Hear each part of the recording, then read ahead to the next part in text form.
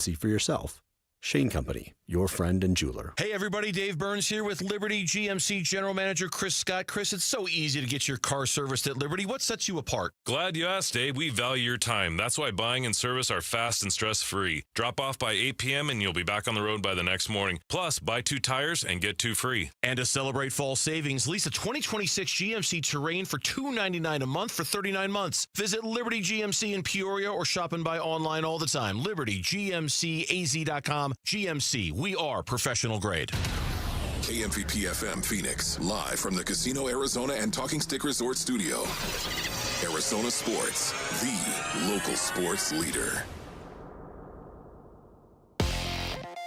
I'm Sandy Samolka with what's trending now, presented by Parker & Sons, heating, cooling, plumbing, and electrical. The Arizona Cardinals, after starting the season 2-0, have lost 4 straight after yesterday's 31-27 loss to the Colts without Kyler Murray. Jacobe Brassette and the Cards were driving late and had chances to win it, but fell short and moved to 2-4 on the season.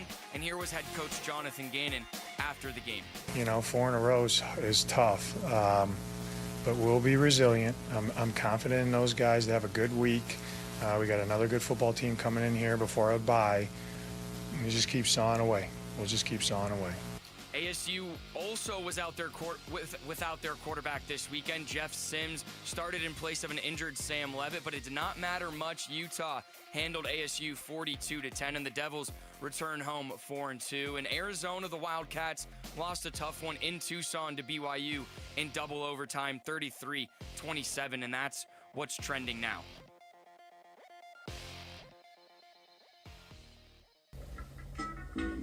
Good morning. Time to get up and go to work. The power-packed morning zoo. Are you kidding me? Fire. It's the greatest radio show ever. Good morning and welcome. Dan Bickley, When America needs real advice about real life, they turn to Dan Vince Marotta, And that's crushed.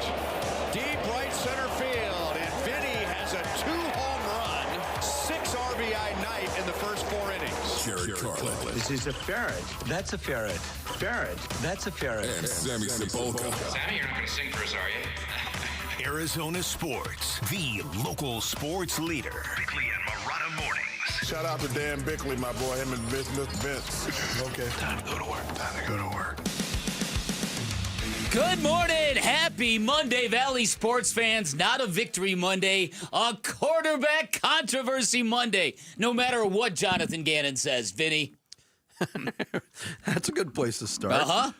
And it is a happy Monday compared to what we all experienced in Phoenix over the weekend. Which was You what? want to talk about a miserable, awful, depressing, crap-filled sports weekend. Yeah, it was pretty for bad. local fans. Yeah, My it was, goodness. It was really, really bad. The ASU game was terrible. The Mercury got eliminated and swept. in 4 with the coach getting thrown out before the 4th quarter. Yep. That's 3 championships we've lost since 2021, buddy. Hey! You can't lose championships if you don't get there. Yeah. And I made a new enemy over the weekend, Vinny. Who? I told you. The band Annie Bosco. Who? Is Annie Bosco a band or a single person? It's a band. I have no issue with the singer, but real quick, and I shared this with you. So our gig at Tempe Town Lake Four Peaks Brewing Oktoberfest was scheduled for 5 to 7 p.m. So Whiskey's Quicker put in all the rehearsal time to develop a 2-hour show. So we get there at 3:45 for a 5 o'clock start, and we get to the stage, and Annie Bosco is still sound checking and sound checking and sound checking. They go to 4:48. And then we're about to get on stage, and then we find out, oh, you can't use their drum set. That's the guy's private drum set. So we had to put together a drum set. We didn't get started till 6 o'clock. And you're supposed to go on at 5. Uh-huh. Thanks a lot, Annie. Yeah. Uh-huh. Yeah, Annie Bosco it was your typical baby band diva move of a young band that's just starting to make it, and they roll into a town, and they just take over the entire stage. It's not the way you ingratiate yourself to a musical community. Put it that way. Sammy, country artist. Yeah. Hey, you're not familiar. They're on my do not listen list. There you now. go, Sammy. There we go. There you go, Sammy. But Annie thanks Bosco herself, I'm looking it up. Her She grew up in Thousand Oaks, California. What do they know about country music? Right. Thank you. Thank you. For real. But a big shout out to all the listeners who braved the really bad weather. The whole thing got called off yesterday. The weather was so bad. The Tempe Four Peaks Oktoberfest, it kind of ran into the WM Phoenix Open luck from a couple years ago. Yeah. One of those It was weekends. not one of the great weekends. No. And normally the weather is like perfect at this time of the year for it. Every once in a while you get the buzzard's luck. I know. How did Jarrett do in the celebrity bratwurst? Oh, yeah. The Jarrett who just blew it off and decided not to tell anybody. Literally. What a lack of accountability. All this hype. I'm going to pull a Tua Tagovailoa and call out one of my teammates. But unlike Tua, everybody agrees with you. Right. All this hype, and then I'm not going to go. I'm going to be out of town. Sammy, how many times? Thanks for telling us. How many times did we talk about that contest on the air? At least 2 to 3 times. Yes, and like kind of at length. Yes. And then while the music is playing on the way out for the weekend. Oh, I'm not going to be there. I'm not going to be there. Jarrett. He is. Not here today. He is the worst. Start the show, Bailey. The Splash. The stories making waves in the sports world. The Splash. Get him all coming. The Splash, brought to you by Presidential Pools, Arizona's #1 pool builder. See why at presidentialpools.com. Cardinals fall to 2-4 on the season, 31-27 loss to the Colts at Lucas Oil Stadium. Jonathan Taylor's 1-yard touchdown run with 4:32 left gave the Colts a 4-point lead. Jacobe Brassette in for the injured Kyler Murray drove the Cardinals down to the Indianapolis 9-yard line in the final minute of the game, but his 4th down pass in the end zone to Trey McBride fell incomplete. No flag on the play, although McBride lobbied for one. Daniel Jones threw for 212 yards and 2 touchdowns and ran for a score. Jonathan Taylor at 123 yards on the ground for the Colts, who moved to 5-1 on the season. The Cardinals have lost 4 straight by a combined 9 points. But hey, at least this one wasn't in walk-off fashion. Yeah, all right. Cardinals back home to face the Green Bay Packers next Sunday at State Farm Stadium. We'll have a lot, obviously, on this Big Red Monday. Elsewhere in the NFC West, Rams gritted out a 17-3 road win at Baltimore. Kyron Williams had a rushing touchdown. Matthew Stafford hit Tyler Higbee on an 8-yard touchdown pass. Rams improved to 4-2. Seattle got another win. They beat Jacksonville on the road 20-12. Sam Darnold throws for 295 and 2 touchdowns. San Francisco falls to Tampa Bay 30-19. Baker Mayfield threw 2 touchdown passes for the Buccaneers. The 49ers injury luck, my goodness. They lose linebacker Fred Warner to a broken and dislocated ankle. He's out for the year. So after 6 weeks, the Niners, Rams, and Seahawks all 4-2. Cardinals 2 games back. Other games around the league of note. The Broncos shut down the Jets 13-11 in London. The Jets had -10 net passing yards and 82 total yards of offense. They are still the only winless team in the league at 0-6. Carolina wins again. They beat the Cowboys 30-27 on Ryan Fitzgerald's 33-yard field goal as time expired. The Packers spoiled Joe Flacco's Cincinnati debut with a 27-18 win. Josh Jacobs, 2 touchdown runs for Green Bay. And on Sunday Night Football, the Chiefs down the Lions 30-17. Patrick Mahomes, 3 touchdown passes, 2 to Hollywood Brown. He ran for a score as well. That game punctuated by a brawl in the closing seconds. Detroit's Brian Branch took a swipe at Juju Smith-Schuster, who was apparently expecting a fist bump and got a whole lot more than that. Week 6 wraps up tonight with a Monday night doubleheader. First, it's the Atlanta Falcons hosting the Buffalo Bills at 4:15 on ESPN. Then an hour later, it is Bears Commanders from Landover, Maryland. That game on ABC. ASU gets thumped on the road Saturday night in Salt Lake City. They lose 42-10 to Utah. Sun Devils played without quarterback Sam Levitt, but the ASU defense had no answer for Utah quarterback Devin Dampier, who ran for 120 yards and 3 touchdowns. Jeff Sims, in relief of Levitt, threw for only 124 yards on the night. ASU falls to 4-2. In Tucson, Arizona went double overtime before falling to BYU 33-27. Bear Bachmeier, the quarterback who wears number 47, scored on a 2-yard touchdown run with 19 seconds left to tie it, and his 7-yard score in the second overtime proved to be the game winner. Arizona falls to 4-2. And the in-state triumvirate completed by NAU. They got trounced on the road by UC Davis, 45-24. I told you it was a miserable weekend. Yeah. Meanwhile, the basketball state of Indiana has 2 football programs that are a combined 11-1. Yeah. Indiana, that's what they do. They play football. They play football. Yeah. With the loss, the Sun Devils fall out of the AP Top 25 again. Ohio State remains number 1, followed by Miami, Indiana, Texas A&M, and Ole Miss, who nearly lost to Washington State over the weekend. Texas Tech still the highest-rated Big 12 team at number 7. BYU moves up to 15th. Utah cracks the rankings at 23rd, Cincinnati 24th. Penn State firing head coach James Franklin after the Nittany Lions lost their 3rd straight game, a 22-21 defeat at the hands of Northwestern on Saturday. Franklin owed $49 million. It's the second highest buyout of a college coaching contract ever, behind only Jimbo Fisher's $76 million buyout from Texas A&M. Oregon State also fired their coach Trent Bray after an 0-7 start, and UAB has fired Trent Dilfer as its head coach. Friday night, the Las Vegas Aces completed their sweep of the Mercury 97-86 in Game 4 of the WNBA Finals. Asia Wilson led the way, 31 points, 9 rebounds. Alyssa Thomas had a triple-double with 17 points, 12 rebounds, and 10 assists in the loss for the Mercury. Aces win their 3rd title in the last 4 seasons. And you mentioned that Nate Tibbetts didn't stick around to see the end of it. Yeah. Got ejected and was kind of like, 2 technicals for that? Yeah. Well, it's the W, man. It is. Official malfeasance on the nightly. Oh, yes. Suns wrapped up their stay in China with a 111-109 loss to Brooklyn on Sunday morning. Suns led by as many as 15 in the game, 10 in the fourth quarter, couldn't hang on. Jared Butler's 3 with 17.9 seconds left in the fourth tied the game, but David Duke Jr. fouled Brooklyn's Tyrese Martin with 2.8 seconds left. Martin hit 2 of 3 free throws to win it.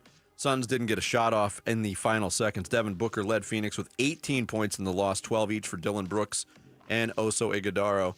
The Suns are probably home now. I don't know. How long does that flight? 12 hours nonstop, I think. Yeah, they got a game tomorrow night. Yeah. They play the Lakers at Mortgage Matchup Center. The Mariners jumped out to a 1-0 series lead in the ALCS with a 3-1 win over the Toronto Blue Jays. Jorge Polanco's RBI single in the 6th scored Julio Rodriguez. That broke a 1-1 tie. Polanco added another RBI single in the 8th. Seattle's pitching staff holding the dangerous Toronto lineup to just 2 hits on the night, none after the 2nd inning. That sounds like a D-backs night. Mm-hmm. Game 2 today, Trey Yasavage going for Toronto against Logan Gilbert for the Mariners. First pitch at 2:08. That's on Fox and FS1. And Game 1 of the NLCS tonight in Milwaukee. Brewers hosting the Dodgers. Blake Snell on the mound for L.A. Has Milwaukee decided on a pitcher yet? I don't think they have. At least when I checked early this morning, they hadn't. 5:08 first pitch on TBS True TV and HBO Max. There you go. There is your splash for this Monday, October 13th. 4 in a row, the streak now for the Cardinals. We'll get into some of the details of their latest loss in Indy next. It's Bickley and Murata Mornings live from the Casino Arizona and Talking Stick Resort Studios here at Arizona Sports, the local sports leader. 4 L's in a row for the home team. Proud of them because I thought they battled. We're in a tough spot right now. 4 in a row is tough. Cards fall to 2-4 after a loss at Indy. Second half, we didn't stop them. We didn't get off on 3rd down, so it'll always come down to the details and making sure we're on point to keep points off the board. How you feeling about 2-4, Bird Gang? Burns and Gambo talk with Coach Ganon this afternoon, and more reaction to Cards Colts is on the way on the home of Arizona Cardinals football. Watch on the Arizona Sports YouTube channel. Listen on Arizona Sports 98.7 and the Arizona Sports app. Hey everybody, Dan Bickley here for Life Changer Loan. Not that long ago, I played a round of golf with their founder, Shane O'Grady, and during our round of golf, he got a text from one of his clients. She said she was doing her happy dance because she had just paid off her home in 41 months on a Life Changer Loan. Can you imagine that? That's less than 4 years, and that is what people are getting from Life Changer Loan, an innovative program where you do your banking inside of your mortgage, you pay all principal first, and as a result, that house payment is going to be gone before you know it. 5 years, the average average length of time it takes a Life Changer Loan client to pay off that home, which does a lot of great things. If you're nearing retirement in your profession, it sets you up perfectly. Last thing you want is a mortgage payment in your fixed income years. Or if you're younger, now you've got decades to build personal wealth while everyone else, is chained to that 30-year fixed rate mortgage payment, which I like to call a death sentence. You also get 24/7 access to your equity, which does a lot of cool things. You can borrow back from yourself whenever you want it. Now, this is not for everybody. You've got to have the right financials. Shane will be upfront with you if you're not a good fit, but if you are, you're going to love the results. 480-504-0844, online at lifechangealone.com. Enter to be the next Arizona sports fan of the game, presented by Redbird Farms Chicken. Win tickets to a Cardinals home game, be featured on the Jumbotron, and receive a $100 grocery gift card. Text Redbird to 620 to enter to win today. Message and data rates may apply. The days of waiting weeks or even months for new countertops is over. The Window Depot has a wide selection of in-stock granite and quartz countertops so you can upgrade your kitchen or bathroom now. From sleek, modern quartz to timeless granite, we have the perfect countertop to match your style and budget. And it's ready to take home today. Our team is here to help you choose the perfect countertop at the lowest price and get it home fast. Visit a location near you or shop online at thewindowdepot.com. The Window Depot, more than a window store. Confidence is knowing you're ready to handle whatever comes your way. That's what it feels like to take on your workday with Cintas. They make sure your AEDs are up to date, your fire extinguishers are tested and inspected, your floor mats are cleaned and delivered, and your workwear looks good, feels good, and is freshly laundered with the Cintas Apparel Plus program. So are you ready to take on today? Visit Cintas.com. Oh, I'm ready! And get ready for the workday. Makita knows that pros never settle, and neither do we. With Makita, you get tools that perform at the highest level on every job without compromise. Makita is for the most detailed pros, expertly engineered to deliver precision, job after job. When your work calls for the best, call on Makita. Makita, built to be the best. Available at the Home Depot. Low T, start for free. Yep, get prescription testosterone with no startup fee only at Red Mountain Weight Loss. Paul Calvisi here. Think better, sleep better, improve your sex life. Nothing. Boost testosterone like actual testosterone. Don't waste money on herbal supplements that don't work. Get the T levels you had in your 20s with prescription testosterone. And for a limited time, get started for free. Go to redmountainweightloss.com or dial pound 250 on your phone. Keyword Red Mountain. Protect your home with residential metal roofing from Mueller Inc. Strong, stylish, and designed to last, their metal roofs handle wind, hail, and heat with minimal maintenance. With a range of colors and styles, you'll get lasting beauty and proven durability, all backed by paint warranties up to 45 years. Visit one of their sales representatives today at their West Phoenix location in Buckeye, Arizona, or check out MuellerInc.com to learn more. How can you free your team from time-consuming office tasks? Amazon Business. Smart business buying tools enable buyers to find and purchase items fast so they can focus on strategy and growth. Free up your teams and focus on your future. Learn more at AmazonBusiness.com. Big Red Monday. This is Cardinals head coach Jonathan Ganon, and you're listening to Arizona Sports, the local sports leader. Big Red Monday with Bickley and Murata. Yeah, we didn't stop them. I don't think anyone got stopped there till the very end. I thought some explosive. Jonathan Taylor is a good player, and we knew that coming in. But I thought he had a little too much today. Some explosives, in the pass game, and then when we got some opportunities to get off on third down, I got to look at it as probably just we're a little tick off here, tick off there, and that's, what you need to be. You got to be on those details to keep points off the board. So we got to look at it, and they were doing some good things too.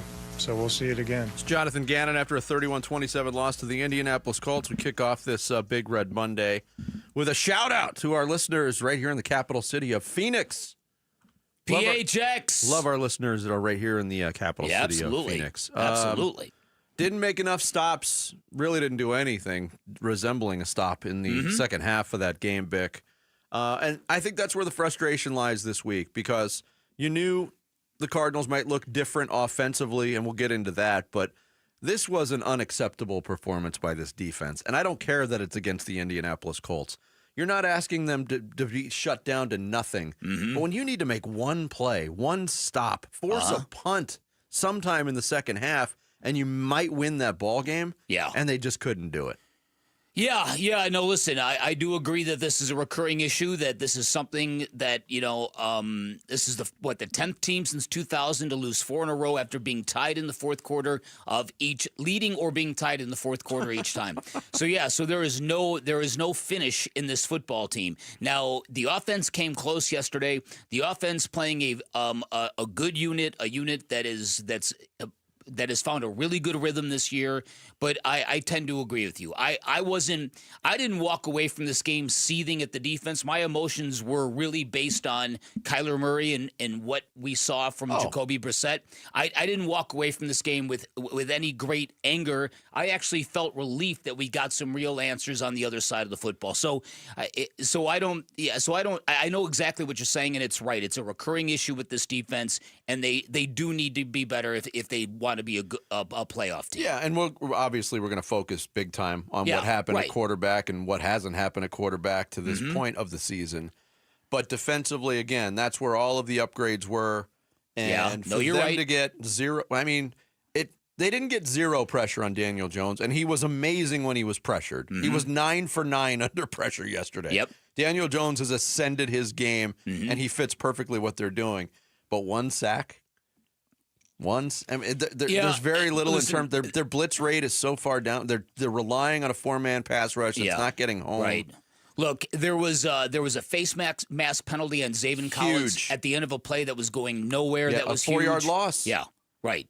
So there were definitely some moments from that defense that they kind of let that thing slip away. Would have been a shame. It would have been quite something to win that game with a backup quarterback against a team that had the highest scoring team in the AFC. But they couldn't get it done, and it's a recurring issue with this football team. Yeah, in some ways they've played the same game 6 times this year. Yeah, it's kind of because there's been nothing resembling 60 minutes of football. There were real issues early. They couldn't cover Tyler Warren. They left the flat wide open. They were victimized by real good play design. So I thought there were issues with the defense. Then after that first drive, they come up and force 2 straight 3-and-outs, and you think, okay, it's going to be one of those games. Yeah, it's just too much up and down. Yeah, I got to credit Seth Cox tweeted this out, and I went back and I looked at it, and he's absolutely right. The Cardinals' defense has not forced a fourth quarter punt since the opening game against New Orleans. Since the 8:40 mark of the first quarter in Week 1. Yeah, a fourth quarter. Of Week 1. You're not going to win games like that. No. Here was Jonathan Ganon on the 60-minute, not playing clean for 60 minutes. I don't know. I mean, you gotta. I know penalties are going to happen, but we gotta eliminate as many negative plays as we can. I know on offense we overcame a couple, but you don't want to put yourself in the hole because it just makes it hard to score points when you do that. So we got to play clean, man. We got to play clean for 60 minutes. Yeah, and that's something we've heard time and time again. Listen, and this game couldn't have started with a better break for the Arizona Cardinals. That footage of Charvarius Ward getting hurt in the pregame warm-ups was unbelievable. I saw it, and I couldn't believe that it was actually real. Yeah, apparently he got knocked out cold. Yeah. Drew Ogletree, their backup tight end's a big boy, and I don't know what he was doing in the prep area of Charvarius Ward. I don't know either. But Charvarius ran into him like he ran into a brick wall, and down he went. And it was fortuitous for the Cardinals because it happened after the 90-minute cutoff to elevate players from the practice squad. So Indianapolis, their defense with Lou Anarumo going in shorthanded. And they had to adjust a lot of things. That was not ideal. No. Did you also hear the Anthony Richardson story? Yeah. Super strange, too. Injured his eye during elastic band workout. It must have snapped and hit him right in the eye, huh? That's one of my greatest fears. In doing, band workouts and it's snapping. That does not feel great. Terrifying. The closest thing I get to it is sometimes when I mishandle my headphones and they snap back and hit me in the face. But you're thinking, okay, the Colts' luck is running out. Yeah, if you had 2 pregame injuries like that, and look, I said we're going to expand on it. Let's dip our foot in that pool right now. Okay. Jacobe Brassette, I put it very simply in my write-up in Rapid Reactions on Arizonasports.com. What Jacobe Brassette did well in that game shined a light on everything that Kyler Murray doesn't do well in this offense. No, that's what it is. It is not an example yesterday of, oh, wow, we found our franchise quarterback in Jacobe Brassette. Not at all. What it did say is that you don't have it in Kyler Murray. I felt the same way. It couldn't be any more clear to me. Look, last week we were talking about being curious, and when we left the airwaves on Friday, there was doubt on whether or not Kyler was going to play. Mm-hmm. He did practice on Friday, couldn't go. But there was that level of curiosity. Okay, let's see what it looks like. That offense looked pretty damn good with Jacobe Brassette. Holy cow. And very little help from, obviously you're down to your third and fourth and fifth running backs. You lose your top wide receiver in the middle of the game. Nothing fazed him. No, and he stood and he delivered like quarterbacks have to in the NFL, and the difference, it ignited the entire offense. I'm just glad Dave Pasch finally got to use the phrase "steps up in the pocket" while calling a Cardinals offensive play. That's right, because it never happens with Kyler. So after the game, and we're gonna be all over it this week and all over it today. But afterwards, Jonathan Gannon said, "Nope, the quarterback job belongs to Kyler Murray," and I guess that's what a head coach does at that point in time. You certainly don't come out after a game and go, "Oh yeah, we just found our new guy," right? No, it's hard to do after a loss. But there's I mean, we all saw that game with our eyes. 27 points, 400 yards of offense, 320 yards passing yards. Spreading the ball around. Yeah. So what an interesting day on a lot of different levels. But at the end of it all, the Cardinals are 2-4 and in last place. Yep. Hey, Cardinals and Sun Devils fans, we're giving you another chance to win tickets to both teams coming up this weekend.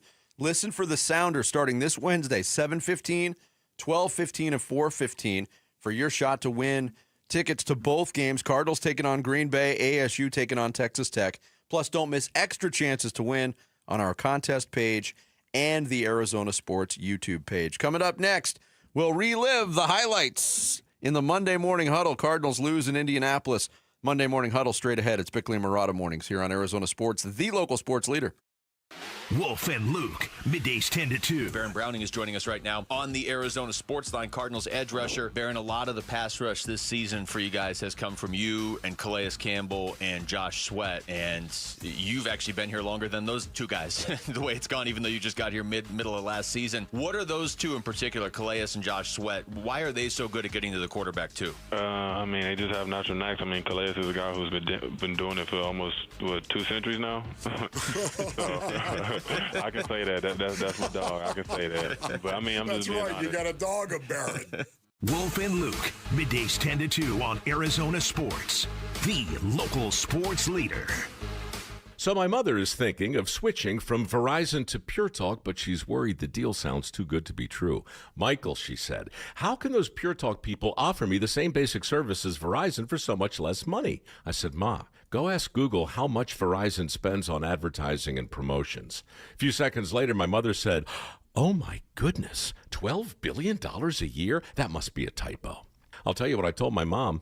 It's not a typo. Verizon spends $12 billion a year on advertising and promotions, and their customers are paying for it. Well, Pure Talk doesn't spend that kind of money on commercials. Trust me, I would know. That's why they can offer you and my mother unlimited talk, text, and plenty of data on a crazy fast 5G network for just $25 a month. And if you're a business owner, you could really save a fortune. Dial pound 250, say the words Mike Rowe, and you'll get an additional 50% off your first month. That's pound 250 Mike Rowe. Pure Talk. Everything you need and nothing you don't. Parker & Sons Heating, Cooling, Plumbing, and Electrical is proud to team up once again with Arizona Sports for Character Counts. We're celebrating high school athletes across Arizona who show integrity, commitment, and academic excellence. With over $100,000 in scholarships already awarded, we're excited to keep the momentum going. Nominate a standout student athlete today at CharacterCountsAZ.com. We'd love to share their story, and they could win $10,000 from Parker & Sons. If you love to travel, Capital One has a rewards credit card that's perfect for you. With the Capital One Venture X card, you earn unlimited double miles on everything you buy. Plus, you get premium benefits at a collection of luxury hotels when you book on Capital One Travel. And with Venture X, you get access to over 1,000 airport lounges worldwide. Open up a world of travel possibilities with the Capital One Venture X card. What's in your wallet? Terms apply. Lounge access is subject to change. See CapitalOne.com for details. Progressive's Teen Driver discount could lower the cost of insurance for your teenager and save you some money. And then you can still spend money on them. Because just when you think you have a grasp on spending, new sneakers. And then it's money for a school field trip. And of course, spending money. Oh yeah, and a new phone to replace the one they dropped in the toilet. Oh, don't remind me. So just get Progressive's Teen Driver discount. And then you can continue to spend money on them. Endlessly. Progressive Casualty Insurance Company and affiliates. Discount not available in all states and subject to terms and conditions. I'm Ultima Morgan of Morgan & Morgan. Every time one of my children started driving, it was terrifying. I am quite aware of the dangers being on the road. Thousands of accidents happen across the country. We see it every day. These families' lives will be changed in an instant. We fight for these families as if they were our own. We've become America's largest injury law firm by winning cases just like these. If you've been injured in a car accident, call us. Injured? Dial Pound Law or visit forthepeople.com for an office near you. Our backyard needed a makeover big time, and it's a big decision until it was an easy call at Casa Galvisi with California Pools and Landscape. And they're celebrating the industry's biggest honor with the biggest savings. Do not miss the Pool Builder of the Year sales event Saturday, October 18th at all 4 Valley Design Centers, Arizona's most awarded pool builder for 37 years. The best pricing, fastest build times, industry-leading warranties. Get started with your free design consultation at calpool.com/Paul. Now's the time to score big at Freeway Chevrolet. Get game day ready with huge savings because we'll triple your rebates on select new trucks and SUVs. Chevrolet, together, let's drive. Offer available on new inventory only. Excludes EVs. Cannot be combined with any other offers or incentives. NCC rebate only. On approved credit. See dealer for complete details. Freeway Chevrolet. I-10 and Ray.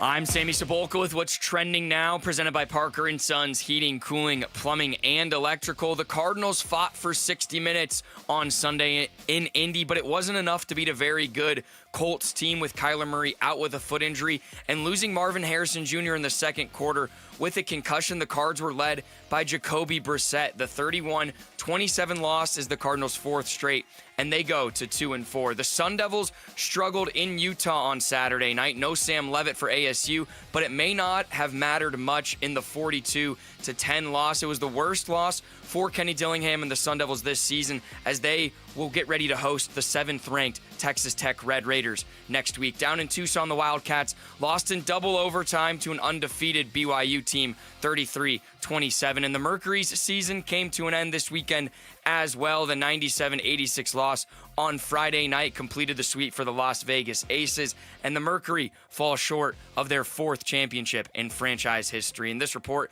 is brought to you by America Roofing. Why should you choose America Roofing? It's Arizona's largest roofer, an A+ with the BBB, and winner of the 2025 Roofing Contractor of the Year. Save 12% at AmericaRoofingCo.com. Monday Morning Huddle. With Bickley and Murata. Brought to you by Freeway Chevrolet. Cards on the road in Indianapolis taking on the red-hot Colts, and here's the way the action sounded on the Cardinals Radio Network with Dave Pasch and AQ Shipley. To Jones, 5-step straight drop, fires over the middle. Warren is wide open, a walk-in touchdown. Awful start on the road for the defense as Jones and the Colts go right down the field. And with 11:01 to go in the first quarter, it's 6-0.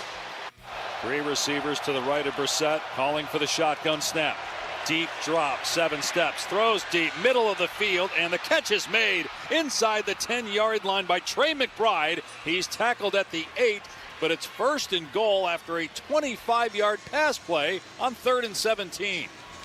With Bam Knight, the tailback, on 3rd and goal from the 1. Brassette under center.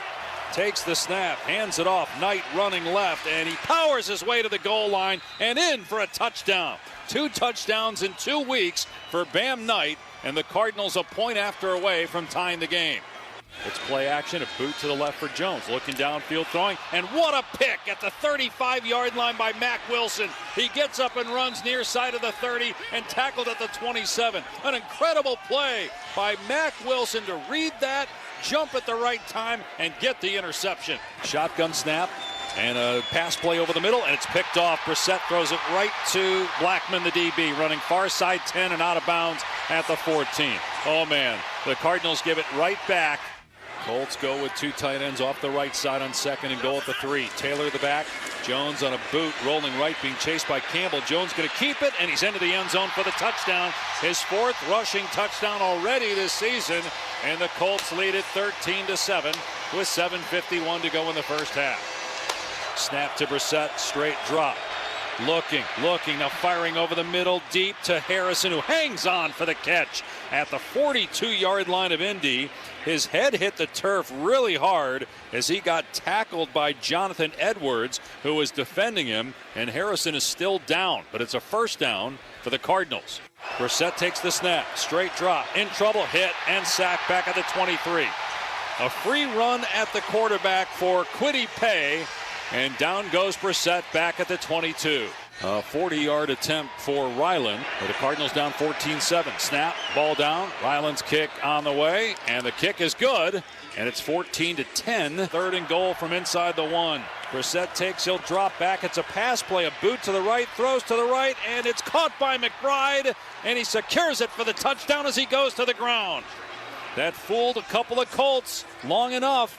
Ball on the far hash mark. Snap is good. Ball is down. Badgley sends the kick on its way. And the kick is good to tie the contest at 17. First down on the Colts 12. 3 receivers to the left. Shotgun snap. Brassette. Straight drop back. Zips it to the right. Caught at the 5 by Dortch. And he heads for the end zone. Touchdown. There's a flag down, though, at the 4-yard line. Holding. Defense number 29. This penalty's declined. We'll go to the try. And how about Jacobe Brassette again, leading the Cardinals down for a go-ahead touchdown to Greg Dortch. 2nd and goal from the 6. Jones in shotgun, 3 receivers right. Taylor is the back. Now he motions out to the left, and Jones back to pass. Fires over the middle, back of the end zone. It is caught, and it's a touchdown. Huge hit by Taylor Demerson on Josh Downs as he caught the ball, but he hung on to it for a touchdown. And the Colts back within 1. And Ryland from the far hash mark looking to put the Cardinals in front. Snap, ball's down, good hold. The kick on the way, plenty of leg. And the kick is good. And the Cardinals retake the lead. 27-24 with 9:31 to go in the 4th quarter. Jones under center. Warren behind him, but it's not a tush push. It's a quick pitch to the left to Taylor, who scores the touchdown. They faked like they were going to do a tush push, and now there's some pushing and shoving going on after the play, but no flag. They lined up Warren behind Jones.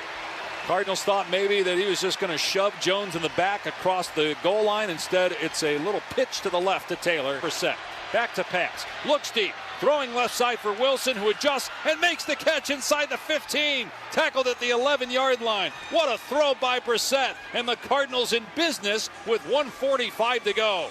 What a ball by Brassette. Even better catch by Michael Wilson, adjusting in midair on the back shoulder fade. Incredible ball, incredible catch. Now the Cards have the ball at the 12-yard line. Snap to Brassette, drops back to throw. With time, fires left side end zone, incomplete, over the head of McBride. No flag. McBride thought he was interfered with, but no penalty marker, and the Colts will take over on downs. Now, that's the way it would end. The Cardinals did have 3 timeouts left, but on 2nd down from their own 13-yard line, Jonathan Taylor ripped off a 16-yard run. That was basically all she wrote for the Cardinals at that point. And that was another example of, like you said, the Cardinals defense not even being able to stop a team that is obviously trying to run out the clock. So there was some frustration in that. What's interesting to me when you look at this game, the Cardinals, they lost the coin toss, and the Colts did the very unusual thing of taking the ball first. Most football teams, if not all, now reflexively take the ball to start the second half. Yeah. And not only did they take the ball, they went down and scored. They shoved it right down the Cardinals' throat. Yes, they did. And so when the Cardinals got the ball the first time, the very first play of the opening drive was a 5-yard penalty. And you thought, okay, here we go again. Football team behind the sticks, behind schedule. And we've seen where this goes with Kyler Murray. If you've got a 1st and 15 with Kyler Murray this season, you might as well punt on first down. At least flip the field. At least flip the field. Surprise somebody. And then you get to the last drive. The last drive began with the face mask penalty, and sure enough, the Cards all the way on their own 13-yard line on that last drive, and they found a way to get all the way down the field. Mm-hmm. And between that first drive and that last drive was quite a journey for this offense that included Marvin Harrison Jr. getting concussed on the last series of the first half, could not play in the second half. So now a wide receiver room that was largely void of talent to begin with was down to what they had left, less than Marvin Harrison Jr., and they found a way to get it done. And so it really kind of added a lot of intrigue. It brought a lot of answers to just the little things that Kyler Murray doesn't do with this offense. Because, I mean, for a guy like Jacobe Brassette, who's been a journeyman backup pretty much his entire career, for him to come in and amass 320 passing yards in his first start, passing the 300-yard plateau is something Kyler Murray has done once in his last 14 games. Mm-hmm. You couldn't get a more scathing indictment of Kyler Murray when contrasted to a very professional performance from Jacobe Brassette. But the bottom line is the football team is still 2-4. And not sure it's getting better. Yeah, here was Jacobe Brassette talking post-game about working with Drew Petzing and being put in good situations by the offensive coordinator. I thought Drew did a great job, put him in the right situations, and he felt my rhythm, and I felt his rhythm in the play calling. I thought the O-line did a great job of giving me time, and a lot of guys made a lot of plays when the ball was thrown to them or handed to them, and I think, like I said, you want a chance at the end, and that's what we got. There was a time in the preseason when we had discussions about this, and my point was that the addition of Jacobe Brassette, we talked a lot about how the Cardinals really didn't do anything to their offense this year. The addition of Jacobe Brassette turns out to be rather significant, even though he was not acquired as a starting piece, not as a piece that was supposed to be part of a playoff team, an insurance policy. But we talked about this in the preseason, that Jacobe Brassette brings things to the field that Kyler Murray does not. And if anything happens to Kyler Murray and Jacobe Brassette gets out there, the juxtaposition might be staggering. And sure enough, in Week 6 of the NFL season, that scenario is exactly what came to life, Vinny. Yeah, and people might say they might take issue with your choice of the word staggering. I felt that way. Mm-hmm. It looked like a different offense. Yeah, and like you pointed out something that Albert Breer, one sentence at the bottom of a scattershot notes kind of column, where he's like, did the Cardinals' offense look a little different? A little? Little is not the word. Well, I was taken in the post-game show yesterday, and there was some interesting calls, and there was a lot of talk, obviously, on this subject. We're going to have a lot more on it as well, because Jonathan Gannon's already shot down any possibility of a quarterback controversy. But somebody had called up and suggested, well, maybe the Cardinals just opened up their playbook. Like, it doesn't really work that way. You open your playbook if you got a guy you can trust. Well, why would that be? Why would that absolve Kyler Murray? Look, yesterday's game and the last possession of the Tennessee game were very, very telling, because we go back and you talked about a matter of trust not being there. The Cardinals coaching staff had to say it over and over again. Oh, of course we trust him. Mm-hmm. Well, you didn't show the trust. No. And yesterday, staggering is a good way to put it, because it looked that different to me. They twice converted 3rd and 17s. This is a team that gives up on 3rd and 8 or worse with Kyler Murray. Pretty much. They went downfield twice on 3rd and 17 and converted both. Yep, we'll have a lot more on that subject as well. Judas Priest and Alice Cooper joining forces for an epic tour coming to Talking Stick Resort Amphitheater October 22nd. Text Cooper to 620-620 for your chance to win tickets to see them live. That's Cooper to 620-620. Coming up next, ASU got dominated in Salt Lake City on Saturday night. Fall out of the rankings. We'll relive some of that pain next. It's a big Red Monday here on Bickley and Murata Mornings. Arizona Sports, the local sports leader. Burns and Gambo, afternoons. You're a Pat Murph. Oh, I love Murph. Yeah. I was with Murph last year. We were in the Graham Rossini suite for an ASU game, and we chatted baseball for a long time. Name dropper. What? Well, Pat Murphy and I were hanging out in Graham Rossini's I love Murph. Brett Yormark was there, too. We hung out and had a couple cocktails with him. We hung out. We didn't have any cocktails. I mean, Brett Yormark was there, too. I'm sorry. When we come back, kind of a big deal around here. I get invited to big events. Burns and the Name Dropper show here on Arizona Sports. Burns and Gambo, afternoons 2 till 6 on Arizona Sports, the local sports leader.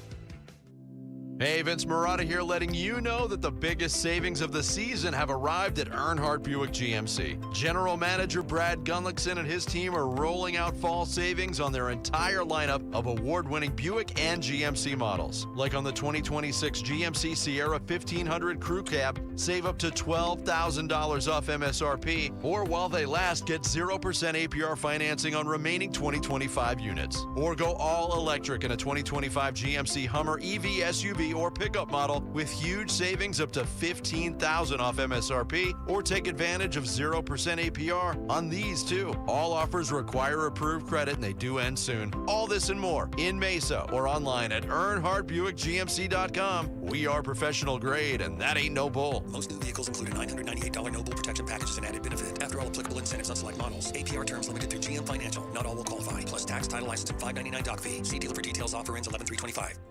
Hey, it's Wolf, and I've got to give a huge shout out to the team that just transformed my yard into an oasis with artificial grass. That is Legacy Green Solutions. These guys are the real deal. Family owned and operated in the basin for over 25 years, voted best of the valley. Legacy Green Solutions uses premium American-made turf with certified installation that looks and feels natural. Right now, Legacy is offering a limited time deal. Mention Wolf and get 15% off. Just text GREEN to 620-620 or visit LegacyGreenSolutions.com. Message and data rates may apply. Hi, I'm Dustin, your friend and jeweler at Shane Company.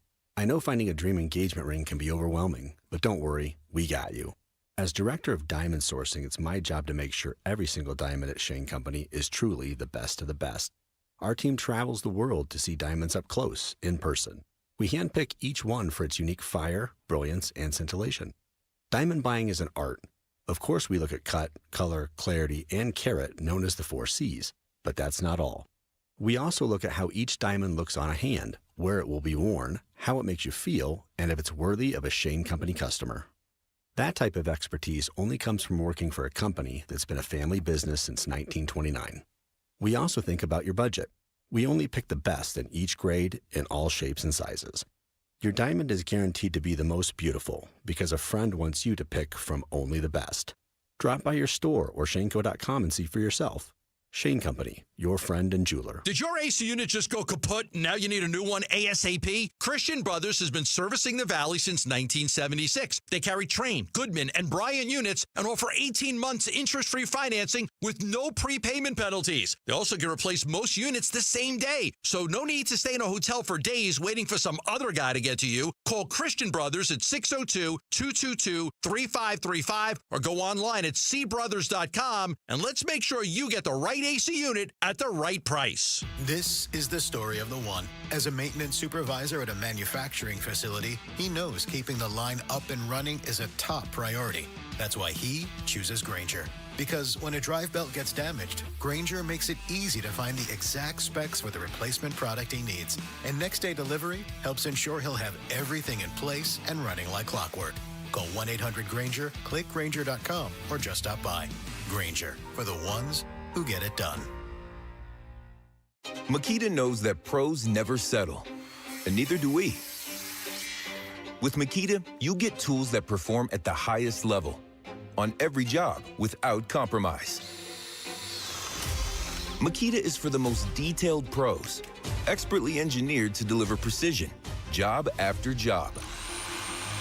When your work calls for the best, call on Makita. Makita, built to be the best. Available at the Home Depot. Hey, it's Luke. Were the Sun Devils able to deal with the adversity they faced against Utah on Saturday night? We'll get into that at 10 a.m. It's Wolf and Luke on Arizona Sports 98.7, the Arizona Sports YouTube channel, and the Arizona Sports app.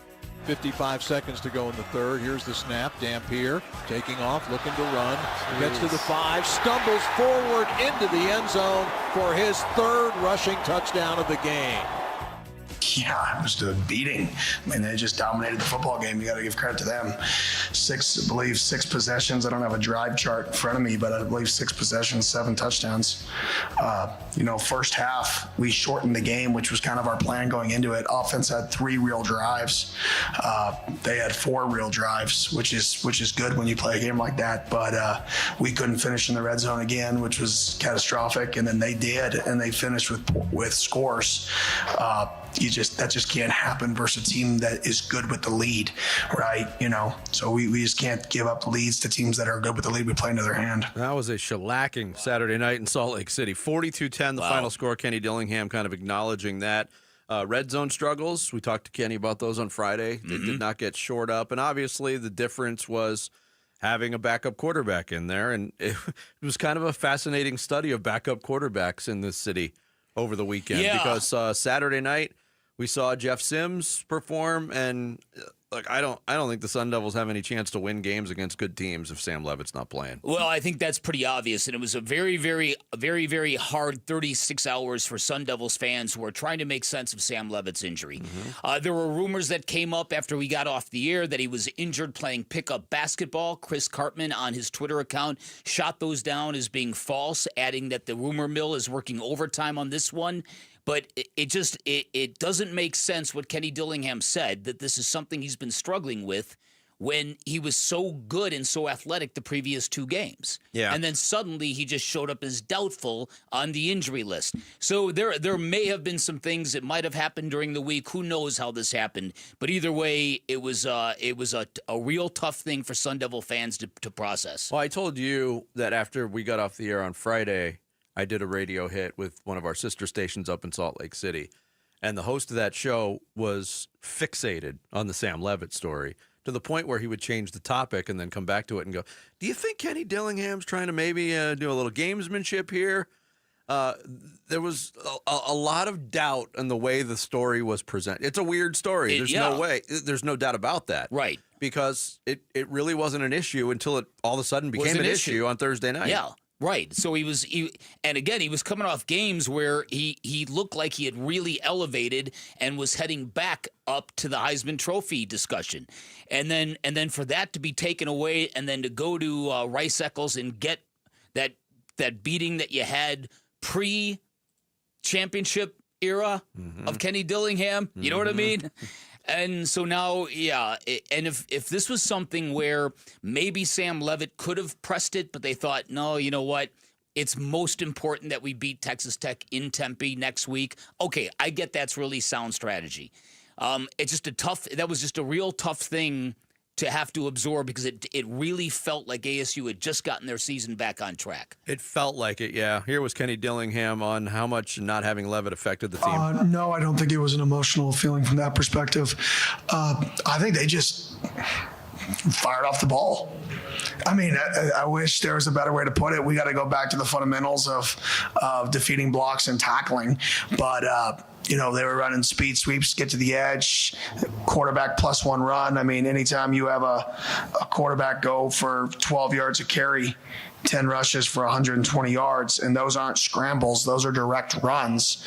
I mean, that's the +1 that you get in the triple option game, right? If you look at the running backs, like they ran the ball well, right? But it wasn't nearly as drastic as the quarterback, and the quarterback in the +1, we just couldn't tackle. Yeah, Devin Dampier had a huge game on the ground. 120 yards on 10 carries, 3 touchdowns. ASU looked completely ill-equipped. And look, losing Sam Levitt shouldn't affect the defense. And this team, last time out, was coming off of a defensive performance that was remarkable in the fourth quarter against TCU. Yes. And they didn't look like the same defense against Utah. No, I agree with that. And this is a defense, like I said, that I gave a lot of credit to for really kind of controlling the middle stages of the game and then throwing quarterbacks off their rhythm. That didn't happen in Salt Lake City. Weird weekend in college football, man. I got to tell you. Very strange. For Indiana to go and beat Oregon, as somebody who grew up in the Midwest, I can't tell you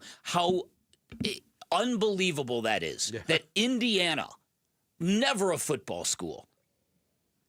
Right? True. Never. No. Never.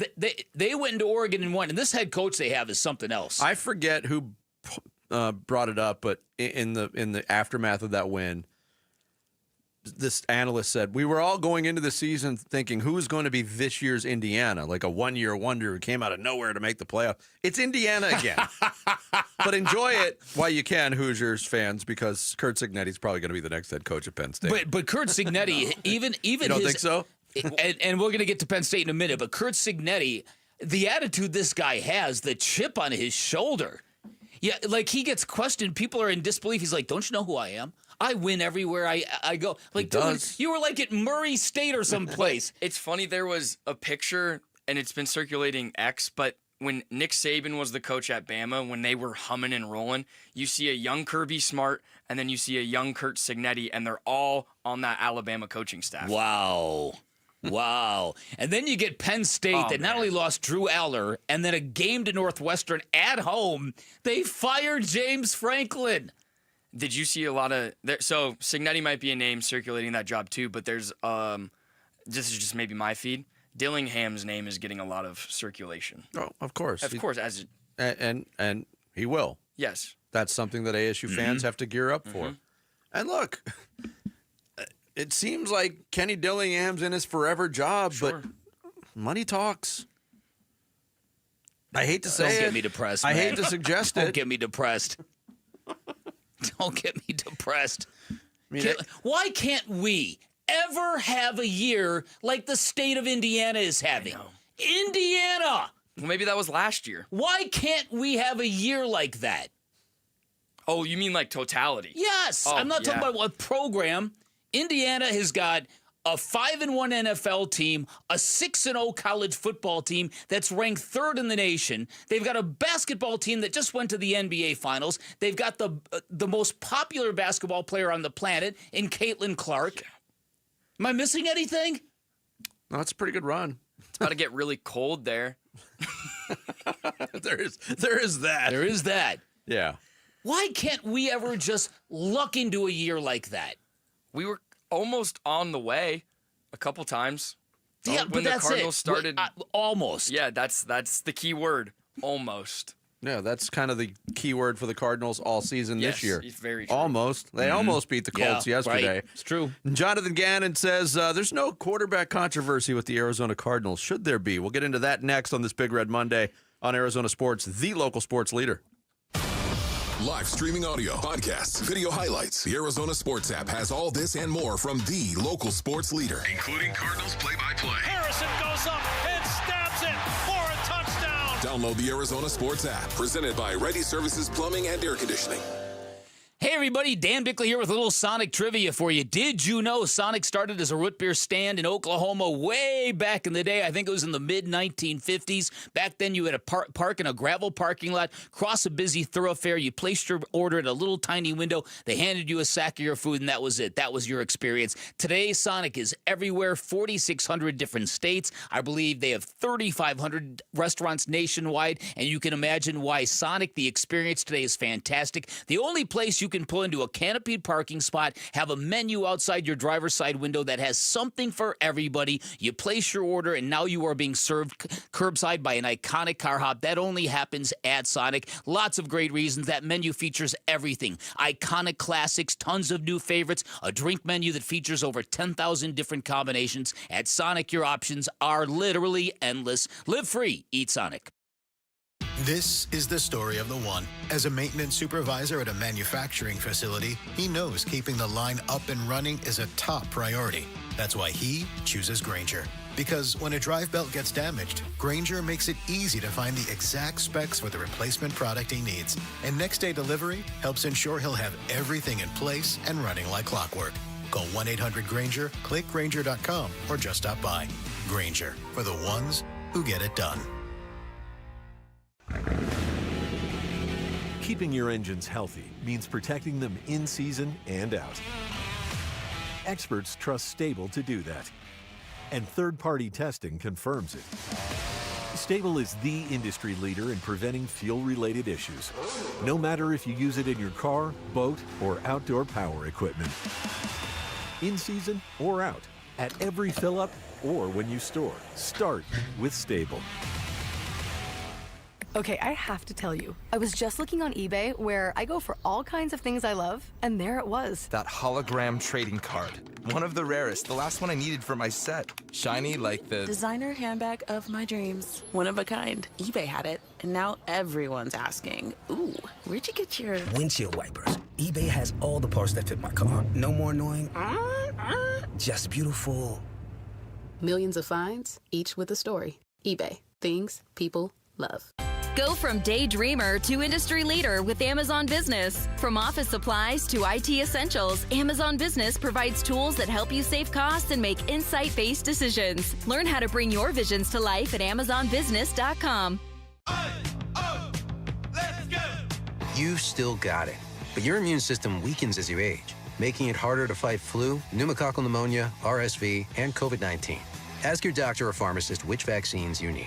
Sponsored by Pfizer. Ready, set, Ford. Get the thrills, get the adventure, and get the savings during the first ever Brocktober. On now at Arizona's largest Ford dealership, Sanderson Ford. Lease a new 2025 Bronco Big Bend for only $399 a month for 36 months. Lease a new 2025 Bronco Sport Big Bend for only $299 a month for 36 months. Purchase a new 2025 F-150 STX Super Crew for only $44,899. Plus, get 3.9 for 72 months financing. Don't miss the Brocktober savings. Shop and compare with no hassle, no pressure, and no nonsense at Arizona's most awarded Ford dealership for complete satisfaction, Sanderson Ford. Bronco offer requires $1,810 down. Bronco Sport requires $1,920 down. Both plus tax, title, license, and $499 doc fee. OAC from Ford Credit. F-150 stock number 255360 with MSRP of $52,645. Offers expire 10/31. Sanderson Ford. Every day, reliable, comfortable, connected. Every day you rely on power. At APS, we work around the clock to deliver some of the most reliable power in the country. But with Arizona's extreme weather, outages can happen. Stay safe and informed with alerts by keeping your contact information up to date. And visit our outage center for updates online or on the APS app. For more ways to stay safe and informed, visit aps.com/brighter. KMVP FM Phoenix. Live from the Casino Arizona and Talking Stick Resort Studio. Arizona Sports, the local sports leader. I'm Sammy Sabolka with what's trending now, presented by Parker & Sons, heating, cooling, plumbing, and electrical. The Arizona Cardinals, after starting the season 2-0, have lost 4 straight after yesterday's 31-27 loss to the Colts without quarterback Kyler Murray. Jacobe Brassette and the Cards were driving late and had chances to win it, but fell short and moved to 2-4 on the season. And here was their head coach, Jonathan Ganon, after the game. 4 in a row is tough. But we'll be resilient. I'm confident in those guys. They have a good week. We got another good football team coming in here before a bye. We'll just keep sawing away. ASU was also without their quarterback this weekend. Jeff Sims started in place of an injured Sam Levitt, but it did not matter much. Utah handled ASU 42-10, and the Devils return home 4-2. In Arizona, the Wildcats lost a tough one in Tucson to BYU in double overtime, 33-27. And this report is brought to you by the Berg Simpson Law Firm. Injured? Call the Berg Simpson Law Firm or visit bergsimpson.com. Good lawyers, changing lives. Big Red Monday. This is Garrett Williams on the home of Arizona Cardinals football. Arizona Sports, the local sports leader. Big Red Monday. With Bickley and Murata. Yeah, but you know what? We got good players out there with him. Mike and Zay and Dortch and Higgins and Trey. I thought the 2 backs were awesome, picking up the slack, then being down Amari there. I thought Mike Carter, Bam made plays. Just got to make a couple more. It's Jonathan Gannon, the head coach of the Cardinals, in the wake of a 31-24 loss to the, 31-27. I got some audio problems here. 31-27 loss to the Indianapolis Colts on Sunday. Jacobe Brassette getting his first start. 54th career start, first as an Arizona Cardinal. And I think a lot of people, we felt similarly, independent of each other, and I think a lot of people watching that football game had a little bit of an epiphany on the operation and the production of that offense. I think 2 weeks ago, we probably didn't think that offense was capable of scoring 27 points or rolling up 400 yards of offense or 320 yards through the air. Yeah. We saw it with Jacobe Brassette. Yeah, we did. And what he did was he stood in the pocket and he surveyed the field and he got the ball to wide receivers. They weren't terribly deep explosive plays, but he exploited the mid-range and his ability to hang in there and let plays develop without getting the panicky feet and the skittishness that comes with Kyler Murray was quite a revelation for me. And again, this is not to suggest that Jacobe Brassette is the quarterback that's going to take the Cardinals to the Super Bowl, but what it suggests to me is that this should really signal the end of Kyler Murray's time in Arizona. Now, and I'm sorry if that sounds brusque, but this is year 7, right? And you get a journeyman who comes in for his first start, and he lights up a team for 320 yards, and we've seen that with Kyler Murray, the inability to do exactly what Jacobe Brassette did. And what we're talking about, folks, is just the core competencies of the job. We all love Kyler Murray's athleticism. We all love the highlight reel stuff. But you're not going to win a Super Bowl based on highlight reel stuff and off-schedule plays. You need to play the position the way that it's required to play. And that's what the revelation of yesterday was. And it was all over the place. It was all over the place in terms of targeting your best players. It was there in terms of not giving up on 3rd and long. That, to me, was the biggest revelation. There have been times this year when I have wanted to throw things out of the surrender nature of this offense in 3rd and long, and there have been a lot of shots taken at Drew Petzing. Drew Petzing looked like a really good offensive coordinator yesterday. He did, and look, if that was what stood out to you was the non-give up 3rd down and long plays, and there were a couple of them that were key in this game. One of the things that stood out to me, and I brought this point up, and we kind of harped on this point last week, the non-Marvin Harrison Jr. wide receiver production has been zero, basically, from the Cardinals. Yesterday with Jacobe Brassette at the helm, and Harrison left that game due to injury, but still 16 targets to wide receivers. I'm not talking about tight ends. I'm not talking about running backs. To wide receivers, not named Marvin Harrison Jr. 12 catches for 132 yards. The highest yardage total they had in any game with Kyler Murray at quarterback, non-Marvin Harrison Jr. yards, 49 yards on 7 catches in the Seattle game. Wow. So almost 100 more yards of production. And it became people doubting the quality of the wide receiver room. Zay Jones made contributions yesterday. Got off to a tough start, made contributions. Michael Wilson shook off a finger injury and made a huge catch on what could have been the game-winning drive. And I'm glad you went there. So early in the game, Michael Carter whiffs on a block. It gets Jacobe Brassette blown up on the very, very first possession. Then Zay Jones gets clipped and knocked out of his route. And Jacobe Brassette throws to a spot and it goes right into the midsection of a Colts defender. So there's a couple of plays very early on when teammates were kind of let Jacobe Brassette down a little bit. Then Zay Jones can't make a back shoulder catch, can't make it, and then ends up committing a face mask play on a pass that he should have caught in the first place. So there's all these errors, and yet Jacobe Brassette kept with them. And by the end of the game, these guys were making plays and fighting like crazy. That last drive, where they failed to score the touchdown, where Trey McBride failed to get what looked like a pretty obvious pass interference call, but you're probably not going to get it at the end of the game. So even though two things can be true at the same time, that yes, that was probably definitely pass interference, but no, you probably can't expect it on the road at that point in time. But on that last drive, the way Michael Carter was fighting, the way Michael Wilson was fighting, the way Bam Knight was fighting, they were rallying around this guy. Yeah, absolutely. Here was Jonathan Gannon talking with Paul Calvisi on the Cardinals radio network on that last play, not getting that call. Yeah, they call it. They call Paul. I didn't think they were calling anything in the secondary today, so they officiated it fine. I don't know. I took a little issue with that too. With what?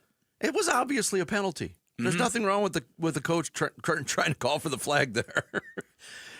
It was the right call because that's the way they officiated the whole game. It was. That play was different. It was one defender on one receiver with the game on the line, and everybody in the stadium saw what we saw. The holding happened early in the route, but it slowed him up. Well, yeah, if you don't want to call pass interference, it's either or. It's either pass interference or holding. No, I totally get it. And it definitely was an infraction. There's no doubt about that. But at the same time, you're on the road. It's an endgame situation. You can't count on the refs to adjudicate the game at that point in time without any semblance of bias. It was a disappointing way to end, yet at the same time, the fact that they went from their own 13 all the way down to the Colts 7, that's good stuff.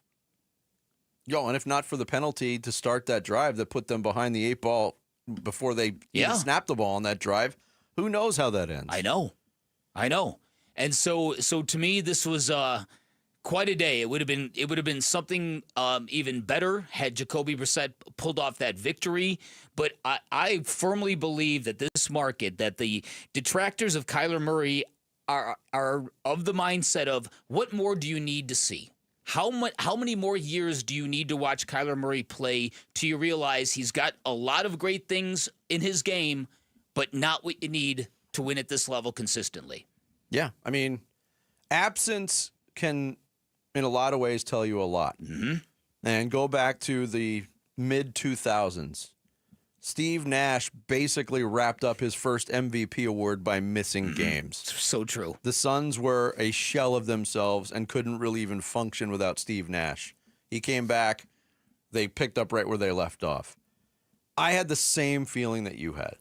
Kyler Murray's absence to me yesterday, with Jacobe Brassette, who played a very good football game, by the way, but let's not get all crazy about this notion that he's any more than what he is. He is a middle-of-the-road backup quarterback in the NFL who came in his first start and took an offense which looked completely broken at times this year and made it look functional and winning. Yeah. Yes, on the road in a very hostile environment, just by having poise. Just by not bailing out of the pocket at the first hint of trouble. These are the things that Kyler Murray does. The things that Kyler Murray does consistently are the things that are getting you beat. Yes. That's the problem. And the juxtaposition of the two quarterbacks yesterday, because Daniel Jones is one of the stories of the league so far this year. Diana Rossini in The Athletic had a piece, what's the difference with Daniel Jones? And one source in Indianapolis told Diana Rossini this, quote, in Minnesota, the coaching staff loved that Jones had been through the toughest part of the business, being a quarterback in New York. They loved his work ethic, humility, and intelligence. And as one coach put it, his best trait is he's coachable. As someone in Indianapolis explained, quote, he's playing with confidence that needed to come out. He's no longer afraid. Wow. I thought that was a very telling stat. No, it really is. We all watched Daniel Jones in New York, and he did look afraid at times. Just like Sam Darnold looked afraid at times in New York. Yep. So where this whole thing goes, I don't know. We should have the sound. I don't know why we don't. But Jonathan Gannon, after the game yesterday, said that there's nothing's going to change, that Kyler Murray is his starting quarterback. Yep. Now, I don't know how that's I don't know how that's possible, and I don't know if he's going to be healthy, but that would be malfeasance to sit down Jacoby. If Kyler Murray's healthy for Green Bay, you can't take Jacobe Brassette out of the lineup, in my opinion. Well, and there were reports that this might linger on past a week for Kyler Murray. And I don't know if they lean on that, because we had that debate last week. What do you do with a marginalized Kyler Murray? Is a marginalized Kyler Murray better than a healthy Jacobe Brassette? I think everybody feels more confident to say no. Well, I think the question is a healthy Kyler Murray better than a healthy Jacobe Brassette? And I think the answer to that is no. But I think what you're laying out there, the fact that they probably know Kyler Murray this is not just a 1 week thing, that is leading them to use that as the official company line. Oh, it's still his job, because they're going to wait and see what the sample size looks like. Yeah, I mean, and the old saying is you don't lose your starting position due to injury. No, you lose your starting position due to ineffectiveness. Yeah, that's it. And if it's multiplied by an injury, so be it. I'm with you. Cardinals fans and Sun Devil fans, we're giving you another chance to win tickets to see both teams this upcoming weekend. Listen for the Sounder starting this Wednesday at 7:15 a.m., 12:15 p.m., and 4:15 p.m. to win your shot to win tickets to see the Cardinals take on the Packers and ASU take on Texas Tech. Plus, don't miss extra chances to win on our contest page and the Arizona Sports YouTube page. Coming up next, a lot of focus on the Cardinals' offense, the quarterback position, but you're not getting away that easy, defense. We'll break down their breakdown next. It's Bickley and Murata Mornings on this Big Red Monday, live from the Casino Arizona and Talking Stick Resort studios of Arizona Sports, the local sports leader. NFL record for most punt return touchdowns in a season. Played 10 of his 13 NFL seasons for the Cardinals and officially retired a Cardinal this summer. He's Patrick Peterson, P2. Patrick Peterson out of LSU to the house. And he joins Wolf and Luke every Tuesday morning at 11:15 to talk football on Arizona Sports 98.7, the Arizona Sports app, and the Arizona Sports YouTube channel. Hey everybody, Dan Bickley here for Advanced Window Products, and there are a lot of ways to know when you need new windows. Warping, condensation, trouble opening and closing them, the age of your house. If you've been in your home 15 years or more, you probably need new windows. Then there were my stark reminder, spiking utility bills that prove my windows are shot, which is why I'm stoked to tell you about Advanced Window Products. I recently took advantage of a great fall special they have going on. You get a $2,500 discount when you purchase 10 or more windows. You will not be disappointed. My new windows look awesome. The installation process blew my mind. So professional, right down to the cleanup process. In fact, they came back another day. I wasn't even expecting them to paint and repair stucco and make sure nothing was left behind. Truly impressed by Advanced Window Products, a local window and door manufacturing company that sells directly to the public. There are no middleman markups. They build your windows. They install your windows. They guarantee them for life. Find out more information about this great deal by calling 480-764-2002, online at advancedwindows.com. Remember when they used to ask, what do you want to be when you grow up? At Bank of America, we ask every day, what would you like the power to do? When you work here, you help build businesses, inspire communities, and forge legacies. And now we've raised our U.S. minimum wage to $25 an hour. So the opportunity to do more also comes with competitive pay. Learn more at bankofamerica.com/25. Bank of America, proud to be an equal opportunity employer. Hi, I'm Michael from the Warren Treaty. You know the jingle. Now discover the facts about Ozempic, a GLP-1. Only Novo Nordisk makes FDA-approved Ozempic. Learn about the real thing. Talk to your healthcare professional today. Call 1-833-OZEMPIC or visit Ozempic.com to view the medication guide and to learn more about Ozempic. Semaglutide injection 0.5 milligram, 1 milligram, and 2 milligrams.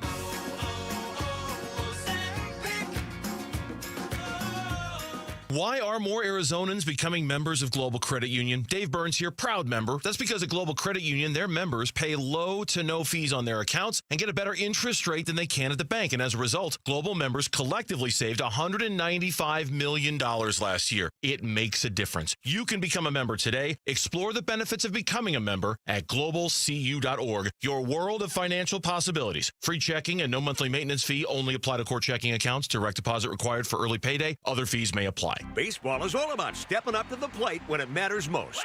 And when you've been injured, you need a heavy hitter in your corner. At Morgan & Morgan, we don't back down. We fight to get you every dollar you deserve. No curveballs, no strikeouts, just results. That's why we've recovered over $25 billion for our clients and fight for them from offices nationwide. Morgan & Morgan, America's largest injury law firm, proud sponsor of the Arizona Diamondbacks. Injured? Visit forthepeople.com for an office near you. Need space that's designed to last? Mueller Incorporated delivers pre-engineered steel buildings customized for your style. From garages and workshops to barns, warehouses, even airplane hangars. Our bolt-together buildings are designed to last decades with proper installation and maintenance. Designed for strength. Engineered to last. Visit us today at our West Phoenix location in Buckeye, Arizona, or go to MuellerInc.com to learn more. Low T, start for free. Yep, get prescription testosterone with no startup fee only at Red Mountain Weight Loss. Paul Calvisi here. Think better, sleep better, improve your sex life, nothing. Boost testosterone like actual testosterone. Don't waste money on herbal supplements that don't work. Get the T levels you had in your 20s with prescription testosterone, and for a limited time, get started for free. Go to redmountainweightloss.com or dial pound 250 on your phone, keyword Red Mountain. Football season is here. Hey, it's Vince Marotta, and if you're like me, when you're watching the game, you're snacking chips, wings, veggies. Why not change the game and level up your snacking? Daisy's got new dips, the French onion dip and the ranch dip. Both qualify as game changers. Just as delicious as a homemade dip made with real herbs and spices and other ingredients you'd find in your own kitchen. Level up your snack game while watching the game. Give Daisy French onion dip a try. Look for it at your local grocer. Big Red Monday. This is Cardinals cornerback Max Melton, and you're listening to Arizona Sports, the local sports leader. Big Red Monday with Bickley and Marotta. Big Red Monday. Shout out to our listeners in Wickenburg this Monday morning. We love our listeners out in Wickenburg. Thanks for listening up there. Yeah, it's hard, Josh. It's hard. That's why I just told them I'm proud of them because I thought they battled. But like I said, we're in a tough spot right now. 4 in a row is tough. But we'll be resilient. I'm confident in those guys. They have a good week. We got another good football team coming in here before a bye. But we got to put 2 good plans together, travel back, get reset to put 2 good plans together and keep our mode of play where it needs to be, execute at a higher level. I thought it was a good football game. That's a good team, and we went back and forth with them. We're a good team. I know their record is what their record is, and ours is what we are, so I'm not discounting that because our record shows that we're not a good football team. But I do think the battle is there, and we just keep sawing away. We'll just keep sawing away. That's Jonathan Gannon talking about being proud of the team in a tough spot, being resilient, and not necessarily subscribing, Bick, to the you are what your record says you are. I'm not sure I buy that part. The Cardinals are 2-4. There were issues in the 2 wins. The 4 losses obviously have been pretty consistent thematically. Yep. And that's disappointing. But the defense, you had brought this point up last week that Mina Kimes had uncovered the stat about the defensive advanced analytics, the EPA through 3 quarters were top 5 in the league. In the fourth quarter, number 1 in the league, I thought it was. Was it number 1? Was it number 1? And then 27th in the fourth quarter. In the fourth quarter. That didn't really bear out as much, although the fourth quarter consistency, unfortunately, was there. Yeah. This defense needs to be a lot better. Especially with a marginalized offense where it seemed like there were times in yesterday's game, too, you couldn't go 3 plays without losing another player to injury. Yeah, but that's the league. I don't look at what's going on in San Francisco. They just lost Fred Warner for the year. Look what's going on in Cincinnati. Injuries or whatever. It's part of the game. I think that the defense is just too up and down. They have series where they effectively pressure the quarterback and they shut down the run, and then they give up long, lengthy drives. I thought that the Colts, they had a lot of stuff scripted for opening drive, and they looked terrific. And the Cardinals came back and forced a pair of 3 and outs. And you thought, okay, good. The defense has now declared that this is going to be their game. And at the end of the day, you give up 31 points. That's just too many. It is. I mean, it's kind of what you expected from the Colts offense. And they didn't put up astronomical numbers yardage-wise, 355 yards total, but it just seemed like they were in command, and Daniel Jones was in command and a step ahead of that offense. And obviously when you've got a running back running behind that offensive line like Jonathan Taylor, you're at the advantage there as well. But who knows where this game would have gone after Mack Wilson made a great interception on a bad pass from Daniel Jones. Mack Wilson Sr. read the play beautifully, stayed low and out of Daniel Jones' sight. And when Daniel Jones released the ball, he pounced and jumped up and intercepted. And at that moment, that could have been a game-turning kind of crossroads. Yeah. And the very next series, as we've already discussed, Jacobe Brassette returned the favor on an interception that really wasn't his fault. Zay Jones got clipped by a cornerback that wasn't even covering him. And I think he tried to sell the pass interference heavier than he should, and it threw him off his route, and Brassette threw the ball to a wide open defender, as it turned out. There was another play too, a near interception. Buda Baker did everything completely perfectly except for coming up with the interception. Yeah. Jumped a route that could have been a game-changing play. And that's how thin the margins are for this defense right now. One play, if that's made there, we're probably talking about a different outcome. Yeah, and that play on Buda Baker, it wasn't the easiest of catch. He was running like on a slant towards his right, and the ball was hip high to his left. But you're Buda Baker.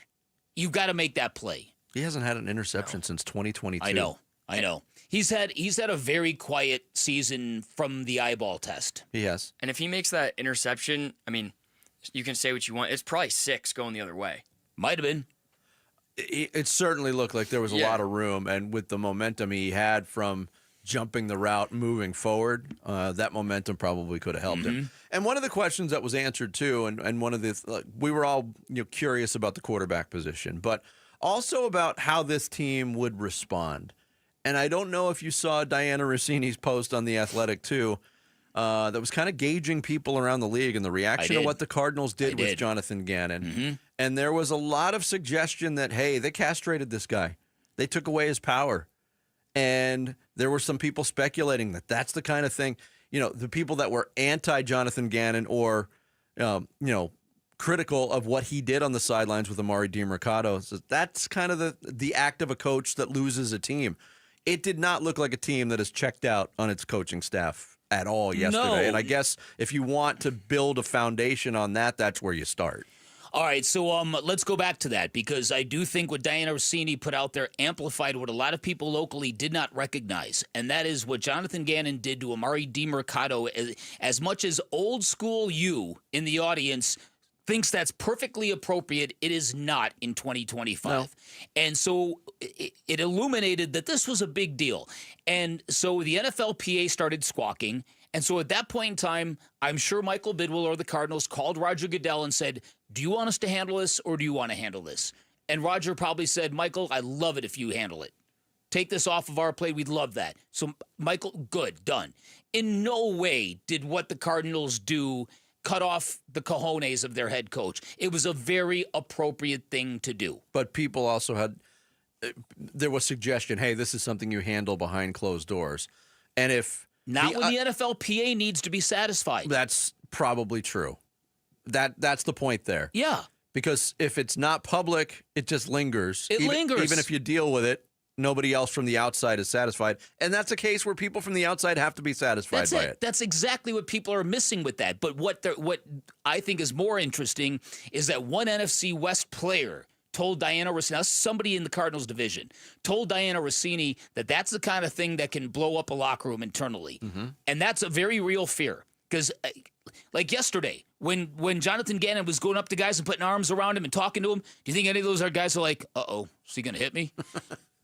Now, we're laughing about it, but that's what we're talking about here. And the way the Cardinals played proved that they're still cohesive, that's not an issue. Yes. And that's another reason that I think Jonathan Gannon really needs to recognize what Jacobe Brassette didn't just do for the football team, but for him. Yeah. What he did for the head coach. But you know what can blow up a locker room? Losing close games week after week after week. That is true.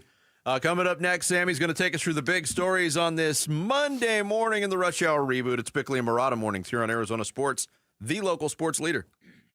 Wolf and Luke, middays 10 to 2. Just watching him run the ball. Ask yourself, when is anyone else running the ball like that? The only guys I see run the ball almost as hard as Cam are the backs that are behind him for the New York Giants. Because now they're looking at him like, this is it? This is the standard This is what I have to do? Cam was ripping it. If he gets that play down, the tackle zone, where you can put Cam's toes at 7 yards like James Conner, attack that line of scrimmage, you're going to have dudes turning down Cam Scatterpool. Wolf and Luke, middays 10 to 2 on Arizona Sports, the local sports leader. For many, many years, great athletes like Peyton Manning, the late great Kobe Bryant, they'd all fly to Europe during their off seasons for advanced regenerative treatments because they weren't available in America. Guess what? They're here now. You can find them at QC Kinetics, the nation's leader in advanced regenerative medicine, where they harness your body's natural ability to heal itself by restoring and repairing that damaged joint tissue that is causing you all that issue. And I am telling you from personal experience, this stuff really, really works. QC Kinetics helped me avoid surgery when I tore my meniscus 5 years ago. Currently in treatment for my right elbow. Bad case of tennis elbow. 3 treatments in. I am markedly better. 1 treatment left. QC Kinetics, again, the nation's leader in these cutting-edge treatments that can help you if you're dealing with chronic joint pain. Bring your x-rays, bring your MRIs to QC Kinetics. See what these cutting-edge options can do for you. You can find them in Phoenix, Scottsdale, Peoria, and Chandler. Get that free consultation by calling 602-837-PAIN, 602-837-PAIN for QC Kinetics. We're calling professional wide receiver Michael Wilson. Hey, Michael, where are you? I'm on my way to practice in my Arrowhead Honda. Man, I absolutely love it. The team at Arrowhead Honda takes great care of their customers, and they're really like family to me. The game isn't till Sunday, but I feel like I've already won with Arrowhead Honda. Head down to Arrowhead Honda today and score big with unbeatable deals and top-notch service. Be sure to tell them number 14, Michael Wilson, sent you. Go Red. Hey, this is Wolf here, and I'm with my personal spine surgeon, Dr. Christopher Young at Desert Institute for Spine Care, otherwise known as DISC. How you doing, Doc? I'm doing great, Wolf. DISC has been a pioneer in endoscopic spine surgery. What is endoscopic spine surgery? Endoscopic spine surgery is a cutting-edge, ultra-minimally invasive procedure designed to relieve pain from herniated discs and spinal stenosis that causes sciatica. With a tiny incision and advanced imaging, we can target the problem with greater precision, leading to faster recovery, less pain, minimal scarring, all without a hospital stay. Amazing that you can target the issue through a tiny incision. If you want to start enjoying life again, contact the team at Desert Institute for Spine Care. I'm now living pain-free thanks to Dr. Young. For back or neck pain, check out the spine experts at sciatica.com or text SPINE to 620-620. Message and data rates may apply. Hi, I'm John Ray, your friend and jeweler at Shane Company. Getting engaged? So friends, listen up. Shane Company engagement rings are protected with our all-inclusive free lifetime warranty. We stand behind the same quality we've offered since 1929. Our rings are crafted to last. It's why our warranty is the only one that protects your center stone. We also cover repairs, resizings, cleanings, and so much more. That's money you keep for you and your family. Because a friend always has your back. Shane Company, your friend and jeweler. Hi, this is Stuart Willis, president of Asset Preservation Wealth and Tax. A personal relationship with your financial advisor really matters. It's super important that you have the ability to talk about anything you need to with your advisor. So if you have been pushed off to a call center and you don't have a one-on-one relationship with your financial advisor, then reach out to us at assetpreservationwealth.com. That's assetpreservationwealth.com. Investment advisory services offered through Foundations Investment Advisors, LLC, an SEC registered investment advisor. I'm Sammy Sabolka with what's trending now, presented by Parker & Sons, heating, cooling, plumbing, and electrical. The Cardinals fought for 60 minutes on Sunday in Indy, but it wasn't enough to beat a very good Colts team. And with Kyler Murray out with a foot injury and losing Marvin Harrison Jr. in the second quarter with a concussion, the Cards were led by Jacobe Brassette in the 31-27 loss as the Cardinals' fourth straight, and they now go to 2-4 on the season. The Sun Devils struggled in Utah on Saturday night. No Sam Levitt for ASU, but it may not have mattered. The 42-10 loss was the worst of the season for Kenny Dillingham and his team, as they will now get ready to host the 7th-ranked Texas Tech Red Raiders next week. Down in Tucson, the Wildcats lost in double overtime to an undefeated BYU team, 33-27, and the Phoenix Mercury's season came to an end this weekend as well. The 97-86 loss on Friday night completed the sweep for the Las Vegas Aces, and the Mercury fall short of their 4th championship in franchise history. And this report is brought to you by Parker & Sons. We're looking for the next student athlete to win a $10,000 scholarship. Text character to 620-620 to nominate a student today. Arizona sports, the local sports leader. Bickley and Barrata Mornings. Rush Hour Reboot. Rush Hour Reboot. Getting you up to speed on everything happening in sports this morning. Brought to you by Brooklyn Bedding. For the best sleep ever, get the best mattress ever at Brooklyn Bedding.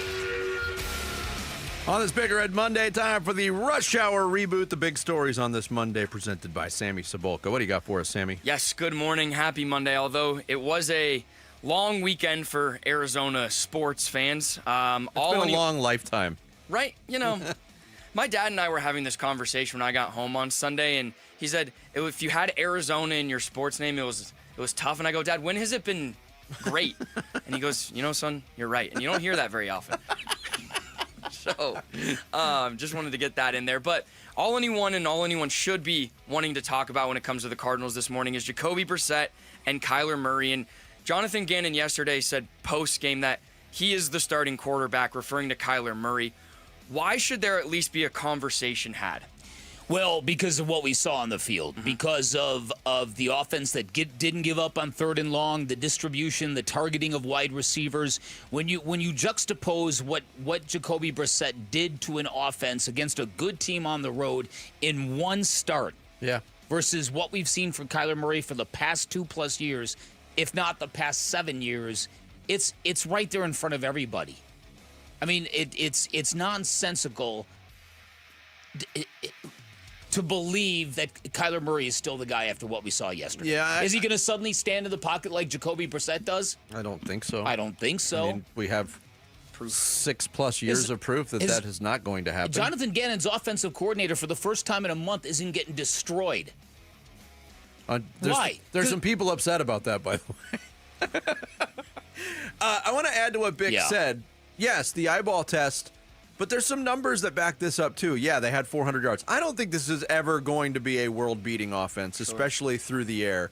I think the identity was designed and leaned on heavily to be a running team. They haven't been a running team. But in 5 games leading up to yesterday, the Cardinals had 7 pass plays of 20 or more yards.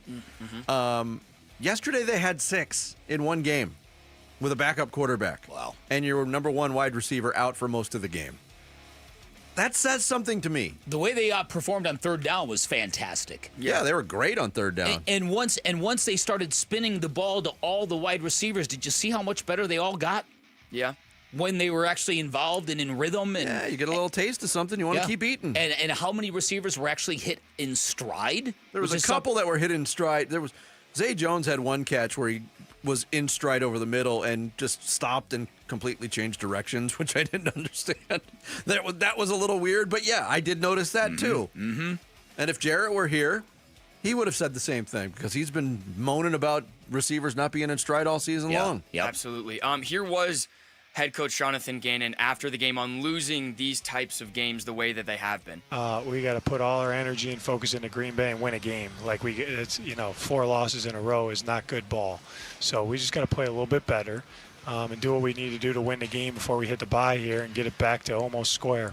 So we've talked about it today already, but they've lost now 4 straight by a combined 9 points. Why does this team, do you think, have an issue closing and winning close games in the fourth quarter?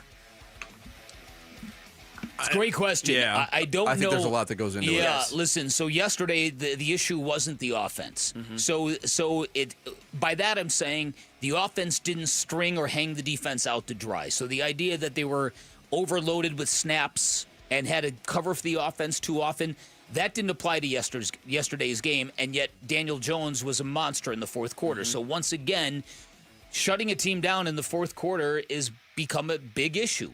As we said earlier, they have not forced a fourth quarter punt since the 8:47 mark of week 1. Yeah. Yeah, I think, like I said, I think there's a lot that comes into it. And I think now, because you have 6 games of proof that fourth quarter and closing out games even with a lead is a struggle for this team, now I think it's crept in psychologically. But I think from a tactical level, there's been a lot of conservative things done from the coaching staff on both sides of the ball in the fourth quarters. We saw one last week when they needed a first down on 3rd and 8, and they ran the ball. Now, this pass rush was pretty non-existent yesterday. You didn't see any like kitchen sink kind of blitzes or anything exotic to throw Daniel Jones off his mark yesterday. So I think there's a lot of fingers to point in this area. Yeah, I think two things can be true at the same time. Like the Cardinals defense, we've said, statistically has been pretty good. They just have a lack of ability to get a huge stop. And we've seen it the last, 4 games. All right, so 4 in a row, need to get back on track. Sadly, a really good Packers team coming to town. What is the recipe for the Cardinals getting back in the win column? Playing close to a 60-minute football game. Well, I think a couple things. I think that they have to learn how to close out games defensively, no matter what that takes. They are not pressuring the quarterback the way that we had hoped or the way we thought this enhanced defensive unit was going to, and they have got to start running the ball better. Yes. Yesterday, they, 21 carries, 69 yards? For the running backs, yeah. So they've been under 4 yards per carry in half of their games this year. That's 4.0 yards per carry was a mark they didn't struggle with the last couple of years. You're not going to win a lot of football games if you can't run the ball efficiently. No, it was, and again, that's the identity of this team. It is interesting to note that was the first time in a long time they've had their ideal offensive line out there for a full game because they had their top 5 starters, although I don't know if Will Hernandez, there was a lot of people, AQ Shipley was talking about it, I think, after the game, and said, look, Will Hernandez got tired at the end of that game because of the workload, the pitch count that he was on earlier. Yeah, I'm sure. But that's absolutely number one, is they still have to run the football better. And now we're 6 weeks into this. You wonder if they have that ability. Right. And they're so marginalized at that position in terms of injury. Yeah. All right, lastly. Why didn't they draft Cam Scadaboo, Sammy? You know what? I've been asking that question. I'm kidding. But speaking of ASU, Saturday night in Utah was less than ideal. Your quarterback can't go, and you kind of get boat raced by a good Big 12 team, and now the 7th-ranked team in the country is coming to Tempe. How would you address where the Sun Devils are currently? This is a gigantic game, obviously. So if you really want to make something out of this season that rivals last year, you've got to find a way to beat Texas Tech, and they do look legit. They look the part. They do look the part. Watching the beginning of that game against the way they came out against Kansas, I thought this might be the best team in the country. Now Kansas kind of figured them out a little bit, and then Texas Tech got hot again. They don't mess around. No, man. It comes down to their quarterback. This is not a situation that is applicable like the Cardinals situation is. We're talking about the backup being the better option if your starter is marginalized. That's not the case. A marginalized Sam Levitt is 100 times better than Jeff Sims at this point, and they need him to be back there to win a game. I'm not saying that guarantees it, but they don't have much of a chance against quality competition. It felt to me like the sucker punch that hit the Valley fans when suddenly Sam Levitt went from rising back to Heisman Trophy conversation to doubtful. It almost felt like it extended to the whole team. Like they kind of took the field knowing. And all since he's not here and he loves this term, Jarrett, this is maybe a must win. For ASU. If they want to make a run at being a CFP team, they're out of losses. Yes, especially in a Big 12 that's, pretty good. But there you guys go. Happy Monday. All right.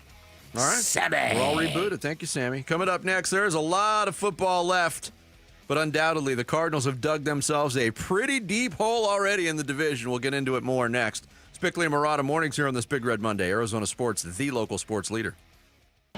Cards fall to 2-4 after a loss at Indy. McBride was not able to get out of his break right there. Could have been a call. Decided to no call it there. What changes will the Cardinals make ahead of hosting the Pack this Sunday? More reaction to Cards Colts on the way. 4 losses in a row is not good ball. On the home of Arizona Cardinals football. Watch on the Arizona Sports YouTube channel. Listen on Arizona Sports 98.7 and the Arizona Sports app.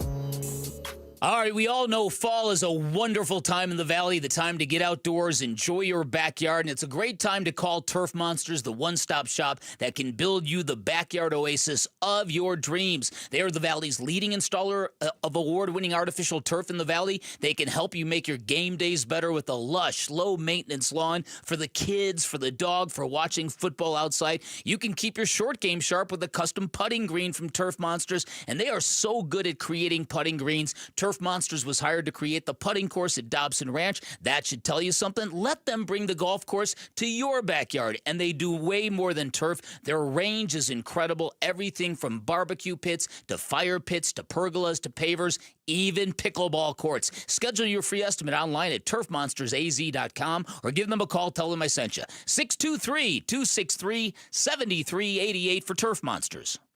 How can you free your team from time-consuming office tasks? Amazon Business. Smart business buying tools enable buyers to find and purchase items fast so they can focus on strategy and growth. Free up your team and focus on your future. Learn more at amazonbusiness.com. Homeowners, are you wanting to move but feel stuck? Call Carol Royce of Your Home Sold Guaranteed Realty. Many home sellers face a catch-22, risking owning 2 homes or none at all. Skip the stress with Carol's Guaranteed Sale Program. No double mortgages, no getting stuck. Carol will guarantee the sale of your home at your agreed-upon price and time frame, or she will buy it so you can move with certainty. Call Carol Royce today, 480-776-5231, or visit carolhasthebuyers.com. Carol and seller must agree on price and possession. Remember when they used to ask, what do you want to be when you grow up?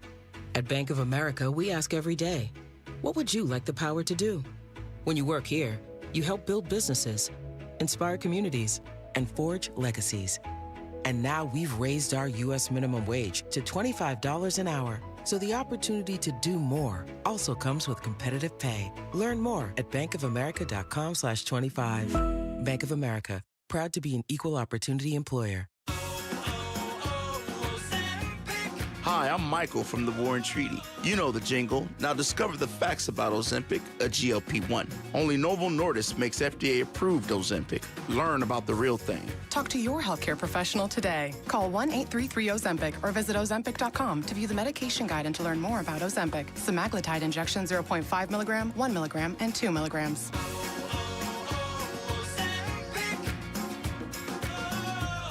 Ready, set, Ford. Get the thrills, get the adventure, and get the savings during the first ever Brocktober. On now at Arizona's largest Ford dealership, Sanderson Ford. Lease a new 2025 Bronco Big Bend for only $399 a month for 36 months. Lease a new 2025 Bronco Sport Big Bend for only $299 a month for 36 months. Purchase a new 2025 F-150 STX Super Crew for only $44,899. Plus, get 3.9 for 72 months financing. Don't miss the Brocktober savings. Shop and compare with no hassle, no pressure, and no nonsense at Arizona's most awarded Ford dealership for complete satisfaction, Sanderson Ford. Bronco offer requires $1,810 down. Bronco Sport requires $1,920 down. Both plus tax, title, license, and $499 doc fee. OAC from Ford Credit. F-150 stock number 255360 with MSRP of $52,645. Offers expire 10/31. Sanderson Ford.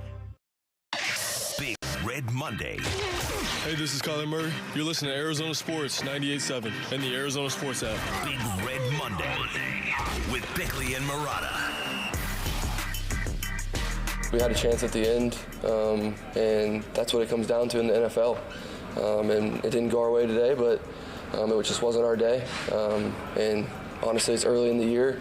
We're not a bad football team, and we just need to flip the switch and get ready for next week and get some guys back and be positive about it, honestly. That's McCorkle. Mac Jones threw for 347 yards yesterday, but 2 picks. San Francisco, tough cross-country trip to Tampa Bay. Ran into the Baker Mayfield buzzsaw. 30-19, the Bucs win it. But look, Mac Jones and anybody really on the San Francisco 49ers at 4-2 can say that. We're not a bad football team. It's early. That's the reality for the San Francisco 49ers, for the Rams, for the Seahawks in the NFC West. The Cardinals saying we're not a bad football team at 2-4, it doesn't ring as true. It does. It kind of rings hollow, quite honestly, because they're looking up at all 3 teams in the division. Yeah, listen, and so I think that, yes, that's depressing because the Cardinals are clearly the worst team in the division right now. And this is a division I thought they'd have a really good chance to win going into the year. The Rams, they got a gift yesterday facing a Ravens team that was very, very, very decimated by injury. If you're playing the Rams without Lamar Jackson, you're supposed to win that game, and they did. The 49ers, to their credit, despite horrific losses, this is a team that has lost Nick Bosa and Fred Warner from their defense. Yeah. And they're still fighting, and they're still competing. And they've had injuries on offense, too. Oh, yes, they have. Obviously, with Brock Purdy missing most of the year. Yes, they have. And the Seahawks, the Sam Darnold thing is working. So this is shaping up to be quite a challenge for the Cardinals to get back into this thing, given what their schedule looks like. Because you've got the Packers coming in. You know what that stadium's going to look like. The Packers are a better football team. They win. You're 2-5. 2-5. You're not coming back from that. 2-5 going into the bye, correct? Yep. Yeah. Mm-hmm. That's another point that we haven't brought up is yesterday's game, another level of importance on that was to re-energize the Cardinal fan base. Mm-hmm. This is a very weary bunch right now. And for them to go through another similar feeling loss where close but no cigar, 4 straight losses by a combined 9 points. Yeah. I don't know how to do the research on that. That can't be very common in the history of the NFL for a 4-game losing streak. No, I think if you like, you can take solace in that and rally around the fact that the Cardinals are close. That was the stat would suggest that. But it's the devil's in the details. But to the point of the unfortunate presence of Green Bay on the schedule next, there's probably a lot of Cardinals fans who are watching that game yesterday thinking, all right, if they show me something, if they can go in and shock Indianapolis, man, I'm behind this team again. That'd be a gutty win for them. Yeah. But instead they got more of the same, and now I'm sure a lot of those Cardinals fans are thinking, wow, there's a lot of cheeseheads on secondary sites looking for tickets. I could pay for my whole season ticket, Bill, with one transaction. Yeah, I said this last week that I think even the most well-intentioned Cardinal fan is going to try to recoup some of their investment this weekend, and I've predicted this before, and I don't know if I've been right or wrong in the past, but this does feel like this might be one of those all-time games in terms of the amount of opposing fans in your building. And it doesn't just happen to the Cardinals. I was astounded at what the 49ers fans did in L.A., and then you had to remind me that it is L.A. and everyone does that to the Rams. And I can't even imagine how deflating that would be to be the Los Angeles Rams who have already brought a Super Bowl title to L.A. They've got a great young coach. I think he's a bit overrated, but most people think he's great. A really cool stadium by all accounts. Yes, except for the fact that the roof's closed in Southern California, which is a travesty. It's a hybrid roof, kind of. They have like a outdoor. It's a very unique stadium, and it like breathes in like the air, but they can't open the roof, which doesn't make any sense. Right? Yeah. No. Now, when you get the beautiful Southern California blue azure sky, when does that happen? Yeah. Oh, right. So listen, I think all of this stuff. Personally, I know that I didn't come out of yesterday's game feeling gutted at all. I came out of this game feeling hopeful that this coaching staff and this offense, if run properly, can produce, that this wide receiver room that we thought was so drastically void of talent actually maybe has enough to get you through games and win games. That was certainly a positive yesterday. And then the Jacobe Brassette thing, watching the position being played like it was, I think, Vinny, there is a definite fatigue, and I think there's a lot of Kyler Murray fatigue. I, for years, would get ridiculed for my blanket support of Kyler Murray. I wanted that kid to succeed in the worst possible way. But I'm out, man. After watching yesterday, I'm out. And again, it's not that he is a terrible quarterback. No. He is what he is. He is a middle-of-the-road starting quarterback in the NFL who's got worlds of athletic talent and has not shown, in my opinion, the requisite improvement to hold on to this job. Or the requisite core competencies that the position demands. You have to, at some point in time, you have to play the position. And that means standing in the pocket, taking hits, delivering the football, moving up in the pocket, surveying the field, targeting your wide receivers.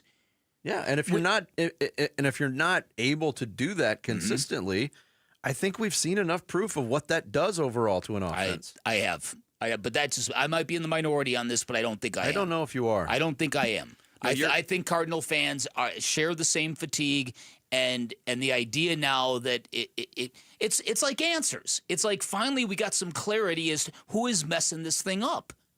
And if yesterday was a litmus test, then it seems to be more the quarterback than anybody else. For all his great athleticism, for all his highlight reel stuff, I don't know how you run from that. Bick's definitely in the majority of just scrolling yesterday of the out on Kyler Murray. I hate to say it, but I'm still probably in the minority when it comes to Kyler, just because I saw what Brassette did yesterday with the offense that Kyler has had all season long. Did it look better? Absolutely. I think when it comes to moving forward, this is just my hope when it comes to Kyler, is that he saw what it looks like when it's done right yesterday. And I'm wondering if he's not 6'4". He's not gonna... I'd buy that if this were year 2, really, Sammy. Yeah. But this is year 7. Yeah, and I know you're a hopeful young dude, and I know you want to see the best and all that. But to me, this is the most important position in football, without a doubt. If this is a question I was going to ask in the reboot, and we have a couple minutes now, but if the Cardinals season continues to go maybe the way it's gone, and they're a top 10 draft pick, is quarterback the most important position of need for them? Oh boy. Wow. They need a plan. It's a loaded Put it question, that way. no doubt. They need a plan. They need to start planting the seeds of what their plan are if it continues to go. And I'm not saying they're there yet. Fair. Because maybe Kyler Murray comes in, maybe the light bulb goes on. I think there's a very, very small percentage of that happening, again, because it is year 7. But there's a financial obligation component to all of this as well. Yeah. And the Cardinals are not the only team dealing with this. And we're going to go around the NFL at 8:45 this morning, but it's not quite as loud and it's not quite as visceral as what's happening in Miami right now. But the Dolphins are another team in that financial boat. They got $53 million a year tied up to Tua Tagovailoa, and he's throwing his teammates under the bus in press conferences. So the Cardinals are not alone, but it's not a situation you want to be in. With the financial component tied in. Jonathan Gannon also had an optimistic tone yesterday, talking post-game after the loss in Indianapolis about the positives he saw. Yeah, I thought, we had some good concepts up. Guys got open, and he found them. Protection was pretty good for the most part, especially on mixed downs. I thought we did a good job. We generated a lot of explosives, got out of the hole a couple times with some explosives on third down. That was good to see. Yeah, and he mentioned the wide receiver core, guys getting open. It was a breakout performance by that group, especially after Marvin Harrison Jr. left that game with a concussion. By the way, he looked pissed that he had to leave that game with a concussion. He did.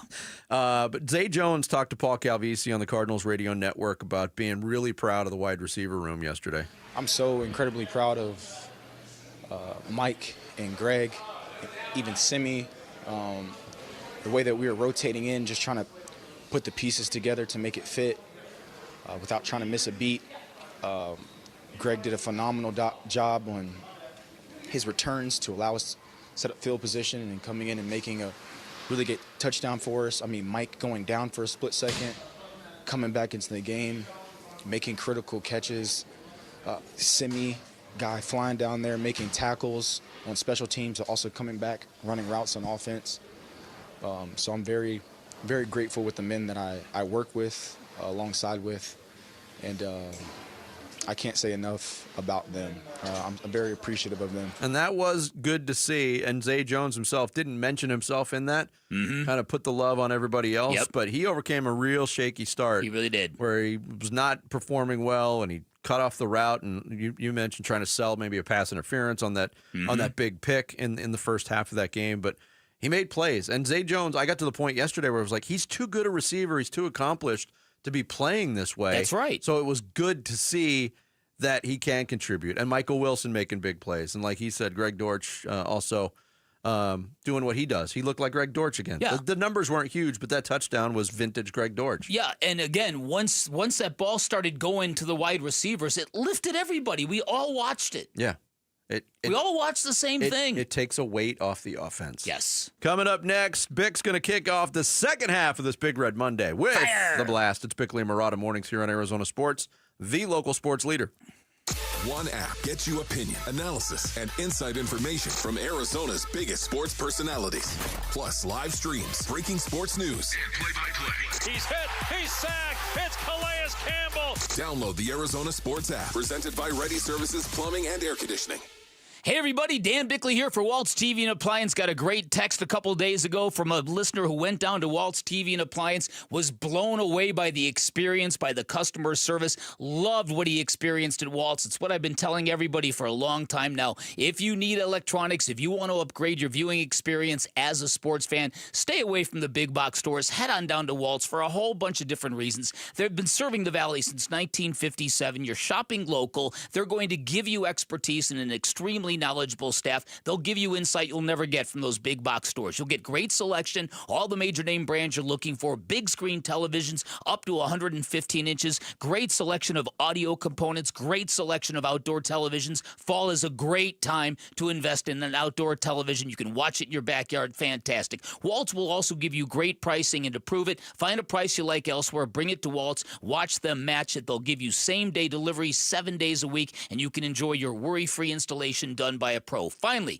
when you're at Waltz, drop my name. You get 10% off that installation or a 3-year warranty for free just by dropping my name. Waltz is off the I-10 in Warner, right behind the IKEA. You can find them online at waltz.com. Shop local, shop Waltz. How can you free your team from time-consuming office tasks? Amazon Business. Smart business buying tools enable buyers to find and purchase items fast so they can focus on strategy and growth. Free up your team and focus on your future. Learn more at amazonbusiness.com. Remember when they used to ask, what do you want to be when you grow up? At Bank of America, we ask every day, what would you like the power to do? When you work here, you help build businesses, inspire communities, and forge legacies. And now we've raised our U.S. minimum wage to $25 an hour. So the opportunity to do more also comes with competitive pay. Learn more at bankofamerica.com/25. Bank of America, proud to be an equal opportunity employer. You've still got it, but your immune system weakens as you age, making it harder to fight flu, pneumococcal pneumonia, RSV, and COVID-19. Ask your doctor or pharmacist which vaccines you need. Sponsored by Pfizer. Football season equals the tailgate season, which means the Ford F-150 at our Desert Ford dealers. Yep, Paul Calvisi, just the best-selling line of trucks for 48 years running. All right, so how? Why? Well, it's no one thing. It's the combination of everything, right? From smart tech to powerful engines. You want productivity? How about available built-in electrical power and a convenient tailgate work surface? You can customize the F-150 pickup to fit your needs. And right now, get 3.9% APR Ford credit financing for 72 months plus $2,750 in cash back on a 2025 Ford F-150 XLT 2.7-liter truck. Yep, get 3.9% APR Ford credit financing for 72 months plus $2,750 cash back on a 2025 Ford F-150 XLT 2.7-liter truck. But hurry, these deals won't last long at our Desert Ford dealers. Just click buyfordnow.com. That's buyfordnow.com. Hey, it's Gambo. Back to tell you about the Schwartz Laser Eye Center. Dr. Jay Schwartz did the LASIK surgery on my eyes over 15 years ago, and to this day, my vision has never been better. I see great at night, in the day, up close, far away, no glasses, no readers, and this is 15 years later.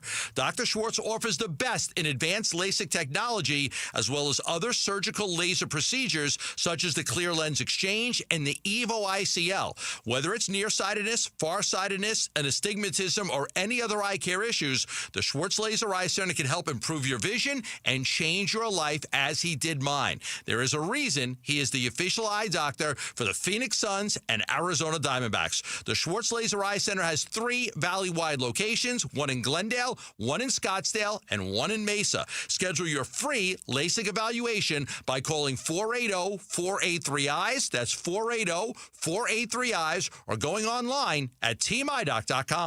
There's never been a better time to experience Sun Devil football. Pressure coming, Levitt throwing for the end zone, and it's caught for a touchdown by Jordan Tyson.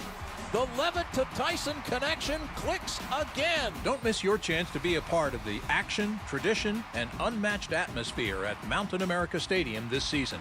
Get your Sun Devil football tickets today by calling 480-727-0000 or go online to sundeviltickets.com. KMVP FM Phoenix, live from the Casino Arizona and Talking Stick Resort Studio. Arizona Sports, the local sports leader. I'm Sammy Sabolka with what's trending now, presented by Parker & Sons, heating, cooling, plumbing, and electrical. The Arizona Cardinals, after starting the season 2-0, have now lost 4 straight after yesterday's 31-27 loss to the Colts. Without Kyler Murray, Jacobe Brassette and the Cardinals were driving late and had chances to win it, but fell short and moved to 2-4 on the season, and they'll welcome the Green Bay Packers next Sunday. ASU was also without their quarterback this weekend. Jeff Sims started in place of an injured Sam Levitt, but it didn't matter much. Utah handled ASU 42-10, and the Devils will return home 4-2. And Arizona, the Wildcats lost a tough one in Tucson to BYU in double overtime, 33-27. And this report is brought to you by Red Mountain Weight Loss. Get real testosterone from real doctors now at Red Mountain. Boost your energy, focus, and your sex drive. Have low T. Start for free this month only at redmountainweightloss.com. Bickley and Marotta Mornings. Arizona Sports. The local sports leader. Bickley Blast. The Cardinals have more than a quarterback controversy. They have a Kyler Murray problem. They have a quarterback who proved he cannot play on a day he did not play, at least not on the level the NFL demands of real Super Bowl contenders. We all saw it with our own eyes. Jacobe Brassette is a quarterback with real height and real pocket presence, and his spot start on Sunday was a revelation. He stood firm. He surveyed the field. He breathed life into a pop gun offense, igniting a much maligned room of wide receivers, and he did all of this but simply by bringing a professional skill set to the playing field, and in the process, suddenly Drew Petzing looked like a really good play caller. So welcome to a real-life red-hot quarterback controversy, folks, even if Cardinals head coach will not admit it. But they know, the players know, and after watching a thrilling 31-27 defeat to the Colts, most of the fan base knows as well. Brassette didn't prove that he's the long-term answer in Arizona, but I think he kind of proved that Kyler Murray is not, at least in my opinion. Now, Ganon insisted Murray was still his guy after Sunday's loss, but I'm really hoping that's just in-the-moment coach speak, because if he still thinks Murray is his best shot, then we've got a bigger problem than just a diminutive quarterback. All right, today's Bickley Blast brought to you by my great friends at Chapman BMW, who make luxury attainable. Find them online at chapmanbmw.com. I think the details at the end, we're in there talking at the end of the game because it was like 3 plays at the last that we're just like the details of those 3 plays weren't our best, and that's us. That has nothing to do with the Colts. That had nothing to do with any other team. It was just all about us. And it's probably a little bit of my communication in the huddle. I wasn't as clear as I would like to be, and that's like when I was talking about plays. I think I could have communicated a little bit better, and I think that would have probably, helped alleviate some of the confusion. But I just think it's the details at the end of the game, throughout the game, those critical moments, third down, red zone, 2-minute. Backed up and those things where we really got to, really hone in on those details. That was Jacobe Brassette after his first start as an Arizona Cardinal, 320 yards through the air. Like you said, in the blast, Bick, the much maligned receiving wide receiver room got involved, was a much heavier part of the offense in this game against Indianapolis. And Jacobe Brassette got the kitchen sink thrown at him. He got pressured a lot. Yeah. This from NFL Pro, 48.9% of Jacobe Brissette's dropbacks, he was pressured by a Colts defender. And on those dropbacks, he completed just 6 of 20 passes for 91 yards, pressured 23 times and sacked twice. When not facing pressure, listen to this. When not facing pressure, Brassette completed 21 of 24 attempts for 229 yards, 2 touchdowns, and 1 interception.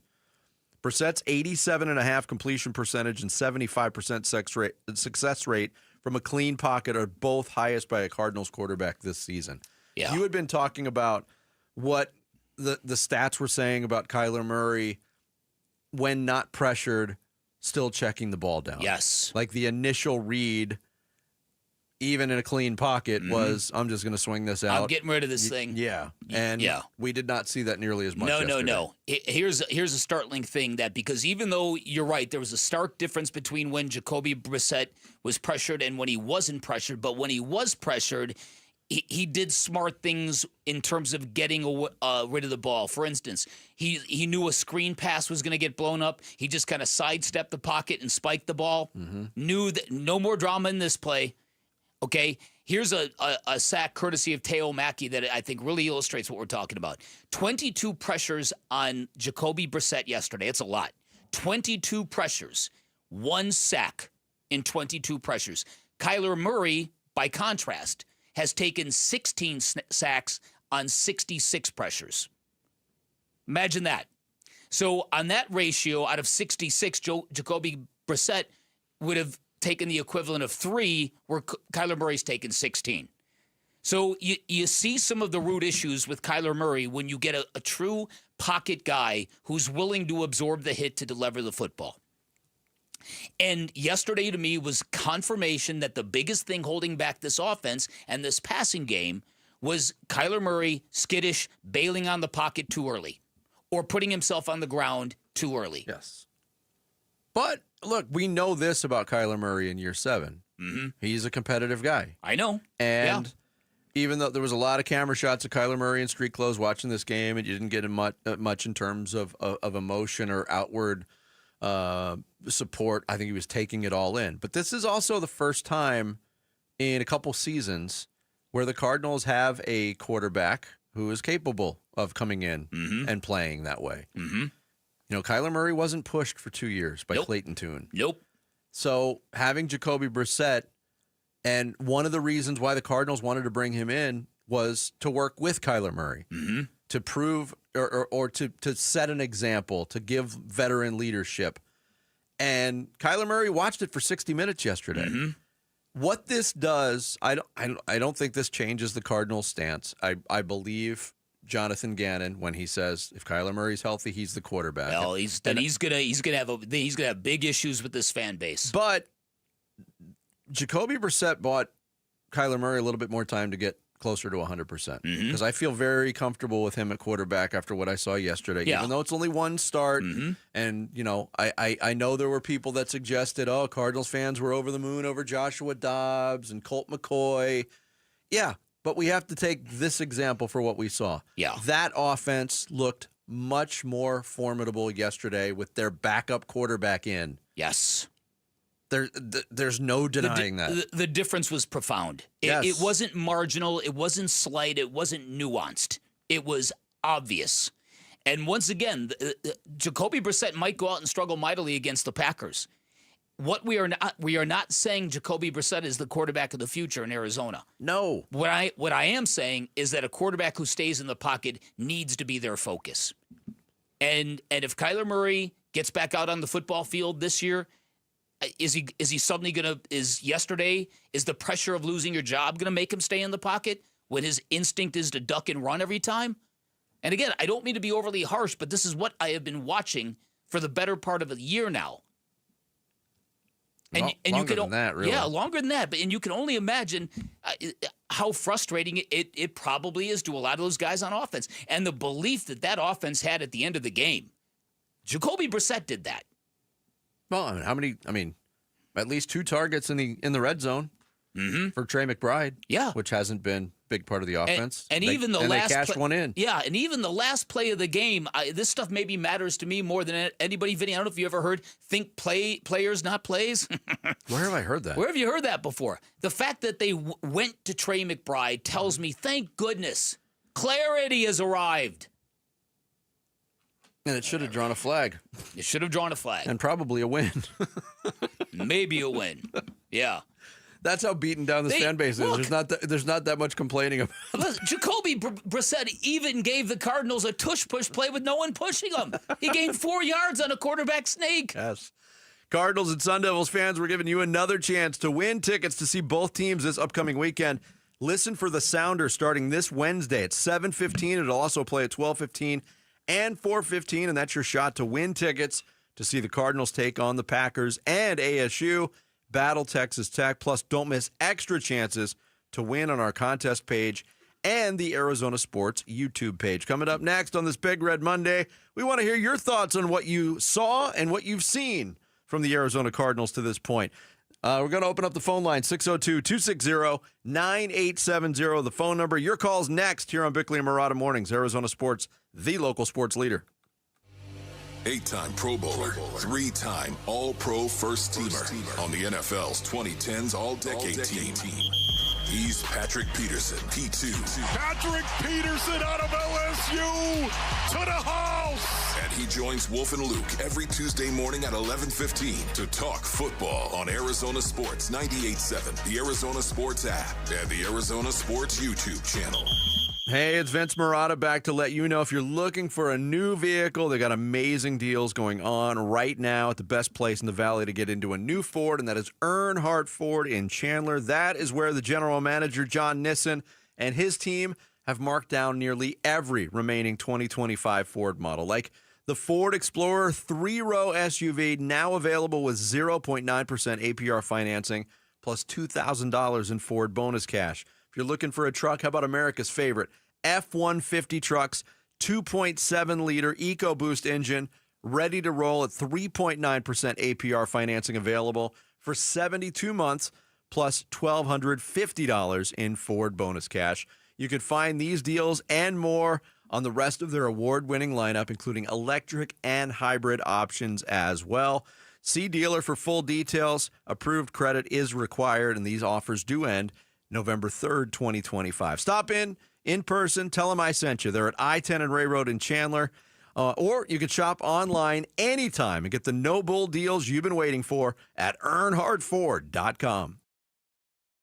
Two of the Valley's trusted HVAC and plumbing companies are now one. Hayes Cooling and Heating and Orangutan Home Services are now service experts. Celebrate with a $99 AC Precision tune-up. Call 866-EXPERTS or visit serviceexperts.com. License details online.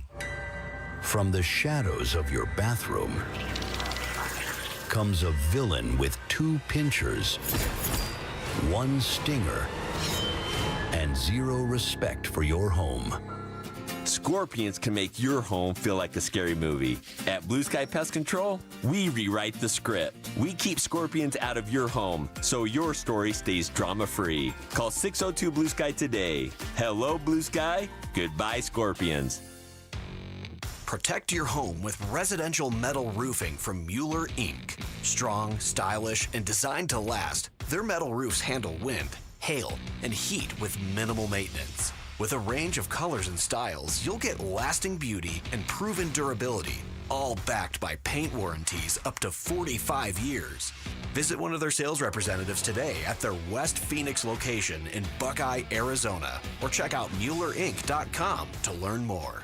Our backyard needed a makeover big time, and it's a big decision until it was an easy call at Casa Galvisi with California Pools and Landscape. And they're celebrating the industry's biggest honor with the biggest savings. Do not miss the Pool Builder of the Year sales event Saturday, October 18th at all 4 Valley Design Centers, Arizona's most awarded pool builder for 37 years. The best pricing, fastest build times, industry-leading warranties. Get started with your free design consultation at calpool.com/Paul. Hey folks, it's AQ Shipley inviting you to experience amazing at Earnhardt Lexus, your locally owned Lexus dealer. And folks, local matters, today more than ever. And listen, if you know Earnhardt like I do, then you know they've been a trusted name in the Valley since 1951. It's easy to see why customers can't stop raving about their no-bull way of doing business. Take my word for it. Their state-of-the-art facility is designed with you in mind, elevating the process of buying and servicing your vehicle. The latest in Lexus innovation is on display,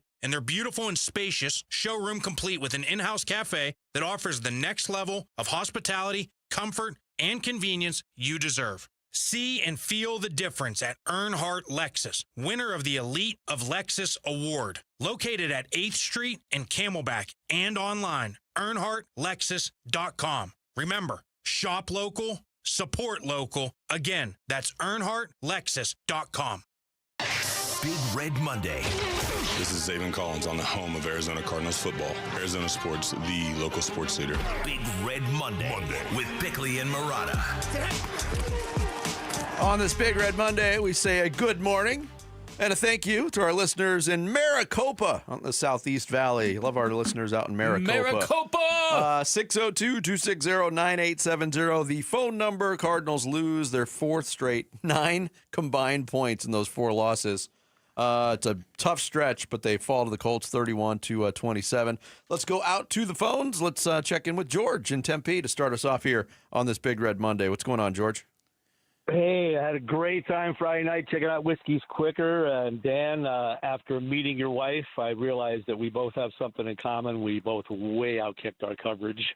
Well, thank you, George. Appreciate it. And the boys got their T-shirts. They thank you for them. Yes, thank you, George. Oh, good. Absolutely. That was my pleasure. Well, I don't think Buddha would have made that. If he had made that interception, I don't think he would have scored because I think DK Metcalf would have come out of somewhere. I think, this game proves what I've been saying all year. I mean, Kyler's not our guy. And in a way, and I don't for a second think that Jacobe Brassette is the quarterback of our future, but he's the quarterback of our now. And in a sense, Kyler being he's worse than a bad quarterback because he gives us hope that he might somehow come around, and that's what's keeping us hanging on to him, and it's just not going to happen. So we got to put him on the bench. We got to let Jacoby lead this team because Jacoby is a leader, and I don't think Kyler really is. Now the O-line needs a lot of help. They're just not who we thought they were. And speaking of who we thought they were, I think the words of Dennis Green come to mind because I think Kyler is exactly who we thought they were. But, this is going to be an interesting week or two. Can't put it all on the defense. The defense, they forced 3 punts, and that's something the Colts haven't done all season. But we have to move forward with Jacoby. We got to see what this team can do. Appreciate it. Thank you, George. George. Appreciate it. Yeah, I mean, that's something we haven't really talked about too much that plainly. Mm-hmm. All right, we have talked about it with Kyler Murray. The perceived lack of leadership ability. Yeah. I mean, Jacobe Brassette looked like he had everybody settled down and moving in the same direction most of that game. Yeah, very poised, very calm, and very just that's the kind of vibe you need to play the position. Let's keep it going in Phoenix. Tony is up next here on Bickley and Murata Mornings. What's going on, Tony? Hey, morning, guys. How you guys doing? Hey, Tony. Doing well. Yeah, just a couple of comments and questions. Bick, I'd like to know what your thoughts are, and then I'll ask Vince maybe a question on defense. Or you guys interject however you want. With Brassette being a journeyman quarterback, and journeyman in general, whether it be football, work, wherever, it's somebody that can come in for a couple of weeks and do a good job, but then they seem to fade away. Do you think that's a possibility with Brassette, and in a couple of weeks, he's fading away, and then we got to go back to Kyler because just a very small sample size, what I've seen yesterday. Another game, if he can get us a win at the Packers, something, or a performance like he did yesterday, maybe push me into thinking we need to go make the switch. And then our defense, we're getting killed up front, and that's because of 2 defensive linemen that are missing that we really banked on. 2 rookies, Robinson and then Nolan for this year that are absent. Our corners, I know they're banged up, and I like them, but I don't think they have a interceptional season. And the guy, and I hate to, and he's a good kid. I don't like to name drop, but are we going to give up on Zayvon Collins because he's done virtually nothing? And you've got Sweat on one side, Collins on the other side, and if you had somebody else that can get a push, make some tackles, pressure the quarterback. Zayvon Collins has had no sacks the whole year. He had that one tackle behind the line. That's probably the only thing I've seen him do all year. He's got a total of 11 tackles, solo tackles on the year, 16 combined.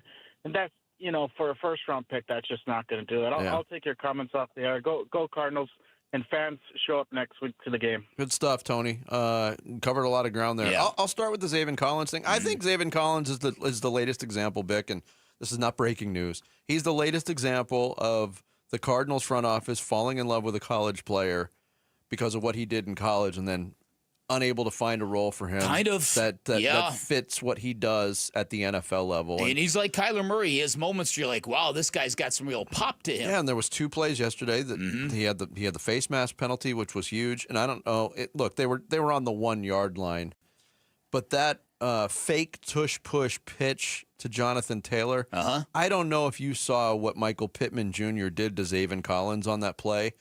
It was borderline criminal how he dominated him on that edge block. Defensively, and it's not just the rookies that are out on the defensive line and Robinson, and we have yet to see Walter Nolan, but they haven't been able to get Bilal Nichols healthy. They haven't been able to get Justin Jones healthy. LJ Collier's out. Their depth, which was really beefed up, and everybody felt great about that defensive line going into the season, it's been tested, and they haven't responded very well. I agree with a lot of that. Let's keep it going. All these calls coming in from Phoenix today. I love it.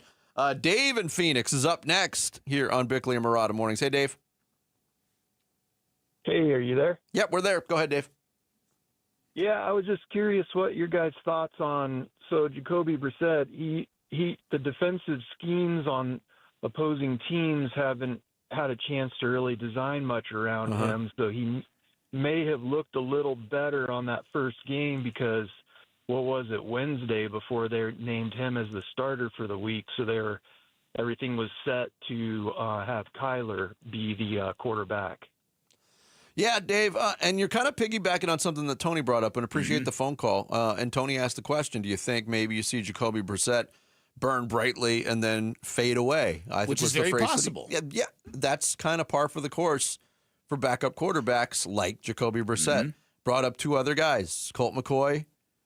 Joshua Dobbs was pressed into starting duty in some difficult circumstances at the beginning of a season, and they had their moments. But when defenses did have the opportunity to see what said quarterback looks like in that system, they do adjust. The NFL is always adjusting. So that's another reason why maybe while things are going well for Jacobe Brassette, you keep at it. Yeah, and let Kyler Murray get healthy. Yes, and again, this is not a referendum to say Jacobe Brissett's the quarterback of the future. This is just a revelation that he's pointing out what Kyler Murray isn't giving this team. Totally agree.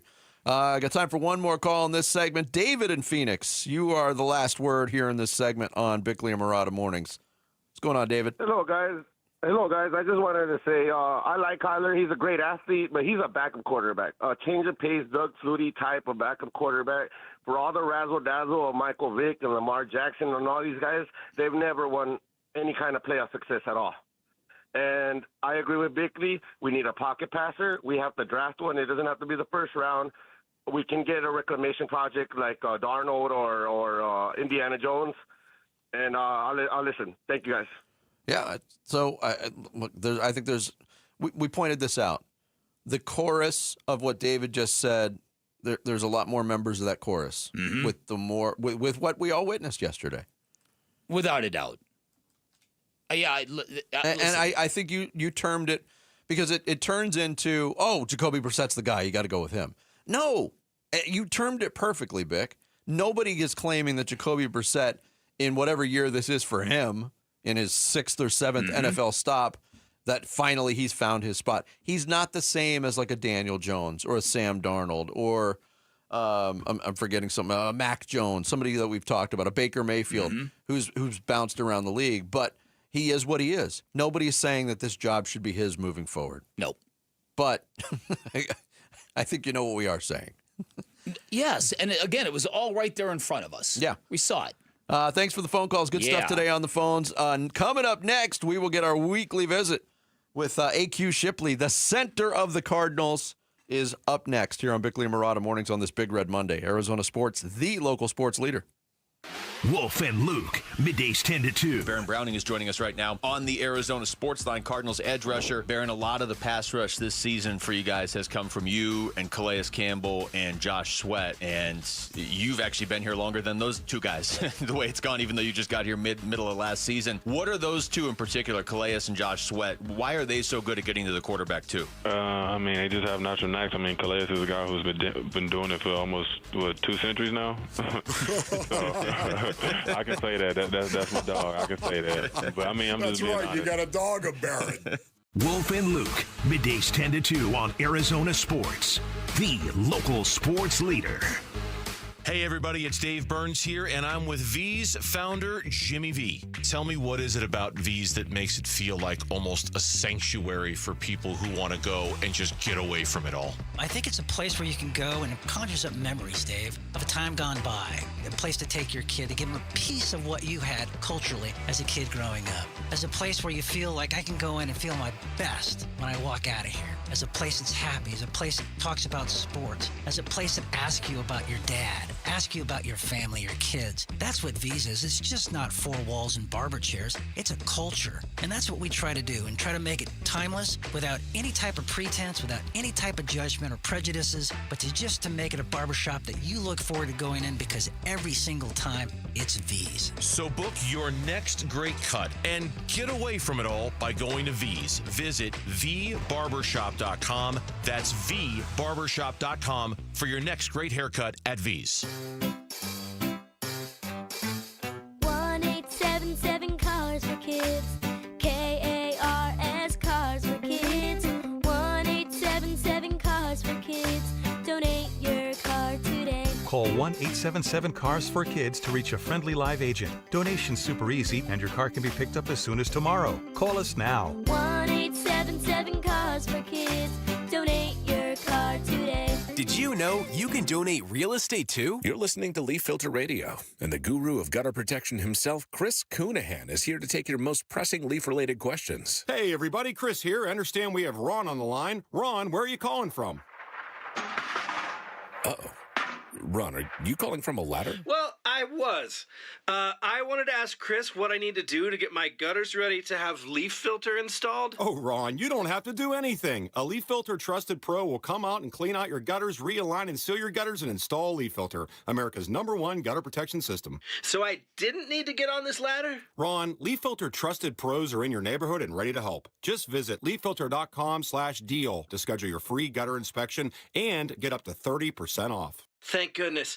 What was that site? To get this special radio offer, go to leaffilter.com/deal for your free gutter inspection today and get up to 30% off. That's leaffilter.com/deal for up to 30% off. leaffilter.com/deal. See representative for warranty details. I'm John Morgan of Morgan & Morgan. If you've been injured in a car accident, call America's largest injury law firm. For over 35 years, my mission has been to deliver more for our clients, to deliver more for you. If you or anyone in your family has been injured in a car accident, call us now, as the time to file a claim may be limited. Last year, more clients hired Morgan & Morgan than ever before, protecting America, fighting for you. Morgan & Morgan. Visit forthepeople.com for an office near you. Hey folks, this is AQ Shipley letting you know if you're in the market for a luxury vehicle, you've got to see my friend and general manager Bull Earnhardt at Earnhardt Lexus on Camelback. Him and his team invite you to experience amazing in a 2025 Lexus TX 350 with spacious 3 rows of comfort for only $569 per month, or their 2025 RX 350 midsize luxury SUV at only $479 per month. Both 36-month leases with $49.99 due at signing and 0 security deposit. Stop in and experience the no bull difference or shop fully online at EarnhardtLexus.com. At Earnhardt Lexus, most new vehicles include the no bull protection package to protect your investment at $579 unless otherwise noted. After all applicable offers on select styles, lessee responsible for maintenance, excess wear, and 25 cents per mile for all mileage over 10,000 miles per year. On approved credit through Lexus Financial Services. Excludes tax, title, license, and $5.99 doc fee. See dealer for full details. Offers end 11/3/25. Former Cardinals center and current Cardinals color analyst. 12 years in the league. All 12 spent in the trenches. Super Bowl champion. AQ Shipley. The center of the Cardinals. With Bickley and Murata. Brought to you by Earnhardt Auto Centers and NoBull.com. A trusted name in automotive for over 74 years. And that ain't no bull. Hey, every Monday we get a chance to break it down with AQ Shipley, color commentator for the Cardinals Radio Network, former NFL center, former Cardinals center. And AQ joins us via video right now. 4 in a row, AQ. Good morning to you. Feels like Groundhog's Day, doesn't it? It does. I feel like we should be playing like Sonny and Cher and smacking the snooze bar on the alarm clock. Look, there were positives yesterday, obviously, starting with the offense, over 400 yards, 27 points. I think Jacobe Brassette brought a little bit of a different element. Let's start with Jacobe Brissett's performance, and what specifically did you like about it? Yeah, I thought he was fantastic. I thought he ran a clean operation, especially in the second half. I thought that first drive coming out in the second half, I thought he was fantastic, and it just continued to pick up momentum as it went. But you just know a guy like that who's been in a system under Brady, who understands how important understanding protection and understanding getting the ball out on time and being able to step up in the pocket and make plays with his arms. Like, there were so many times where either the ball was out on time because it was a three-step drop and they were doing, what they had to do in that game, but then they get to the play action game and he takes the shots and he's super accurate doing that. But then the one where he steps up and kind of goes to the right and there's somebody draped on his legs. It's like there were so many great plays that he made yesterday, and I think the offense rallied around him. And he got touches to everybody. A bunch of different people got touches. Yeah, so I'm curious, how is the locker room going to process this? Because we all know how great Kyler is off schedule, but you're not getting to the playoffs playing off schedule football, and everything Kyler doesn't bring was sort of revealed yesterday by what Jacobe Brassette did bring in terms of standing and delivering, staying in the pocket. What's going on in behind closed doors now after that performance? Yeah, it's interesting because I think he has respect already, right? Like, he's already started a bunch of games, so people respect him. It's no different. I played in Indianapolis. Andrew Luck was our starter. Our backup was Matt Hasselbeck, right? So he has respect from the minute he walks in that locker room. Well, then he just goes out and just doubles down on that by putting together a performance like he did yesterday. So I think at the end of the day, as players, you're kind of taught to, hey, whoever's behind you, you got to rally behind, you got to play. But I think the big thing that they understand is if they have to lean on Jacoby, they know they got a guy that can be competitive and give them a chance to win. AQ Shipley, our guest every Monday here on Bickley and Marotta Mornings.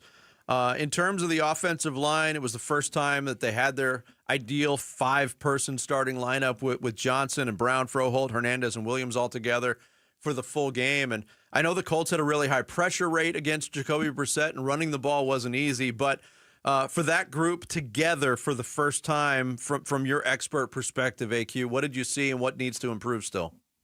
Yeah, I think they struggled a little bit against the run, but again, I wasn't coming into that game expecting them to run for 100 yards. I wasn't. I think being the fact that I've played against both those guys on the inside that they have over there and understand full well how good those two are in DeForest Buckner and Grover Stewart. Grover Stewart's one of the best nose guards I ever played against. Wow. People don't give him enough credit. He's one of the strongest guys at the point of attack, almost like a Linval Joseph, if you guys remember him in Minnesota a couple years back. But really strong at the point of attack. DeForest Buckner really strong and obviously so long and lengthy and all the different challenges they present. But I think our group on offense, I think you give those guys a couple of weeks. You could tell that Will got a little tired and worn down in the second half. His legs still aren't underneath him, which is to be expected. But that's the group they want to play with. And I do think that once they get fully confident, fully in shape, I do think that's a group that you can win with. I thought there was a couple plays yesterday on the left side where I thought they did a nice job. I thought Paris Johnson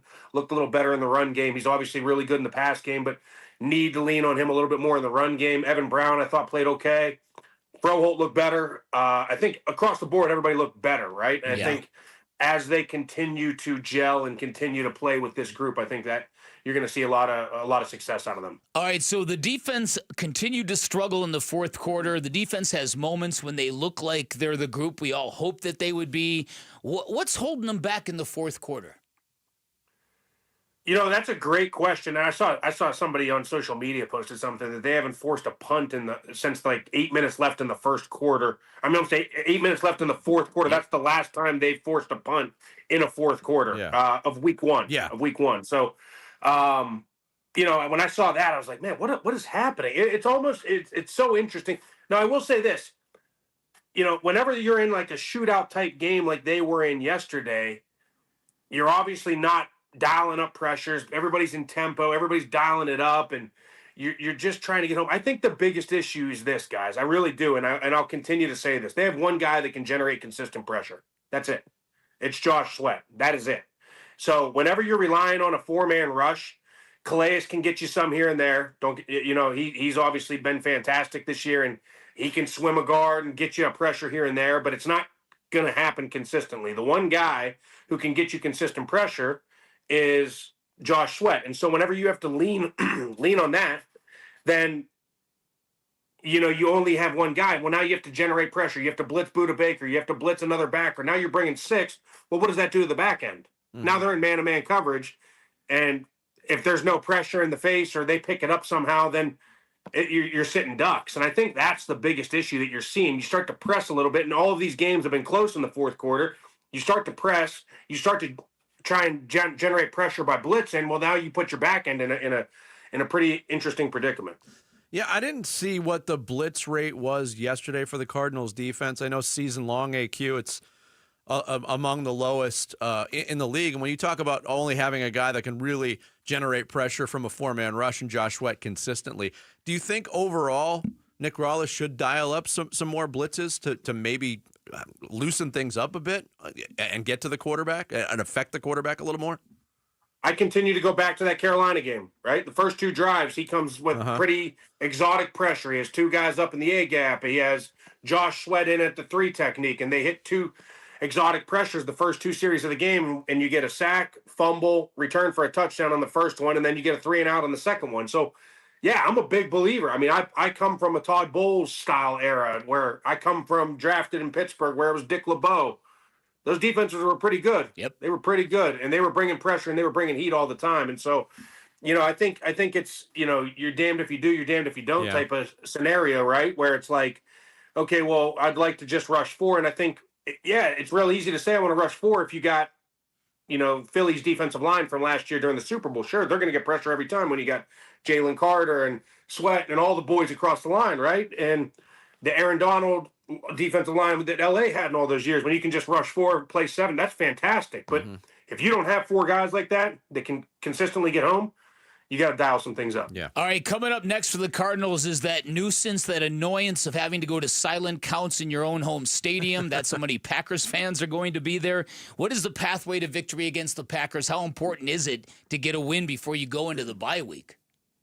I think that's the biggest message that has to be preached over and over this week. And I hate cliche sayings. I say it all the time. I hate the cliche coach talk, but at the end of the day, this is about as realistic as it gets. You got to be 1-0 coming out of this week. You got to be 1-0. You got to generate a win. You got to generate a win with some momentum going into the bye week. And then you at least give yourself a chance and some hope, and you're not staring into a dark tunnel, right? And I think when you look at this Green Bay team, they're going to travel. There's no doubt about it. I mean, you guys remember that 2015 game in the playoffs. I mean, it was 70-30 cheeseheads, and that was the most interesting thing I've ever been a part of. But this Green Bay Packers team is very gettable. I will say that. Like early on, they looked like world beaters. First 2 games, it was like, oh, they're going to the Super Bowl. Well, then they have not looked like that same team in the last couple of weeks. And so you look at them. I think they got some injuries up front. I think Jordan Love is still going to throw you the ball. When he does, you got to catch it, right? When he does, you got to catch it and make the interception, make the play. But they certainly are a team that's very gettable. They're very good on defense. Obviously, Michael Parsons is the guy that you got to focus your attention on. But very gettable. It's a home game. It's, your back's against the wall. You got to put everything you have into this and come out of this 1-0. Last week, leading up to this game in Indianapolis AQ, it was obviously a weird week for the Cardinals, not only just coming off the loss in devastating fashion to a bad team in Tennessee, but the complications of the Amari DiMercato situation with Jonathan Gannon. They find him. It's very public. I think there was a lot of people that were curious to see how this team, with not necessarily heading in the right direction with 3 straight losses, would respond. What did you make of the overall team response and maybe rallying behind an embattled coach yesterday? Yeah, I loved everything I saw from it, honestly. I mean, I could see it.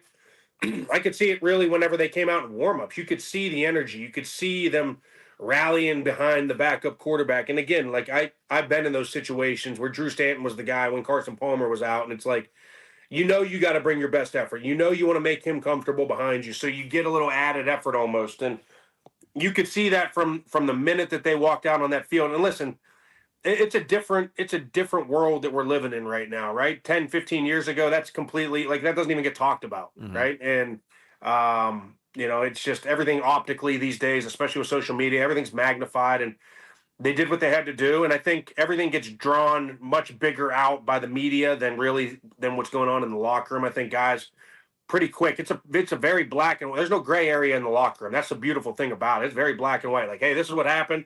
This is what we did. We did this. Moving on. Period. We're very good at compartmentalizing things, and you could see that with this team. There wasn't even a thought on their mind about that. They just went out and tried to execute as well as they did. And honestly, they played their best game on offense of the season. Yeah.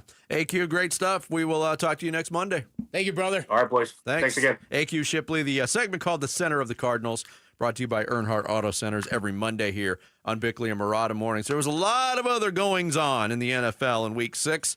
We'll hit some of the big stories around the league next. Bickley and Murata Mornings on this Big Red Monday. Arizona Sports, the local sports leader. Burns and Gambo, afternoons. You're a Pat Murph. Oh, I love Murph. Yeah. I was with Murph last year. We were in the Graham Rossini suite for an ASU game, and we chatted baseball for a long time. Name dropper. What? Well, Pat Murphy and I were hanging out in Graham Rossini's I love Murph. Brett Yormark was there, too. We hung out and had a couple cocktails with him. We hung out. We didn't have any cocktails. I mean, Brett Yormark was there, too. I'm sorry. When we come back, kind of a big deal around here. I get invited to big events. Burns and the Name Dropper Show here on Arizona Sports. Burns and Gambo, afternoons 2 till 6 on Arizona Sports, the local sports leader.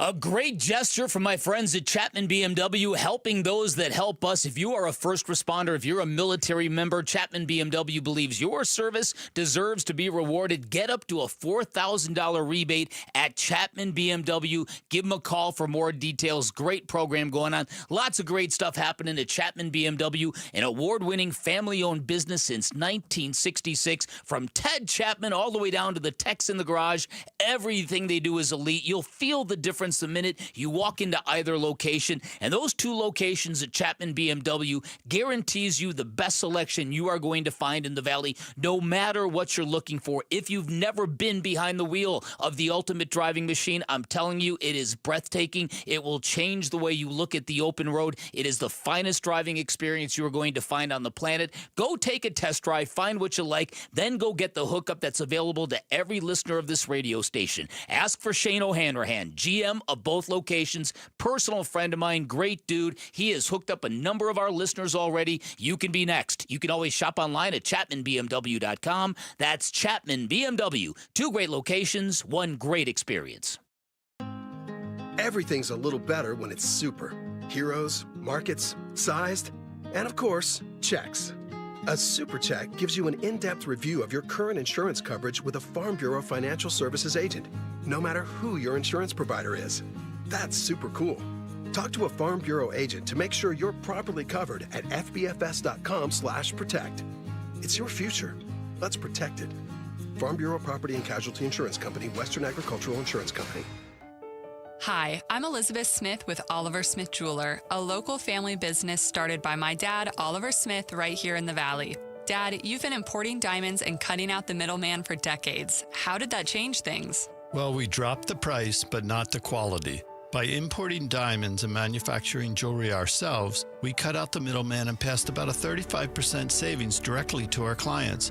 We sell almost all of our diamonds with GIA certifications because that's how you create value. And value and trust are the cornerstones of our business. Shopping for jewelry can be intimidating, but it doesn't have to be. Whether it's an engagement ring, anniversary gift, tennis bracelet, or diamond studs, we make the process easy and personal. Trust Oliver Smith Jeweler. We have some of the best diamond prices in the country, and we are right here in your backyard. Come experience why Oliver Smith Jeweler does diamonds differently. Visit us in Scottsdale at the Shops at Gainey Village and in Fashion Square Mall. Today at Berg Simpson, we'll get a call from someone who needs our help. We'll learn about their loved one's injuries. We'll listen to their concerns, and we'll promise to fight for them. Then we'll use our resources and experience to deliver the best possible results we can for that client. So today, when that client calls Berg Simpson, we hope they feel they've done the best thing for their family. If you've been injured, call Berg Simpson for free now at 602-777-7000. 602-777-7000. BergSimpson.com. Good lawyers changing lives. Do you cringe when you have to smile for photos? Are you lacking confidence because of broken, discolored, or missing teeth? Struggle to chew food properly or just function normally? Have you even forgotten how to smile? Well, ProSmile can change all of that with dental implants. At ProSmile, from start to finish, everything is done on-site with your implants by Arizona's top oral surgeons, cosmetic dentists, and an on-site lab to provide immediate teeth with the highest quality. The all-on-4 implants can give you back the confidence to laugh and smile and look good doing it. ProSmile Dental is the only practice. We have oral surgeons and cosmetic dentists available on-site every day. ProSmile is family-owned, not a national chain. They have locations in Phoenix and Scottsdale, and they offer multiple financing options, including interest-free financing or financing up to 10 years. So whether it's the all-on-4 implants, an issue with wisdom teeth, or even a smile makeover with on-site custom-designed cosmetic veneers, text PRO to 620-620 or go to ProSmileAZ.com to book your free consultation. And let's get you into a smile you'll love. Rates may apply. Here are the top 3 headlines on ArizonaSports.com. I'm Kevin Zimmerman. Jonathan Ganon says Kyler Murray is the Cardinals' starting quarterback when healthy. The Cardinals' near upset of the Colts brings a new kind of problem to Arizona, writes Dan Bickley. And Arizona State QB Sam Leavitt is considered week to week ahead of a Texas Tech matchup. Those are the top 3 headlines on ArizonaSports.com. We got a Monday night doubleheader to wrap up Week 6 in the NFL. Well, you know the Cardinals are 2-4 after their 4th straight loss. Again, I every time that stat rattles around in my head, 4 consecutive losses by a combined 9 points. Right. Wow. Well, yeah. Somebody pointed out that Jonathan Gannon has, in his tenure, has 4 wins against teams that are better than 500, and 2 of those came in year 1. That's not a good stat. That's really not a good stat. No. But I think it was Tim Ring also said on his post-game show yesterday, Jonathan Gannon's coached 40 games in the NFL. They've won 14 of them. It's not a lot. No. No. But some other stuff going on. We already looked at the NFC West with the Rams getting a win, the Seahawks getting a win on the road, and San Francisco just doing what San Francisco does, hanging in games. They're still 4-2, but a devastating injury to Fred Warner. Their top 2 defensive players, and Nick Bosa, now Fred Warner, out for the year. And they still don't have the services of Brock Purdy, but somehow you think the 49ers are going to be okay. I don't know about this, though. No? Fred Warner is the one guy, and listen, they have been incredible. They were decimated by injuries last year, and it's happening to them again this year. Fred Warner's a different dude. He is so much the heart and soul of that defense. I don't know how they recover from this, to be honest. Yeah. The most interesting game of Sunday was the Sunday night game at Arrowhead. Kansas City evens its record at 3-3. Pretty impressive win over Detroit. Really Detroit was. had come in rolling offensively, playing free and easy.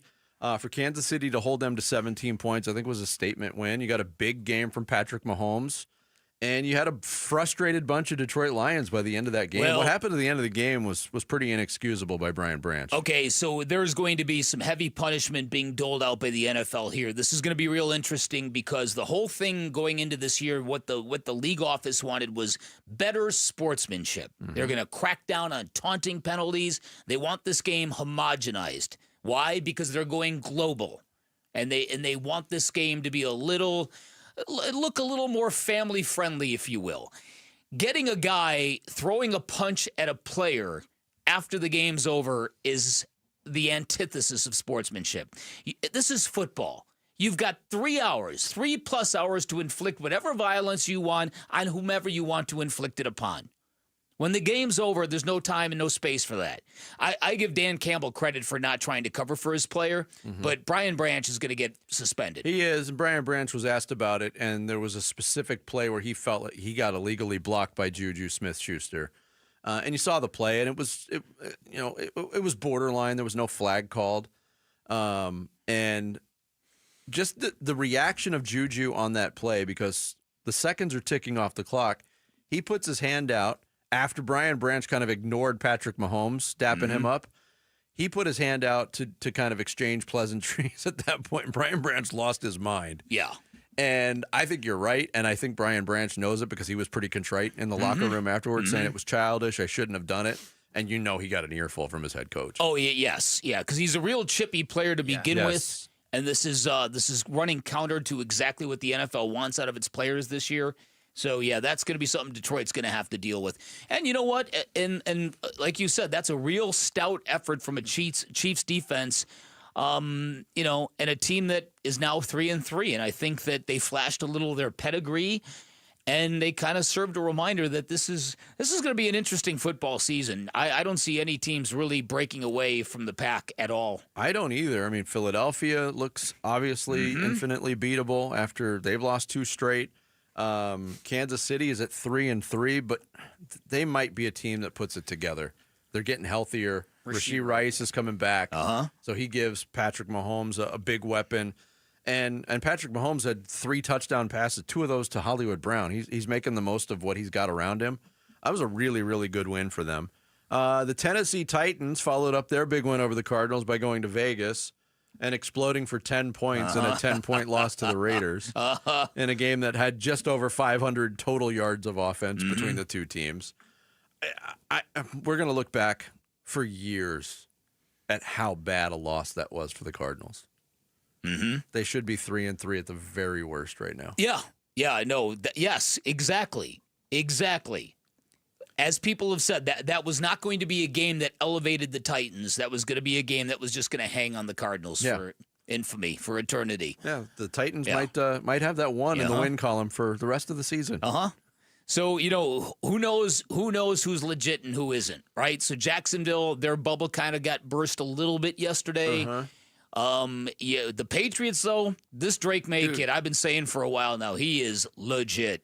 I watched a majority of that game because it was on Red Zone. It felt like all the time. Yeah. And Drake May, it feels like he's grown up in front of our eyes. Yeah. From last year to there's a lot of growing pains, rookie mistakes, which are accepted when you draft a quarterback. From that point until we're 6 weeks into this NFL season, and he's been, you pointed it out last week, he's been one of the top 5, 6, 7 quarterbacks in the NFL.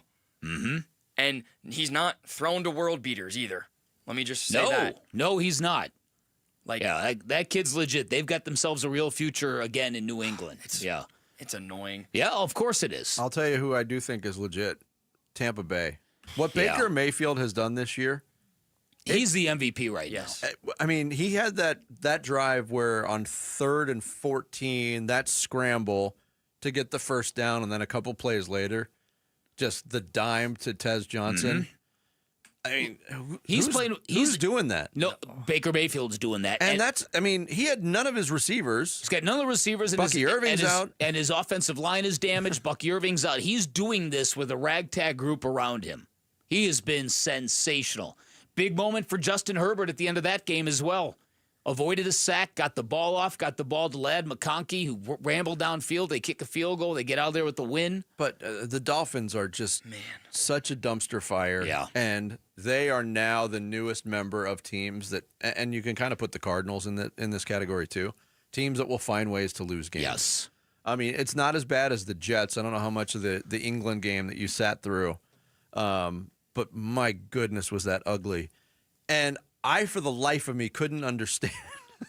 You got a 4th down and 8 at the end of the game. You've got a kicker who's got range probably to 60 yards. I agree. I think the Jets had a better chance to win that game on a 62-yard. Was 62? It was a 63-yard field goal. 63-yard attempt. Instead, they tried to get 8 yards, which would have represented 10% of their entire offensive output for the entire day, and you just knew it was going to go wrong. Watching the second half of that game was maybe the worst decision I made all weekend. Yeah. Seriously, my brother and I get up and we're like, oh, there's football on. Let's turn. Yeah. It was terrible. That's what the NFL's counting on by creating those international games and a new TV window. It's football. People will watch it. And like idiots, we do. We do. Of course. It was gross. Yep. Just terrible. And 6 weeks into Aaron Glenn's tenure as the coach of the Jets, the media's turned on him, so that's going to turn out well. What we've talked about in that there's no great team this season, there are a lot of what we know really bad teams. Yeah, but all right, answer the question. I'll ask you, Sammy. I'll ask you, Bill. All right. Who's the best team in the NFL right now? I have my answer, but is it Indianapolis? Is it Tampa Bay? I think Tampa probably, but I think, and this is maybe me looking forward, the best team's Kansas City. You can build a case for them at 3-3. Maybe. They maybe haven't put the body of work together. They're 3-3, but I have the most trust in that team moving forward. Yeah, because there's a track record. Mm-hmm. All right, coming up next, we will hit the 9 o'clock hour on this Monday. Sammy's going to take us through some social studies here on Bickley and Murata Mornings live from the Casino Arizona and Talking Stick Resort Studios of Arizona Sports, the local sports leader. The Arizona Sports YouTube channel for live shows, podcasts, viral clips, shorts, and more.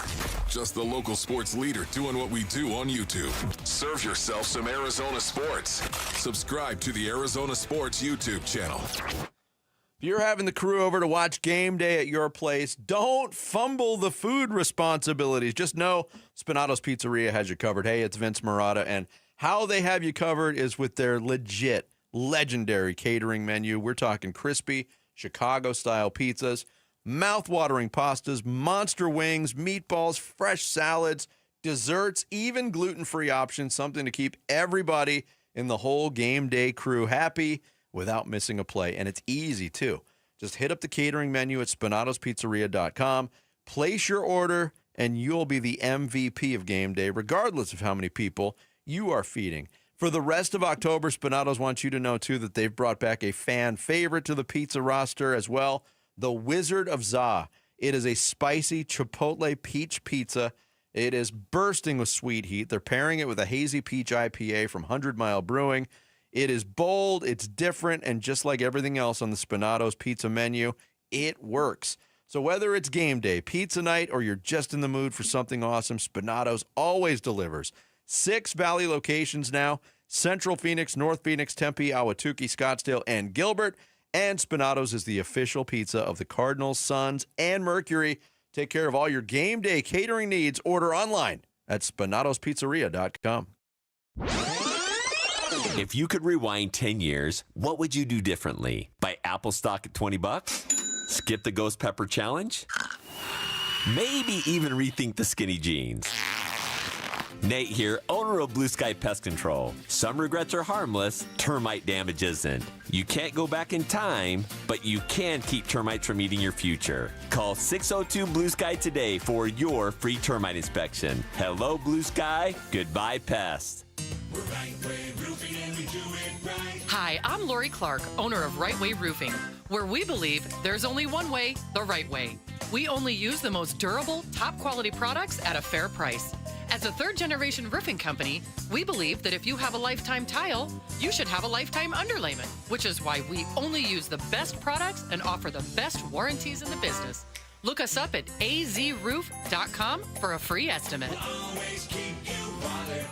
Our backyard needed a makeover big time, and it's a big decision until it was an easy call at Casa Galvisi with California Pools and Landscape. And they're celebrating the industry's biggest honor with the biggest savings. Do not miss the Pool Builder of the Year sales event Saturday, October 18th at all 4 Valley Design Centers, Arizona's most awarded pool builder for 37 years. The best pricing, fastest build times, industry-leading warranties. Get started with your free design consultation at calpool.com/Paul. Oh, it's here, the best time of year, and no, I'm not just talking about football season. Wait, Wolf, what could possibly top football? Robert, it's shade season, baby. I'm at the compound, on my patio, cool, comfortable, no glare on the TV, thanks to All Pro Shade Concepts. That's exactly what we do. Our shade solutions block the sun, cut the heat, and keep your patio game day ready all year long. Make your season complete. Visit allproshade.com today for a free estimate, because you gotta have shade. You're listening to Leaf Filter Radio, and the guru of gutter protection himself, Chris Coonahan, is here to take your most pressing leaf-related questions. Hey, everybody, Chris here. I understand we have Ron on the line. Ron, where are you calling from? Uh-oh. Ron, are you calling from a ladder? Well, I was. I wanted to ask Chris what I need to do to get my gutters ready to have leaf filter installed. Oh, Ron, you don't have to do anything. A Leaf Filter Trusted Pro will come out and clean out your gutters, realign and seal your gutters, and install Leaf Filter, America's #1 gutter protection system. So I didn't need to get on this ladder? Ron, Leaf Filter Trusted Pros are in your neighborhood and ready to help. Just visit leaffilter.com/deal to schedule your free gutter inspection and get up to 30% off. Thank goodness.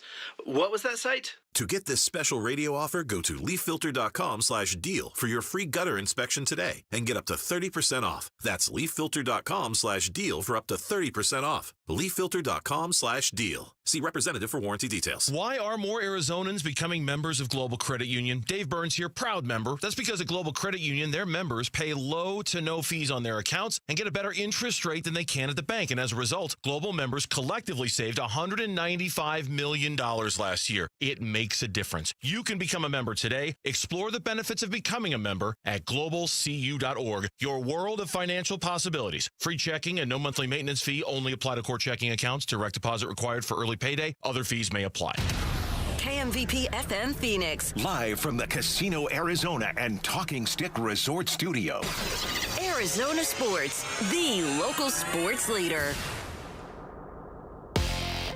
I'm Sammy Cebulka with what's trending now, presented by Parker & Sons, heating, cooling, plumbing, and electrical. The Arizona Cardinals, after starting the season 2-0, have lost 4 straight after yesterday's 31-27 loss to the Colts.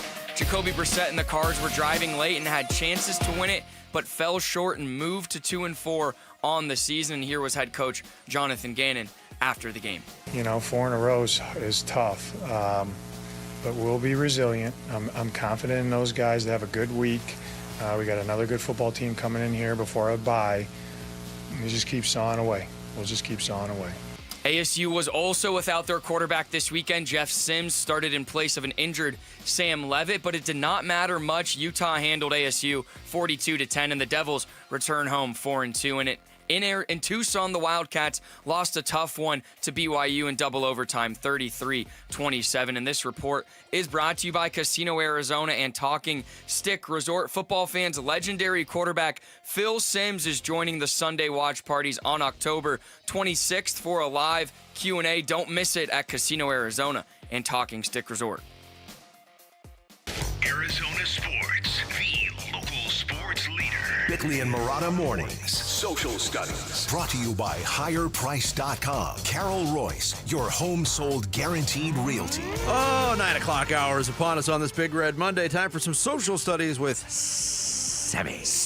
Yes, already 9 o'clock. Morning's flying by. But if you're looking for us on social media, we are at Bickley_Marotta on X, at Bickley and Marotta on Instagram, Blue Sky, and Facebook, and at Arizona Sports on YouTube. Shout out to the 250 of you guys watching us on YouTube right now. And the first question, we've got to go to the Arizona Cardinals.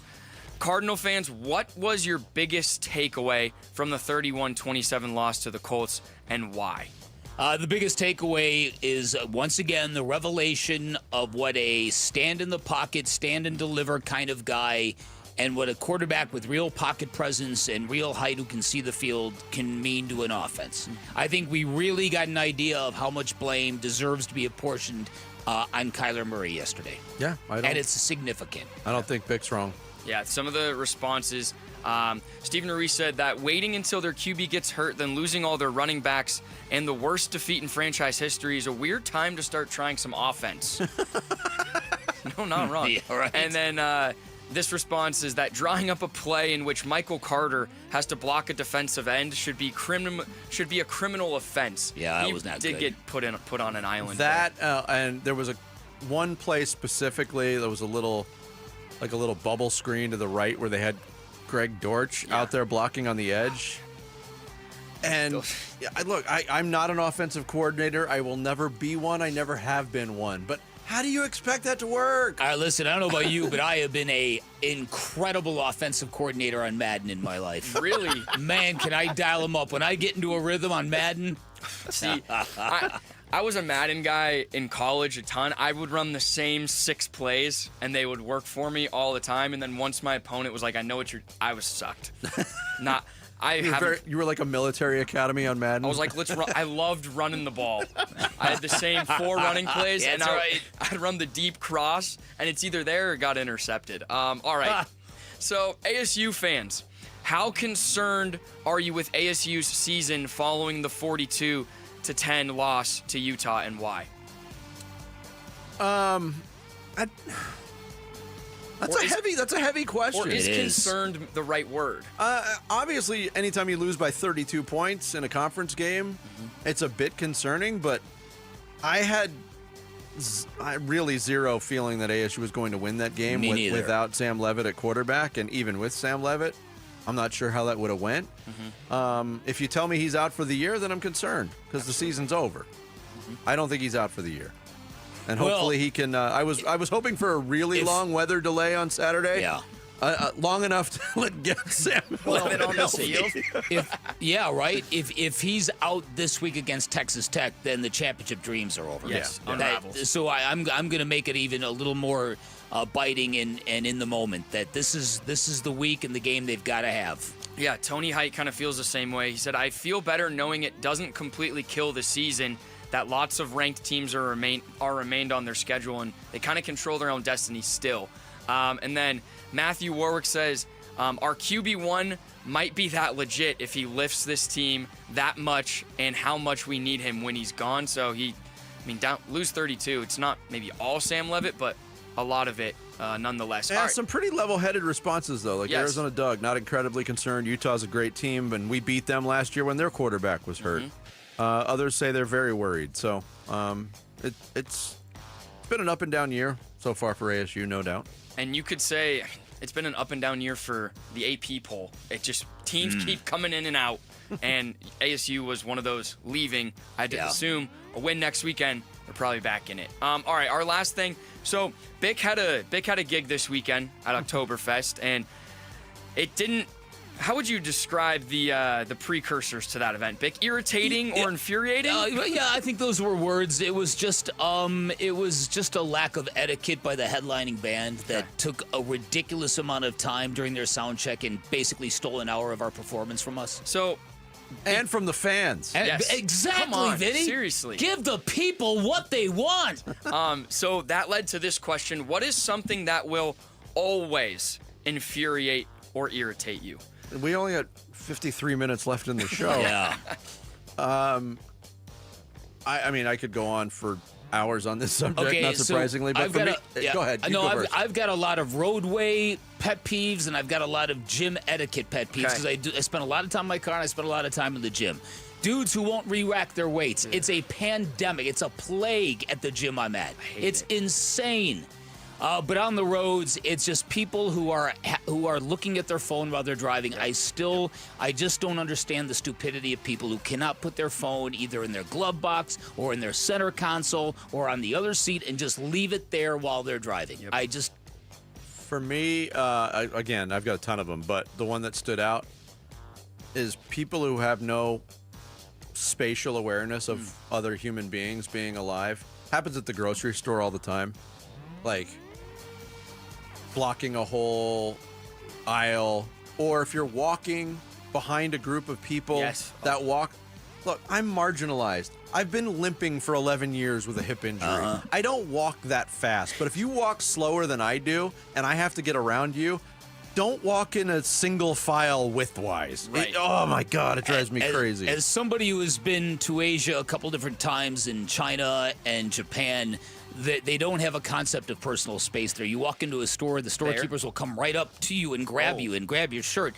I was on a bus in Tokyo, and my family was in the other row. They were all together, so I had to sit by myself. This young Japanese dude sits down next to me on the bus, falls asleep, puts his head on my shoulder. Oh my gosh.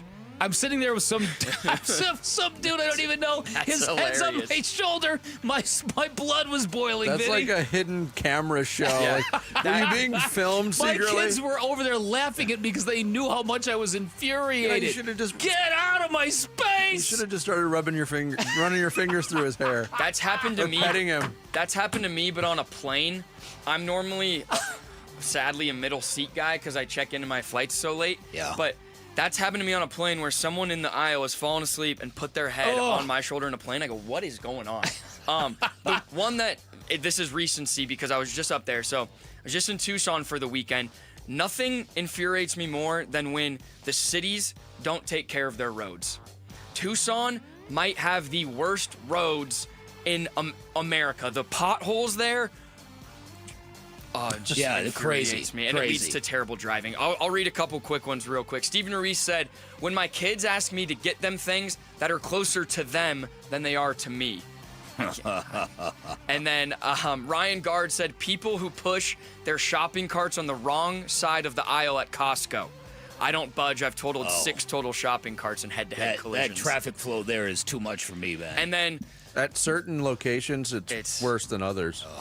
Yeah. Talk about people with no spatial awareness. Oh, my goodness. Costco's the absolute worst. And then Sandra Day O'Clobber lists like 7 of them. Snowbirds, drivers who seem that it's okay to drive in the bike lane, crying children at a movie theater. I would add plane to that. How about young kids on e-bikes these days? See, I've thought about this as well. I don't mind the e-bikes. What I mind is when they drive them at a reckless amount, like as fast as they can go in a chaotic, like no thanks. Yeah, that's I'm not with chill. you. All right, there we go. There's a couple of other good ones that I want to share. Yeah, go for it. Tim says, straight up 2 o'clock. And it's never actually 2 o'clock. It's 2:01 or 2:02. That's great. There was some sports-related ones. Just some guy says he's infuriated by the fact that Torey Lovello still has a job. And Chalk Riley says, we got a statements from local coaches when all you continue to do is get got. Yeah. We've heard those quite often. We have. Yes. Coming up, we'll hear more. No. Thanks, Sammy. Yeah. Thank you, Sammy. I noticed Jarrett didn't post the weekend checklist. There's a lot Jarrett didn't do, Vinny. Jarrett, surprise. Jarrett pieces out when he's gone. Oh, does he ever? Maybe we can review later. He pieces out when he's here. What are you talking about? More on this Big Red Monday straight ahead. It's Bickley and Murata Mornings here on Arizona Sports, the local sports leader. Backup QB Jacobe Brassette threw for over 300 yards, but not enough when the game was on the line. Snap to Brassette, drops back to throw, with time, fires left side end zone, incomplete, over the head of McBride. No flag. McBride thought he was interfered with, but no penalty marker, and the Colts will take over on downs. Burns and Gambo talk with Coach Ganon this afternoon, and more reaction to Cards Colts is on the way on the home of Arizona Cardinals football. Watch on the Arizona Sports YouTube channel. Listen on Arizona Sports 98.7 and the Arizona Sports app. Dan Bickley here for Trajan Wealth, and sports fans know better than anyone that you need more than goals to get where you're going. You need the right team, and you need a really good plan. And that's why if you're thinking about retirement, if you're seeking financial independence, don't fumble the ball. Set up a free appointment at Trajan Wealth. Get a game plan that's going to assure you're making the right financial moves for your future. And remember, Trajan Wealth is veteran-owned and locally operated. They're not beholden to certain products, which means they can offer you a multitude of options. And they're fiduciaries, which means they are obligated at all times to act in your best interest. You'll also find out it's more than numbers at Trajan Wealth. It all begins with relationships, and I'm talking about customized strategies, personalized plans that will be based on your needs and your desires. At Trajan Wealth, your future is their priority. Call them at 480-990-3300. Find them online at TrajanWealth.com. That's TRAJAN Wealth.com. Advisory services through Trajan Wealth, LLC, SEC registered investment advisor, client paid advertisement, additional disclosures at TrajanWealth.com. Ooh, ma. What was that? That is business phone bliss with the Ooma Cloud phone system. It handles all our voice, video, and messaging needs. You sound very... Calm? I am. Ooma has everything I need to run my business more efficiently, like virtual receptionist, call routing, and video conferencing. And it starts at just $19.95 per month per user, plus taxes and fees. Ooma. Nice. Find your business calm at ooma.com/radio. This message comes from Viking, committed to exploring the world in comfort. Journey through the heart of Europe on an elegant Viking longship with thoughtful service, destination-focused dining, and cultural enrichment on board and on shore. With small ships that bring travelers closer to the destination, there's more time to explore. And every Viking voyage is all-inclusive, with no children and no casinos. Discover more at Viking.com. All the autumn wind is blowing, and that means football in the fall sale at Brooklyn Bedding. Now through October 30th, everything in store and online is 25% off. Sheets, pillows, mattresses, adjustable frames, everything is 25% off. The game plan to score on this great deal is to get on over to one of Brooklyn Bedding's 12 Basin locations and tell them Wolf sent you for the fall sale at Brooklyn Bedding. For the best sleep ever, get the best mattress ever at Brooklyn Bedding. I'm John Morgan of Morgan & Morgan. Why should you hire America's largest injury law firm for your case? There's lots of reasons. Just like there's a reason millions of people called us last year in their time of need. When it comes to fighting for justice and compensation, millions of people across the country trust us to go to battle for them. We became the largest injury law firm in the world for a reason. There's only one Morgan & Morgan, forthepeople.com. Injured? Dial pound law or visit forthepeople.com for an office near you. Now's the time to score big at Freeway Chevrolet. Get game day ready with huge savings because we'll triple your rebates on select new trucks and SUVs. Chevrolet, together, let's drive. Offer available on new inventory only. Excludes EVs. Cannot be combined with any other offers or incentives. NCC rebate only. On approved credit. See dealer for complete details. Freeway Chevrolet. I-10 and Ray.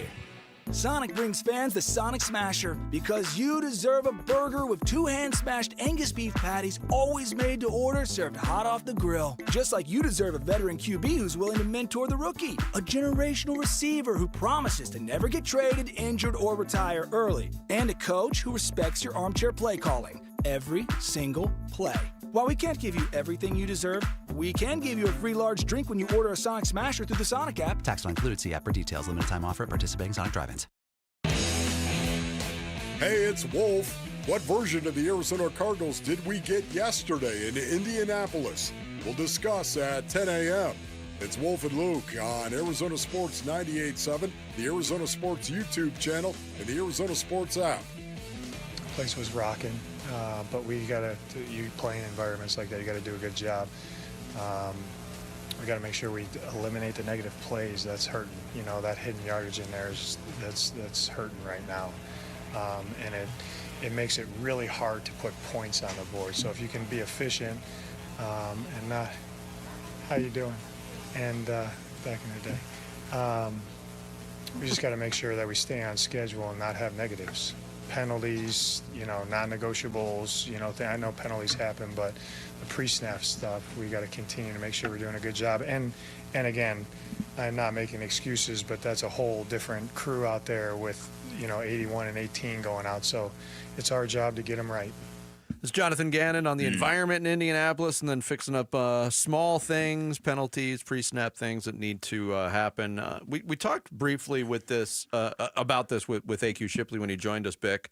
And want to send a shout out to our listeners in Youngtown, by the way. Youngtown getting another shout out from Bickley and Murata Mornings. Thank you, Youngtown. When AQ Shipley was on, talking about the response from what was a weird, trying week for the Arizona Cardinals. And I was very incorrect in my synopsis of what I thought would happen. I thought somehow the Cardinals would completely rally and find a way to win or just get their behinds kicked. And neither one of those things happened. It was very much an Arizona Cardinals 2025 game. They competed hard. They didn't win the game. But I was probably leaning more towards, and I picked this in the spreadsheet, I thought the Colts were going to blow them out. And to the Cardinals' credit, they played hard. Yeah, I think, but I don't think that they were pretty close to that first one, rallying around their circumstance and their new quarterback and almost winning. Yeah. Keep in mind, the other team didn't walk this thing off. The Cardinals had a chance to win it at the end and failed. They did. So, yeah, and look, I don't feel agitated by this team or this game. I actually feel relieved by this game because the Cardinals were actually fun to watch again yesterday. And I know this sounds so elementary and base, but that matters when you're watching a team. It mattered to Phoenix Suns fans the last couple of years. Mm-hmm. Give us something we like to watch. At least yesterday, they were moving the ball downfield. They were playing football yesterday. They weren't playing scared. And look at this stat. Yesterday, the Cardinals had 6 different players record at least, not just one, but at least one reception of 20 yards or more. In the prior 5 games, 20-yard receptions happen only a total of 6 times with everybody. Yeah.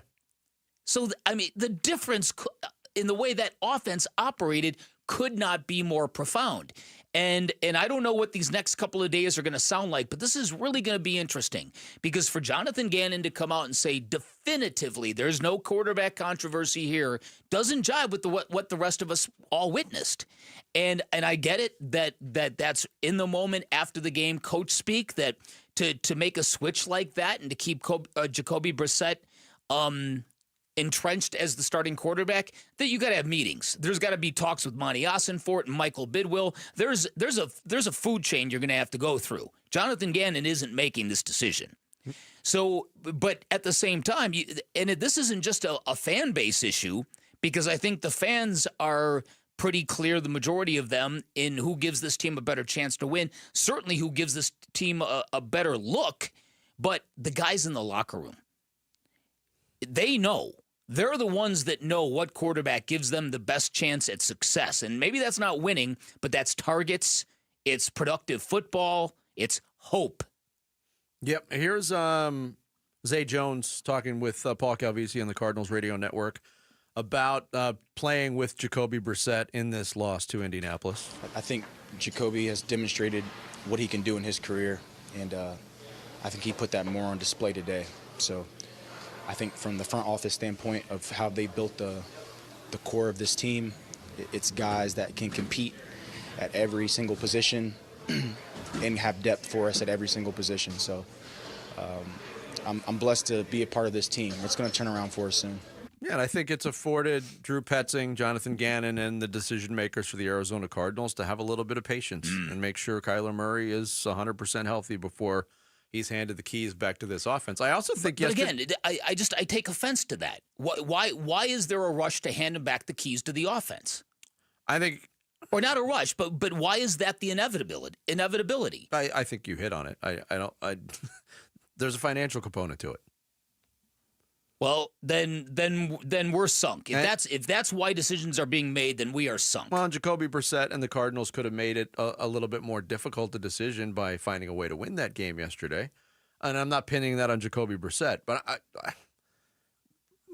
I everything you've said about how you surmised what you saw on the field and applied it to Jacobe Brassette, I totally agree with. But the reality of it is, even though I'd like to see Jacobe Brassette start again this week, regardless of Kyler Murray's condition, if Kyler Murray's healthy enough to play, he's going to get the start. Well, I've got a problem with that. Yeah. And look, Kyler Murray has a chance to help his status or to hurt his status further. Okay. Yeah, I mean, this belief that Kyler Murray, while watching Jacobe Brassette, suddenly had a light bulb go on. Oh, that's how you play. Oh, you stay in the pocket. Oh, I didn't know that. I mean, come on. Year 7, is this the kind of operation we have here? Yes.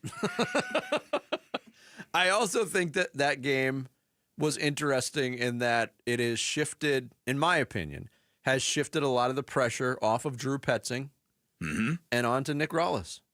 Yeah, I think that's fair. And look, it doesn't have to be pressure on one coordinator or the other, but that offensive performance with a backup quarterback and with a lot of backups and missing a lot of talent on that side of the ball, they played well enough to win. How many times have we said, oh, the defense played well enough to win that game, the offense didn't hold it up?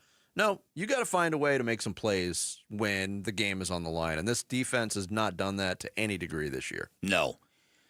Listen, as AQ Shipley said, Josh Sweat has really been the only guy that has provided consistent pressure on the quarterback. Consistent.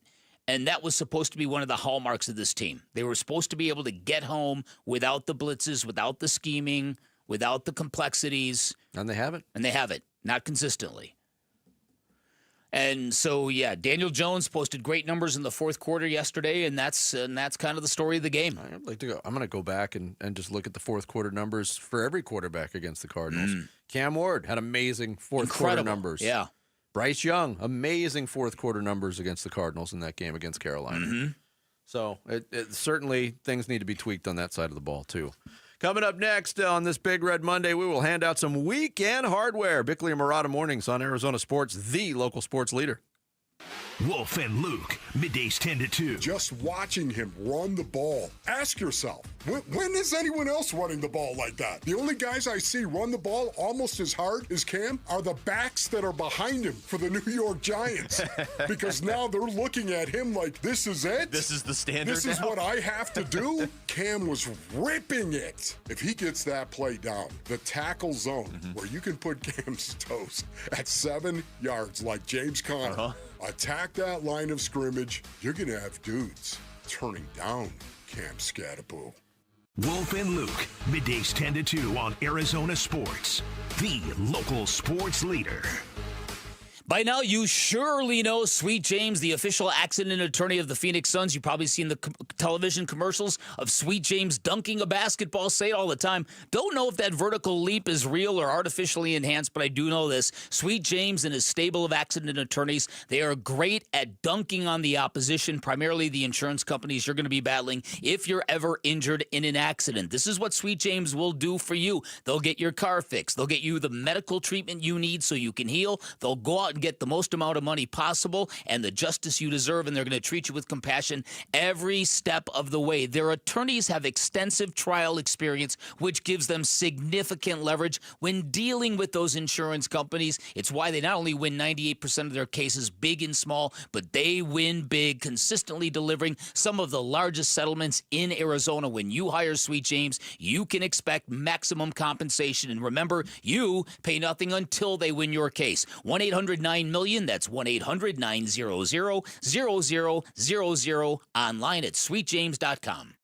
Dave Burns here with Liberty GMC General Manager Chris Scott. Chris, it's fall, and that means huge savings all month at Liberty GMC. You are correct, Dave. Fall savings are here. You can lease an all-new 2026 Train right now for just $299 a month or purchase with $3,000 in savings. We also have the popular 2026 Yukon and Yukon XLs arriving daily. So fall is a great time to consider a new SUV. For the best fall savings of the season, visit Liberty GMC in Peoria or shop online all the time at libertygmcaz.com. GMC, we are professional grade. Hey, Benjamin, we've got a surprise for you. What? You've got brothers.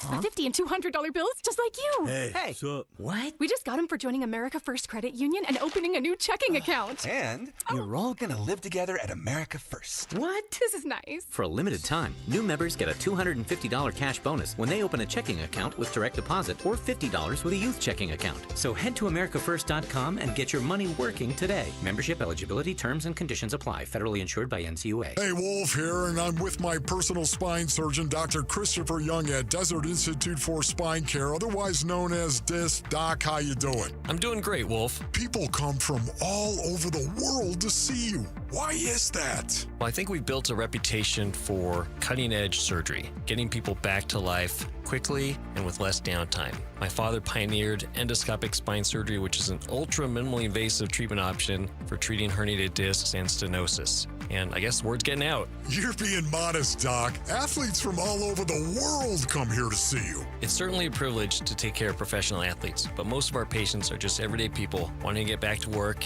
and back to enjoying life with their families. If you want to start enjoying life again, contact the team at Desert Institute for Spine Care. I'm now living pain-free thanks to Dr. Young. For back or neck pain, check out the spine experts at sciatica.com or text SPINE to 620-620. Message and data rates may apply. If you're suffering from stabbing pain, numbness, tingling, or burning in your arms, legs, hands, or feet, you may be experiencing peripheral neuropathy. If you or a loved one is suffering from neuropathy and has been prescribed a medication like Lyrica, Neurontin, or Cymbalta, there is an alternative. Amazing research has now shown that neuropathy symptoms can be reversed in as little as 1 week. At Restore Wellness, highly trained doctors are using a cutting-edge treatment and successfully slowing and often reversing the disease without addictive medications. If you're tired of living in pain, then call 480-447-9555.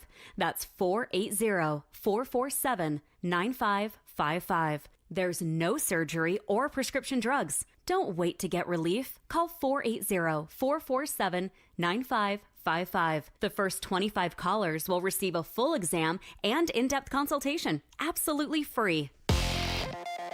I'm Sammy Sabolka with what's trending now, presented by Parker & Sons Heating, Cooling, Plumbing, and Electrical. The Cardinals fought for 60 minutes on Sunday in Indy, but it wasn't enough to beat a very good Colts team with Kyler Murray out with a foot injury and losing Marvin Harrison Jr.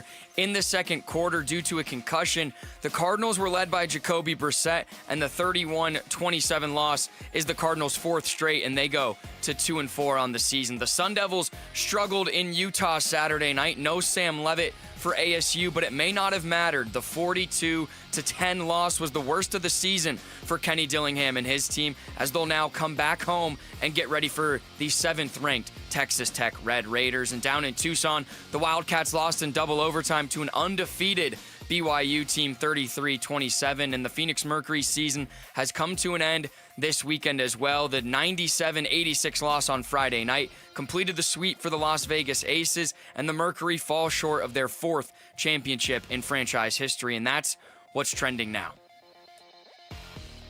Time to take a look at the Arizona Sports Poll Question. Brought to you by Sanderson Ford. The best play is at Sanderson Ford. Today's Arizona Sports Poll Question, brought to you by Sanderson Ford, is what's your confidence level in Jacobe Brassette running the Cardinals offense? Is it enough to warrant another start? Make him the full-time starter, I've seen enough, or Kyler Murray's return can't come quick enough? For me, it's where I'm voting. Yep. You want full-time starter or enough to warrant another start? Yeah, until further notice, he should be the starter. Absolutely. And 58% of the vote says enough to warrant another start. 38% says make him the full-time starter. 5% want Kyler Murray's return to come soon enough. There you go. And, all right. And listen, real quick, I saw somebody on social media point out that, just because Jacoby cooked against backup cornerbacks in Indy and the Charvarius Ward injury was significant, that's not the point. Right. It's the staying in the pocket. I'm talking about social media. I've also seen people suggest we trade for Shedeur Sanders and, I've heard that as well. Justin Fields. Yeah. More on that coming up.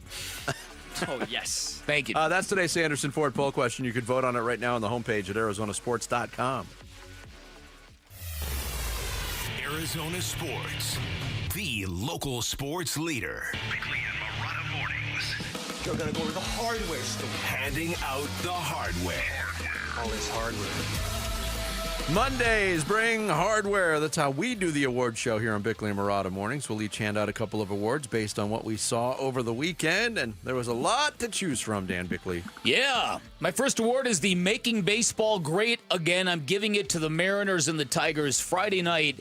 That 15-inning game was an instant classic, incredible drama, so many chances for both teams, but mostly the Mariners. There was Gino grounding into an inning-ending double play, pitchers coming up huge, catchers throwing dimes to nab potential base stealers, and then what happened to that baseball that Kerry Carpenter let roll to the wall? Right? What, after Jorge Polanco delivered that game-winning hit, he just let the ball roll to the wall? Who's got that ball? That Phillies Karen woman got on the field and took it. She actually took it from a kid. Yep. It was just an incredible scene, and the partying in Seattle was incredible, only topped by the partying in Milwaukee the night after. Great couple of days for baseball on Friday and Saturday. Really great. I did see some people, actually a lot of people, suggest after that classic on Friday night that went 15 innings in Seattle, we need to get rid of that ghost runner and extra bases in the regular season. No, you don't. Please, no. No, you don't want those games in the regular season. No. That's what make that what's more special. Because, and I saw somebody actually rebut that point and say, yeah, if you had that game in the middle of June, everybody would have left. That's it. No, That's it. literally. That's it. My first award is the they're turning on you. And I'm giving it to Aaron Glenn, the head coach of the New York Jets. Yesterday, just a disgusting offensive performance by his team. Quarterback play from Justin Fields. He's not good. We knew that going in. 9 times he was sacked. He completed 9 passes. They had minus 10 net passing yards when you subtract all the sack yardage. So a very fair question asked in Aaron Glenn's press conference by members of the New York media. Numbers are not good from this game. Is he going to be your quarterback next week, or would you consider? What kind of question is that? Look, he did not have a good game. I mean, I think it's a fair question. There's a number of guys that, sometimes this league is like this, and there are guys that have bad games. That doesn't. Let's put the audio there. Fair question, right? Of course. Guy has a game like that, and a member of the media says, is he going to be your quarterback going forward? And your response is, what kind of a question is that? Yeah, that's brutal. The next question are you going to be the coach moving forward? Yeah. What kind 6 of weeks? Is that? That's 6 weeks it's taken. Yep. And the Jets can't, it's impossible that they win, for them to win a game right now. Yeah, no, it is. Justin Fields is terrible. Brutal. My first award is the Dudes Being Dudes Award, and I'm giving it to the Oklahoma State fan. I don't know if you guys saw this over the weekend. So, Oklahoma State's not a good football team. It's in Oklahoma State. It's hot, and there's a section of no fans. This fan walks over, takes off his shirt, starts waving it around, having a good time. 3 more guys come over. It's 4 guys shirtless, waving their shirts, then 10, then 20, and then by the end of the quarter, the entire section is a bunch of shirtless dudes waving their shirt around, watching Houston crush Oklahoma State. It is one of the best videos I've seen, and it is the classic Dudes Being Dudes, and man, is it good, because Oklahoma State is bad. Yeah, how about it? I did see that, and I love the fact that by the time that the upper section had filled in with the fans, the lower bowl was pretty much empty. Right? It's so good. That was great. All right, my next award is the What a Run Award. I'm giving it to the state of Indiana. They, as a sports town, they're on a bender right now. The Indiana Fever made a run to the WNBA Finals.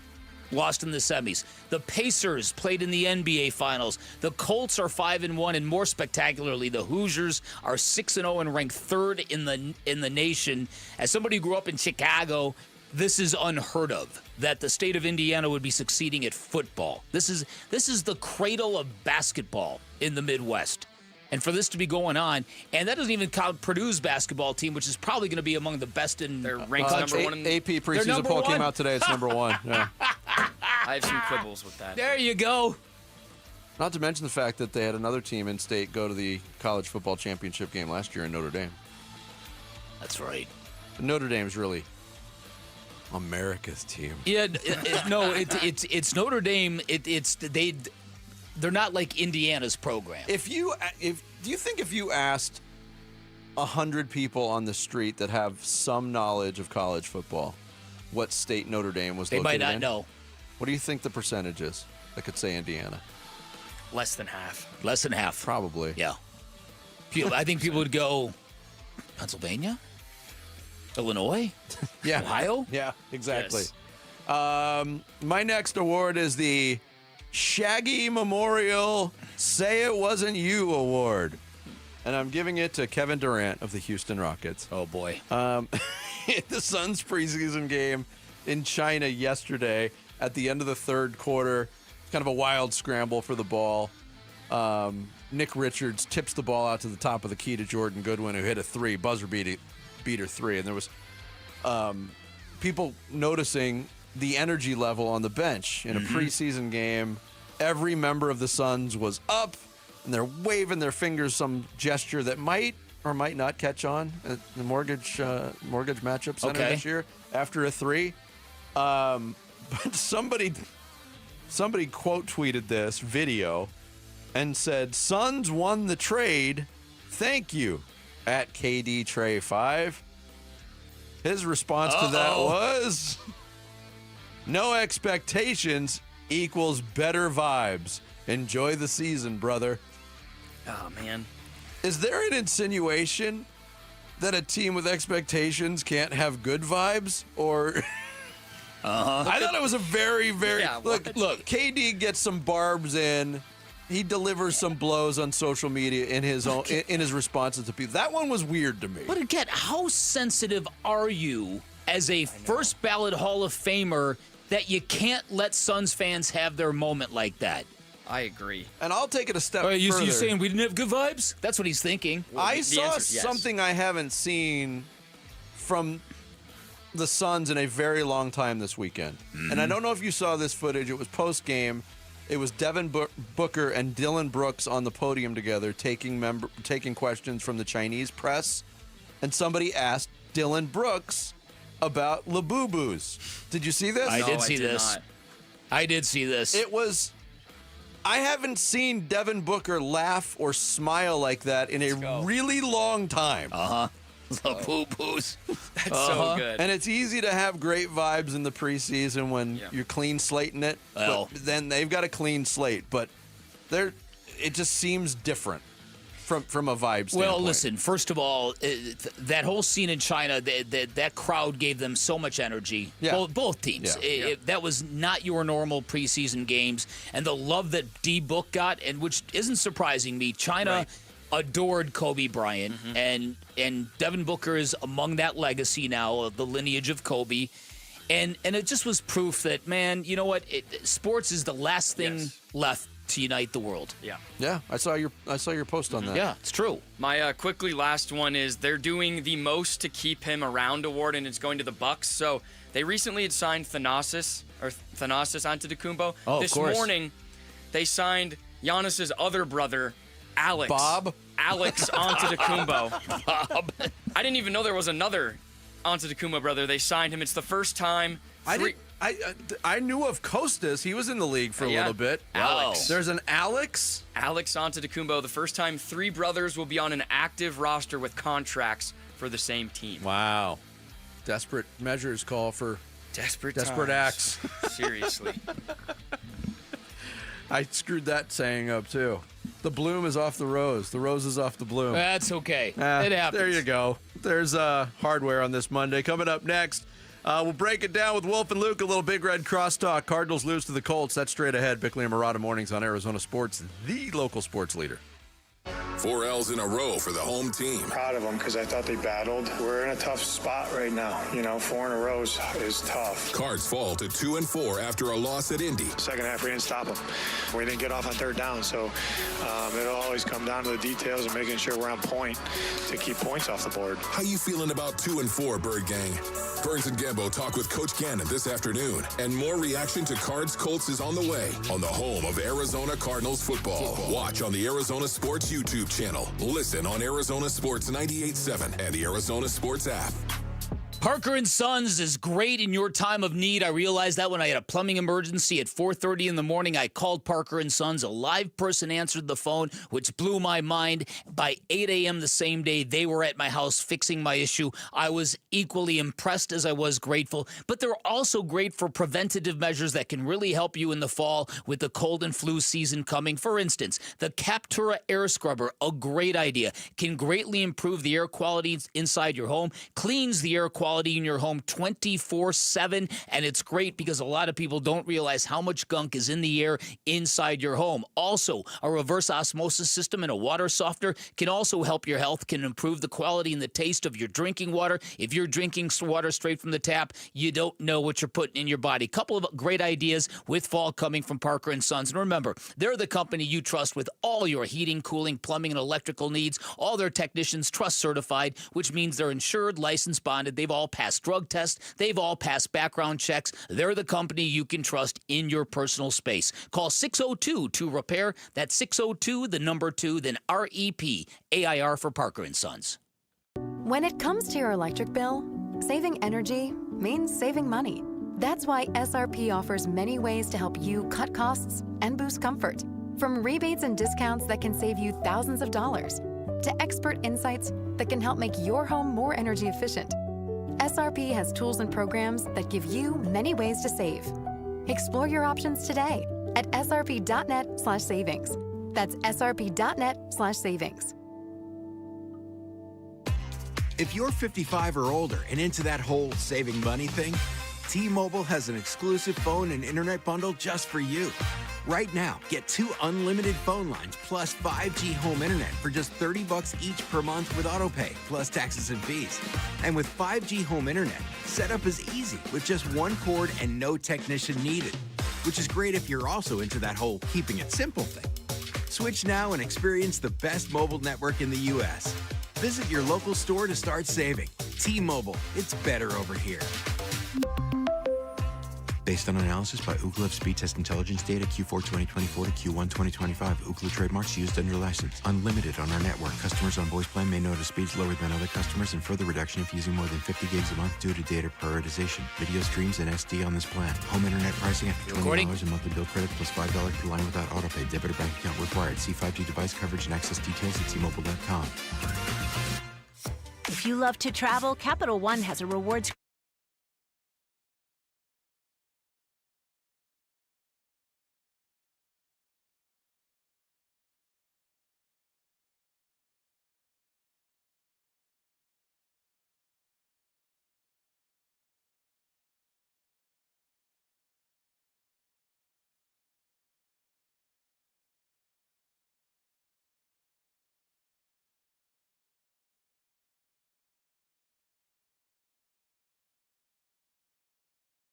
to take on your workday with Cintas. They make sure your AEDs are up to date, your fire extinguishers are tested and inspected, your floor mats are cleaned and delivered, and your workwear looks good, feels good, and is freshly laundered with the Cintas Apparel Plus program. So are you ready to take on today? Visit Cintas.com. Oh, I'm ready! And get ready for the workday. Football season is here. Hey, it's Vince Marotta, and if you're like me, when you're watching the game, you're snacking chips, wings, veggies. Why not change the game and level up your snacking? Daisy's got new dips, the French onion dip and the ranch dip. Both qualify as game changers. Just as delicious as a homemade dip made with real herbs and spices and other ingredients you'd find in your own kitchen. Level up your snack game while watching the game. Give Daisy French onion dip a try. Look for it at your local grocer. The home of Arizona Cardinals football. Arizona Sports, the local sports leader. Bickley and Marotta, Wolf and Luke. Big Red Monday, Crosstalk. 4 straight losses for the Arizona Cardinals. They fought. They were close once again, but they lose to the Indianapolis Colts 31-27 at Lucas Oil Stadium. Time for some Big Red Crosstalk. Luke Lipinski in studio with us. Ron Wolfley will be eventually. Luke? He's wandering around. Look, we spent a lot of time, and I think you're going to spend a lot of time talking about quarterback play. We did not see Kyler Murray at the controls for the Arizona Cardinals. We did see Jacobe Brassette, and what we did see for 60 minutes was a much different-looking offense. Mm-hmm. I heard you guys talking about it this morning, and it was a relief because it's the first time I've heard it discussed this way. I mean, I think a lot of us were thinking it watching the game yesterday, but I think Bick's the one that said it. This is not a conversation about if Jacobe Brassette is your longtime starter. It's the fact that he stepped in and in 1 week exposed a lot of things that your offense is limited by when – I don't know if it's because Kyler's in there. I don't know if the offensive play calling magically got better yesterday. I don't know if they don't trust Kyler to run certain – I don't know what it is. But as you said, the offense looked considerably different yesterday, and that's not just Jacobe Brassette. Yeah, Wolf, we're just talking about the quarterback play, the different optics. The offense looked a little bit more functional, shall we say, especially in the passing game, pushing it downfield. 6 plays of 20 or more yards, spreading it around. Your thoughts? Yeah, to me, once again, I thought that Jacobe Brassette played incredibly well, especially the first game that he's going to come in, he's going to play, and suddenly you go out and you're calling pass plays, 44 attempts for the most part, 320 yards passing, and watching him actually go through his progression as well, making chunk throw after chunk throw after chunk throw. It was really, really impressive. And, I guess it shouldn't surprise us a little bit, just knowing that he's worked with Drew Petzing, of course, in the past. But, man, it looked like he went out there and had absolute command of this offense. Well, he stayed in the pocket, and he didn't bail too early, and he let routes develop, and he ignited the passing game, and suddenly the wide receivers are making plays, and no one's talking about how bad this wide receiver room. I completely agree with what you put out on social media. You can't take the ball away from him now. Well, it's funny you say that. I was asking a question. I did not mean it to be a statement, Danny. I was asking a question. I actually followed it up with punctuation. Instead of hitting a question mark, I hit the period. I kid you not. I kid you not. I was asking, matters. But let me just say this as I'm saying it right now. The question is legit. It is legitimate to watch this guy. And for me, the biggest thing is what is going on inside the locker room. Yeah. What is going on with the players? This is all that really matters, man. This is all that really matters. Inside the locker room, where are they? Because no matter what the coach says, no matter what the owner says, no matter what the general manager says, no matter what plans are, doesn't matter. If you're still hoping to turn this season around, it's the players in that locker room. That's what matters in regard to who their starting quarterback is. I thought it was pretty telling, too. Zay Jones had a nice, recovery in that game. He didn't start off well, but he became a target. And obviously, when Marvin Harrison Jr. left the game with the concussion, the ball got spread around to other wide receivers, which has not been the case this season. I think Michael Wilson's 59 yards were the second most for any receiver on the season through 5 games. But I found it kind of telling. Zay Jones was talking to Paul Calvisi on the Cardinals radio network after the game, Luke, and made it a point to say, I'm really proud of this receiving core and the way we stepped up today. Yeah. Because I think they felt used for the first time. Yeah, I think there's a lot to that. I mean, setting aside the fact that this team didn't look like they had quit on the season after that Tennessee loss. Yeah, which was big. Which was a good sign. Yep. But it's undeniable how much they all looked better, how much the offense...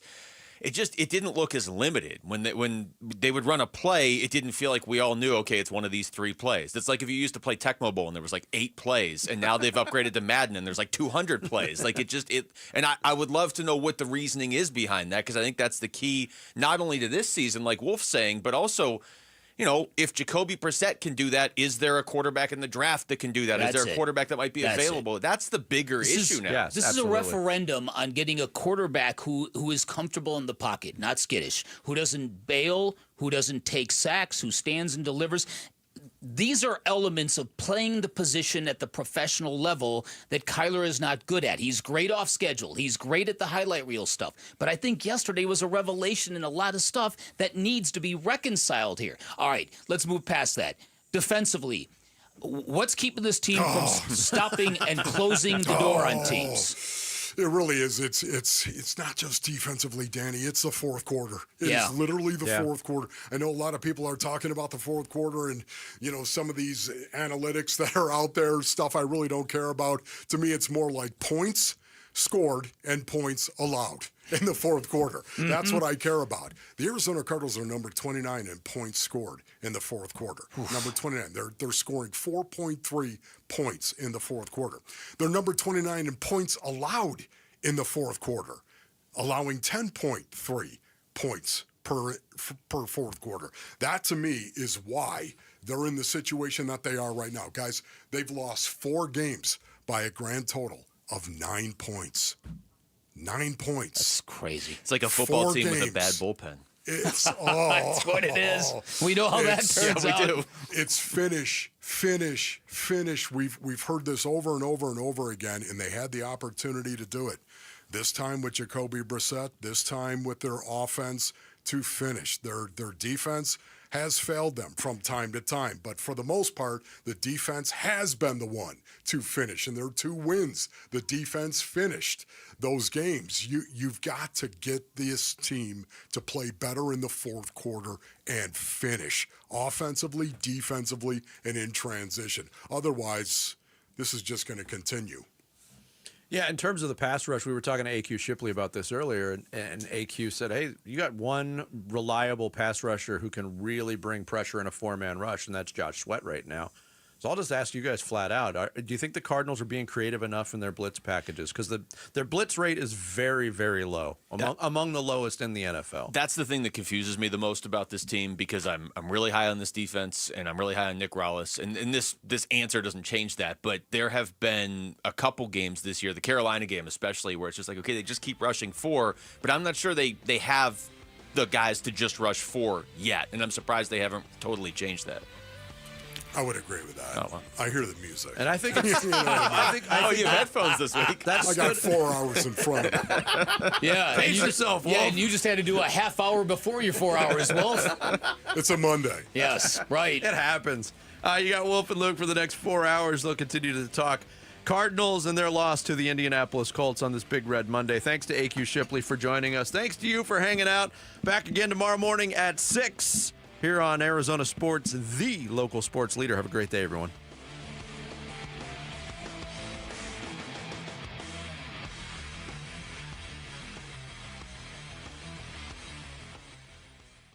Live streaming audio, podcasts, video highlights. The Arizona Sports app has all this and more from the local sports leader, including Cardinals play-by-play. Breaks a tackle, heads for the end zone, touchdown! Download the Arizona Sports app, presented by Ready Services Plumbing and Air Conditioning. Home sellers, no matter your situation, consider all of your options before you list your home. Call Carol Royce, your home sold guaranteed realty. With Carol's guaranteed multiple cash offer program, receive up to 7 cash offers plus her guarantee sale offer, where Carol guarantees the price and time frame of your home sale, or she'll buy it. Sell with certainty and don't risk your hard-earned equity. Call Carol Royce today at 480-776-5231 or visit carolhasthebuyers.com. That's carolhasthebuyers.com. Carol and seller must agree on price and possession. Every day, community, supporting, giving. Every day at APS, we support Arizona community organizations and our customers, giving back to help Arizona teachers, nonprofits, and families, volunteering to support and strengthen neighborhoods, working with local partners to provide customers with crisis assistance and other services when they need it most. To help your community or find assistance for yourself or someone you know, visit aps.com/brighter. This ad is funded by Pinnacle West shareholders. Trapped in a 30-year mortgage, decades of payments, mountains of interest, and every time rates fall, you refinance and start over?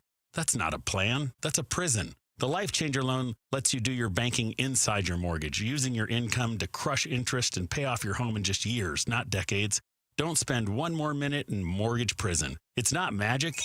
It's just math. So take back control at lifechangerloan.com. That's lifechangerloan.com. Arizona Mortgage Broker number MB1002031, NMLS number 1863775. Life Changer Loan Corp is an equal housing lender. Hey, it's Gambo, and I'm here with Stuart Willis from Asset Preservation Wealth and Tax. Stuart, let's talk fees. I hear people all the time saying, I don't want to pay too much for advice, but sometimes they're looking at it the wrong way. Exactly, Gambo. Too many folks, especially the middle market, people with $750,000 to $1 million saved, get fixated on finding a discounted advisor, but being penny wise and pound foolish can cost them way more in the long run. Yeah, meanwhile, the ultra rich don't blink at fees. They pay 2% plus 20% of the upside because they know the value is there. That's the key. At Asset Preservation Wealth and Tax, we are fiduciaries. That means we're legally obligated to put your best interests first, and our pricing is fair, transparent, and reasonable without all the Wall Street games. So folks, don't settle for cheap when your retirement is on the line. Call Asset Preservation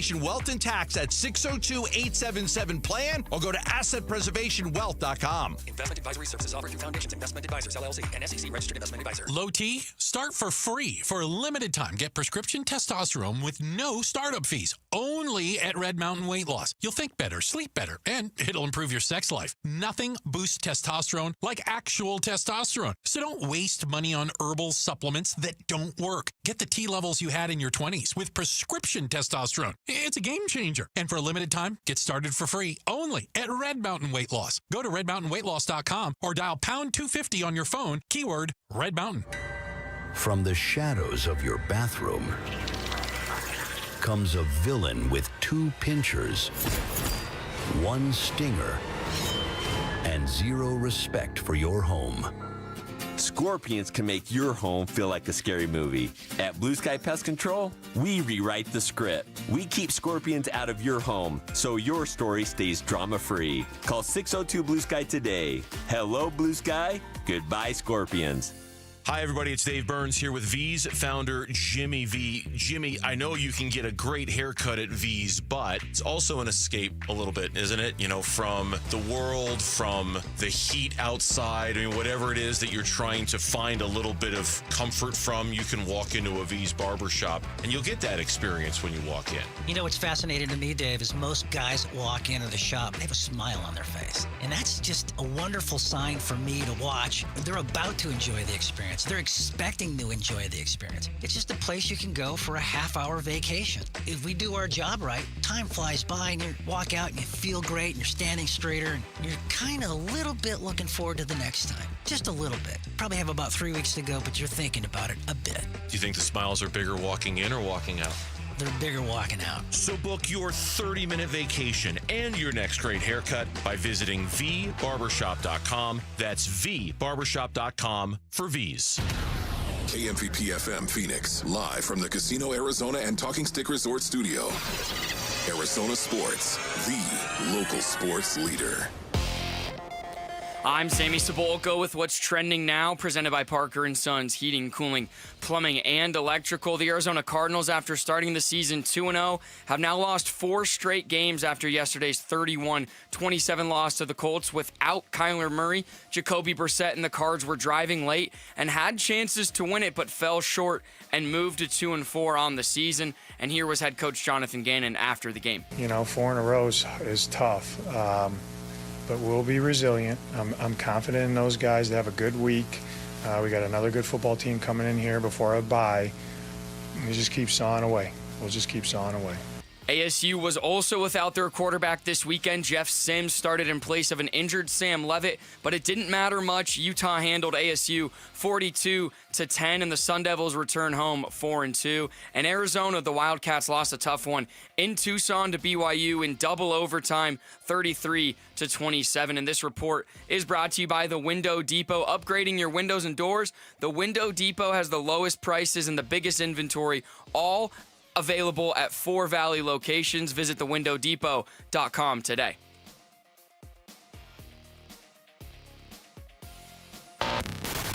Check 1, 1, 2, 1, 2, 3. Ha! Chaw! Arizona Sports, 98.7 FM. Oh, Luke, Wolf, hey, my brothers, are you kidding me? This does not suck buttermilk, right? Ron Wolfley. Hey, I was a wedge buster. How are you? Luke Lipinski. Hey, guys, welcome back to the show. It's Wolf and Luke. Live from the Casino Arizona and Talking Stick Resort Studios on this Monday morning. It is the Wolf and Luke Show. Wolf, what's up? What's going on, Luke? How you doing? It's just another great weekend in Valley Sports. Really feels like a Monday today, does it not? Oh, it feels really like does. Several Mondays stacked on top of each The other. brutality of it all. Oh, my goodness. How you doing, man? You doing okay? Command and Control, you doing okay?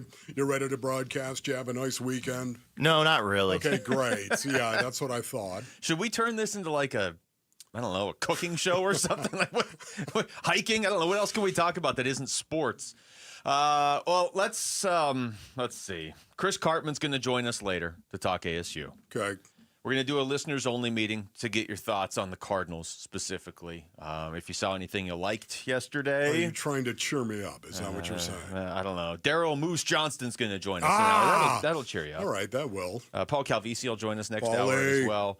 Let's start Cardinals, and maybe this is a referendum on where we are in the city, Wolf, but this is the good news. The Cardinals, and they still lost. But at least they looked a little bit better than ASU did. Where do you start with this game against the Colts yesterday? Oh, my goodness. For me, Basinonians, they lost this game because they could not finish the deal once again. This time it was the offense and the defense that couldn't finish. We've seen this from time to time. The defense could not stop the Colts in the fourth quarter, and the Colts went 6 plays, 67 yards, and 9 plays, 66 yards for touchdowns after the Cardinals had already tied the game at 24 and then had taken a lead 27-24. Mm-hmm. In the end, it was the defense that could not finish, and finishing has been an issue here. Offensively, defensively, and even in transition with special teams. Yeah, I made this comment to you before, but it's like having a football team with a bullpen, and it's not a good bullpen. They're playing the first 3 quarters of these games, not great, but well enough to be 6-0.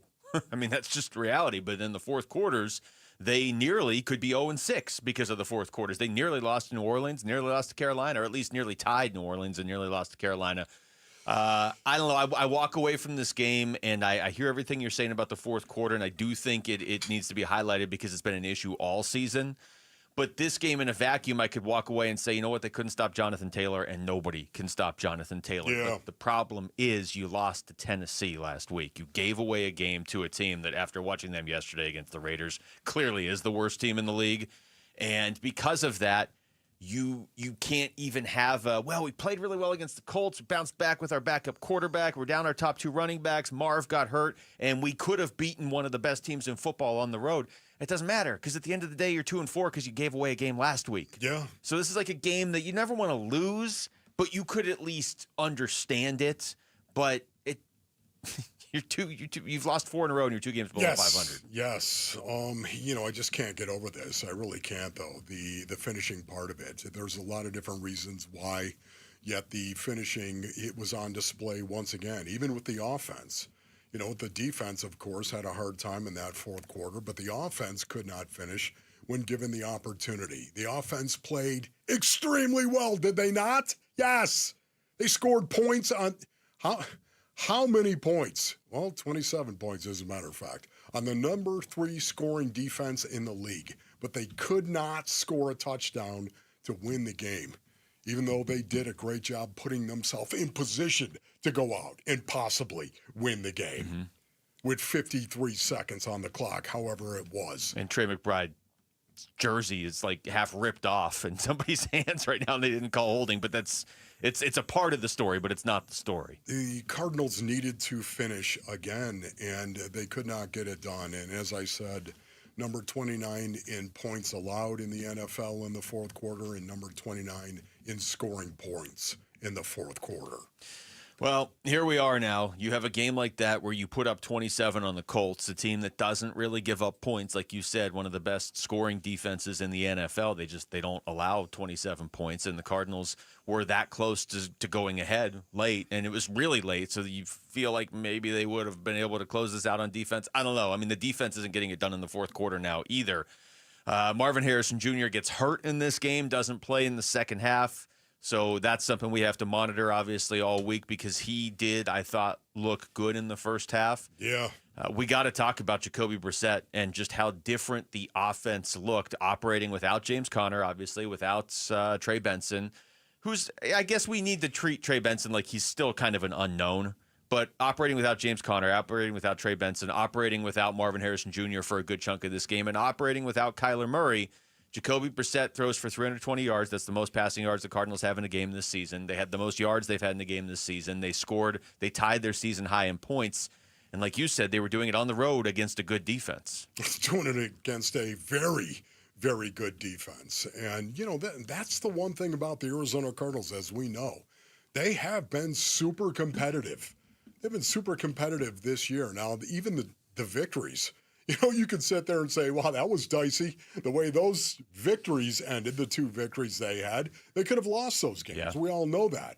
But there are 4 games that they have lost in a row right now by a grand total of 9 points.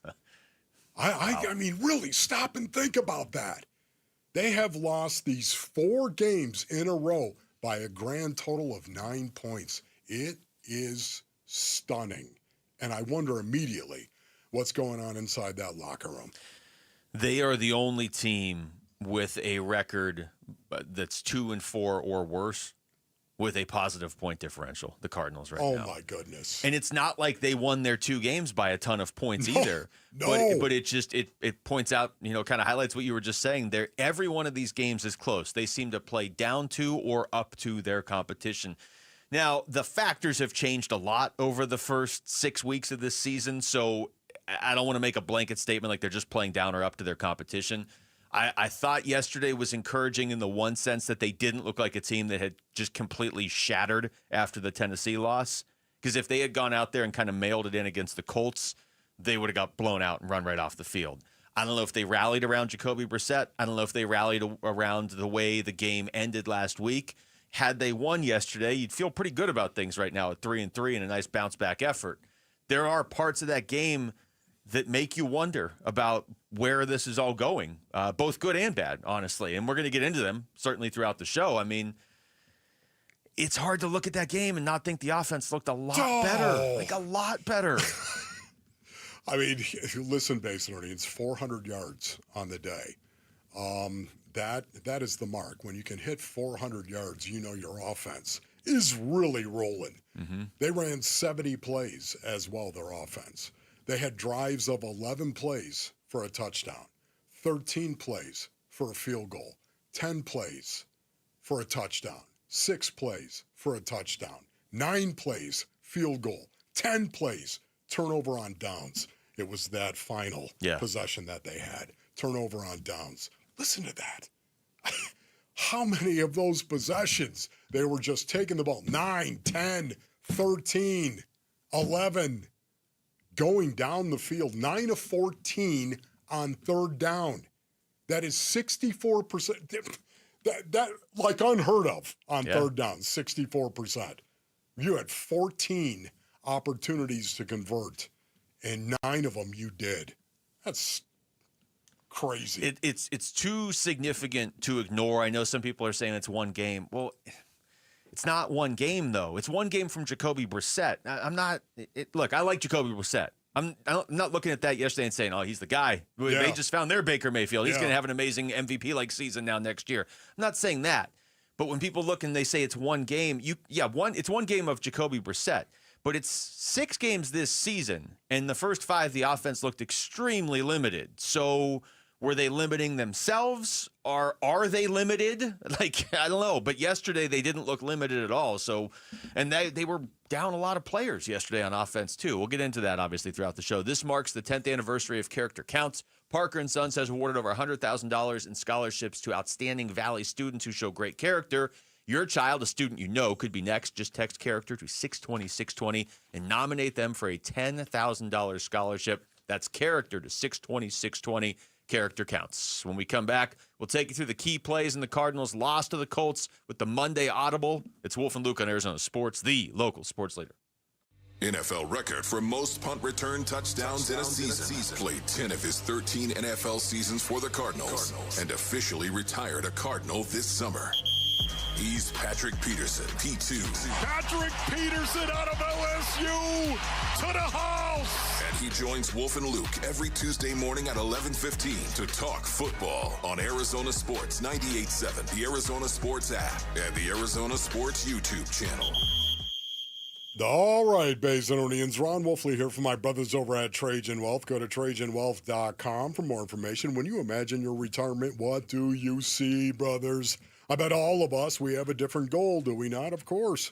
And different goals require their own unique plan for the future. That's where Trajan Wealth's fiduciary advisors come into play. Let Trajan Wealth help you craft a plan that is going to meet your goals. That's the reason why you should pick up the phone, give them a call. 480-990-3300. Trajan Wealth, they understand the importance of diversified portfolios, focusing on capital preservation, growth, and low-cost investment options. Man, this is why you got to pick up the phone and give them a call. 480-990-3300. That's 480-990-3300 for Trajan Wealth. Advisory services through Trajan Wealth LLC. SEC registered investment advisor, client paid advertisement. Additional disclosures at TrajanWealth.com.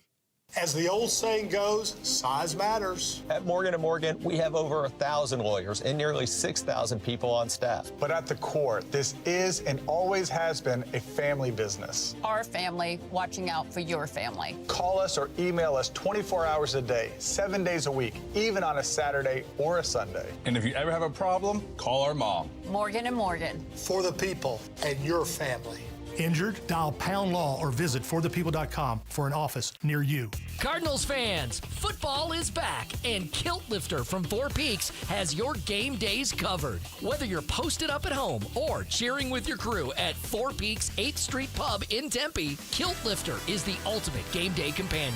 Arizona's favorite award-winning amber ale, bold, smooth, and brewed for Sundays. This season, lift your game with Kilt Lifter. Suns fans, Spinato's Pizza is now serving pies inside Mortgage Matchup Center. Find them at sections 103, 113, and 418. Spinato's Pizza, fresh, local, your game day tradition. They teamed up with the Suns Gorilla and Mercury Scorch for the Courtside Classic. Hot sopressata, pickled jalapenos, red onion, mozzarella, secret spice, and signature sauce. Available at all Spinato's locations and Mortgage Matchup Center. Spinato's, fresh, flavorful, and made for every fan. When it comes to Redbirds, your favorite team may dominate the gridiron, but Redbird Farms chicken rules the roost in flavor. With hand-cut, antibiotic-free, cage-free, vegetarian-fed chicken, Redbird Farms chicken is what real chicken tastes like. Our standards exceed the highest industry norms for quality.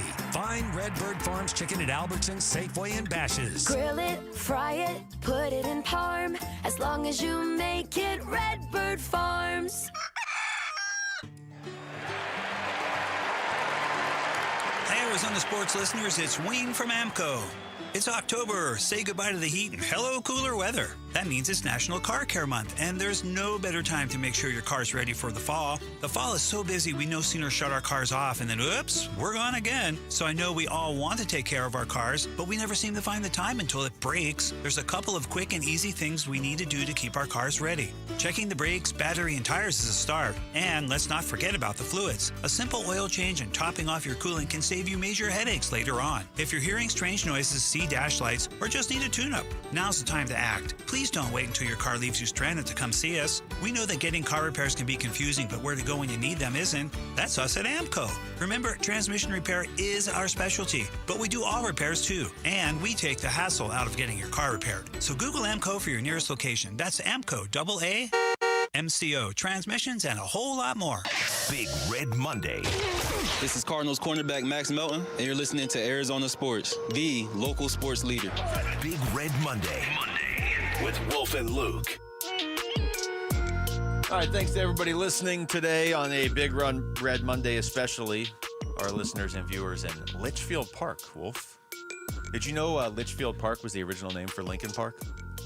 No. It wasn't. Yeah. I just figured I'd try I to. just thought you'd throw that out. We're at the point now I with the way sports are going in the city that how about we just come on the air and just lie about things, just make stuff up? No. The Litchfield Park thing Always that actually made sense because Chester Bennington was from here. That's why I was hoping maybe somebody. So like I thought maybe that was actually true. Ah, see, look, I got Rick at least for 5 seconds. Always tell the truth, young Krunks. All right, well then, since you're on this truth kick, Wolf, the Cardinals have lost 4 in a row.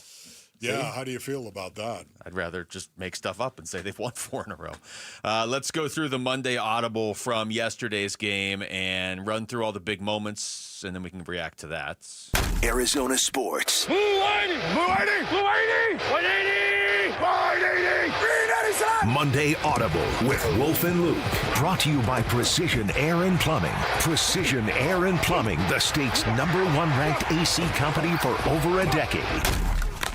Shotgun snap to Jones. 5-step straight drop, fires over the middle. Warren is wide open, a walk-in touchdown.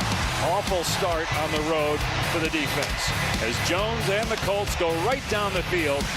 And with 11:01 to go in the first quarter, it's 6-0. Shotgun set for Jones, takes the snap, and he's in trouble in the pocket, steps up and sacked by Browning. Zaven Collins, though, had the initial pressure just after I'd said that he hasn't been getting pressure on quarterbacks. And it's a loss of about 7 back at the 7-yard line. 3 receivers to the right of Brassette, calling for the shotgun snap. Deep drop, 7 steps, throws deep, middle of the field, and the catch is made inside the 10-yard line by Trey McBride. He's tackled at the 8, but it's 1st and goal after a 25-yard pass play on 3rd and 17. With Bam Knight, the tailback, on 3rd and goal from the 1. Brassette under center. Takes the snap, hands it off. Knight running left, and he powers his way to the goal line and in for a touchdown. 2 touchdowns in 2 weeks for Bam Knight, and the Cardinals a point after away from tying the game. It's play action, a boot to the left for Jones, looking downfield, throwing, and what a pick at the 35-yard line by Mack Wilson. He gets up and runs near side of the 30 and tackled at the 27. An incredible play by Mack Wilson to read that, jump at the right time, and get the interception. Shotgun snap and a pass play over the middle, and it's picked off. Brassette throws it right to Blackman, the DB, running far side 10 and out of bounds at the 14. Oh, man, the Cardinals give it right back. Shotgun set and a snap to Jones and a run play to the left for Taylor. Inside the 30, 25, near side 20, stiff arms at the 10, tries to stay in bounds but can't. He steps out inside the 5 at the 3-yard line. It'll be 1st and goal for the Colts after that big run by Taylor of 30 yards. Colts go with two tight ends off the right side on second and goal at the 3. Taylor the back. Jones on a boot, rolling right, being chased by Campbell. Jones going to keep it, and he's into the end zone for the touchdown. His 4th rushing touchdown already this season, and the Colts lead it 13-7 with 7:51 to go in the first half. Snap to Brassette, straight drop. Looking, now firing over the middle, deep to Harrison, who hangs on for the catch at the 42-yard line of Indy. His head hit the turf really hard as he got tackled by Jonathan Edwards, who was defending him, and Harrison is still down, but it's a first down for the Cardinals. A 40-yard attempt for Ryland. The Cardinals down 14-7. Snap, ball down. Ryland's kick on the way, and the kick is good, and it's 14-10. And under center is Brassette, and it's play action pass. Brassette setting up, checks it down far side. Knight on the catch, 45. Far side 50 got the first down, and all the way to the 40-yard line of Indianapolis for a 20-yard gain on the first play. 3rd and goal from inside the 1. Brassette takes, he'll drop back. It's a pass play, a boot to the right, throws to the right, and it's caught by McBride, and he secures it for the touchdown as he goes to the ground. Ball on the far hash mark, snap is good. Ball is down. Badgley sends the kick on its way, and the kick is good to tie the contest at 17. Brassette takes the snap, drops straight back 7 steps, throws near side on a rope, and it's caught inside the 30 at about the 25-yard line by Zay Jones. They're going to mark him at the 27, but it's a 21-yard gain and a first down. First down on the Colts 12. 3 receivers to the left. Shotgun snap. Brassette, straight drop back. Zips it to the right. Caught at the 5 by Dortch, and he heads for the end zone. Touchdown. 2nd and goal from the 6. Jones in shotgun, 3 receivers right. Taylor is the back. Now he motions out to the left, and Jones back to pass. Fires over the middle, back of the end zone. It is caught, and it's a touchdown. Huge hit by Taylor Demerson on Josh Downs as he caught the ball, but he hung on to it for a touchdown. And the Colts back within 1. Brassette takes, play fake, sets up deep in the pocket, now steps up to run far side, gets rid of the pass at the last second, caught on the far side for a first down. Higgins at the 30, 25, and down to the 23. A gain of 24. And how about Jacobe Brassette? Scrambling on the play, but keeping it alive and throwing it downfield for the first down. And Ryland from the far hash mark, looking to put the Cardinals in front. Snap, ball's down, good hold. The kick on the way, plenty of leg, and the kick is good. And the Cardinals retake the lead, 27-24 with 9:31 to go in the 4th quarter. Pass play, Jones off play action, setting up, throws over the middle deep, and it's caught at the 45-yard line of the Cardinals by Pierce. He's brought down there. A couple of big catches by Pierce in this 4th quarter, and that's a gain of 21. Jones under center. Warren behind him, but it's not a tush push. It's a quick pitch to the left to Taylor, who scores the touchdown. They faked like they were going to do a tush push, and now there's some pushing and shoving going on after the play, but no flag. Snap to Brassette. Drops back to throw. With time. Fires left side end zone. Incomplete. Over the head of McBride. No flag. McBride thought he was interfered with, but no penalty marker, and the Colts will take over on downs. McBride was not able to get out of his break right there. Could have been a call. Decided to no call it there.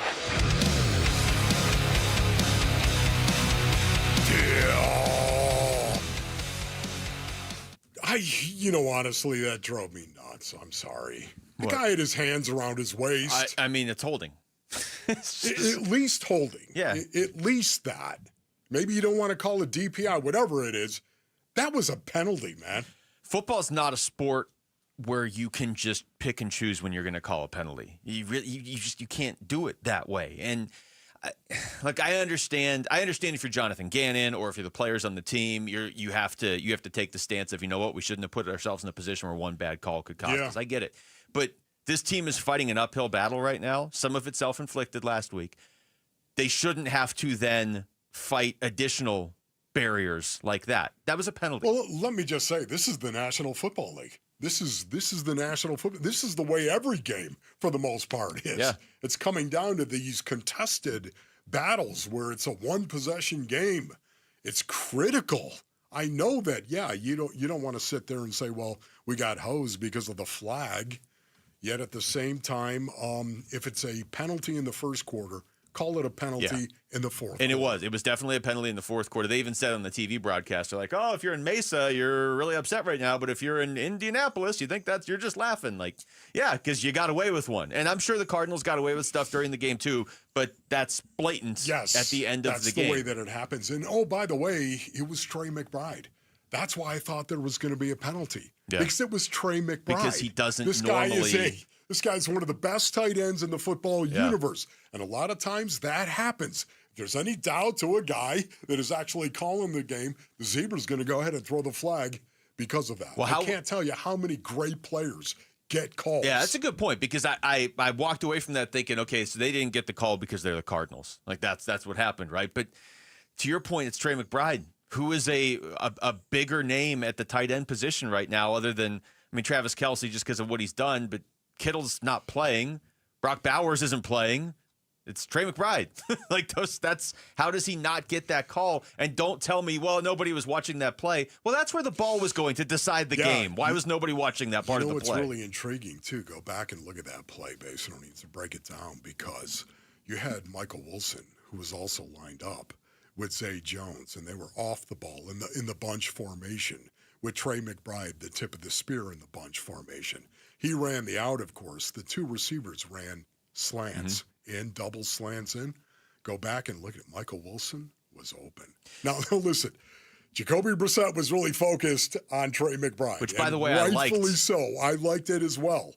But, man, if he was just kind of reading, Michael Wilson could have been a touch. But I loved when they just ran Trey the little McBride could have been a touch. Play-action touchdown to McBride earlier in the game. And you're like, hey, that play right there that the good teams run to success like 95% of the time that we just haven't been trying to run for some reason. Look how easily it worked for the earlier touchdown. And right there, that's a tough finish to a game where you fought pretty hard and probably actually deserved a better fate. And can you imagine if they had called that and the Cardinals had won the game yesterday, what we'd be talking about today?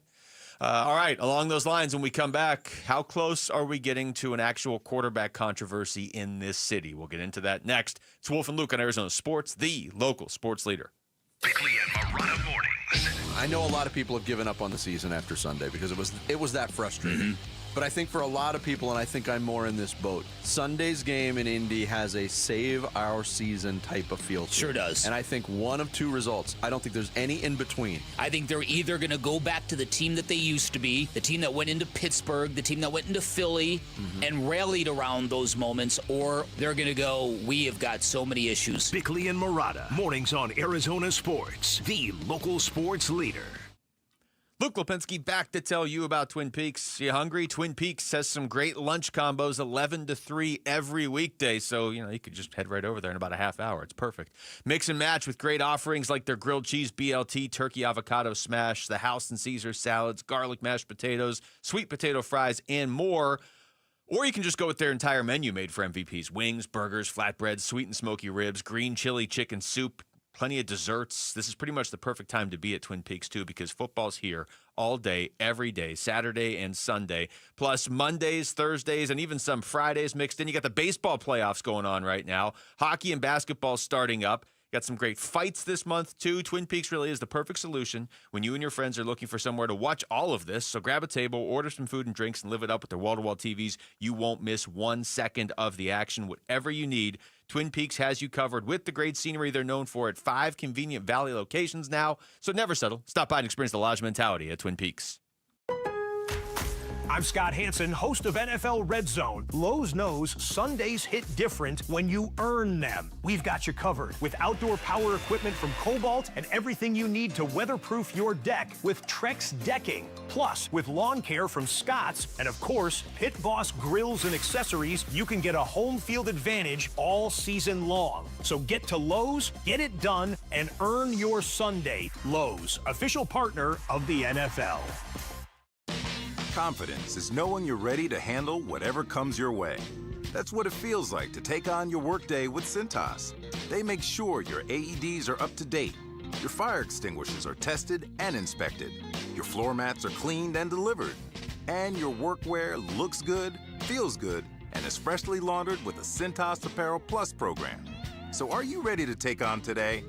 Visit Cintas.com. Oh, I'm ready! and get ready for the workday.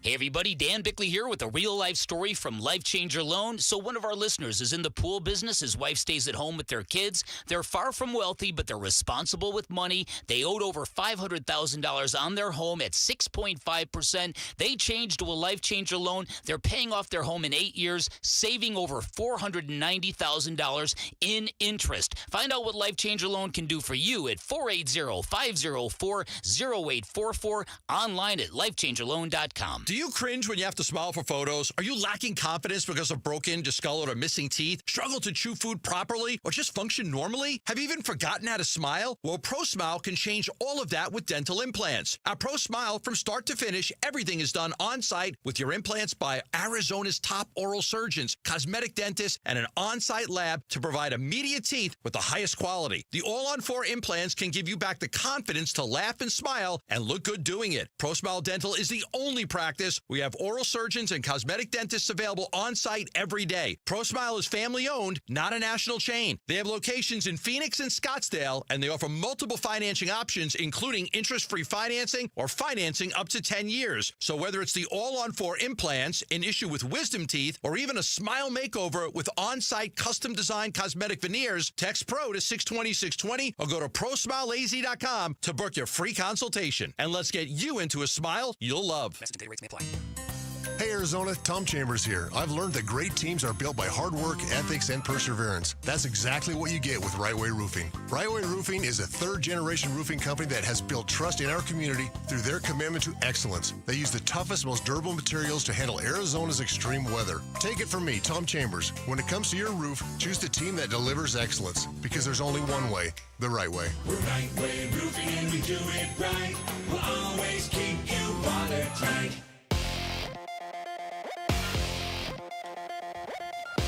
I'm Jesse Morrison with Trending Now, presented by Parker & Sons, heating, cooling, plumbing, and electrical. The Arizona Cardinals lost another close game yesterday, falling 31-27 to the Indianapolis Colts. However, backup quarterback Jacobe Brassette, who is filling in for the injured Kyler Murray, had a solid showing. He passed for 320 yards and 2 touchdowns in the loss, but head coach Jonathan Ganon said Murray remains the Cardinals' starting quarterback.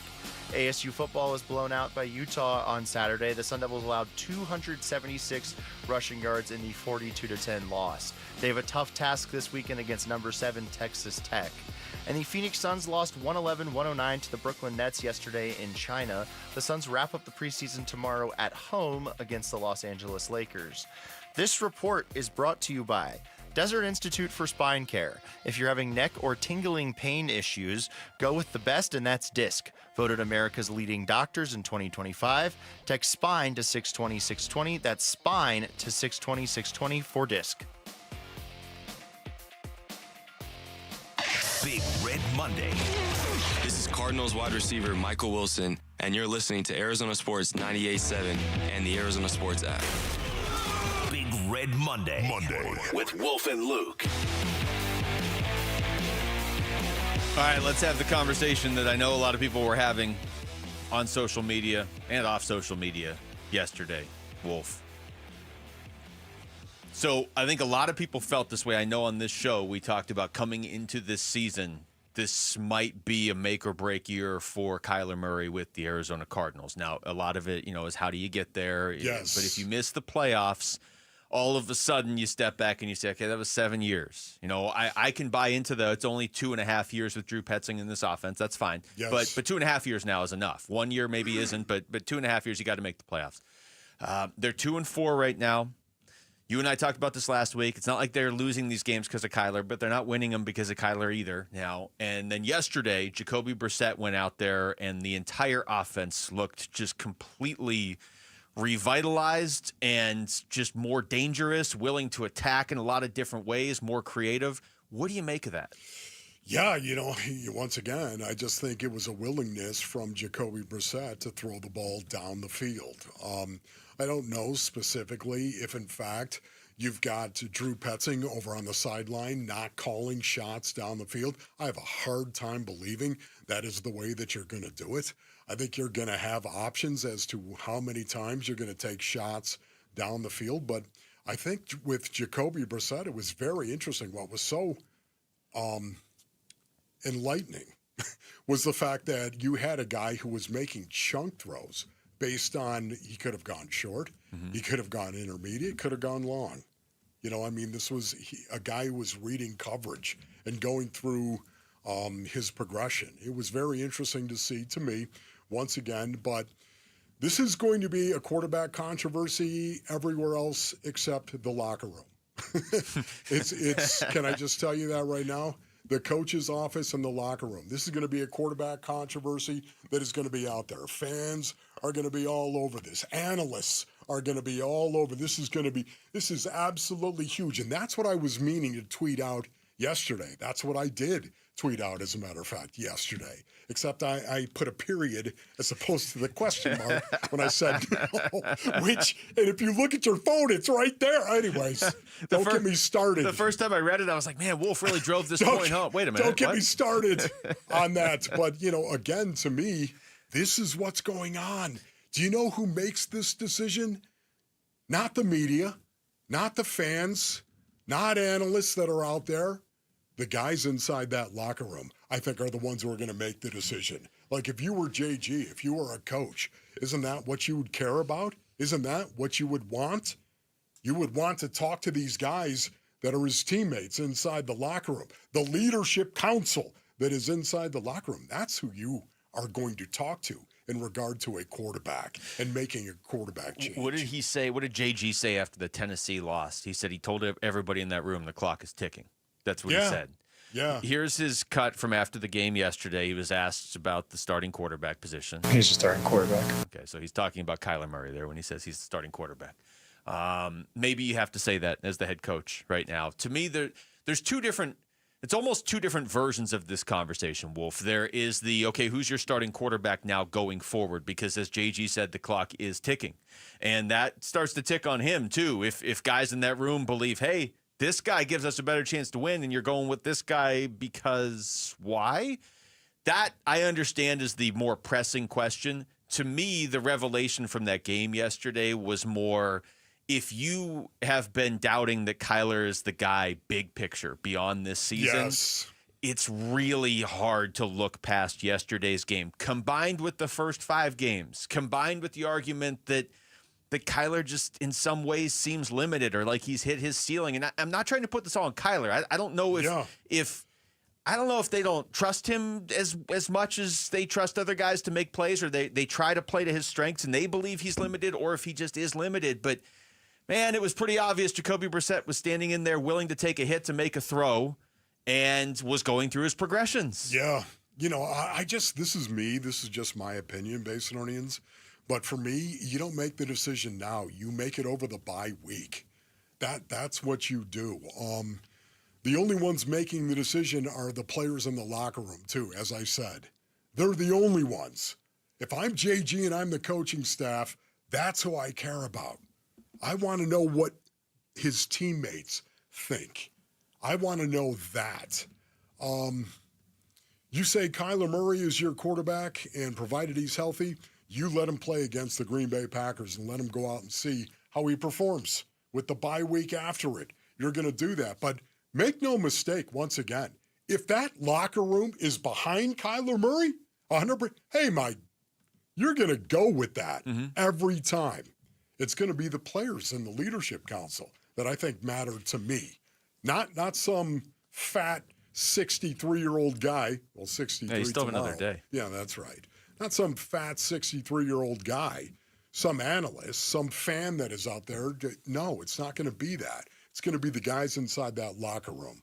I would guess the guys inside that locker room would still vote Kyler right now, because I think there's probably that tendency to be like, man, I'm going to continue to vote Kyler. It's like he's going to lose his starting job after 1 week. He gets hurt. You're not going to do it for one game. And it's not like the Cardinals won yesterday. Now, should they have? Maybe, yeah, probably, if the refs were watching the ball at the end of the game.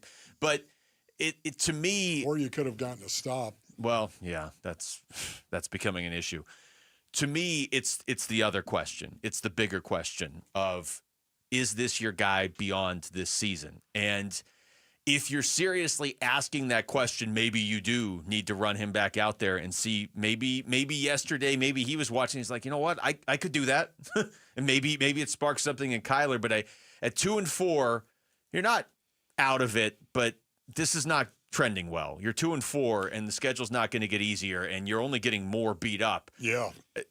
The biggest storyline to me the rest of the season, if they can't make the playoffs, is you better have an answer as far as what if your quarterback is Kyler or isn't Kyler by the end of this season. You have to have that answer, and then you need to be able to go out and draft one, or however, go out and find your Daniel Jones or your Baker Mayfield or your whatever it is. But it's not just the one game when you combine everything that Kyler has and hasn't shown in this offense the last 2 years.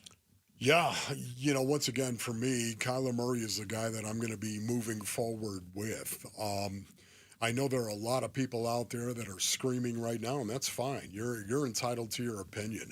I'm going to move forward with Kyler Murray, but there's no doubt about it. The play of Jacobe Brassette and how he went about his business and how different the offense actually looked. That's the thing to me. For how easily he threw the ball down the field. How many chunk throws? 6 throws of 20 yards or more? It felt like one on every drive. I mean, it was incredible to see. So once again, it isn't something that I really care about going forward. I want to see Kyler Murray be successful. It's just I think they have to give him every opportunity to show it that he isn't. And I know everyone's out there screaming right now about the 7 years. Forget about that. He's been in a real offense for 3 years, and I know that is probably going to drive you nuts too. Well, you know what? Deal with it, because Drew Petzing knows what he's doing. He does. It's not Drew Petzing. It's the execution thereof that isn't working. And maybe he's calling games differently. Maybe he called it differently yesterday. I don't know. I just know that Jacobe Brassette took the option going through his reads to throw the ball down the field. Those options are still there for Kyler. They're running the same place. It's just how you read the play. But that's why they have to figure this out, because nobody was questioning Drew Petzing yesterday. The offense looked so much more effective yesterday. Yeah. So what is it? Is there a disconnect between those two? Those two seem to really respect each other. Is it Kyler? Is it Petzing? Is it something else? Did Drew Petzing maybe get a little more creative yesterday because of how things have gone the last couple of weeks? I don't know, but they got to figure it out, because this is now the biggest issue facing this team, because it's going to carry beyond this season. Because it just feels like if you just run everything back there again next year, you're just going to get the same offense that's 28th in the NFL in passing. And that was not a 28th in the NFL in passing offense yesterday. All right, when we come back, I was hoping we would maybe forget about this. ASU had a game on Saturday. Oh, no. And Utah showed up to that game. Was that the worst loss for the Sun Devils in the Kenny Dillingham era? That's next. It's Wolf and Luke on Arizona Sports, the local sports leader. Cards fall to 2-4 after a loss at Indy. McBride was not able to get out of his break right there. Could have been a call. Decided to no call it there. What changes will the Cardinals make ahead of hosting the Pack this Sunday? More reaction to Cards Colts on the way. 4 losses in a row is not good ball. On the home of Arizona Cardinals football. Watch on the Arizona Sports YouTube channel. Listen on Arizona Sports 98.7 and the Arizona Sports app. All right, Basinonians. Ron Wolfley here from my brothers over at All Pro Shade Concepts. Go to allproshade.com for more information. You know what I love? These shades are commercial grade, Basinonians. They are industrial strength, hundreds of colors and durable fabrics, of course, to withstand the Arizona sun. You can choose from manual or motorized. Yeah, just a touch of the button there, the motorized, sealed track, or cable shades. All Pro Shade Concepts, they've got them all. You gotta have shade, do you not? When you work with All Pro Shade Concepts, you're working with the most trusted local shade company available. Voted #1 by Ranking Arizona for patio shades in 2024. They also have an A+ rating with the Better Business Bureau, and you can check out all their 5-star reviews on Google. Yeah, there's over 1,000 of them, if you can understand and believe that. Go to allproshade.com for more information. That's allproshade.com. You got to have shade. At Fisher Investments, we may seem like other money managers, but we're different. What makes you so different than the rest of us? We ensure clients receive unparalleled service at every step of the relationship. Tell me more. Our investment counselors focus on service over sales, prioritizing clients' needs. How do you make money? We don't sell any commission-based products. We have a simple management fee based on the value of our client's portfolio. So we do better when our clients do better. What about client portfolios? We get to know each client, their finances, family, health, lifestyle, and more, and then we tailor a portfolio based on their specific goals and needs. Your clients really come first then, huh? Yes, we make them a top priority. Our goal is helping them achieve a comfortable retirement. Wow, maybe we are different. At Fisher Investments, we're clearly different. Learn more at FisherInvestments.com. Investing in securities involves the risk of loss. Hi, this is Stuart Willis, president of Asset Preservation Wealth and Tax. A personal relationship with your financial advisor really matters. It's super important that you have the ability to talk about anything you need to with your advisor. So if you have been pushed off to a call center and you don't have a one-on-one relationship with your financial advisor, then reach out to us at assetpreservationwealth.com. That's assetpreservationwealth.com. Investment advisory services offered through Foundations Investment Advisors, LLC, an SEC registered investment advisor. Dan Bickley here with my guy Bear, one of the Henley brothers who runs Walt's TV and Appliance, conveniently located off the I-10 in Warner. And Bear, what do our listeners get by shopping at Walt's? Well, Dan, you'll get great expertise and great prices. We'll give you the best in-store and in-home experience every time. We also offer same-day delivery 7 days a week. Come check out our great selection, speak with our knowledgeable staff, and enjoy worry-free installation done by a pro. Only at Walt's.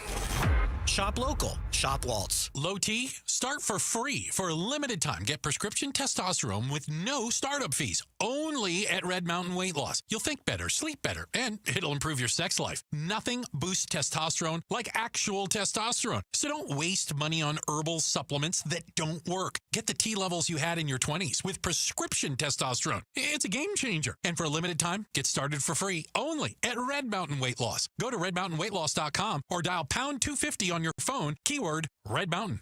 Toyotas are always a great value. Choose from best-selling models like Camry and RAV4 or rugged and dependable trucks like Tundra and Tacoma. Visit your Valley Toyota dealer today. Toyota, let's go places.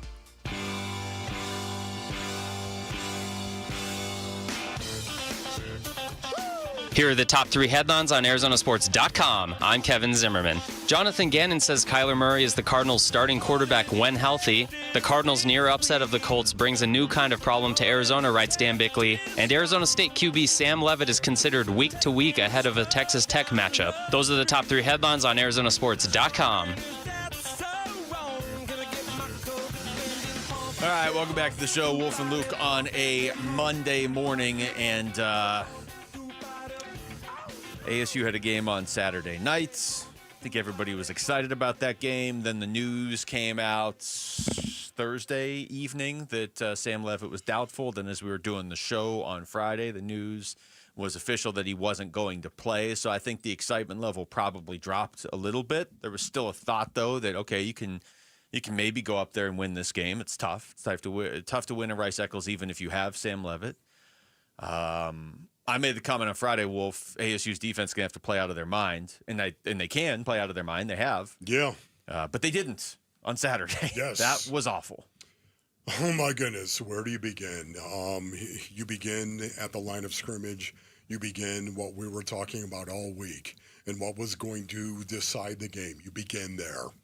Utah took the ball, scored on its first possession, went down the field and scored. They ran the ball like savants and controlled the line of scrimmage. They had 183 rushing yards at the half. At the half. Mm-hmm.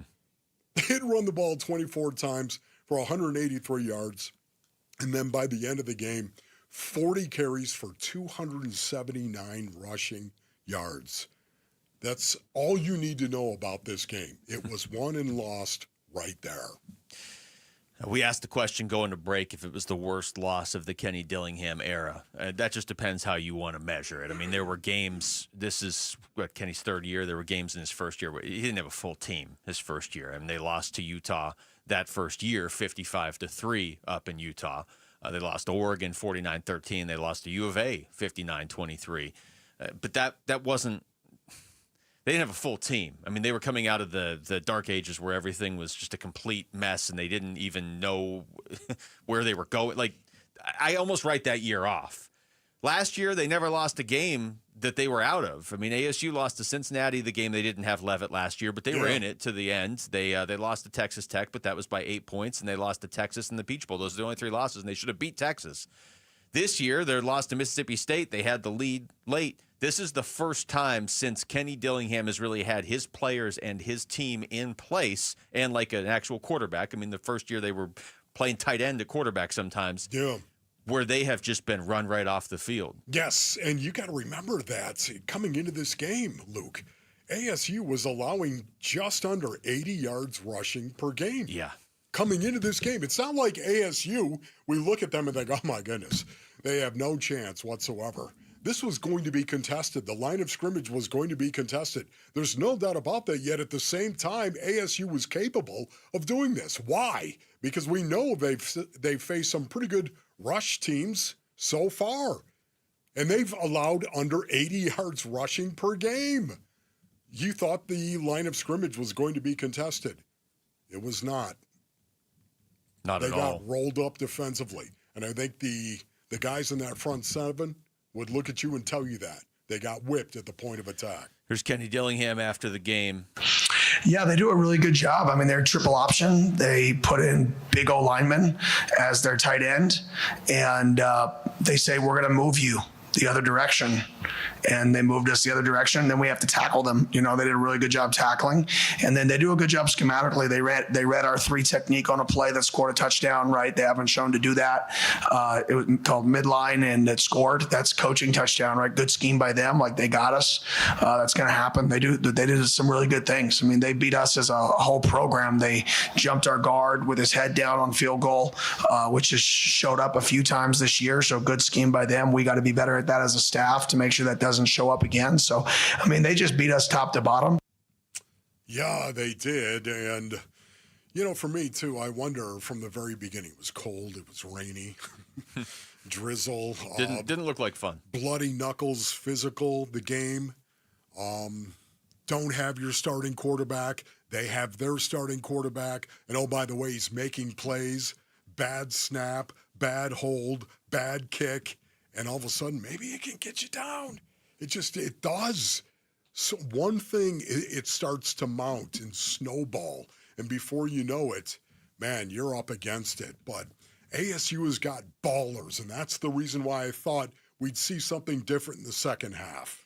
Yeah, I mean, they traditionally, you know, tradition being over the last 2 years, but they consistently, I guess the better way to put it, are a lot better in the second half, especially when they're down in the first half. And it never amounted to anything on Saturday. Look, I know Utah has 2 projected first-round picks on the offensive line. I know Utah's good. Nobody thought Utah wasn't good. Right.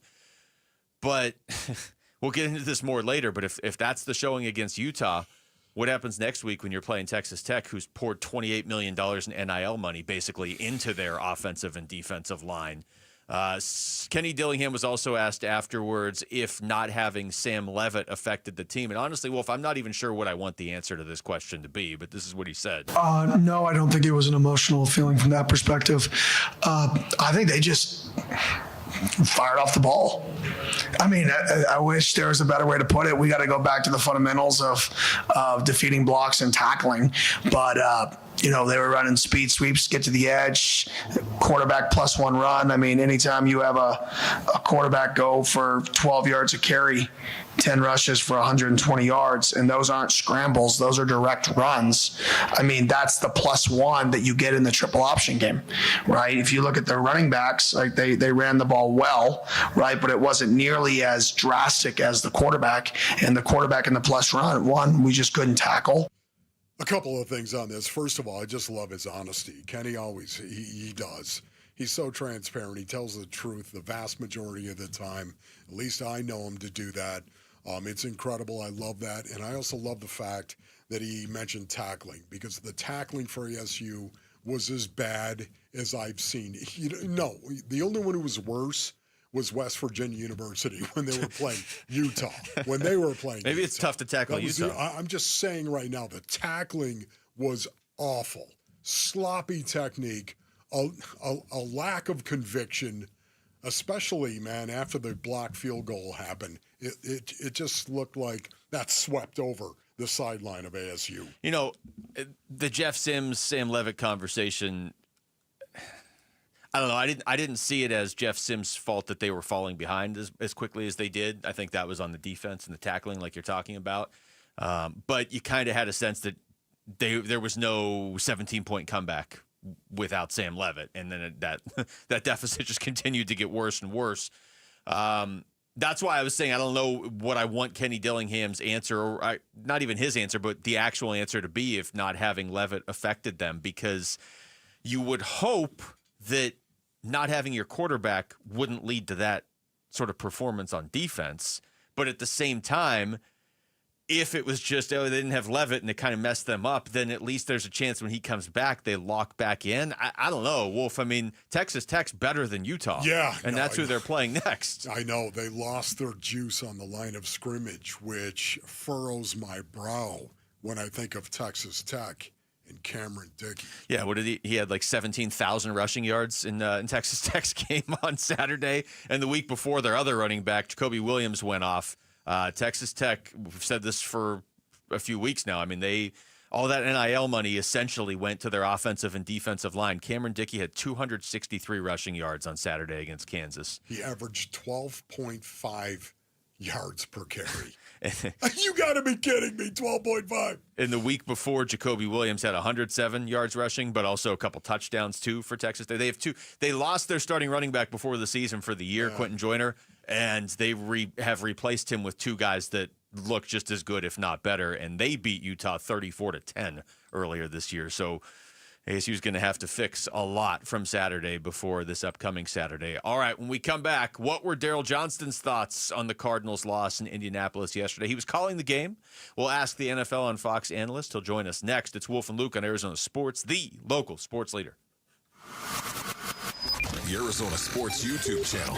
Just the local sports leader doing what we do on YouTube. Serve yourself some Arizona sports for live shows, podcasts, viral clips, shorts, and more.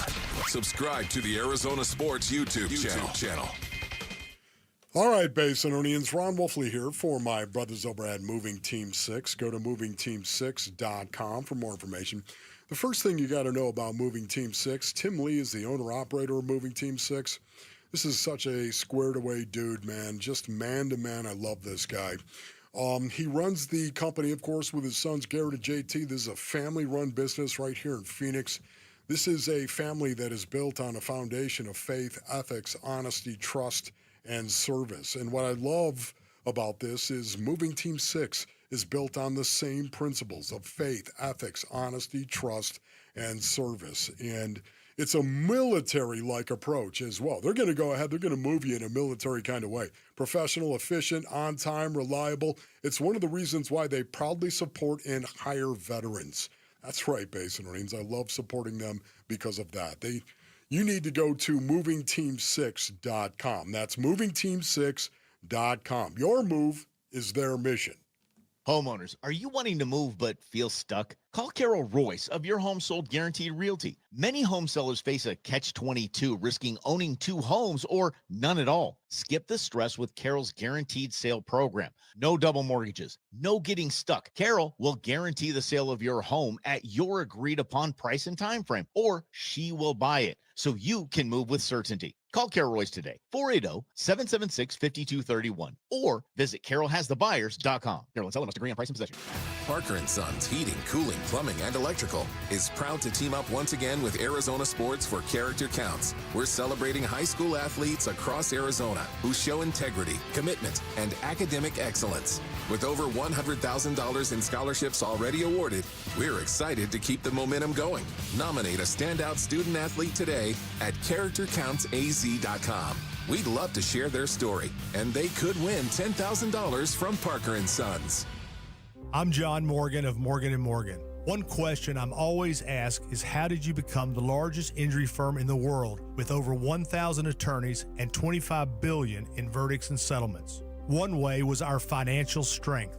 Medical malpractice is the third leading cause of death in America. To prosecute a typical case costs up to $250,000 in case cost. We advance them all. Product liability cases can have similar costs with an army of lawyers on the other side. Automobile insurance companies have the resources to fight. Guess what? So do we. Many law firms simply may not have the financial firepower to work up your case the way you deserve. And we don't charge by the hour. No recovery, no fee. If you have a question about your case or wish to become a client, go to forthepeople.com on your mobile device or computer. 24/7. It's that easy. Morgan & Morgan.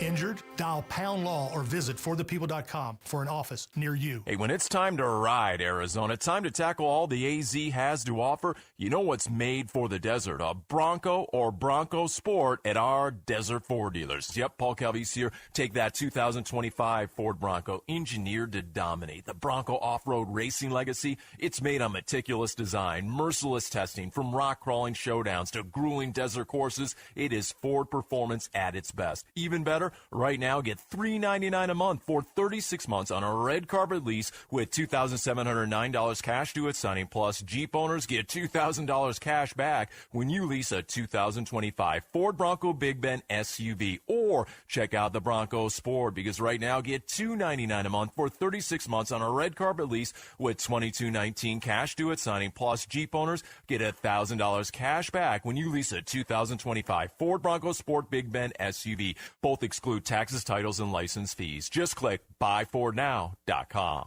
There's never been a better time to experience Sun Devil football. Pressure coming, Levin throwing for the end zone, and it's caught for a touchdown by Jordan Tyson. The Levitt to Tyson connection clicks again. Don't miss your chance to be a part of the action, tradition, and unmatched atmosphere at Mountain America Stadium this season. Get your Sun Devil football tickets today by calling 480-727-0000 or go online to sundeviltickets.com. KMVP FM Phoenix. Live from the Casino Arizona and Talking Stick Resort Studio. Arizona Sports, the local sports leader.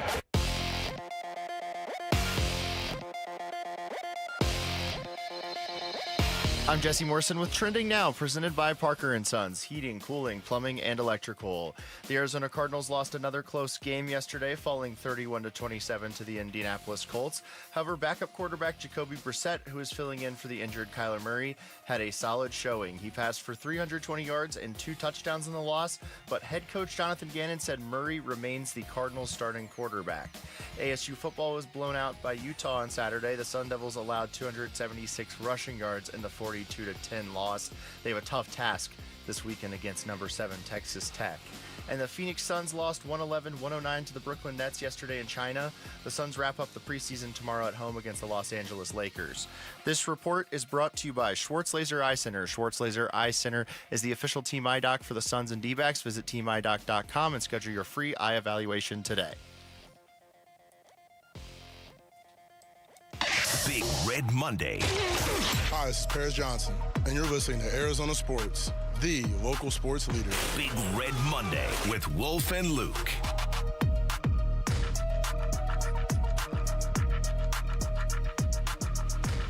All right, we are back.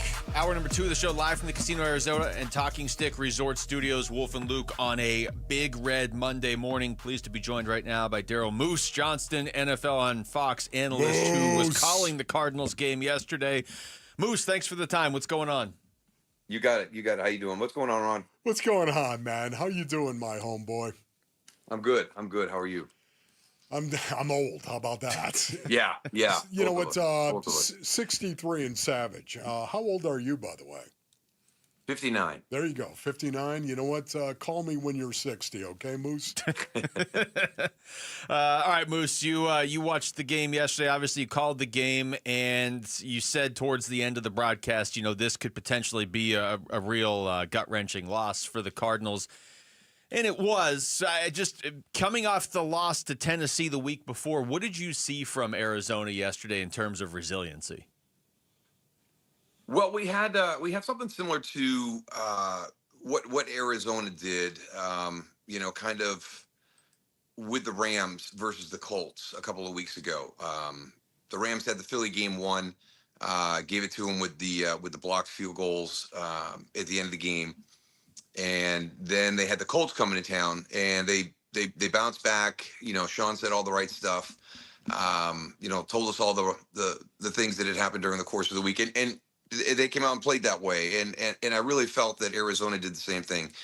Everything that Jonathan talked to us about, the players and coaches that we had the chance to visit with, they understood, what had happened against Tennessee. They knew how devastating the loss was. But I think they also still felt that at 2-3, they just hadn't given themselves the opportunity to close out games. And I think you watch the progression from year 1 to year 2 to year 3, and expectations were high coming into the season. And I think the team was excited about what they were going to do in year 3. And it just hasn't gotten off to that start. So, those are hard seasons. And, yesterday you're playing a good team. I was impressed with the way they came out and played. I really was. For me, just watching, without James Conner, James is just one of those guys who, it's not just his production, it's the way he plays the game. Yeah. It's the ugly yards he finds. There's Tip Ryman goes down last week. So you've got several of the guys who are kind of those guys that other guys can watch, and how they prepare during the course of the week, how they approach their game, how they play. So that's hard when you lose those guys. We were never the same team when we didn't have Michael Irvin in there. We were never the same team when we didn't have Eric Williams in there. There's guys that mean more than just what they provide as a player. From a stat standpoint or a blocking standpoint. So, that was a tough game yesterday for Arizona. They went on the road. They're inside the 10-yard line with an opportunity to win the game at the end, and they just didn't do that. So, Moose, talk to us a little bit about your preparation as you were looking at the Arizona Cardinals, especially their offense. As you were looking at their offense, preparing for this broadcast, juxtapose what you saw before and what you saw yesterday, and what was the difference, if any? Well, obviously you've got, two different quarterbacks that are going to play. You got ready for the Indianapolis game watching Kyler Murray and the unique skill set that he brings. And then you're doing the game with Jacobe Brassette, who's obviously going to play it a little bit differently. Drew Pinsky's going to call it a little bit differently. So, that, I think that's where you start off. The one thing that we wanted to keep an eye on was the Marvin Harris and Jacobe Brassette relationship, because of the story that we heard about Marvin coming to Jacobe and during training camp wanting to get some extra throws in and do some extra stuff, and Jacobe was willing to do it because he needed to get some extra throws, and why not develop some timing, and that's become something of a routine for him. So was there going to be a better connection between Jacobe Brassette and Marvin Harrison Jr. than there is between Kyler Murray and Marvin Harrison Jr. at this stage? So unfortunately, we didn't get to see that one play out all the way because of the injury to Marvin Harrison Jr. But I think there were some things there that we saw that there could be some potential. I just think it's hard when you lose Trey Benson and James Conner in the run game, and you want to be that run first style of offense and set up everything, off of that. So, I thought the changeup was good. I thought Zonovan Knight played well. Michael Carter ran well on the last drive. But it was one of the things that Drew talked to us about. He goes, when you have to make substitutions, you're never going to be as good as you were, obviously, because, it's a substitution. You're from a starter to a player who has a role, but it's not a starting role on the team. So it's going to be hard to be able to compete at that same level. And I think that's where they are right now. And we've seen a number of teams across the NFL this year that have been really, really hit hard by injuries, to start the season. Last night, Kansas City, Detroit. Detroit is their secondary is being held together with tape and glue. Yeah. You can't play against Patrick Mahomes in that offense in that situation, and expect to perform the way you would if you had all your guys there. And I think that's one of the big things that fans have to understand. And teams exploit those matchups and those injury situations that happen during a game. We're going to have Chicago at New Orleans, and just reading a little bit, from Ben Johnson last year when they played the Commanders, they're going to play, tonight Chicago versus Washington. So he's going to get to see the Commanders again. And he felt that maybe he was a little bit too aggressive in the championship game last year as the offensive coordinator for Detroit, because they were really beat up on the defensive side of the ball, and he felt he needed to score points on every possession, and maybe the play calling was a little bit too aggressive. So I think sometimes we forget about, what the thought process of the coaches are based on the personnel that they have access to during that game. We're talking to Daryl Moose Johnston. Moose, there was a lot of conversation coming into this season that this could be a make or break year for Kyler here, depending on how the season goes. But you just mentioned all the injuries that they're dealing with.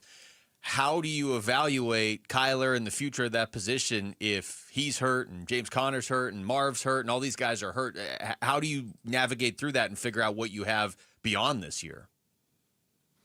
Well, it's year 7. You should really kind of have a good feel of what that's going to be and what that's going to look like, what the future holds, or are you going to go in a different direction? I mean, one of the things that we always hear from coaches, especially coming into the beginning of a season, and you watch preseason games, and what they'll talk about is the practice reps. You don't get to see the practice reps. You don't get to see the joint practices. That's where we're able to really gather a lot of information and make a lot of important decisions. So I would think, 3 years into this staff knows exactly what they would like to do, with Kyler Murray moving forward.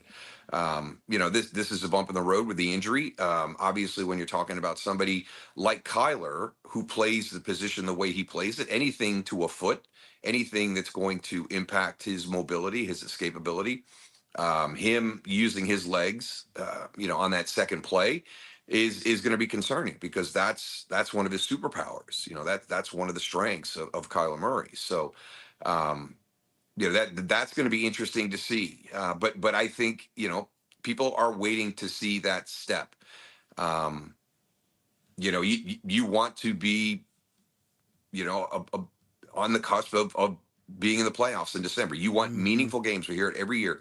We want to be playing meaningful games in December and going into January. That's where everybody wants to be. And I think that was the feeling for this team based on what they had done year 1 and year 2.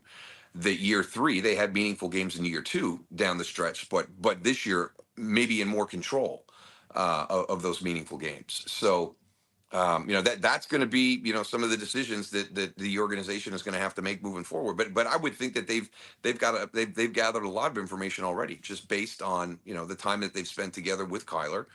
They know him, the fit that he has with the offense. They've added pieces to it.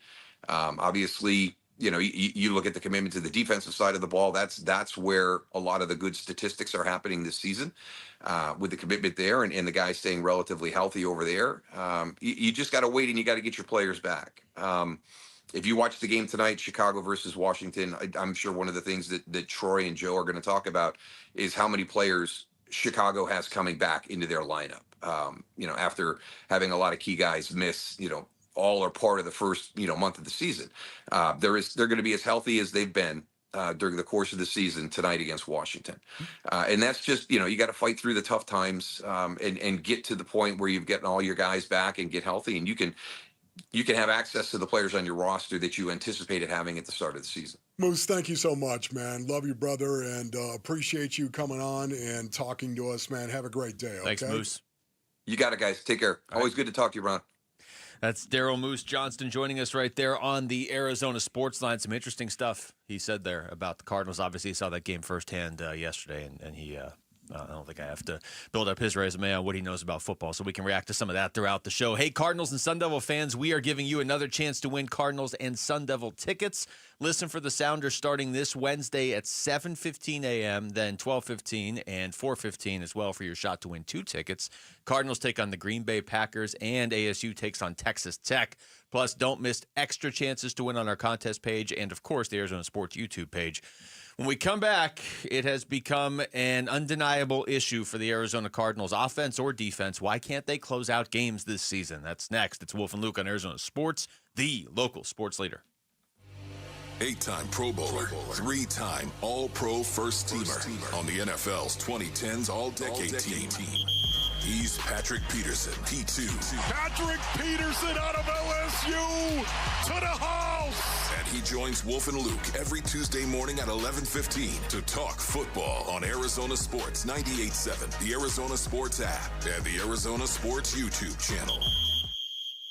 Ready, set, Ford. Get the thrills, get the adventure, and get the savings during the first ever Bronktober. On now at Arizona's largest Ford dealership, Sanderson Ford. Lease a new 2025 Bronco Big Bend for only $399 a month for 36 months. Lease a new 2025 Bronco Sport Big Bend for only $299 a month for 36 months. Purchase a new 2025 F-150 STX Super Crew for only $44,899. Plus, get 3.9 for 72 months financing. Don't miss the Bronktober savings. Shop and compare with no hassle, no pressure, and no nonsense at Arizona's most awarded Ford dealership for complete satisfaction, Sanderson Ford. Bronco offer requires $1,810 down. Bronco Sport requires $1,920 down. Both plus tax, title, license, and $499 doc fee. OAC from Ford Credit. F-150 stock number 255360 with MSRP of $52,645. Offers expire 10/31. Sanderson Ford.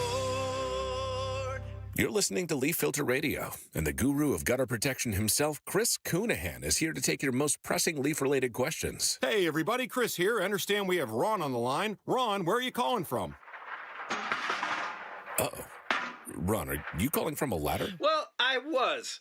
I wanted to ask Chris what I need to do to get my gutters ready to have leaf filter installed. Oh, Ron, you don't have to do anything. A Leaf Filter Trusted Pro will come out and clean out your gutters, realign and seal your gutters, and install Leaf Filter, America's #1 gutter protection system. So I didn't need to get on this ladder? Ron, Leaf Filter Trusted Pros are in your neighborhood and ready to help. Just visit leaffilter.com/deal to schedule your free gutter inspection and get up to 30% off. Thank goodness. What was that site? To get this special radio offer, go to leaffilter.com/deal for your free gutter inspection today and get up to 30% off. That's leaffilter.com/deal for up to 30% off. leaffilter.com/deal. See representative for warranty details. Hey, Vince Marotta here, letting you know that the biggest savings of the season have arrived at Earnhardt Buick GMC. General Manager Brad Gunlickson and his team are rolling out fall savings on their entire lineup of award-winning Buick and GMC models. Like on the 2026 GMC Sierra 1500 Crew Cab, save up to $12,000 off MSRP, or while they last, get 0% APR financing on remaining 2025 units. Or go all electric in a 2025 GMC Hummer EV SUV or pickup model with huge savings up to $15,000 off MSRP, or take advantage of 0% APR on these too. All offers require approved credit and they do end soon. All this and more in Mesa or online at EarnhardtBuickGMC.com. We are professional grade and that ain't no bull. Most new vehicles include a $998 no bull protection package as an added benefit. After all applicable incentives on select models. APR terms limited through GM Financial. Not all will qualify. Plus tax, title, license, and $599 doc fee. See dealer for details. Offer ends 11/3/25. It matters who your lawyer is. At Berg Simpson, we truly care about the quality of work we do, that fair compensation is given, and that our clients are getting the best possible representation. We're always working hard and are committed to doing everything we can to give our clients the best opportunity to have a great result. We're proud of that, and it shows. If you've been injured, call Berg Simpson for free now at 602-777-7000. BergSimpson.com. Good lawyers, changing lives. Hey everybody, Dan Bickley here with my guy Bear, one of the Henley brothers who runs Waltz TV and Appliance. And Bear, tell our listeners why they should avoid the big box stores and shop at Waltz, conveniently located off the I-10 in Warner. Well, Dan, we offer unbeatable prices on all the products you really want. And if you think you found a good price somewhere else, bring it to us and watch us beat it. We also offer same-day delivery 7 days a week. Get what you want when you want it, only at Waltz. Shop local. Shop Waltz. Big Red Monday. Hey, this is Kyler Murray. You're listening to Arizona Sports 98.7 and the Arizona Sports app. Big Red Monday with Wolf and Luke. All right, thanks to Daryl Moose Johnston for joining us last segment. Chris Cartman's going to join us later. Paul Calvisi later this hour. We're going to do a listeners-only meeting on the state of the Cardinals, and you can certainly take that wherever you want at 1:15. Right now, Wolf, let's thank the fine listeners and audience in Waddell, Waddell, Arizona. For the Cardinals, you know, I was of the belief the first few games of this season that you really couldn't fault the defense for not closing these games out. And I even had the stat last week that they had been on the field for more defensive snaps than all but two teams. I think the teams were Cincinnati and Baltimore. I mean, the Cardinals defense is on the field way too much. And when you do the math, going into this game on Sunday, if you divide points allowed by snaps, like defensive snaps on the field, they were giving up the least points per defensive snap in the NFL. Wasn't even close, the Cardinals.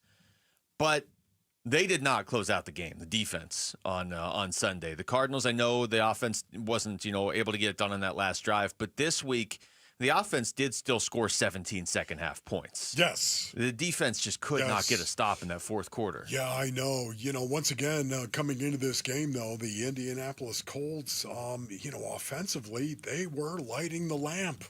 They were. They averaged, 30.5 points per game coming into this. And the Indianapolis Colts did not disappoint in terms of the expectation that their offense was going to be pretty good. And their offense was pretty good in regard to being a little bit balanced. Mm-hmm. I like the balance they had, but, man, the ability to run the ball and Jonathan Taylor, that was the difference. 150 yards rushing and their ability to run the ball. That is exactly the kind of offense Daniel Jones needs to be in. And you can see how good he is when he is in that offense. Yeah, I thought Nick Rallis summed it up pretty well last week whenever his media availability was, when they were talking about Daniel Jones and the Colts, and he's like, they do a really good job of putting him in position to do what he does best. Daniel Jones is not the best quarterback in the NFL, but there are things he's good at, and the Colts identified them, and they have put him in position where he doesn't really have to do a lot of the things that he struggles at or get out of his comfort zone too much. It helps to have Jonathan Taylor. They flashed that graphic yesterday where he is fifth all-time in rushing yards per game, and the four guys ahead of him are all Hall of Famers. What was it like? It was like Barry Sanders, Jim Brown, Eric Dickerson. Like, it was just this, maybe Walter Payton was the other one. Like, just this unreal company that Jonathan Taylor's in. He's been doing it even when the Colts haven't been good. He was the issue in the fourth quarter. If they didn't have Jonathan Taylor and the game had to be in Daniel Jones' hands there, you wonder if maybe the Cardinals could have gotten it done, but they couldn't stop Taylor. And it's hard to overreact to that because nobody can stop him, it seems like right now. But, man, just one defensive stop probably would have won this game. Yeah, and, once again, too, you think of getting to Daniel Jones and how important that was going to be, getting to Daniel Jones. Well, the Arizona Cardinals had one sack on the game, I believe, if memory serves. They didn't get a lot of pressure on Daniel Jones. He was not in a situation where you watch a game based on earnings and, man, this quarterback is under duress. This quarterback is in trouble. That was not the case yesterday for Daniel Jones. The Arizona Cardinals could not seemingly mount consistent pressure against Daniel Jones, which is one of the reasons why he played as well as he did. Yeah. Yeah, And can I just also say before you play any cut, just think about an offensive line and how important an offensive line truly is and what it can do. The Indianapolis Colts have a top 5 offensive line in the National Football League, and that, more than anything else, was on display. I love the fact that the blood sport is back, and that means offensive line is back as well, and building an aggressive, physical offense is back in the NFL. You can see that watching that team. If you broke down position groups of what the Colts' biggest strength is, you might still have to go running back because Jonathan Taylor might be the best running back in the league, but offensive line is right there. It's either 1A or 1B for the Colts in terms of getting it done, because watching them up close, not to take anything away from Daniel Jones, but you realize how much that offensive line is allowing him to do his job, and he's doing it, with the exception of that interception to Mac Wilson. I was like, hey, they brought back the old Daniel Jones. That was incredible. That was like, Daniel, can I talk to you for a minute? That's one of those picks that all picks are not created equal, man. Did you see Mac Wilson running with your – Yeah. Unfortunately, the Cardinals gave the ball right back. Daniel, he was right in front of you.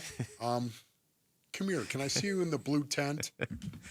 Jonathan Ganon on the Cardinals radio network after the game was asked about losing all of these close games, 4 straight games by a total of 9 points, as you pointed out, which is just disgusting. It's tough, you know what I mean? But that's life in the NFL. And we got a good, resilient group. I was proud of the way they battled and fought today, obviously with some adversity.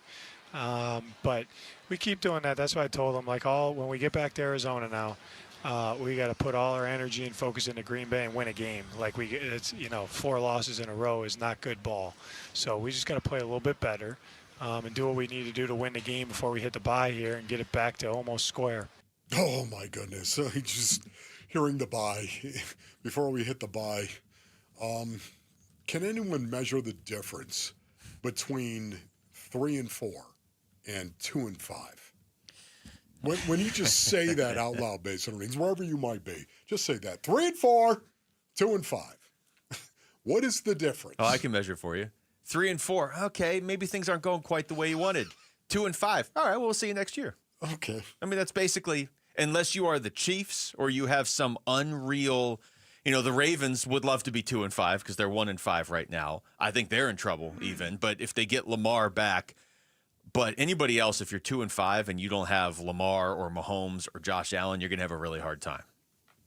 That is, I know. It's what I'm thinking of as well. And hopefully the Arizona Cardinals can play their best game in regard to the Green Bay Packers, but we have all week to talk about that and the likelihood of that happening or not. Also, I could just throw this out. Brian Callahan just got fired by Tennessee. So apparently the Titans were not all that impressed by the comeback against the Cardinals either, because it wasn't a comeback. The Cardinals just gave them the game. That's the worst. But, out in week 6 for the Titans. So, and the Cardinals, for all of the ups and downs so far this season, this is more a sign of how early it is than how successful they're being. But they're 2 games out of first in the NFC West. And I don't say that to be like, look how close they are. It's just, to Gannon's point, if you could win next week, probably San Francisco, Seattle, or the Rams, is at least 1 or 2 of them is going to lose. Everybody on San Francisco is hurt now. Even Fred Warner is out. I mean, my goodness. I don't know how the Niners keep doing it. I love Fred Warner. What a great football player he is. Yeah. I hate to see that.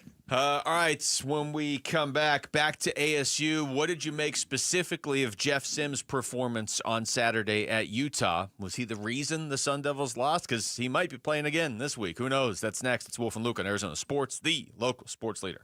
Bickley and Marotta mornings. The star continues to rise for Cam Scattaboo, 4th-round pick out of ASU, making his mark early with the Giants. And really, it's more than making a mark. He's the guy. The way that he plays football, it's what really exhilarates me about the sport more than anything, more than any other skill set, more than any other element or characteristic of football players. This is what gets me hyped more than anything. Bickley and Marotta, mornings on Arizona Sports, the local sports leader. Hi, I'm Dustin, your friend and jeweler at Shane Company. I know finding a dream engagement ring can be overwhelming, but don't worry, we got you. As director of diamond sourcing, it's my job to make sure every single diamond at Shane Company is truly the best of the best. Our team travels the world to see diamonds up close, in person. We handpick each one for its unique fire, brilliance, and scintillation. Diamond buying is an art. Of course, we look at cut, color, clarity, and carat, known as the 4 C's, but that's not all. We also look at how each diamond looks on a hand, where it will be worn, how it makes you feel, and if it's worthy of a Shane Company customer. That type of expertise only comes from working for a company that's been a family business since 1929. We also think about your budget. We only pick the best in each grade in all shapes and sizes. Your diamond is guaranteed to be the most beautiful because a friend wants you to pick from only the best. Drop by your store or shaneco.com and see for yourself. Shane Company, your friend and jeweler. Chronic pain can be very bossy. What do I mean? It tells you what you can or can't do. Sometimes it even has the audacity to keep you from working. I missed almost 3 weeks of work, and I was no longer able to play tennis. The pain was really debilitating sometimes. I missed Thanksgivings. Abby was ready to put the bossy bad back in her past. And that's when she discovered QC Kinetics and their non-surgical treatments for pain. QC Kinetics is the nation's leader in advanced regenerative medicine with tens of thousands of satisfied patients, people who have experienced real lasting relief without drugs and without surgery. It has just been the most life-changing, amazing experience. Not only life-changing, but career-saving. I get to continue to do the career that I love. I'm playing tennis again. Stop letting that joint pain boss you around. Start with a free consultation at QC Kinetics. Call QC Kinetics, 602-837-PAIN. That's 602-837-PAIN. 602-837-PAIN. Hey folks, it's Vince Marotta here to let you know about the amazing deals being offered now at Earnhardt Ford in Chandler. General Manager John Nissen and his team are marking down nearly every remaining 2025 Ford model. Like the Ford Explorer 3-row SUV, now available at 0.9% APR financing plus $2,000 in Ford bonus cash. Or America's favorite F-150 trucks with a 2.7-liter EcoBoost engine, ready to roll with 3.9% APR financing for 72 months, plus $1,250 in Ford bonus cash. Find these deals and more on the rest of their award-winning lineup, including electric and hybrid options. Just stop in, tell them I sent you. All offers require approved credit, and they've got the no-bull deals you've been looking for. Check them out online at earnhardtford.com. Most new vehicles include the no bull protection package as an added benefit. $699 for cars and SUVs, $1598 for trucks. After all applicable offers, APR terms limited. 3.9% financing is $1,560 per $1,000 financed. For well-qualified customers through Ford Credit, plus tax, title, license, and $599 doc fee. See dealer for details. Offers in 11/3/25. I'm Ultima Morgan of Morgan & Morgan. Every time one of my children started driving, it was terrifying. I am quite aware of the dangers being on the road. Thousands of accidents happen across the country. We see it every day. These families' lives will be changed in an instant. We fight for these families as if they were our own. We've become America's largest injury law firm by winning cases just like these. If you've been injured in a car accident, call us. Injured? Dial # law or visit forthepeople.com for an office near you. Ready! Hi, this is Chris with Ready Services, Air Conditioning and Plumbing. I've been with the company for going on 15 years. What you're going to get is not only get your problems fixed, but you're going to leave with peace of mind knowing that it's done right and done well by a qualified technician. Ready Services won't ever take advantage of any of our customers. Our goal is always to be the most accurate in diagnosing and providing top flight service for any service, air conditioning or plumbing. ReadyServices.com. Ready.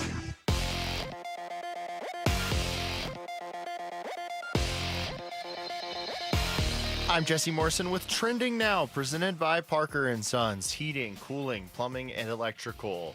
The Arizona Cardinals lost another close game yesterday, falling 31-27 to the Indianapolis Colts. However, backup quarterback Jacobe Brassette, who was filling in for the injured Kyler Murray, had a solid showing. Brassette passed for 320 yards and 2 touchdowns in the loss, but head coach Jonathan Ganon said Murray remains the Cardinals' starting quarterback. ASU football was blown out by Utah on Saturday. The Sun Devils allowed 276 rushing yards in the 42-10 loss. They have a tough task this weekend against number 7 Texas Tech. And the Phoenix Suns lost 111-109 to the Brooklyn Nets yesterday in China. The Suns wrap up the preseason tomorrow at home against the Los Angeles Lakers. This report is brought to you by Schwartz Laser Eye Center. Schwartz Laser Eye Center is the official team eye doc for the Suns and D-backs. Visit teamidoc.com and schedule your free eye evaluation today. It's easier not to be Hi, everybody. It's Dave Burns, and the Sun Devils got flattened in Utah on Saturday night. Can they fix it in time for this crucial Texas Tech game coming up on Saturday? We'll talk about it on today's Burns and Gambo show, starting at straight up 2 o'clock on Arizona Sports 98.7, ArizonaSports.com, and the Arizona Sports YouTube channel. What up, YouTube? Anchor is out, you've been swept away. Yeah. Greatest of teachers. He's remixing a live song with, yeah. Just pay it off, will you please?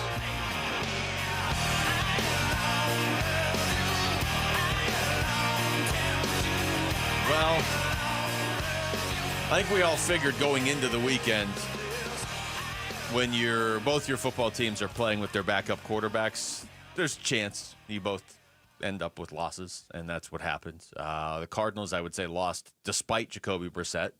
He nearly led them to a win, maybe should have led them to a win. And I would say ASU, I mean, they didn't get a ton out of Jeff Sims, but it's really hard to look at that and say he's the reason they lost. They gave up 42 points. It's not like he threw a bunch of interceptions. He didn't turn the ball over once. They gave up 42 points. Yes. I'm just so glad that you said that because, once again, we're not throwing stones at Jeff Sims. At least I am not throwing stones at Jeff Sims. He wasn't accurate early. Although I love the fact that he recognized when to go to Jordan Tyson when he was singled up on the outside. I love that. I love the fact he did that. But just you got to throw the ball in bounds to give him a chance to actually go up and get it. And the first time he targeted him, he threw it out of bounds. And, again, Jordan Tyson, as we all know, is a great player.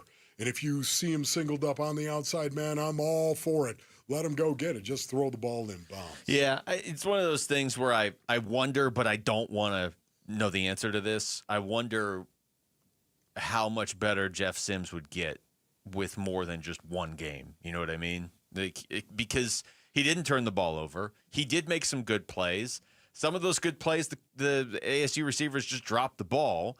But there are a lot of times where he will make a good decision but throw the ball too far out of anybody's reach, like you said, or he maybe won't make the best decision. And I don't know how much of that is, is he just a solid backup, or is it, hey, Jeff, you may get to play one game a year, so you go out there feeling like you need to be perfect in that game. Unfortunately, we may see him again. I don't know. I mean, there hasn't been any definitive update on Sam Levitt in terms of, hey, Sam's just going to be back on Saturday. Here's Kenny Dillingham after the game when he was asked about Levitt. I'll say week to week. I think that's the fairest way to put it. I think we'll, evaluate it Tuesday, Sunday, Monday, and then see what happens on Tuesday, Wednesday, then make a decision from there. Oh, man. It's got to be so hard for Kenny, yet at the same time, you can hear the resignation in his voice. It's like he has, this is what I've been dealt. What am I going to do about it? Yeah, you can't. What are you going to do? I think for all of us, Basinonians, right? What are you going to do about it? This is the hand that you have been dealt. Walk through it. The same thing exists for the Arizona Cardinals right now and what is going on. This is the hand you've been dealt. Yeah, it's been really, really rough. You've lost 4 games by a grand total of 9 points. If you're an Arizona Cardinal, what are you going to do about it? Walk through it. ASU, the same thing. You know what's okay? Yeah, you didn't have your quarterback. Bummer. They had their quarterback, and by the way, he was playing very, very well. Mm-hmm. You just got to walk through it.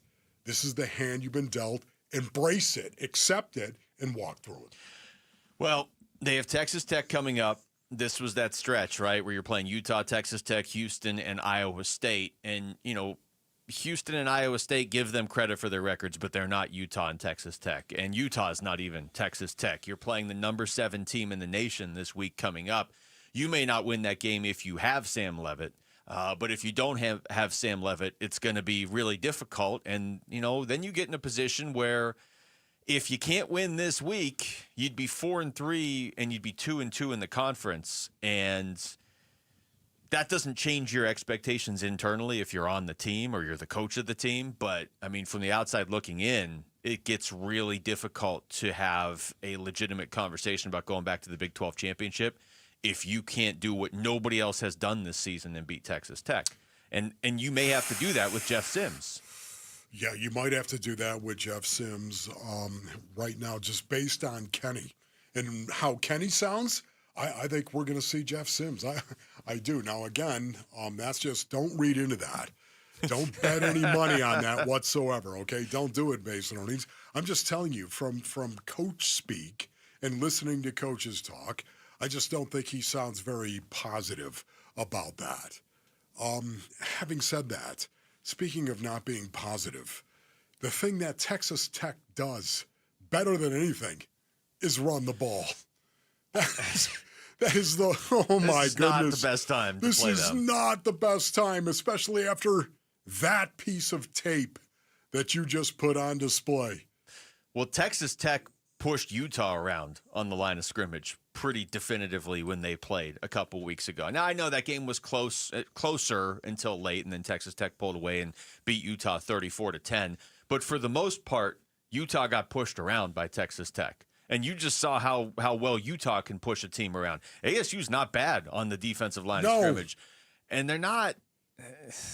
Once again, I don't know what to make of the offensive line this year. Yeah, ASU coming into the game, giving up less than 80 yards per game rushing. I mean, those are cold, hard numbers. Yeah, they were doing well, and all of a sudden Utah just beat them on the line of scrimmage. And there's no getting around that. You have to accept it. You've got to embrace that.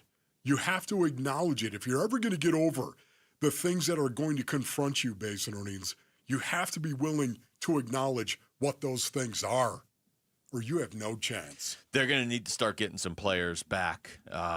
They've gotten by pretty well without Xavier Alford because Boogie Wilson has played so well, and maybe they can keep getting by without him, but they're getting beat up on the offensive line.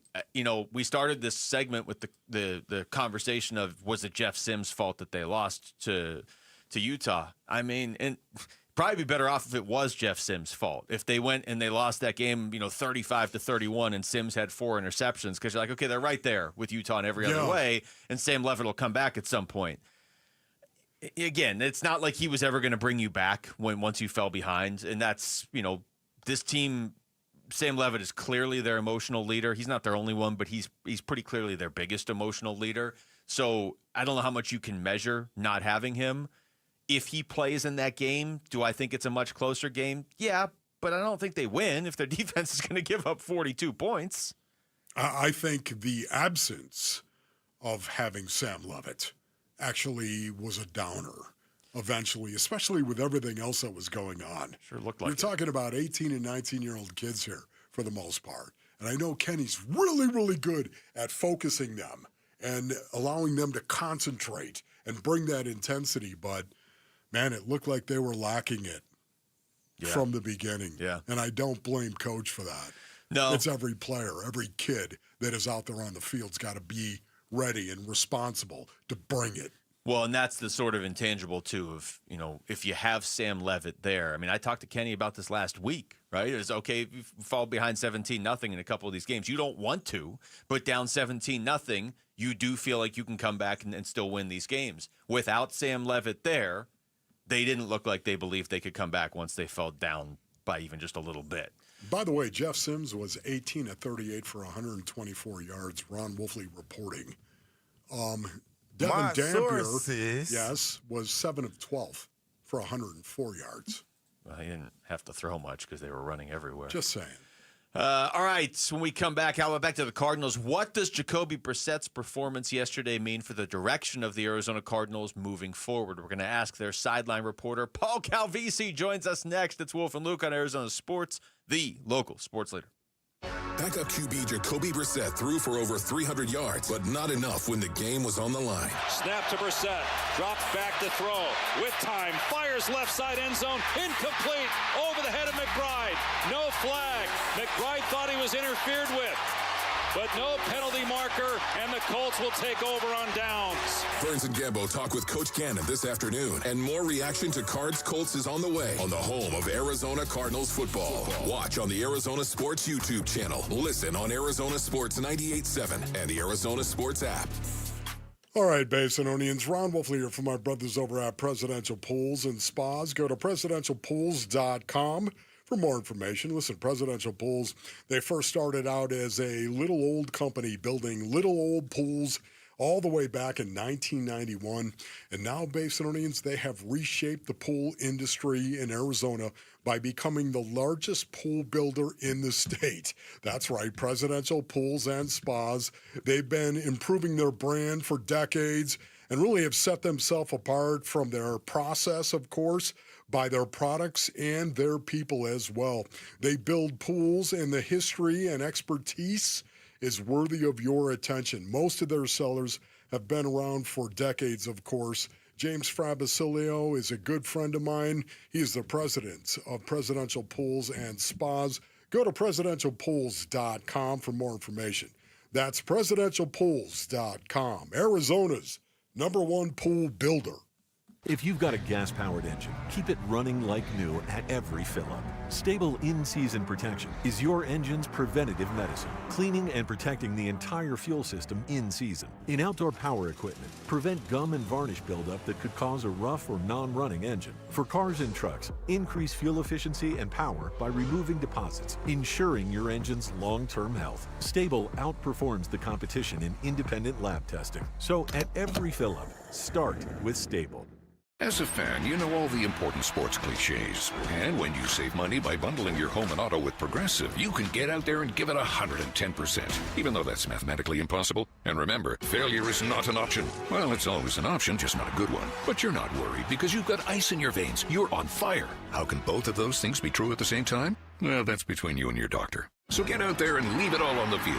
Leave what? Who cares? Just leave it and save with a bundle from Progressive. Progressive Casualty Insurance Company affiliates and other insurers. Not available in all states or situations. Hi, I'm Michael from the War and Treaty. You know the jingle. Now discover the facts about Ozempic, a GLP-1. Only Novo Nordisk makes FDA-approved Ozempic. Learn about the real thing. Talk to your healthcare professional today. Call 1-833-OZEMPIC or visit Ozempic.com to view the medication guide and to learn more about Ozempic. Semaglutide injection 0.5 milligram, 1 milligram, and 2 milligrams.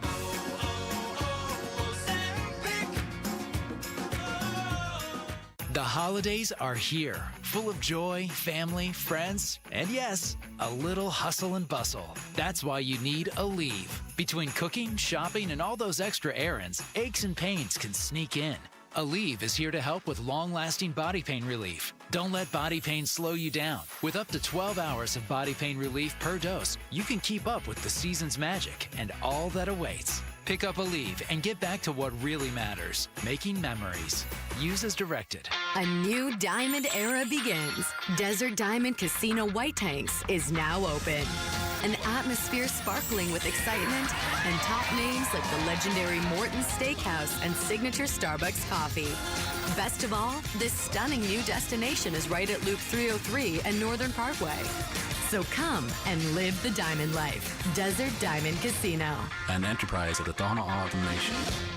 Hey, we know great teams win with a solid playbook, right? But what about our retirement plans? Paul Calvisi here, and that's why I'm with Matt Dagus from the Bright Wealth Management team. Matt. Thanks, Paul. At Bright Wealth Management, we help you create a custom retirement strategy, so you're not guessing when it counts. Call now 844-726-9116 and schedule your one-on-one appointment. Let's design your winning plan together. 844-726-9116. Investment advisory services offered through Foundations Investment Advisors, LLC, an SEC-registered investment advisor. The content provided is for educational purposes only. Arizona sports. Paul talks to football players and tries to stay out of the way. It's the Paulie Pigskin Report. Yeah, Paulie Pigs kind of weak, Paulie.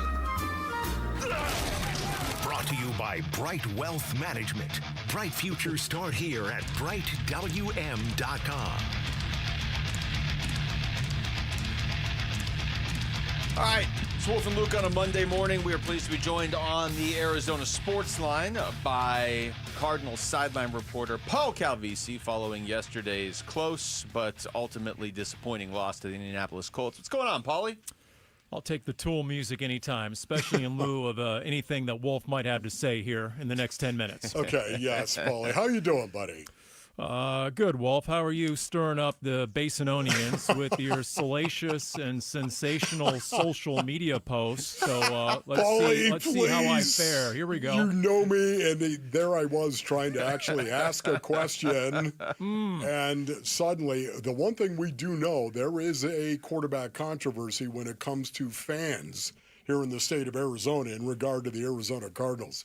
I'm asking a question and made it sound like a statement because I hit the wrong button, Paul. I see. The old typo punctuation error gets you every time. I know. It was unbelievable. Paulie, your thoughts on the game and where do you begin? Well, first off, Wolf, like JG says, it's in the details. Okay, so that ME is on you, the period instead of the question mark. Yes, it is.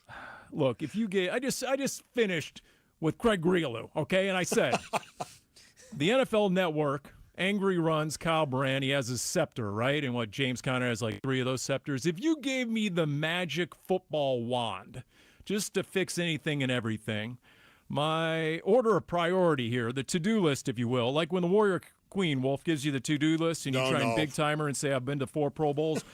The to-do list would go something like this. Number 1, finish.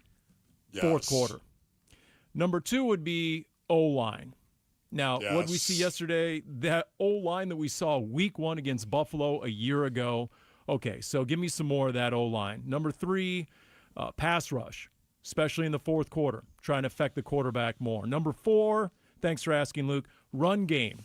Okay, now is it infinitely different without James Conner and Trey Benson? Yes, but you still need to run it better. Number 5 for me would be quarterback.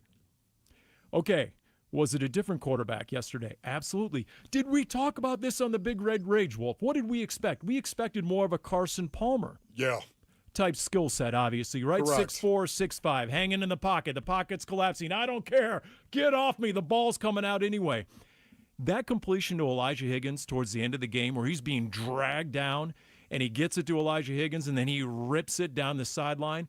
Let me tell you something. The sideline at that moment was never more lit, more hype, more turnt, whatever you want to use, Luke, you young guys, okay? It was fired up at that moment as Jacobe Brassette got that ball out and he ripped it for 24 yards, Elijah Higgins. But you know where I miss Kyler Murray? The final possession, where it's 2nd and 7 from the 9. It's 3rd and 7 from the 9. It's 4th and 7 from the 9. And what could you have really used in that circumstance? A quarterback who runs a 4-3. A quarterback you could have rolled out in a naked boot in space. A quarterback who maybe could have made a run for the pylon in the money moment of the game. So sort of like Daniel Jones did on the naked boot, and he ran in for 3 yards untouched for a touchdown run earlier in the game. So I'll just say that in terms of Kyler Murray and the skill set, 2 radically different quarterbacks.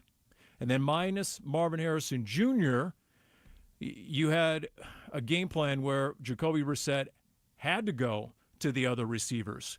And then and we can get all the wide receiver twos. But once again, Charvarius Ward wasn't in the game. Kenny Moore, the Pro Bowl nicker, wasn't in the game. Charvarius Ward, man. Yes, and they fully expected Charvarius Ward to travel with Marvin Harrison Jr. the entirety of that game like he did in the rematch against the 49ers a year ago.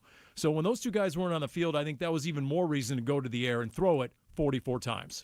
Talking to Paul Calvisi. Paulie, I hear what you're saying about quarterback this season hasn't been the biggest issue, certainly, for this team. We were talking about this last week. Kyler wasn't the reason they were losing games, but he also wasn't the reason they were winning games. How much do you read into the fact that a lot of the offense looked different and better yesterday? Because the Cardinals are playing without their top 2 running backs, and Jacobe Brassette didn't have Marvin Harrison Jr. for the majority of that game, too. I'm not of the belief that Jacobe Brassette could do that every single week necessarily, but is there a way to get Kyler to do some of those things that Jacobe just did? No doubt. And I think wide receiver 2 is a way to elevate the offense. And it's funny because late last week I had a conversation with some of the other receivers, not named Marvin Harrison Jr. And you just talk about, because we heard this term this week, flow state. Comes from Drew Terrell, the passing game coordinator, and the coaches. Flow state, it basically is translation, you're playing and not thinking. But when you're wide receiver 2, and we've talked about how it's wide receiver 2 by committee, and we've said that ever since training camp, I don't think one guy is going to emerge as wide receiver 2. It's a collection of Zay Jones, Michael Wilson, Greg Dortch, and every one of those guys balled out yesterday, but they also got a ton of targets. They got more targets in that game than they had received the entirety of the season in some ways. So that flow state is something they were all able to achieve.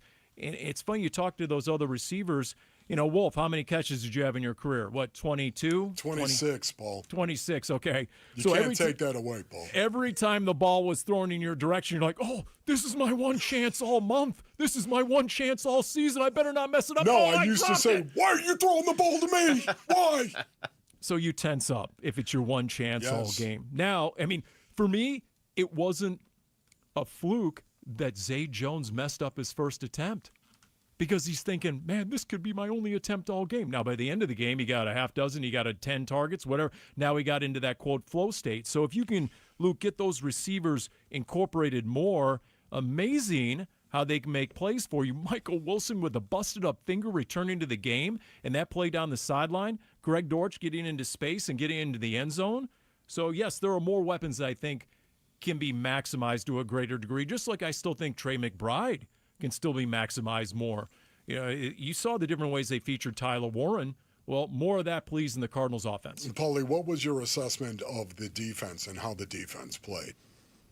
The Buda Baker, man, he was gone. Yeah. Those are the sort of plays that turn games, that win games. Beyond that, you need to figure out a way to affect the quarterback more. Yep. If you're looking for the one constant in the fourth quarter of virtually every game, win or lose, the Cardinals need to get to the quarterback more, and it's got to be more than Josh Sweat. It just has to be. So what does that mean? You're going to have to dial it up more, take more chances. But that is where your banged-up defensive line, I think, missing the first-rounders, Darius Robinson, Walter Nolan III, that's where I think you feel the impact of that. Having those sort of impact players missing in the fourth quarter, that would go a long way in every single game so far this season. Talking to Paul Calvisi. Paulie, I'm glad you brought that last part up because I've been singing the praises of this defense, and I'm really high on what Nick Rallis does, and this is not to undercut that necessarily, but it does feel like there's a hesitation to dial up a blitz right now, especially late in these games. Is that because of the youth in the secondary? Is that because of injuries? Is it ideally you'd love to just be able to rush 4 and get to the quarterback, but they haven't really been able to do that consistently. Do you think that's going to change? I think some of it, as I ask myself the same question, Luke, is the risk reward. If you don't get home, what happens? You are putting some of those young corners on an island with the game on the line. So there's a serious risk reward in that regard. And maybe that leads to some of the hesitation or to decide to game plan it differently. A lot of teams in those situations are anticipating the blitz. They're max protecting. So the moment that blitzer gets picked up, look out. Your secondary is at a severe disadvantage.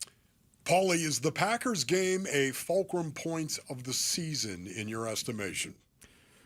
Yes, for the second straight week. Indianapolis goes by the crossroads of America, right? That's their city slogan, their city moniker, right? So with all due respect, that was the crossroads for Arizona, the Indianapolis game.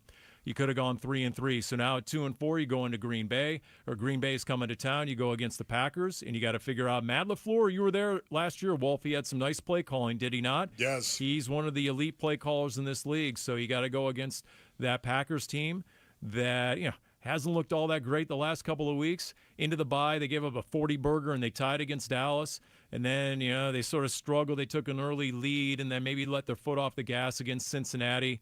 But like the Colts, I'm not totally buying the Packers. They're not invincible. They're not, so we'll see if the Cardinals can come out and they learn from last year's game at Lambeau. Then 3-4, and all of a sudden you're going into the bye and you try and get healthy. Look, they've been in every single game regardless of the opponent. So, man. But yes, in terms of a pivot point in the season, Sunday is one of them. Paulie, they have lost 4 games by a grand total of 9 points. And I know you know that. Is that deflating? Is that encouraging? Yes, it's both. Yes. I mean, the largest margin of defeat was against the Colts, 4 points. Yeah. So but once again, guys, and we've said this literally for decades, just because you're close on the scoreboard does not mean you're close to being a winning team in the NFL. Yep. No. Kansas City had won 17 straight one-score games until losing earlier this season. You got to figure it out. That's what championship teams do. I heard you with AQ Shipley on before the game yesterday, and AQ before yesterday's game said there's an art to closing these games out, and that's just something that this Cardinals team hasn't learned yet. Paulie, great stuff, man. Thank you. Thank you, Paulie. All right, guys. Talk to you. That's Paul Calvisi joining us right there on the Arizona Sports Line. When we come back, we'll take you through the top stories of the day with Wolf and Down Your Lunch. It's Wolf and Luke on Arizona Sports, the local sports leader. Live streaming audio, podcasts, video highlights. The Arizona Sports app has all this and more from the local sports leader, including Cardinals play-by-play. Hit by Josh Sweat and dragged down for a sack. Download the Arizona Sports app, presented by Ready Services Plumbing and Air Conditioning. In baseball, numbers matter. Every stat is tracked, every play analyzed, but numbers alone, they don't win games. And they don't build a secure financial future either. Hi, I'm Jeff Jr. with Trajan Wealth, and we're proud to be the financial team behind a personalized plan for our hometown baseball manager, Torey Lovello. Torey here. You're spot on, Jeff. Good numbers help, but it's teamwork that wins. It's about building trust, understanding goals, and creating a legacy. At Trajan, we go beyond the numbers. We build real relationships and customized investment strategies so you can enjoy life today and feel secure about tomorrow. It's a relationship, and that's why I chose Trajan Wealth. Call today to build your personalized plan. 480-990-3300. That's 480-990-3300. Trajan Wealth. Plan smarter, dream bigger. Advisory services offered through Trajan Wealth LLC, an SEC-registered investment advisor. Paid advertisement. Every day, reliable, comfortable, connected. Every day, you rely on power. At APS, we work around the clock to deliver some of the most reliable power in the country. But with Arizona's extreme weather, outages can happen. Stay safe and informed with alerts by keeping your contact information up to date. And visit our outage center for updates online or on the APS app. For more ways to stay safe and informed, visit aps.com/brighter. Don't wear it, sell it. At Oliver Smith Jeweler, we love buying jewelry and luxury timepieces. We care about each piece's unique history, craftsmanship, and design. Hi, I'm Oliver Smith, and over the past 40 years, Oliver Smith Jeweler has helped advise many clients on jewelry and watches. We can evaluate your pieces free of charge, provide you with an estimate of what they are worth in one-on-one meetings with you, respecting your time and valuables. Get a check or convert your unworn valuables directly to gold coin or bullion for the future investment. Oliver Smith Jeweler is known for our beautifully crafted jewelry and having the best timepiece selection in the Valley. Our clients choose us time and time again for our trusting nature, exceptional value, and our commitment to providing unsurpassed customer care. Don't wear it, sell it. Come visit us at Oliver Smith in Gainey Ranch or in the Scottsdale Fashion Square Mall. Parker & Sons Heating, Cooling, Plumbing, and Electrical is proud to team up once again with Arizona Sports for Character Counts. We're celebrating high school athletes across Arizona who show integrity, commitment, and academic excellence. With over $100,000 in scholarships already awarded, we're excited to keep the momentum going. Nominate a standout student athlete today at CharacterCountsAZ.com. We'd love to share their story, and they could win $10,000 from Parker & Sons. Football season equals the tailgate season, which means the Ford F-150 at our Desert Ford dealers. Yep, Paul Calvisi are just the best-selling line of trucks for 48 years running. All right, so how? Why? Well, it's no one thing. It's the combination of everything, right? From smart tech to powerful engines. You want productivity? How about available built-in electrical power and a convenient tailgate work surface? You can customize the F-150 pickup to fit your needs. And right now, get 3.9% APR Ford credit financing for 72 months plus $2,750 in cash back on a 2025 Ford F-150 XLT 2.7-liter truck. Yep, get 3.9% APR Ford credit financing for 72 months plus $2,750 cash back on a 2025 Ford F-150 XLT 2.7-liter truck. But hurry, these deals won't last long at our Desert Ford dealers. Just click buyfordnow.com. That's buyfordnow.com. Low T, start for free for a limited time. Get prescription testosterone with no startup fees. Only at Red Mountain Weight Loss. You'll think better, sleep better, and it'll improve your sex life. Nothing boosts testosterone like actual testosterone. So don't waste money on herbal supplements that don't work. Get the T levels you had in your 20s with prescription testosterone. It's a game changer. And for a limited time, get started for free only at Red Mountain Weight Loss. Go to redmountainweightloss.com or dial pound 250 on your phone, keyword Red Mountain. KMVP FM Phoenix, live from the Casino Arizona and Talking Stick Resort Studio. Arizona Sports, the local sports leader.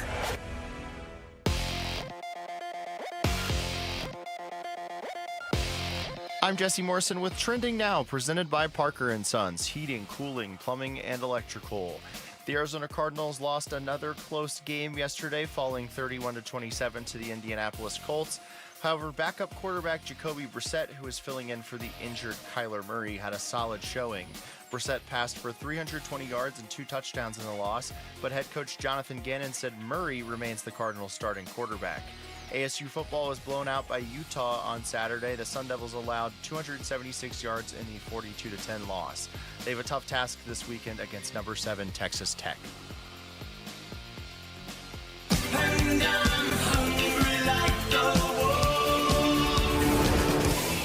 Arizona Sports, the local sports leader. Yeah, could I have a number 3 with cheese and a large coffee? Wolfing down your lunch. Serving up today's top sports stories with Wolf and Luke. Man, does this smell good. Brought to you by Aria Dental Implant Center. Locally owned and affordable dental implants. All right, welcome back. We are live from the Casino Arizona and Talking Stick Resort Studios on this Monday. It's now technically afternoon. It's right afternoon, so it's time for Wolfing Down Your Lunch. Rick is here. Rick, did you have a great sports weekend? No, I didn't. Oh, okay. The Arizona Cardinals lost 31-27 to the Indianapolis Colts yesterday at Lucas Oil Stadium. However, quarterback Jacobe Brassette, who was filling in for the injured Kyler Murray, tossed for 320 yards and 2 touchdowns. This takes us to our Sanderson Ford poll question, which is up now at arizonasports.com. It asks, what's your confidence level in Jacobe Brassette running the Cardinals offense? Make him the full-time starter. I've seen enough. Enough to warrant another start. Kyler Murray's return can't come soon enough. Wow. I mean, how... My goodness. I don't know how you could vote the last one after yesterday. I'll say enough to warrant another start. I'll just say this. I'm still of the mindset that when Kyler's healthy, you're not just done with him. But I think yesterday's start really raised some questions long-term with this team. But for this season, I would go Brassette this week into the bye. That way you give Kyler 3 weeks. You're certainly not worse off with Jacobe Brassette, but I don't know if you made him the starter for the next, 11 weeks, how that would work out. I'm going to go ahead and I'm going to talk to the leadership council. That's what I'm going to do in my locker room, and I'm going to say, what do you think we ought to do? I'm going to get their input on this thing, and I'm going to go from that point forward. Whoever they say they want to see, I'm endorsing that. All right. I'll say enough to warrant another start because Luke actually gave me an answer. So 58% enough to warrant another start. 37% make him the full-time starter. I've seen enough. And Kyler Murray's return can't come soon enough. 5%. All right, in the game, wide receiver Marvin Harrison Jr. suffered a concussion after making a great grab in the second quarter. It is his second concussion in 2 seasons.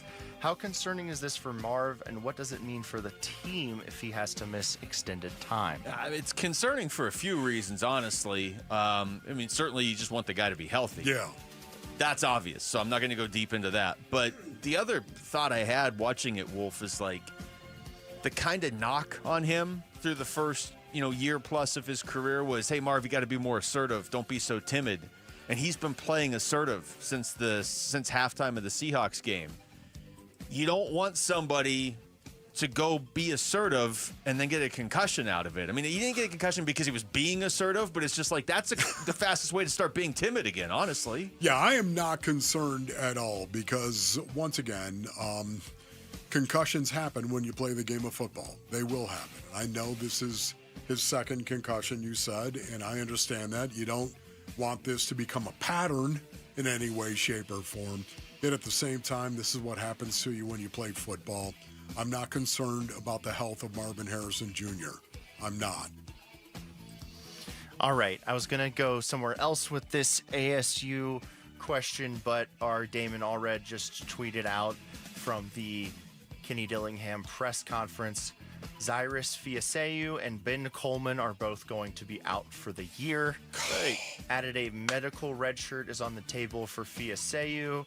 It will be some more time for Xavier Alford to return as well. What do you guys make of this news for the Sun Devils? It's just, you're going to have injuries. This is the worst time to have significant injuries like this. This is the frustrating part. And I think sports fans, whether you're an ASU fan or a Cardinals fan or a D-backs fan, like you can certainly get on board with this. I just want to see what one of these teams can do relatively healthy. And you could say, well, yeah, every team has injuries. Look, yeah, okay, but I mean, that Xavier Alford's, the heart of their defense in a lot of ways. Ben Coleman is their most experienced offensive lineman, and they don't have their starting quarterback. Just let me see ASU play at relatively full strength, which means you have Sam Leavitt. And if you lose to Utah and Texas Tech and whoever, then that's fine. You weren't as good as those teams. But when you don't have your players, you always wonder if you were as good as those teams. This is so painful. Ben Coleman going down midway through the first quarter was the biggest bag over the head kick to the cradle in this last game they played against Utah. Brutal to actually see that. This is bad, man. He is definitely a stabilizer, I would say, across the board on that offensive line. And now you're going to take him out. That's just awful news. What was that phrase again? Bag over the head? Bag over the head kick to the cradle. Man, that's worse. That's bad twice. Rick? Sam's day-to-day, by the way. Sam Okay. Leavitt. Oh, he went from week to week to day to day? He's day-to-day. Nice. All right. We're getting closer to hour. So, all right, we'll get to this for the only time today. The Phoenix Suns lost 111-109 yesterday to the Brooklyn Nets in preseason action over in China. Devin Booker paced Phoenix with 18 points, 5 rebounds, and 5 assists. What is one thing you guys are liking about how the Suns are playing? It's the preseason, so you can't, I don't want to read too much of this into this, but I like the compete level for preseason games from this team. And I think we're all sensitive to it from what we saw last year from this team, where it felt like they got outworked. I always hesitate to say outworked, but it looked like they were getting outworked in some areas and getting pushed around by certain teams last year. And I'm kind of banking on them being the team that outworks everybody and doesn't get pushed around this year. They may get pushed around on the scoreboard. I don't know. But I like the work ethic. I love how much time they're actually giving Devin Booker and some of the starters. I love that. The fact that they're giving them minutes to go out and actually play and show others this is the way we want you to play in this system. There's a lot of good stuff that can come out of that. Teaching on tape, just setting the standard for everybody else as well. I love the fact these guys are getting serious minutes out on the floor. I think that's going to benefit them going forward. And just FYI, Luka Doncic is going to play in tomorrow's preseason game here, Lakers at Suns tomorrow night. Nobody tell Lil Wayne. On Friday, we saw a 15-inning classic between the Seattle Mariners and Detroit Tigers in Game 5 of the MLB divisional round. The Mariners pulled out the 3-2 win, and they have since won the first game of the ALCS. But how awesome was that game on Friday? That game on Friday was pretty ridiculous, actually, because I got back from dinner probably in the 10th inning. And I was like, well, I got to kind of watch this, because, I grew up with a lot of people that are Mariners fans. The Mariners are the team I would like to see win if all the teams that are left. And then you get to like the 13th inning and then the 14th inning, and you're like, well, Seattle's got really good pitching, and they have 2 guys on this team that can hit. So how is this game ever going to end? They ended up ending it. This is why they handle extra innings in the postseason differently. Yeah. Oh, I'm so glad there's none of that regular trash where there's just a ghost runner. Oh, my goodness. Honestly, it was awesome to see it. Yeah. Especially in baseball, where you hang on every pitch once again. And it was an elimination game for both sides. Yeah. Yes. It was cool. Love the pitch clock. Absolutely hate what I call the Manfred man on second base. They need to get rid of that. Wow, the Manfred man. Are you going to come back with Manfred man next segment? Would you say that during the regular season, though? Are you okay with that? No. I love the fact that they play the game until there is a winner in the postseason. I love that. I hate the runner on second. Absolutely hate it. They need to get rid of that. They sped up the games just enough. Like, no baseball fan I talk to likes that. It's ruining the game. I don't fully understand why they still have it in the regular season. I'm not nearly as upset about it as Rick is, but at least they don't have it in the postseason, because that would have been a joke. I know. Because the game would have just ended. I mean, the way that went, We don't live in Seattle or Detroit. Were you not hanging on every pitch by like the 14th inning? Because it was a game 5 and everything, too. I honestly think managers are okay with putting the guy on second and I shortening the game. They might I think be. they're okay. I mean, you got to Save your manage a relievers. pitching staff. Yeah. The relievers may not love it because they're always pitching under pressure, but whatever. All right, that was Wolf and Diner Lunch. When we come back, the Cardinals, well, Wolf has thrown this stat out a couple times. They've lost their 4 games by a combined 9 points. They're actually still positive in their point differential, even though they're 2-4. So what are they doing well? We never focus on that. Let's get into that next. It's Wolf and Luke on Arizona Sports, the local sports leader.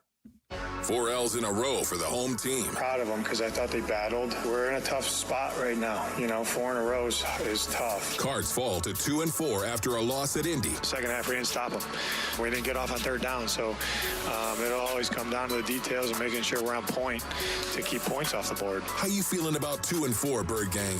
Burns and Gambo talk with Coach Ganon this afternoon, and more reaction to Cards Colts is on the way on the home of Arizona Cardinals football. Watch on the Arizona Sports YouTube channel. Listen on Arizona Sports 98.7 and the Arizona Sports app. All right, Basinonians. Ron Wolfley here from my brothers over at Legacy Green Solutions. Go to LegacyGreenSolutions.com for more information. Imagine a yard, no mowing, no mess, no more money spent on reseeding your lawn. Just clean, green perfection all year long, Basinonians. Why wait?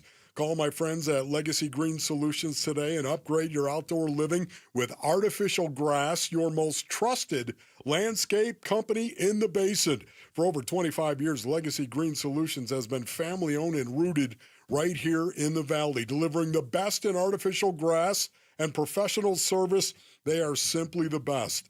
And right now, my brothers, Legacy Green Solutions is offering 15% off for a limited time. 15% off. All you got to do is text GREEN to 620-620. They've been voted best of the Valley 3 years running, and I know exactly why. Text GREEN to 620-620 or go to LegacyGreenSolutions.com.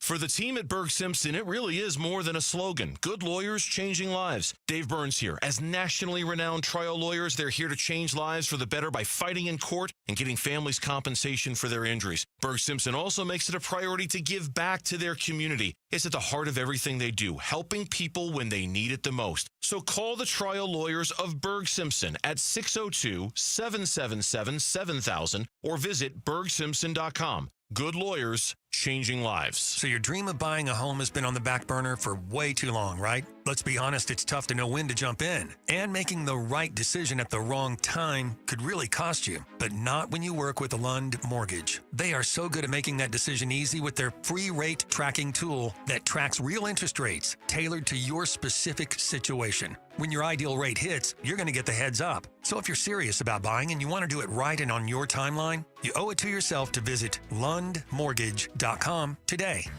This is the story of the one. As a custodial supervisor at a high school, he knows that during cold and flu season, germs spread fast. It's why he partners with Grainger to stay fully stocked on the products and supplies he needs, from tissues to disinfectants to floor scrubbers. All so that he can help students, staff, and teachers stay healthy and focused. Call 1-800-GRAINGER, click Grainger.com, or just stop by. Grainger, for the ones who get it done. This is the story of the one. As a maintenance supervisor at a manufacturing facility, he knows keeping the line up and running is a top priority. That's why he chooses Grainger. Because when a drive belt gets damaged, Grainger makes it easy to find the exact specs for the replacement product he needs. And next day delivery helps ensure he'll have everything in place and running like clockwork. Call 1-800-GRAINGER, click Grainger.com, or just stop by. Grainger, for the ones who get it done. What was that? That is business phone bliss with the Ooma Cloud phone system. It handles all our voice, video, and messaging needs. You sound very... Calm? I am. Ooma has everything I need to run my business more efficiently, like virtual receptionist, call routing, and video conferencing. And it starts at just $19.95 per month per user, plus taxes and fees. Ooma. Nice. Find your business comm at ooma.com/radio. Okay, I have to tell you, I was just looking looking on eBay, where I go for all kinds of things I love, and there it was. That hologram trading card.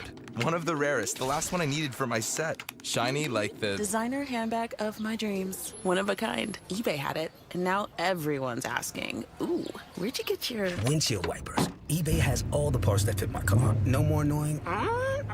just beautiful. Millions of finds, each with a story. eBay. Things people love. Big Red Monday. This is Cardinals tight end Trey McBride, and you're listening to Arizona Sports, the local sports leader. Big Red Monday with Wolf and Luke. All right, thanks to our listeners in Sun City. Thanks to everybody out there following along in Sun City. That's Sun City. YouTube. What up, YouTube in Sun City? On the app. On the app. 98.7 if you're driving YouTube around app is Sun City. Yeah. Thanks to everybody, but I just want to specifically mention Sun City right there. What up, Sun City? All right, Wolf. Let's get into some positives with the Cardinals. I know it rings hollow after a loss. Last week after the loss to Tennessee, we debated, is there anything good from this game we should even mention on the show in the pre-show meeting in prehab? And we all looked at each other and we're like, no, there's nothing. I mean, there were a couple, like Marv looked better last week, but who cares after a game like that? After a game like yesterday, it's still a loss. It's still in the standings. The standings don't put little dots next to your record and be like, yeah, but they tried harder this week. You don't get anything. You're 2-4. But there are things that maybe they did certainly yesterday a little bit better than they've been doing this season. So where do you want to start? You know what? I've just got to start with their general competitiveness. You can say what you want, Basinonians. They are competitive. They have been competitive. They've been in every game. They've got 4 losses by a grand total of 9 points. Can you imagine? Just say it out loud wherever you might be driving, wherever you might be, sitting on your couch. They've lost the last 4 games by a grand total of 9 points. Stupid. Every game has been a one-possession game that they've lost. Every game, I believe, has been a one-possession game, period. Yeah, it has. Win or lose. Offense, defense, and in transition, they have been competitive. So I'm looking at the NFL standings. I just stacked them winning percentage top to bottom because I wanted to look at point differential next to the winning percentage, right? And so the top 17 teams, only 2 of them have a negative point differential. So San Francisco is 4-2, but they have a -3 point differential. Wow. The Eagles are 4-2. They actually have a -1 point differential, Philadelphia. But once you get past those top 17, there's not any teams with losing records that have a positive point differential except 2. The Texans are 2-3 and somehow plus 47. Wow. Can you imagine that? That's unbelievable. I did not know that. I didn't either. So I was just looking at this. The Cardinals are the only other team with a losing record but a positive point differential. And the Cardinals aren't even 2-3. They're 2-4. But they're sitting there behind teams that are, -80, like Cincinnati, or the same record as Cincinnati. But Cincinnati's -80. The Raiders are -46, although they could beat the Titans at least. But the Cardinals, it's so out of place when you get to the bottom half of the league in standings. There's just a team with a positive point differential. Yeah, it really just highlights the fact they got to finish better. The fourth quarter has been their Achilles heel. The fourth quarter. Man, you know what? I might break my rule. I might go ahead and flash the 4 on the sideline if I'm an Arizona Cardinal. I might do it. You know the way I can't stand it. You're not a big fan of that. I cannot stand it, Basinonians. Guys, you love to flash the 4 on the face. It's the fourth quarter. What are you going to do about it now? Flash the 4. Hey, bro, I was flashing the 1 and the 2 and the 3. Now you're going to flash the 4? No, thank you. So, anyways, you know what though? I might actually say with this. So, anyways, it's applicable to the Arizona Cardinals. They might want to flash the 4 on the sideline. Yeah. It's I mentioned this when we had Paul Calvisi on because I heard AQ Shipley say it in the pregame show with Paul, and I think Dave Pasch was there at that point too, and AQ brought up closing out games is an art form, and it's something you do have to learn as a team. And so I'm sure there are guys on this Cardinals team. There are some players on this Cardinals team that have played well enough to be 6-0. They really have, but that doesn't matter. Yes. Just as a team, you have to learn how to win close games. How many times did we hear that last year? You know it firsthand. Wolf, Max Starks brought it up to us multiple times last year. The next step for the Cardinals is going to be winning the close games. And right now they're not winning the close games. These are different. I would say yesterday, I hated that loss, and it's frustrating because the refs did miss a call at the end of that game. That's frustrating, but you're going to lose some games. Yeah. The Tennessee game and the San Francisco game, to me, are so much worse because they both should have been wins, and the Tennessee one is a slap in the face. Yes. Forever. It's like just one slow motion slap to the face forever. We sit here and we talk about the Arizona Cardinals being competitive, and there's no doubt about it. And you just look at it. They are competitive. They have been in every game. But they still haven't had a game where you said, man, their offense and their defense played well. And please, I'm not talking about complimentary football either right here. Well, you're not breaking all talking your about rules. that. I know. Oh, my goodness. But it's just a situation where they have not put it together in terms of playing well offensively and defensively. How about you just go out there and you try every play to be the best player you could possibly be? That's what we want to see. Be competitive throughout the entire game, but you have to be able to put it together offensively and defensively in order to go out and actually play and win as a team. I for whatever reason, we've seen the offense do well in one game, the defense do well in other games. Defense doing well in other games, for the most part, has been the theme.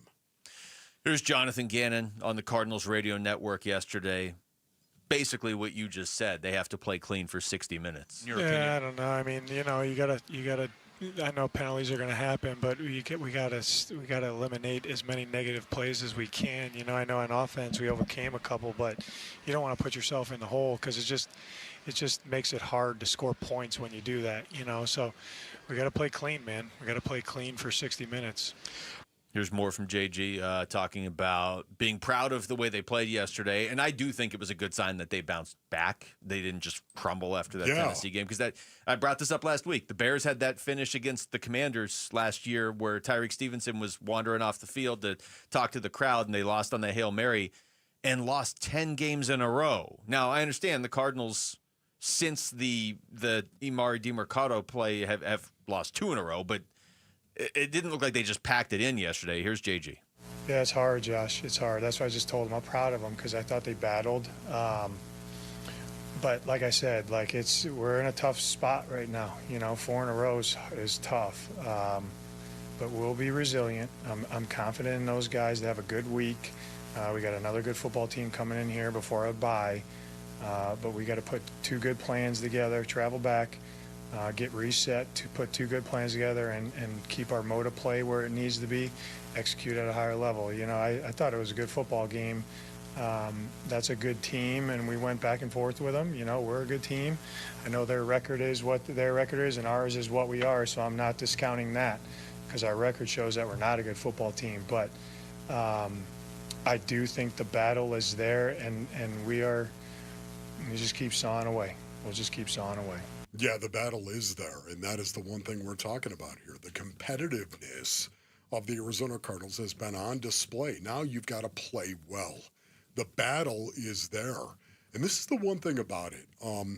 If you're going to go out and compete the way the Arizona Cardinals have, if you're going to be tough, that's your only chance at getting back into this season and salvaging this season is if you are a tough mother. Yeah. Period. Yeah, and I'm not surprised at all that they have that as a personality trait, but I think you had to look for it yesterday because when the Tennessee game played out the way that it did, it just called it into question, right? I mean, it was a dumb play by Emari Demercado, and we've talked about that, but they completely folded after that against the worst team in the NFL, a team that just fired their coach today, Tennessee. Already just fired their coach this morning.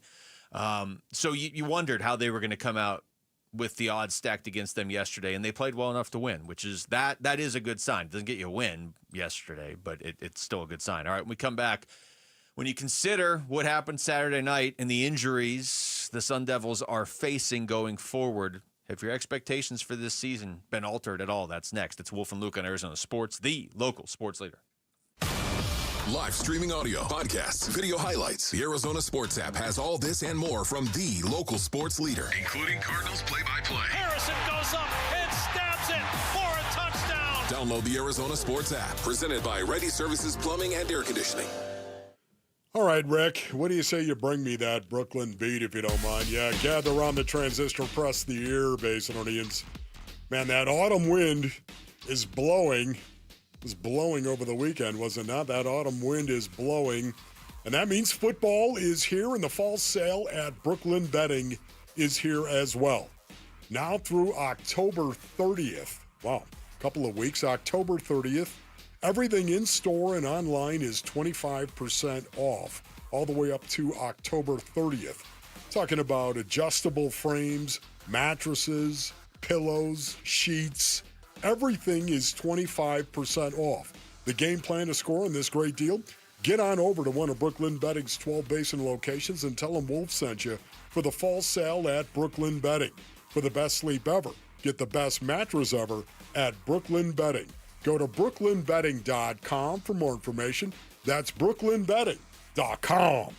Dan Bickley here for Chapman BMW, an award-winning family-owned business since 1966. They offer unbeatable selection. They have a great reputation for making luxury attainable. And best of all, you have a friend in the business at Chapman BMW. Ask for my guy, GM Shane O'Hanrahan. He guarantees our listeners will get a smoking hot deal, the best you're going to find in Arizona. That's Chapman BMW, 2 great locations, 1 great experience. Hey, Benjamin, we've got a surprise for you. What? You've got brothers. Huh? $50 and $200 bills just like you. Hey, what's up? What? We just got them for joining America First Credit Union and opening a new checking account. And you're all gonna live together at America First. What? This is nice. For a limited time, new members get a $250 cash bonus when they open a checking account with direct deposit or $50 with a youth checking account. So head to AmericaFirst.com and get your money working today. Membership eligibility, terms, and conditions apply. Federally insured by NCUA. Who is Farm Bureau Financial Services? At our core, we're relationship builders. We're home and auto bundlers, life insurers, farm and ranch protectors, and retirement planners. We're neighbors, community members, and friends. We're the people you can count on now and for years to come. Find a Farm Bureau agent at fbfs.com/protect. Farm Bureau Property and Casualty Insurance Company, Western Agricultural Insurance Company, Farm Bureau Life Insurance Company.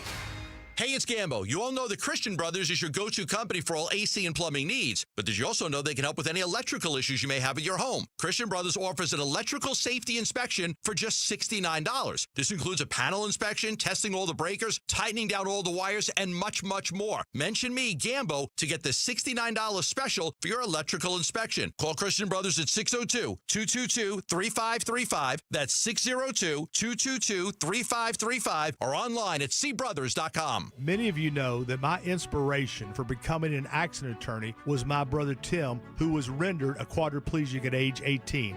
I didn't know what a personal injury lawyer was or what they did, but I soon did. Tim was treated terribly by the insurance company, and I became enraged. It was a constant delay and deny. I'm John Morgan of Morgan & Morgan. Tim later worked with me for 27 years. Last year, my hero died at age 65. You can see my eulogy for him by visiting mybrothertim.com. He was one hell of a man. Because of Tim, together we built the largest injury firm in the world, and our clients are treated the way I would want my family to be treated. At Morgan & Morgan, nobody is a nobody and everybody is a somebody. If you need our help, visit forthepeople.com on your phone or computer. See you soon, Tim. Morgan & Morgan, forthepeople.com.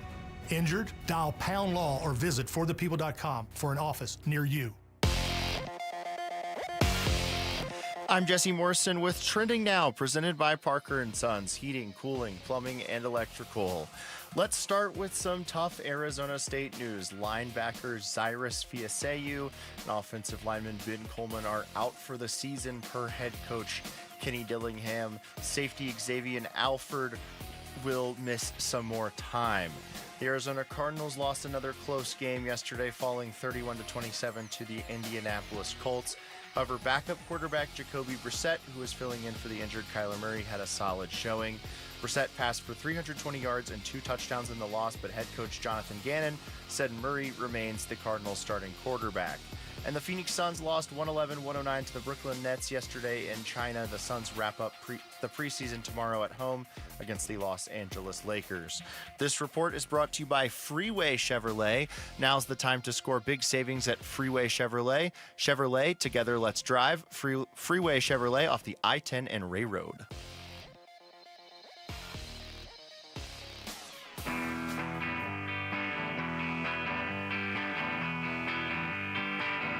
Hey, it's Mitch with Arizona Sports at Night. Local football brought us no joy over the weekend. Is there anything that can cheer us up as we look forward to another week of torture? Kellen and I will discuss 6 to 8 p.m. Arizona Sports at Night on Arizona Sports 98.7 FM, the Arizona Sports app, and Arizona Sports on YouTube.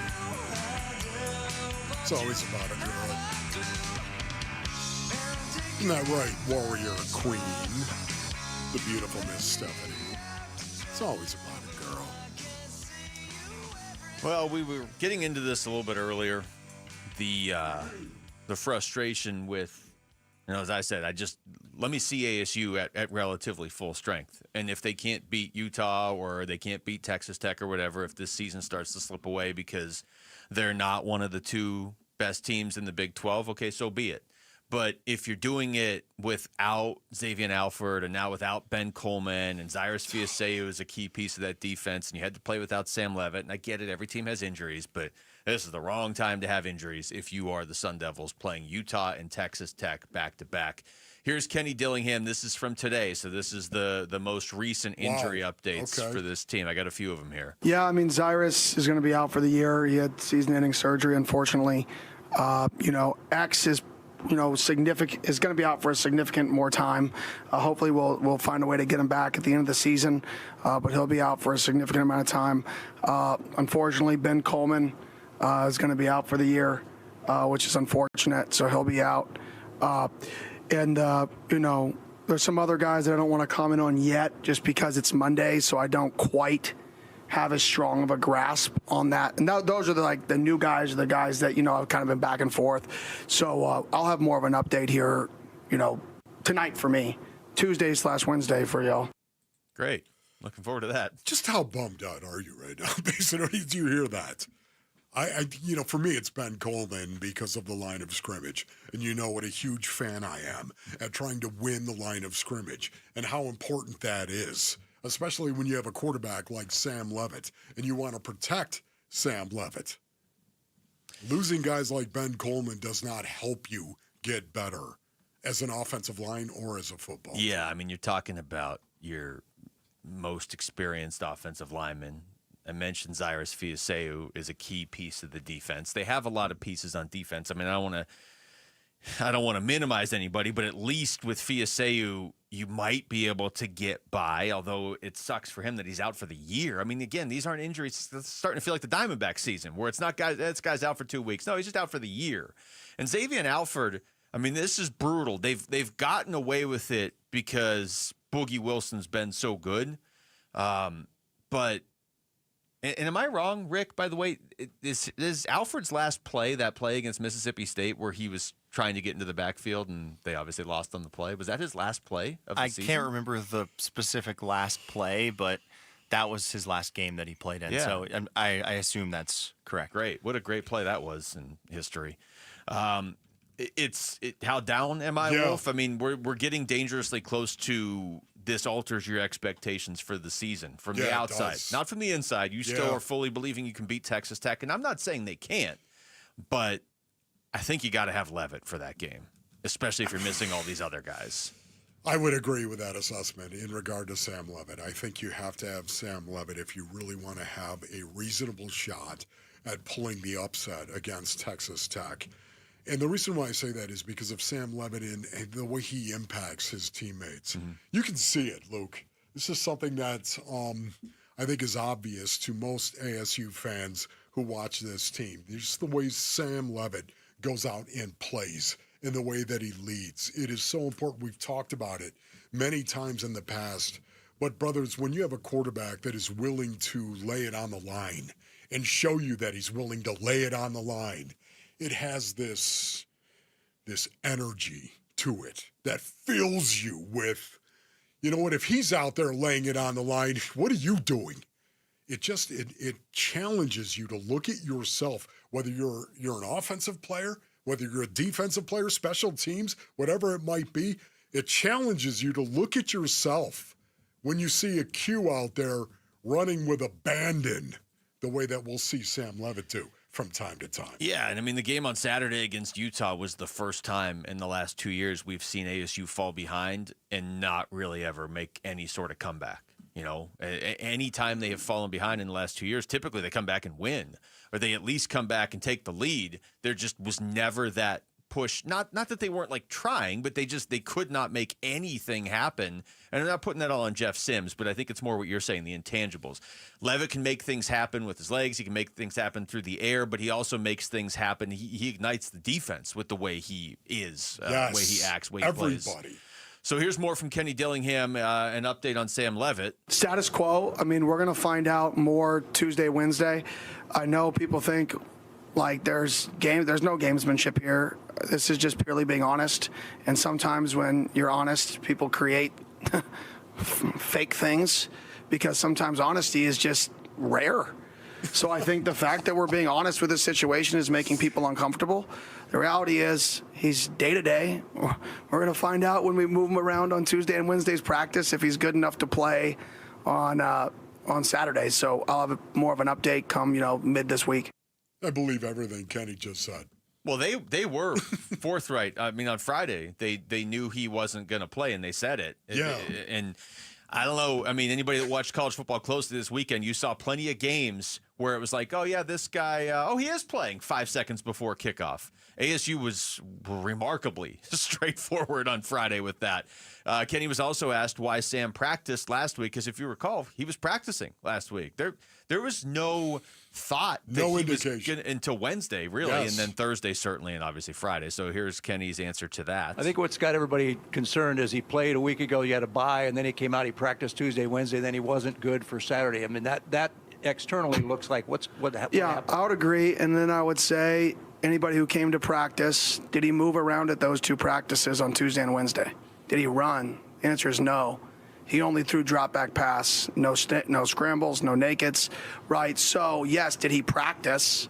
Yes, but it wasn't full practice, right? And then we made a decision because Jeff got all the reps in the bye week. Sam sat out. Jeff got all the reps. We wanted Sam to get reps on Tuesday and Wednesday, thinking he was going to play. Didn't progress like we thought. So we said, okay, well, Jeff's the guy. Obviously, without a bye week, that decision of Sam's going to have to happen a little bit faster, and we're going to have to mix reps more this week in terms of who's going to, go. We'll have to make a little bit quicker decision. But when you're coming off a bye, we got to get some reps of that during the bye week, like Jeff got. The good news is I think Sam Levitt has got complete mastery of this offense. From what I've been told, he's a very, very bright individual. And Jeff Sims is the guy that needs some reps. He needs it. Obviously, Sam Levitt is the guy that's been getting the vast majority of the reps. That's why it makes perfect sense that Sam Levitt can actually go ahead.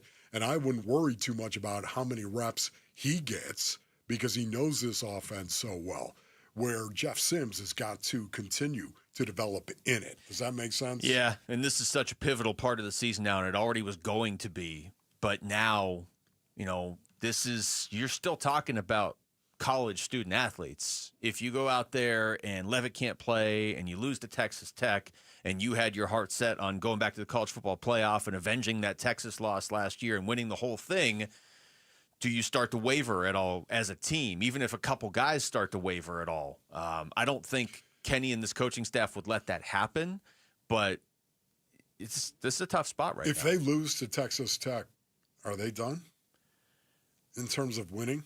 You would need, you mean in terms of winning the Big 12? The conference, yes. You would have to win out and get help. I think I don't know about Levitt's health. Once again, I think the they odds. could. I think I'm they would just still talking win about out. the odds. as you see it right now. It'd be really tough. I don't think they can. Because I think Texas Tech, if Texas Tech beats ASU, I don't think anybody's beaten Texas Tech this season, during the regular season. So they're going to be in. And you now don't have a tiebreaker against Utah, who would probably be the other team. So you would need to win out, which I think the ASU could do, if assuming Levitt's healthy, but you would need Utah to lose a couple games. I don't know where that's coming from. All right, when we come back to the Cardinals, the offense looked different yesterday. Who specifically looked different with Jacobe Brassette playing quarterback? We'll get into that next. It's Wolf and Luke on Arizona Sports, the local sports leader. Burns and Gambo, afternoons. Oftentimes, even at this stage in the season, we've been able to look at the Arizona Cardinals and say, oh, clearly they need a this or they need a that. Right now, I think it's as clear as mud what the Arizona Cardinals need if they were to have a top 10 draft pick. Like offensive line, sure. Corner, okay. Running back, possibly. Burns and Gambo, afternoons 2 till 6 on Arizona Sports, the local sports leader. All right, Bay Centurions, Ron Wolfley here for my brothers over at Desert Institute for Spine Care, also known as DISC. Listen, as a former professional football player, suffered a lot of damage, brothers. A lot of damage, especially to the back. And the spine surgeons at DISC, they have helped me in the past, and it's one of the reasons why I love recommending them to you. If you're battling spine or back issues, you need DISC. DISC surgeons have developed a personalized pain mapping system that pinpoints the spine pain generator to diagnose back and neck problems and customize a treatment plan that caters to the patient's goals, your goals. Active lifestyles, of course, provide long-term relief to you, and this is what DISC will do for you. DISC offers spinal fusion alternatives for patients suffering from back and neck pain. Enjoy life again. Go to sciatica.com or call 602-944-2900 for DISC. Go from daydreamer to industry leader with Amazon Business. From office supplies to IT essentials, Amazon Business provides tools that help you save costs and make insight-based decisions. Learn how to bring your visions to life at amazonbusiness.com. Hi, I'm Michael from the War and Treaty. You know the jingle. Now discover the facts about Ozempic, a GLP-1. Only Novo Nordisk makes FDA-approved Ozempic. Learn about the real thing. Talk to your healthcare professional today. Call 1-833-OZEMPIC or visit Ozempic.com to view the medication guide and to learn more about Ozempic. Semaglutide injection 0.5 milligram, 1 milligram, and 2 milligrams.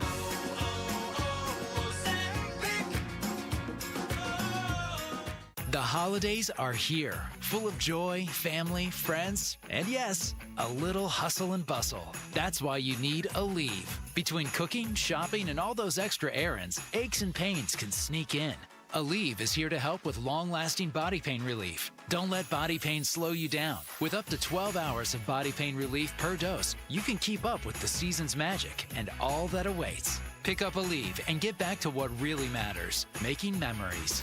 Use as directed. Ready, set, forward. Get the thrills, get the adventure, and get the savings during the first ever Brocktober. On now at Arizona's largest Ford dealership, Sanderson Ford. Lease a new 2025 Bronco Big Bend for only $399 a month for 36 months. Lease a new 2025 Bronco Sport Big Bend for only $299 a month for 36 months. Purchase a new 2025 F-150 STX Super Crew for only $44,899. Plus, get 3.9 for 72 months financing. Don't miss the Brocktober savings. Shop and compare with no hassle, no pressure, and no nonsense at Arizona's most awarded Ford dealership for complete satisfaction, Sanderson Ford. Bronco offer requires $1,810 down. Bronco Sport requires $1,920 down. Both plus tax, title, license, and $499 doc fee. OAC from Ford Credit. F-150 stock number 255360 with MSRP of $52,645. Offers expire 10/31. Sanderson Ford. At Vital for Men, aging doesn't mean slowing down. Our testosterone therapy is built to boost your energy and sharpen your focus. Thousands of men have already leveled up their sleep, stamina, and drive. Now it's your turn. We're adding semaglutide to support your full health journey. Plus, we accept most insurance. Start with a free test today. Visit vital4men.com. That's vital, the number 4, men.com. Vital for Men. Get back to you. Two of the Valley's trusted HVAC and plumbing companies are now one. Hayes Cooling and Heating and Orangutan Home Services are now service experts. Celebrate with a $99 AC Precision tune-up. Call 866-EXPERTS or visit serviceexperts.com. License details online. Big Red Monday. This is Zayvon Collins on the home of Arizona Cardinals football. Arizona Sports, the local sports leader. Big Red Monday. With Wolf and Luke.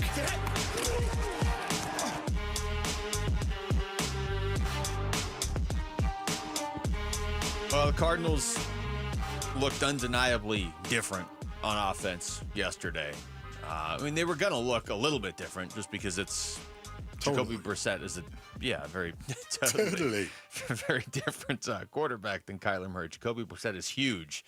And Jacobe Brassette has played a lot of NFL football, too. This is not you're bringing in Clayton Tune off the bench who's only played in a game or two ever in the NFL. You know, this is why you went out and got Jacobe Brassette this offseason, because if you had to go to him for a game or two, you feel like he could at least keep you in the game, not hurt you, and maybe even win you the game. He almost did win them the game. Now, he wasn't perfect. I mean, Mack Wilson had that interception at Daniel Jones, and then Jacobe Brassette turned around and threw an interception in the red zone right after that. But still, you know, it's more the eye test than anything. A couple touchdowns, 320 passing yards, ran for 19 yards. There was one play, I'll admit, where it was late in the game where he couldn't quite get away. And I think it ended up either just being like got back to the line of scrimmage, or maybe it was like a half-yard sack. Where Kyler, you're like, he would have taken off and probably gotten 25 yards.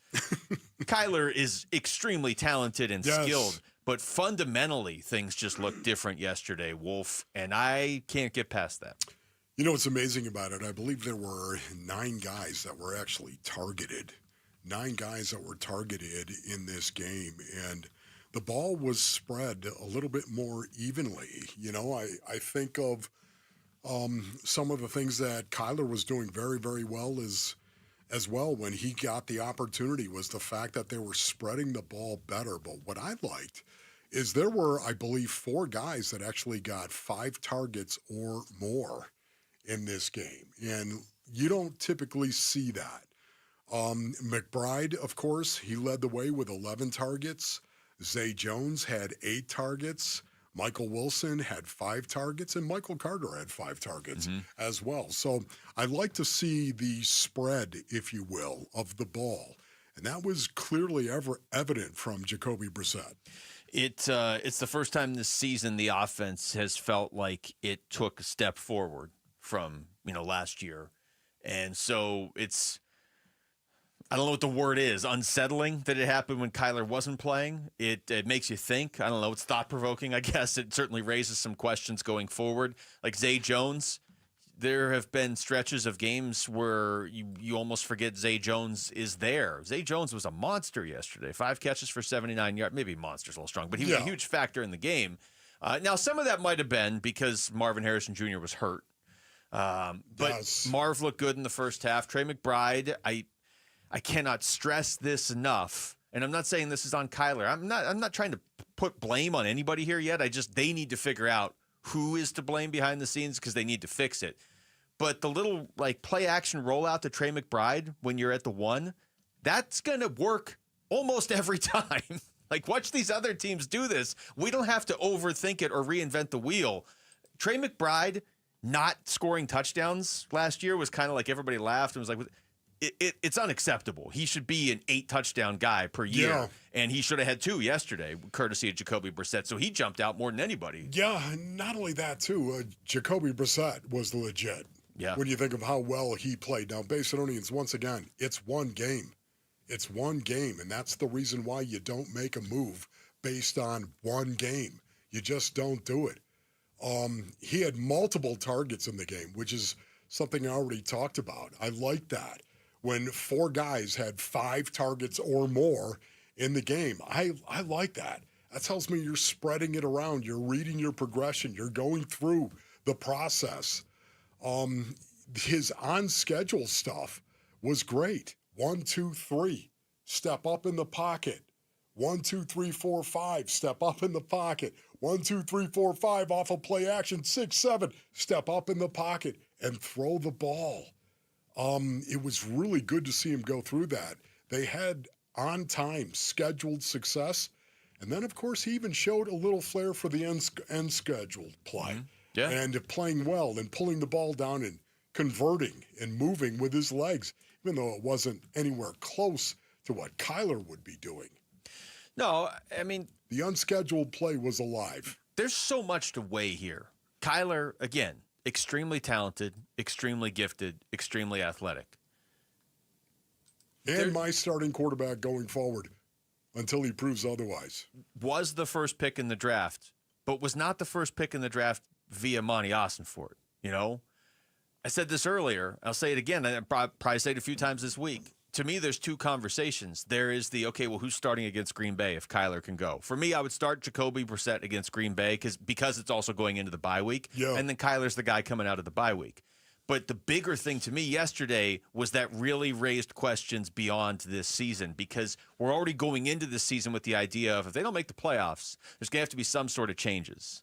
And I know people like to point at Drew Petzing. His offense looked fine yesterday. It really did. Now, is that sustainable? I don't know. Is Jacobe Brassette playing like that sustainable? I don't know. But it's undeniable that what they did yesterday, they weren't doing the first 5 games of the season, which means you now have to ask questions beyond the season. Is there a better quarterback out there for the offense you want to run? Is there a quarterback in this draft you like? Yes. Or do you stick with Kyler and you make him play more like Jacoby did yesterday? Well, you can try to do that. But once again, I think with his skill set, you would call a game differently. Yeah. And I think that you would. Now, listen, when I say differently, Vazenonines, you're still calling plays that are in the playbook. Yeah. You're still calling plays. And there is an overlapping effect here that goes into plays that you're going to call for Jacobe Brassette and plays you're going to call for Kyler Murray. It's your playbook. It's your offense. Each quarterback is going to go through that a little bit different based on his mindset and his personality, period. But, you know, having said that, once again, I know that everyone's looking at Jacobe Brassette and saying, "Oh my goodness, one game, and you're going to build a house, so to speak, on his one game, and say this is the way that it's got to be going forward." I just don't think you can do that without the consent of guys inside that locker room. Yeah, especially after one game. And that's where the conversation splits for me. If you're talking about this season, you can't do it after one game. Then you're talking about one game. If you're talking about after the season, if you don't make the playoffs, it's not just one game. Then we're talking about the 5 games Kyler played to start the season. We're talking about last year, where, again, he's not bad, but your offense seems limited, which is weird when you consider some of the skills that he has that most other quarterbacks don't have. But even just the going through progressions thing yesterday with Jacobe Brassette, it was starting to feel like on offense, the Cardinals would run a play where it's like, okay, there's one receiver out there, and either he gets the ball or he doesn't. Yeah. And now we got to run the ball on 3rd and 8. Whereas like yesterday, it just felt like everything was on the table. Still lost, but it just felt like a lot more was possible yesterday. You know, I continue to say this, Basinonines, and I will. I care about the guys that are in that locker room. I really do, and being fair to the guys that are in that locker room, including Kyler. For me, once again, that's what really matters. How do the players feel about all of this? How do they feel about it? Because they're the ones that I care about. They're the ones I'm asking. All of them, or just the leaders? The leaders. You have the leaders talk to everybody Talking else. about the leadership council, yes. And that's typically a group of about 15 guys. And that's tough because Kyler's in that leadership council. Sure. So you have to have a meeting. Well, he can't be in the meeting, right? It's got to be a... Let me just say Bernie Kosar was not in the meeting. He was not in the meeting. You're going to have to tell the story. With Bill Belichick. I think I might have to do it. All right, when we come back, 2-4. Offense looked better. Defense kind of fell apart there at the end of the game yesterday, but they played a good team close on the road. How confident are you that the Cardinals can still make a run at the playoffs this season? We'll get into that next. It's Wolf and Luke on Arizona Sports, the local sports leader. Bickley and Marana mornings. I know a lot of people have given up on the season after Sunday because it was that frustrating. But I think for a lot of people, and I think I'm more in this boat, Sunday's game in Indy has a save our season type of feel to it. Sure does. And I think one of two results. I don't think there's any in between. I think they're either going to go back to the team that they used to be, the team that went into Pittsburgh, the team that went into Philly, and rallied around those moments, or they're going to go, we have got so many issues. Bickley and Murata, mornings on Arizona Sports, the local sports leader.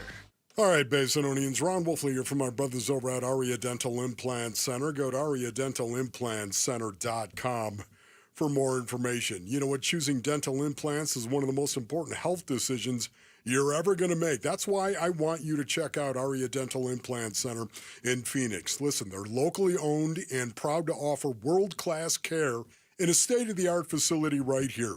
With decades of experience and thousands of smiles restored, Dr. Joe and their expert team deliver results that you can trust, Basinonians. I mean, this is your health, not a sales pitch here. Come experience the Aria difference. Aria is helping patients regain their quality of life while saving thousands of dollars compared to the corporate dental implant centers that are out there. Unlike the gimmick dentistry you'll see, bait-and-switch pricing, fake limited-time offers, or surprise add-on fees, Aria will never do that to you. Go to ariadentalimplantcenter.com. That's ARIA dentalimplantcenter.com. If you have old windows, they are probably driving up your energy bills. Cool things down with energy-efficient windows from the Window Depot. The Window Depot provides unbeatable value and a wide variety of in-stock and custom-order windows to fit your style and budget. Choose from our SI window brand, made in the USA for quality you can trust, or custom order from top manufacturers for a perfect fit. Order online at thewindowdepot.com or visit a location near you. Experience the best prices, the biggest inventory, only at the Window Depot. So my mother is thinking of switching from Verizon to Pure Talk, but she's worried the deal sounds too good to be true. Michael, she said, how can those Pure Talk people offer me the same basic service as Verizon for so much less money? I said, Ma, go ask Google how much Verizon spends on advertising and promotions. A few seconds later, my mother said, oh my goodness, $12 billion a year? That must be a typo. I'll tell you what I told my mom. It's not a typo. Verizon spends $12 billion a year on advertising and promotions, and their customers are paying for it. Well, Pure Talk doesn't spend that kind of money on commercials. Trust me, I would know. That's why they can offer you and my mother unlimited talk, text, and plenty of data on a crazy fast 5G network for just $25 a month. And if you're a business owner, you could really save a fortune. Dial pound 250, say the words Mike Rowe, and you'll get an additional 50% off your first month. That's pound 250 Mike Rowe. Pure Talk. Everything you need and nothing you don't. Hi, I'm Dustin, your friend and jeweler at Shane Company. I know finding a dream engagement ring can be overwhelming, but don't worry, we got you. As director of diamond sourcing, it's my job to make sure every single diamond at Shane Company is truly the best of the best. Our team travels the world to see diamonds up close, in person. We handpick each one for its unique fire, brilliance, and scintillation. Diamond buying is an art. Of course, we look at cut, color, clarity, and carat, known as the 4 C's. But that's not all. We also look at how each diamond looks on a hand, where it will be worn, how it makes you feel, and if it's worthy of a Shane Company customer. That type of expertise only comes from working for a company that's been a family business since 1929. We also think about your budget. We only pick the best in each grade in all shapes and sizes. Your diamond is guaranteed to be the most beautiful because a friend wants you to pick from only the best. Drop by your store or shaneco.com and see for yourself. Shane Company, your friend and jeweler. There's never been a better time to experience Sun Devil football. Pressure coming, Levitt throwing for the end zone, and it's caught for a touchdown by Jordan Tyson. The Levitt to Tyson connection clicks again. Don't miss your chance to be a part of the action, tradition, and unmatched atmosphere at Mountain America Stadium this season. Get your Sun Devil football tickets today by calling 480-727-0000 or go online to sundeviltickets.com. Low T, start for free for a limited time. Get prescription testosterone with no startup fees. Only at Red Mountain Weight Loss. You'll think better, sleep better, and it'll improve your sex life. Nothing boosts testosterone like actual testosterone. So don't waste money on herbal supplements that don't work. Get the T levels you had in your 20s with prescription testosterone. It's a game changer. And for a limited time, get started for free only at Red Mountain Weight Loss. Go to redmountainweightloss.com or dial pound 250 on your phone, keyword Red Mountain. KMVP FM Phoenix. Live from the Casino Arizona and Talking Stick Resort Studio. Arizona Sports, the local sports leader. I'm Jesse Morrison with Trending Now, presented by Parker & Sons, heating, cooling, plumbing, and electrical. Let's start with some tough Arizona State news. Linebacker Zyrus Fiaseu and offensive lineman Ben Coleman are out for the season, per head coach Kenny Dillingham. Dillingham added that safety Xavier Alford is going to miss more time. Alford has not played since week 2. The Arizona Cardinals lost another close game yesterday, falling 31-27 to the Indianapolis Colts.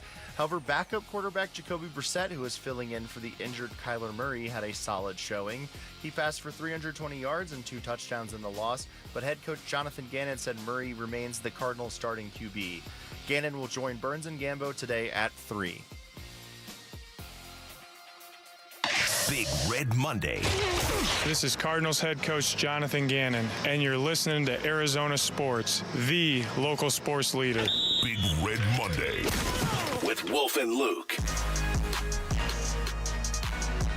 Hour number 4 of the show, live from the Casino Arizona and Talking Stick Resort Studios. We're going to do a listeners-only meeting in about 10 minutes, Wolf, to get the Valley's thoughts on that game yesterday, the direction of the Cardinals. Certainly the quarterback position, I'm sure, is going to come up. And then we're going to talk to Chris Cartman at the bottom of the hour from Sun Devil Source to get his thoughts on where ASU is going with everything. And Kenny, just about an hour ago, talking about some of the injuries they are dealing with. In case you missed it, he said Sam Levitt's basically day-to-day. They're going to see what they get out of him at practice, what they're able to do with him this week. But a couple other guys have been ruled out. Ben Coleman out for the year. Zyrus Fiaseu as well. Enjoy talking to Chris. It'll be good. Let's get back to the Cardinals and where your confidence level is that they can still make a playoff run. I almost feel like you need to finish your story there about Bernie Kosar first before we even dive into this. Yeah, it was a situation, Basinonians, where I came pulling into Berea, Ohio, in the facility building there, and I parked my car, and as I was pulling in, I noticed this massive throng of, I want to say 100 cameras and microphones and reporters around the entrance to our facility building. I exited the car, Basinonians, and boldly walked towards the front door, curious as to what was going on. Suddenly, somebody from the mass saw me approaching and said, "It's Wolfie!" I was a team captain, Basinonians. And they started running at me. Cameras and microphones started running at me. I literally stopped like, you got traded. You got cut. You got cut. Then all of a sudden it dawned on me, it's not going to be 100 media members because I got cut. And I thought it was okay. And suddenly as they approached me, Basinonians, they were yelling out, "Wolf, what do you think about Belichick cutting Kosar?" And can I tell you, Basinonians, for the first time in my life, the only time in my life, I looked at the camera, I looked at the microphone, and I said, "No comment," and walked through them all. And I was like, what? What is going on? I went to the door, and there it was. Michael Lombardi, the general manager of the Cleveland Browns, said, "Wolf, go upstairs immediately to Belichick's office. He wants to talk to you." I thought, oh, you are getting cut. And I went up there, and, well, the other captains were there. Bernie Kosar was a captain as well. He was not there, but the other captains were there.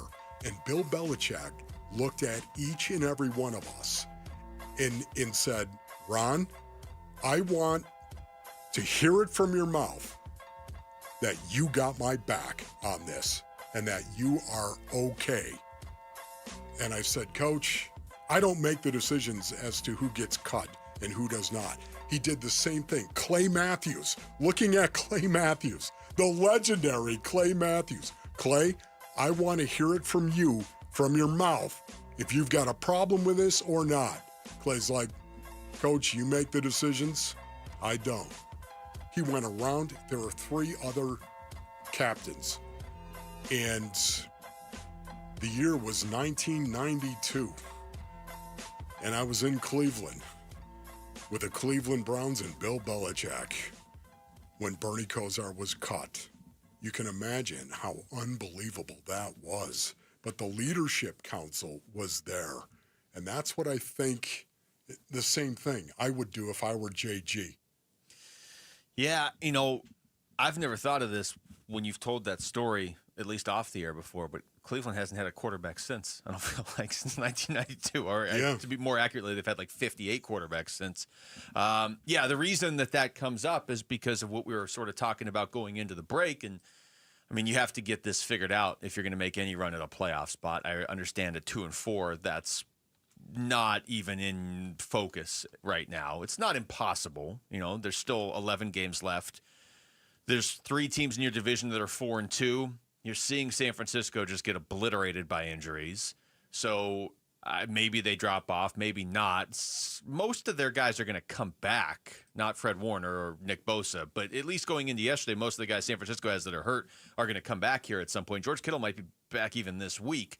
But that's just a long way of saying you're not done, but you do need to figure out your offense and who your quarterback is going forward. For me, it's a simple decision. I'm going to continue to go with Kyler Murray. The Green Bay game, of course, and how you play in the Green Bay game. And I'm not just talking about Kyler Murray. I'm talking about every guy in the locker room. This is not just about your quarterback position, of course. This is everybody in the locker room. What are you going to do about it? How are you going to play from this point forward? This has been a very bitter disappointment. 2-4, where you've lost 4 games by a grand total of 9 points. 9 points, 4 losses. It just, oh my goodness, it really is stunning when you think about it. What's going to happen at that bye? To me, once again, the Green Bay game is going to be a big game going into the bye. Yeah. 3-4, if somehow, some way you could actually beat one of the better teams in the National Football League in the Green Bay Packers, if you could actually beat them and go 3-4 into the bye as opposed to 2-5, it would be a night and day difference. It is. But if I'm JG, if I'm the coaches, I want to know how the players feel about all this going in. I think you have to figure that out at this point. And it's worth repeating. We were saying this last week. It obviously didn't change because Kyler didn't play this week. Wolf, it's not his fault that they lost 3 of the first 5. It's certainly not his fault they lost yesterday. It really isn't. Totally agree. But he's not winning them any games either. Totally agree. And this is... That's why, for me, it keeps going bigger picture. I understand you have to be focused on right now, especially if you're JG. And if you win against Green Bay and you're 3-4, you're still in this. Even though you're on the outside looking in, you're still in it. If you drop to 2-5, you still have to play and focus like you're in it. But if I'm Monty Austinford at that point, I'm looking around saying, okay, do we have the right guy? Yeah. Can he win us games? I think the bigger thing is, does he fit this offense or the offense that they want to run? Because it just felt like somebody flipped a light switch on yesterday, which is weird because your more talented quarterback wasn't on the field. Yeah, it's so weird because once again, I'm thinking to myself, it's not the fact that Jacobe Brassette went out and threw for over 300 yards base innings. It's not. It's not that he was so efficient with the ball. It's not that he threw 6 passes that were 20 yards or more. Big plays, explosive plays. 6 passes that were completed, of course. It's not all that. To me, it's just about Jacobe Brassette going out and performing the way that he did in that situation to a point where you would look at him and say, oh my goodness, they're not in this game, let alone win this game with Jacobe Brassette. You could literally have said that. And that's the one thing about some of the games with Kyler. We've just been like, it's not like he lost the game for them. He didn't. It's not like he won the game for them either. No, he just feels limited right now. And, honestly, even you go back to like the year they made the playoffs where Cliff was his coach and it was a completely different offense. He was winning them games. Kyler was winning them games. I don't know if it's, if you're having the Kyler versus Jacoby conversation you're talking about this year, if you're talking big picture, to me, you're having the Kyler versus is there a quarterback that's a better fit for us out there? Big picture. I don't know. Cardinals and Sun Devil fans, we are giving you another chance to win Cardinals and Sun Devil tickets. Listen for the Sounders starting this Wednesday at 7:15 a.m., then at 12:15 and 4:15 for your shot to win 2 tickets. Cardinals taking on the Packers and ASU taking on Texas Tech. Plus, don't miss extra chances to win on our contest page and the Arizona Sports YouTube page. When we come back, Wolf, let's take some calls. Let's hear from the Valley. Let's hear from Cardinals fans. What did you make of that performance yesterday by Jacobe Brassette? What did you make of the offense looking so different? What are you doing with this team going forward? 602-260-9870. Listeners only meeting 602-260-9870. That's next on Arizona Sports, the local sports leader. NFL record for most punt return touchdowns in a season. Played 10 of his 13 NFL seasons for the Cardinals and officially retired a Cardinal this summer.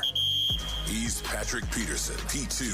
Patrick Peterson out of LSU to the house. And he joins Wolf and Luke every Tuesday morning at 11:15 to talk football on Arizona Sports 98.7, the Arizona Sports app, and the Arizona Sports YouTube channel. Hey everybody, Dan Bickley here, and more these days, people who are in pain are taking control of their health and looking beyond traditional medicine, and that is why QC Kinetics is so successful. People with chronic joint pain are learning that there are other options.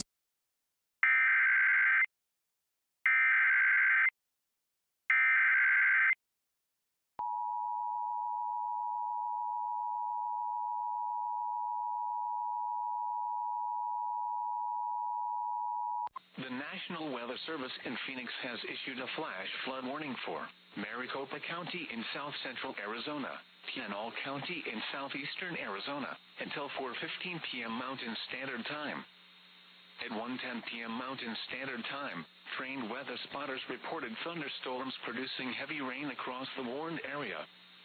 Up to 0.75 inches of rain have fallen. The expected rainfall rate is 0.5 inches in 10 minutes. Flash flooding is ongoing or expected to begin shortly.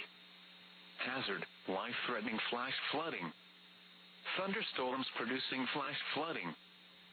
Source, trained spotters reported.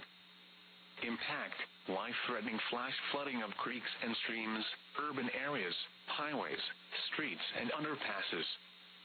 Some locations that will experience flash flooding include Phoenix, Mesa, Chandler, Scottsdale, Gilbert, Tempe, Sun Lakes, Arizona Mills Mall, Chandler Fashion Center Mall, Arizona State University, Fiesta Mall, Tempe Marketplace, Chandler City Hall, Popligo Park, Mesa Riverview Mall, Sky Harbor Airport, Downtown Mesa, Guadalupe, and Firebird Lake.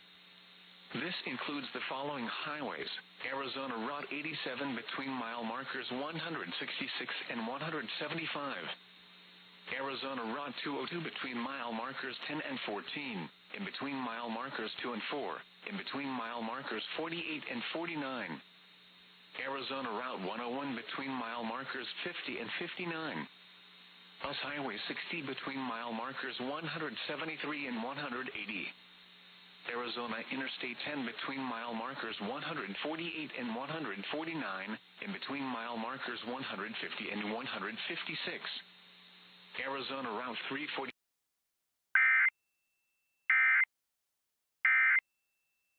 Over 15 years ago, and to this day, my vision has never been better. I see great at night, in the day, up close, far away, no glasses, no readers, and this is 15 years later.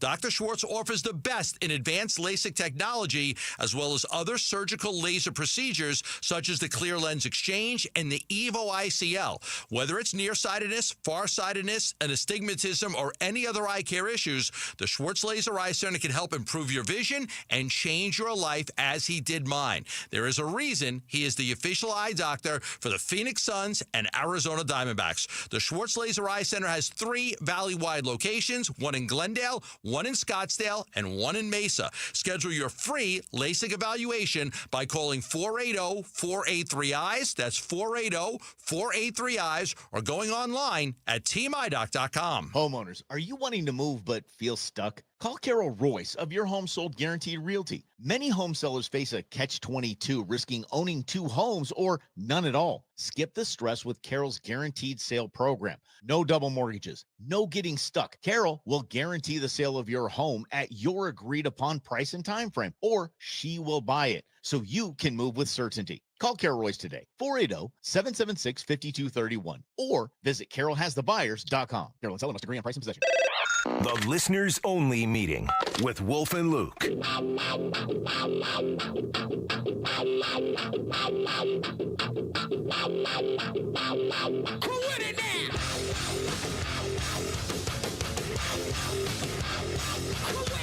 right, it's time for a listeners only meeting. You know what the song means. Bro. Now when I hear this song like in the real world, I just think it's time for a listeners only meeting. 602-260-9870. Let's go to the phones talking Cardinals. You don't have to talk quarterback. I just feel like that's where this conversation is going. And let's start. Oh, this is great. Let's start with Scott in Scottsdale. Oh, Scott, you're in the right city. What's going on? Hey, guys. How you doing? Hey, Wolf, I usually agree with you, but this time, man, I don't. Yeah. I saw a quarterback that could make the throws. DeMurray can't. I saw a quarterback that had control of his pocket. I saw receivers that haven't caught balls all year long, making catches and getting open. We got to make a change. We've had 6 years of this. He's shown he can't do it. We got to move on. So I want your opinion on that, and I feel very strongly about it. It's okay, brother. I mean, you're entitled to your opinion. You really are. At the same time, you're building a church on one game. And, no offense against Jacobe Brassette. Oh, my goodness. Dude lit it up. Looked fantastic. What a great game he played. And yet you're talking about a guy who's been in the league for 10 years, and he's been a backup largely. Yeah. So, once again, you're building a church on one game, and you just can't change quarterbacks quickly and easily like that without them taking a hit in the locker room. And once again, I want to know, how do the players feel in the locker room? I think the pushback, though, is that Kyler has left the door open for longer than one game. If your conversation, if your thought is Jacobe Brissett's the answer, he's going to be the guy, he's going to lead them to the playoffs, he's the guy. I don't know about that, but Kyler left the door open for somebody to immediately look better. So, once again, if you go into that locker room and say, how do you feel about this? We're thinking about leadership. You get the leadership council and you bring them in, we're thinking about doing this. How do you feel about this? And if they say, no, you know what? Say, don't do this. You still going to do it? No, but I'm going to revisit it in the offseason, Heck yeah. Heck yeah. But at the same time, this is in season right now. If you want the Arizona Cardinals, if you had any dream of the Arizona Cardinals turning the season around miraculously, you better get the opinion of the guys in the locker room and how they feel about all this. I would hope that they are doing that. Let's talk to Adam in Phoenix. Adam, you're on the Wolf and Luke show. What's up, Adam? Hey, how you doing? One thing really quick I just wanted to say is yesterday's game more than anything showed me fight. And I didn't expect them to win yesterday, but it showed that they were willing to fight for it. And if you look at every other game this season, they laid down at some point and they stopped fighting. And I feel like they would build these leads. Even the 2 games they won, they almost lost them. It was more like they did just enough to not lose as opposed to the other teams who did enough to lose or to win. And I think that it's a matter of teams that fight harder and make adjustments at halftime. And our team doesn't do that. They lay down at some point and they go, let's just hope we've built up enough of a lead. Yeah, I would Adam. Disagree with the fact they laid down. It did feel like they were in attack mode more yesterday, but I don't know that that's on Kyler. And he wasn't saying it was. I don't think. Adam wasn't saying that. But it did feel like yesterday, maybe it's because they were trailing most of the game, but it just felt like they were going after it the whole game instead of kind of crossing their fingers and hoping that time would run out because they had the lead. Let's talk to Doug in Scottsdale. Doug, you are on the Wolf and Luke show. Hey, guys. I'm sitting in my car because if you look out your window, I'm right by you. The talking stick is forward out here. Wow. Oh, wow. More rain. Are you safe, dog? Yeah. So, anyway, two things. One on the quarterback. I think we got to stick with Kyler Murray because, one, if we decide not to keep him, you don't want to bench him because then his trade value goes down. So I would play it out with Kyler, see where you go from that. I do agree we need another quarterback, but I want to keep his value as good as possible when we do release him. So that's it on Kyler. And then the defense, I'm trying to figure out, I've been watching Buda Baker's play this year, and I just see a lot of times when he's running up in the line, not getting sacks. I guess he's just trying to pick up extra blockers to free other people up. Or he's running into gaps and he's behind a lot of plays on the run. And then he comes up and catches them, but they're already 5-8 yards down the field. He makes tackles from behind.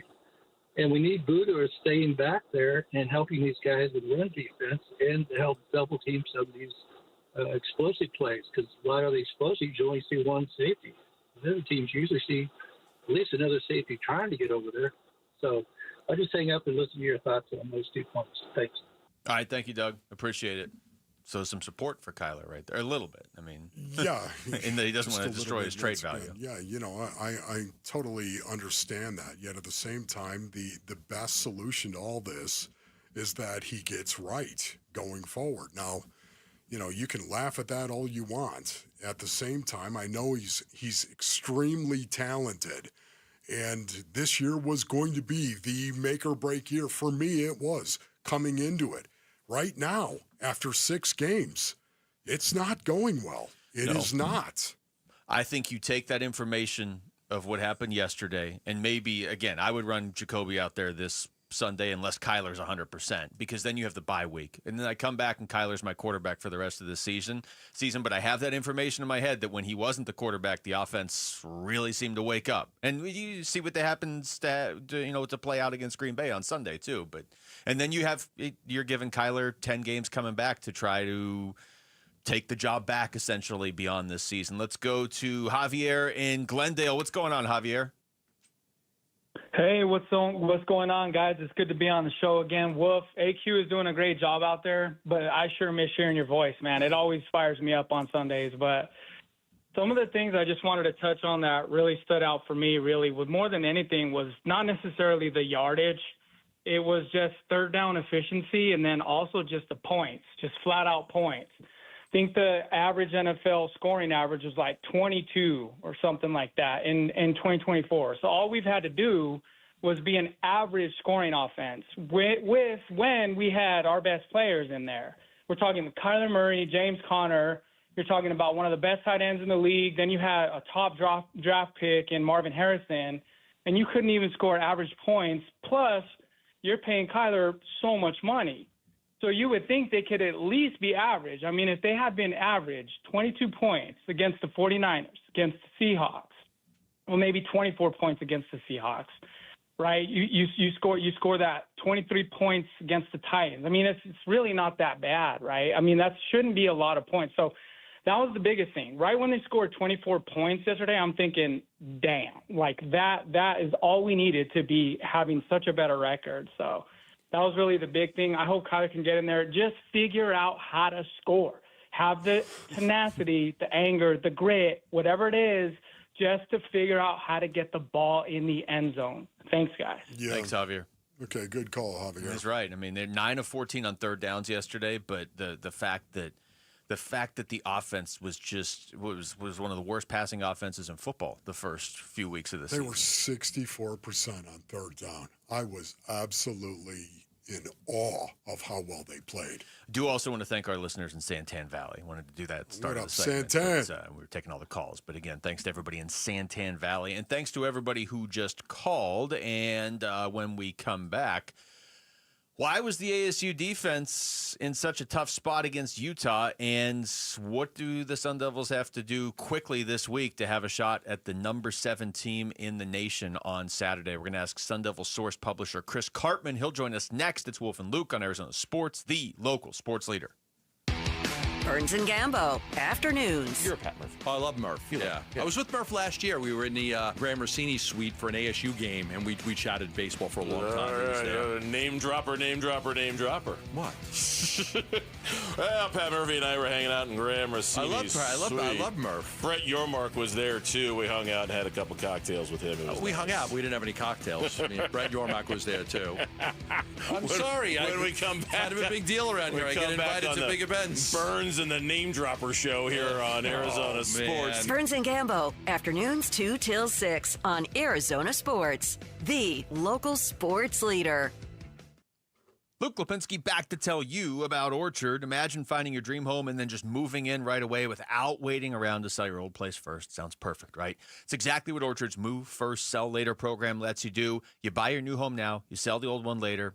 That's it. Don't overthink it. Here's how. Orchard gives you cash so you can buy and move into your new home first on your timeline. No waiting around, no showings, no double moves. I have tried to buy and sell at the same time before.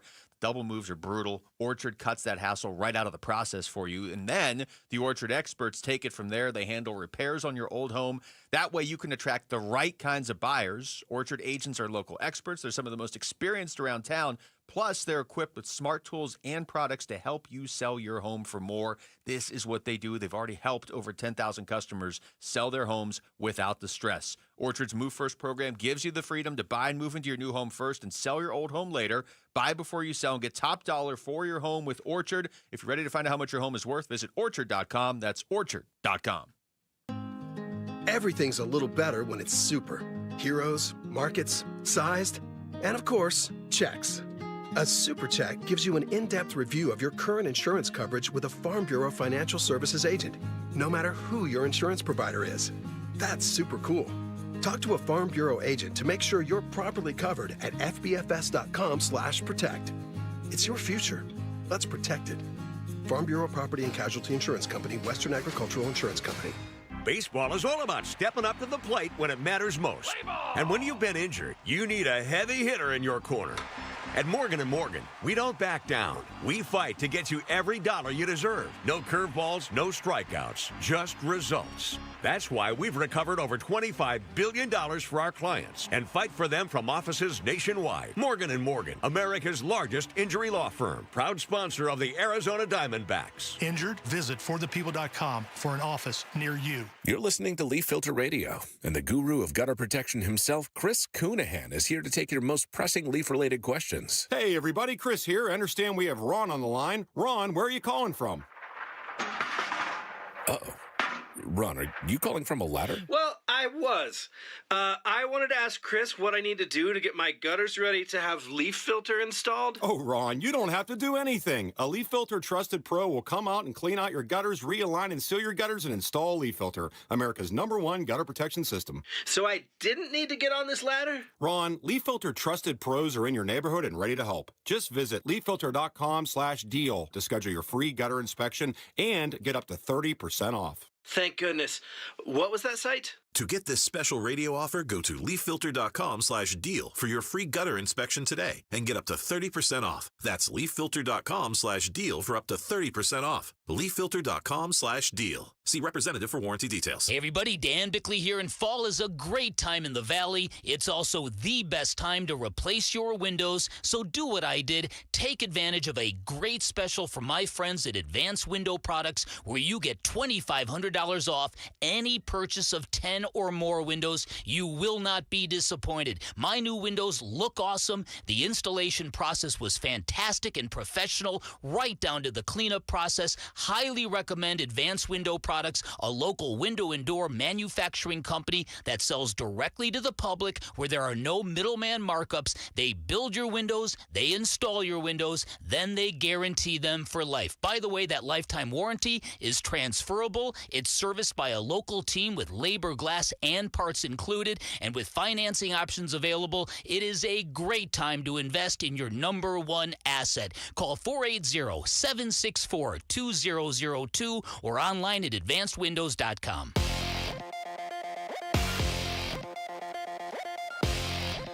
I'm Jesse Morrison with Trending Now, presented by Parker & Sons, heating, cooling, plumbing, and electrical. Let's start with some tough Arizona State news. Linebacker Cyrus Fiaseyu and offensive lineman Ben Coleman are out for the season per head coach Kenny Dillingham. Dillingham added that safety Xavier Alford is going to miss more time. Alford has not played since week 2. The Arizona Cardinals lost another close game yesterday, falling 31-27 to the Indianapolis Colts. However, backup quarterback Jacobe Brassette, who was filling in for the injured Kyler Murray, had a solid showing. He passed for 320 yards and 2 touchdowns in the loss, but head coach Jonathan Ganon said Murray remains the Cardinals' starting QB. Ganon will join Burns and Gambo today at 3. This report is brought to you by Parker & Sons. We're looking for the next student-athlete to win a $10,000 scholarship. Text character to 620-620 to nominate a student today.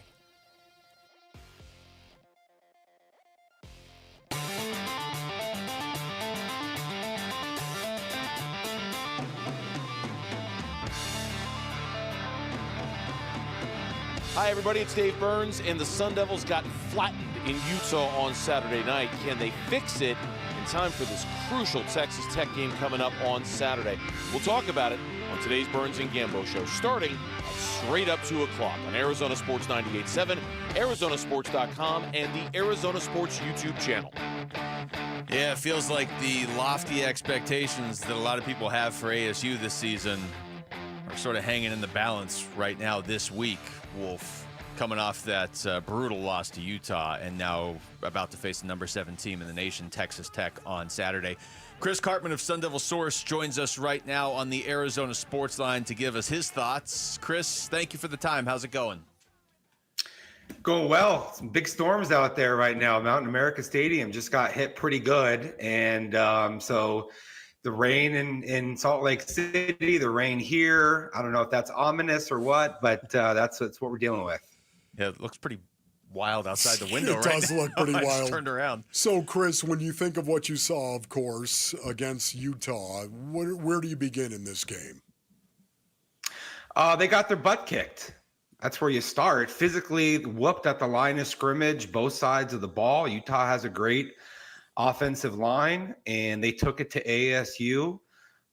It was a pretty embarrassing performance. I don't think that Sam Leavitt would have been able to save them defensively. It was quite alarming, particularly when you consider that Utah didn't have much of a downfield passing capability. It was all triple option.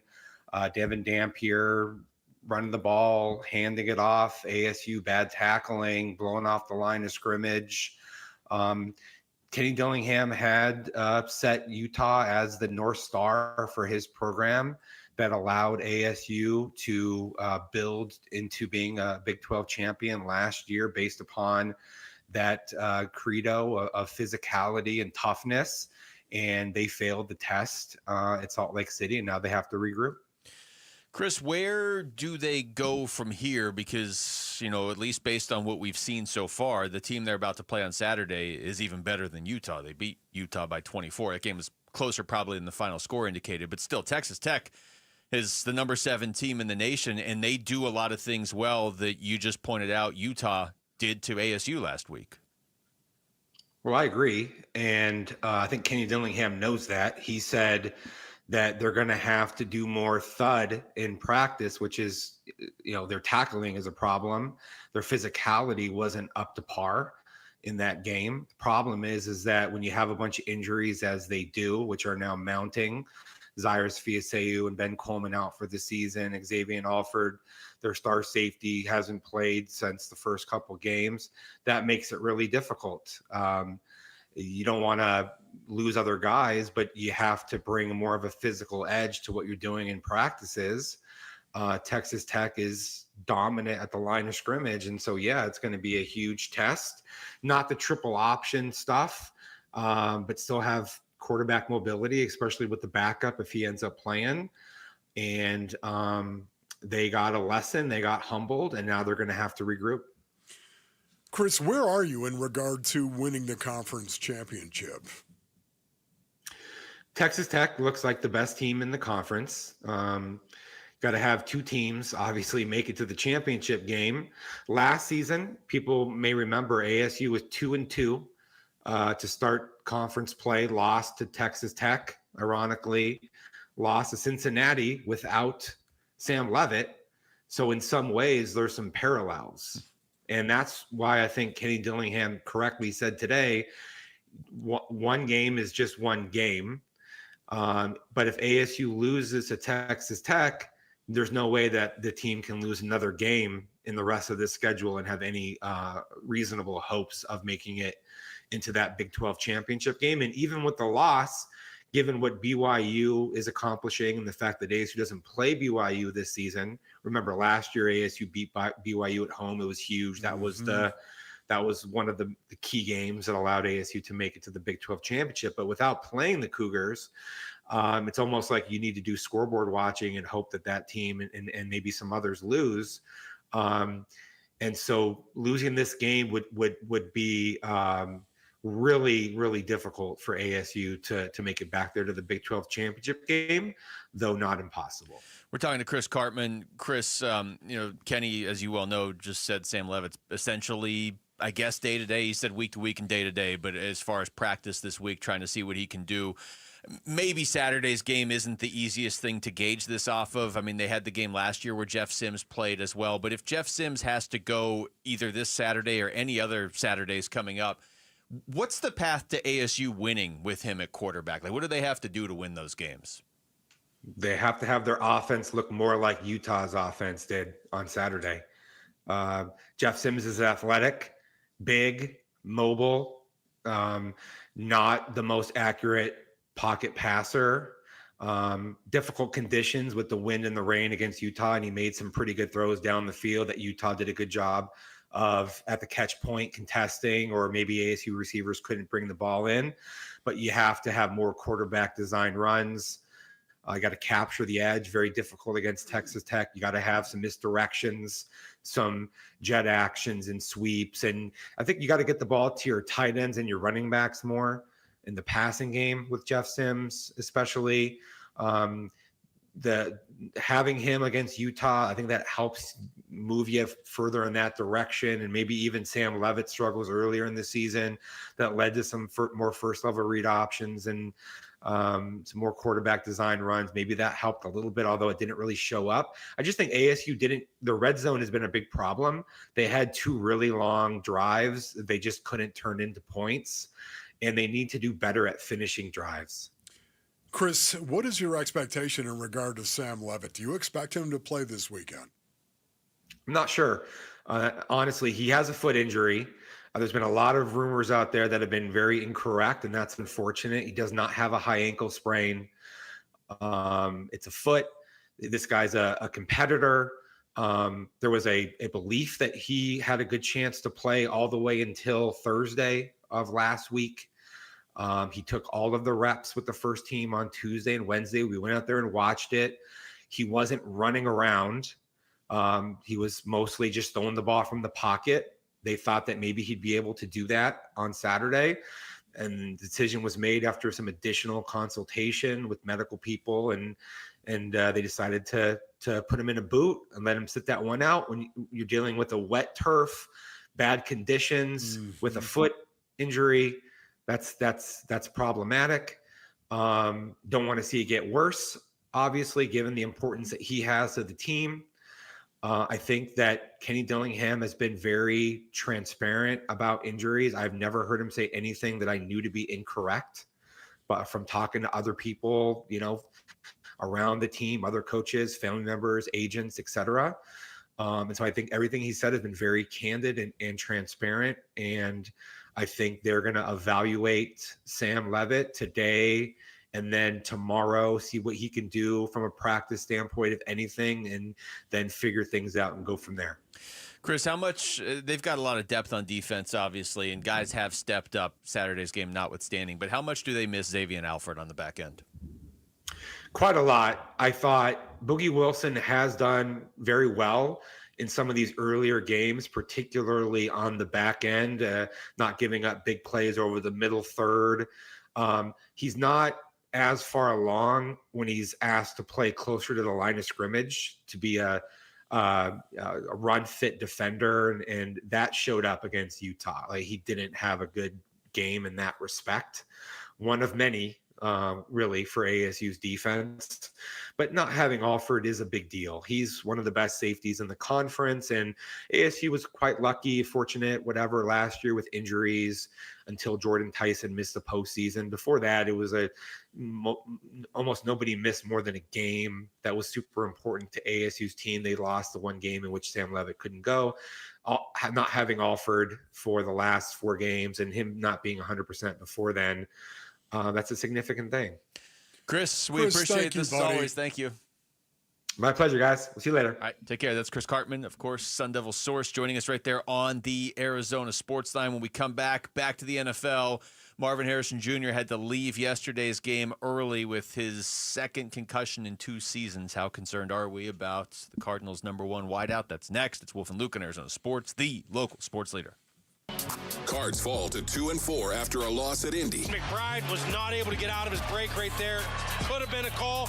Decided to no call it there. What changes will the Cardinals make ahead of hosting the Pack this Sunday? More reaction to Cards Colts on the way. 4 losses in a row is not good ball. On the home of Arizona Cardinals football. Watch on the Arizona Sports YouTube channel. Listen on Arizona Sports 98.7 and the Arizona Sports app. All right, Basinonians. Ron Wolfley here from my brothers over at Santan Ford. Go to santanford.com for more information. That is Tim Hovik, Santan Ford, of course. Listen, the original Brocktober sales event at Tim Hovik, Santan Ford, it is on, baby. It is on right now. That's right. How about this? $299 per month on Bronco Sports. What an amazing plan that is. It really is. Think about that. $299 per month. So you can also get $399 a month on the big Bronco. Not talking about the Bronco Sport. That's $299 a month.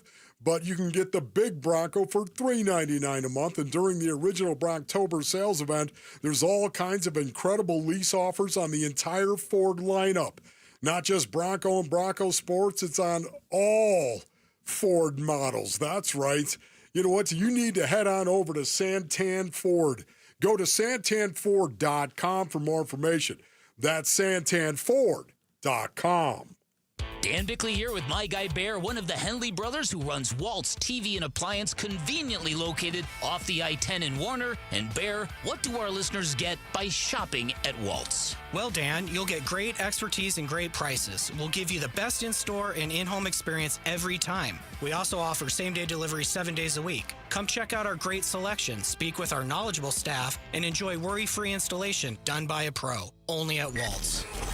Shop local. Shop Waltz. You know, in the game of life, a lot of people are in the red zone close to retirement, and they haven't thought about what happens after they're gone. It's not easy. Paul Calvisi here. That's why I went to Matt Dagas and his Bright Wealth Management team. Matt. And that's a tough conversation, Paul, because the retirement red zone is one of the most important times of life. And estate planning isn't just about money. It's about making life easier for the people you love. So what happens if someone doesn't have a proper plan? Well, their family could be left with court battles, confusion, and a lot of stress during an already difficult time. And that's where we help people create a full strategy for that next phase of life. Because it doesn't have to be that way, right? Not at all. And a simple estate planning session can give you peace of mind. And we'll walk you through the next steps to make sure that your legacy ends with a win and not a turnover. Call Bright Wealth Management at 844-726-9116 or click brightwm.com. Investment advisory services offered through Foundations Investment Advisors, LLC, an SEC-registered investment advisor. The content provided is for educational purposes only. Did your AC unit just go kaput and now you need a new one ASAP? Christian Brothers has been servicing the Valley since 1976. They carry Trane, Goodman, and Bryant units and offer 18 months interest-free financing with no prepayment penalties. They also can replace most units the same day, so no need to stay in a hotel for days waiting for some other guy to get to you. Call Christian Brothers at 602-222-3535 or go online at cbrothers.com and let's make sure you get the right AC unit at the right price.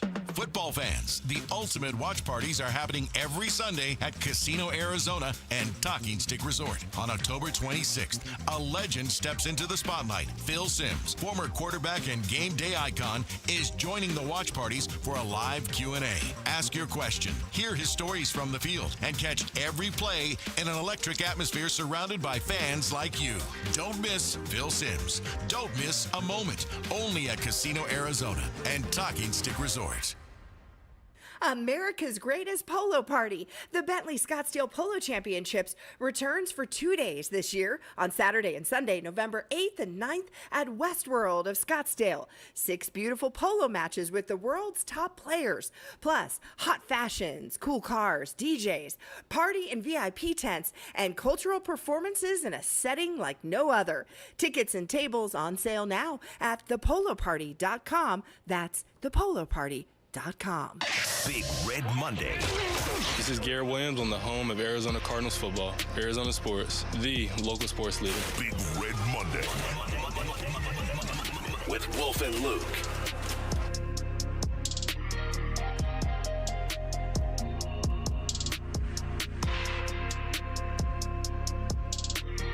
All right, final segment of the show. Wolf and Luke on a Monday, live from the Casino Arizona and Talking Stick Resort Studios. Thanks to Chris Cartman, who just joined us. Paul Calvisi, Daryl Moose Johnston joined us earlier as well. Thanks to you for your calls in the listeners-only meeting at 1:15. Moose, when you turn 60, call me, okay? Moose is from Buffalo, too, isn't he? Yes. Moose is the guy who sent you the peanut sticks that you didn't share with any of us, right? That's exactly right. That was from like the early days of the show where Jamal wasn't even here for that, but where Wolf was talking about peanut sticks being the best donuts. Aaron and I were like, what? What are those? And then, so good, baby. And he's like, well, you can't get them here. And then Moose sends him a box of them, and we still didn't get them here because they were just gone. All right, enough of that. Marvin Harrison Jr. left the game yesterday early with a concussion. Here's Jonathan Ganon on the Cardinals radio network after the game with update, or not really updates, I guess, but just talking about the Harrison concussion and the Vokalek injury as well. Yeah, both of them concussions. Trav had like a concussion neck. I think that's all I had, but he was moving a little bit, which was good to see. I thought, our staff and Indy staff did a really good job with that. Those are scary. I don't know where he's at right now. I think they took him to a hospital, but I think he's hopefully he's okay. And then Marv had to come out with a concussion. Man, the Vokalek thing, that is not cool, man. That just to see that happen in a game, I was so happy to hear that he was giving the thumbs up, of course. Yeah. That's just brutal when you see one of your brothers go down like that with any type of neck injury. It's terrifying. It's never good when guys on both teams are stopped like that. So, obviously you hope for the best for both him and Marv. His looked a lot scarier than Marv's. But Marv is, you never want to mess with a concussion, obviously, and that was a pretty rough play, too, because he made a great catch, but then he got his head slammed into the turf. And, this is... Can I just jump in here and say this because you brought it up? Yeah. Marvin Harrison Jr. is doing much better in regard to what he must get better at. No, which is like attacking the ball. A switch flipped at halftime of the Seahawks game. It is just like Larry Fitzgerald said after that Seahawks game. I don't know, it was a day or two later where he's like, the best thing that could happen to Marv was the second half of that Seahawks game. Fitzy did say that. It's almost like he knows something about catching footballs in the NFL. Larry So Fitzgerald. true, man. I have seen a different Marvin Harrison Jr. since that point. Just the embarrassment of it all and not going up and attacking the ball. I want to see that grow with him, and I think that it will. Yeah. Setting aside the human part of it, because we're not doctors and you know how the concussion thing works now. He's just going to be in concussion protocol until he's out of it. But kind of building off what you just said, you don't want to see him get hurt because you don't want to see him get hurt. You don't want to see anybody get hurt. You don't want to see Marv get hurt. He's a good dude. But also on the football side of things, if you look at how his season has gone, he was really good against the Saints, I would say. Not perfect, but he was good. Carolina, that was kind of a rough game. And there was the point where you said, maybe you could high point that ball and maybe that game is different or whatever. Yeah. They ended up winning that game, but he had 2 catches for 27 yards. San Francisco was the one where things started to get a little sideways because he dropped that wide open pass. And it was like, okay, he's overthinking this. And then in the first half against Seattle, it was like he's bobbling passes into interceptions. Him and Kyler aren't on the same page. Second half of the Seattle game, he goes off. He ends up mossing Devin Witherspoon, of all people. Against Tennessee, I thought he was good. He was really good. He was, again, going up anything that was contested. He was just ripping away. 4 catches for 98 yards in that one. Huge. And yesterday, he only got to play long enough to have 2 targets, but he went up and ripped both those away, too. He looks like he's back. He's getting it. Yeah. He's getting it. And, once again, when I say that, I've seen him in college. There is a post that is actually out there in social media. When you watch him play at the college level, it's a highlight reel. It's him making all these contested catches. These catches in college. And it's not AI, Basinonians. Don't AI me. Don't at me at that, okay? It's not AI. We've seen him do this against other teams at college. He's just got to do it at the NFL level. Even more so. It's just got to be a thought where I am never going to let the ball come into my body. I am going to catch the ball away from my body wherever it may be. And Marv, the good news is, has got the hands to do that. Yeah. No, he is now playing out what everybody was kind of suspecting and getting frustrated at between the San Francisco game and the first half of the Seattle game of like, yeah, but he can do this. He can do it better than most when he goes up, and we're seeing it since then. I hope he doesn't become hesitant because now he's dealing with a concussion. He went up there and made a great play and then got slammed into the ground. He's human. You don't want to be tentative out there on the field. So you hate to see anybody get hurt. Like I said, you really hate to see people get hurt when they're trying to do the right thing out there on the field. And he's obviously a big part of what they are trying to do. Any conversation you want to have about quarterback controversy for the rest of this season or beyond or what direction this team goes, Marv's here. He's one of the guys you're building around, whoever the quarterback is. And it was good to see him and Jacobe Brassette seem like they were on the same page right out of the gate. Yeah, you know what else, too? Trey McBride, it seemed, was really – he was on the same page with Jacobe Brassette as well. We saw red zone Trey McBride. I like it. Yeah, absolutely. He was targeted 11 times and had 8 receptions for 72 yards and a touchdown. That was good to see as well. You know what? I love the fact that Brassette really spread the ball, and Zay Jones was targeted 8 times. 8, think about that. Yeah. 8 times for Zay Jones. 5 receptions for 79. Michael Wilson showed up. He was targeted 5 times. Greg Dortch made some plays as well. Big ones, yeah. Trey McBride, going back to him for a second, he already has as many touchdowns this year as he had all of last year. His career high for touchdown catches in the season, believe it or not, is 3. As great as he is, wow. 3. And he probably should have. I'm not laughing, Trey. No, but I think that this is something. I mean, you're talking about areas where the offense can evolve. He should have had his 2nd touchdown of the game and 3rd touchdown of the season yesterday when they were holding his jersey. Either way, whether it got called or not, they knew they had to hold his jersey to prevent that.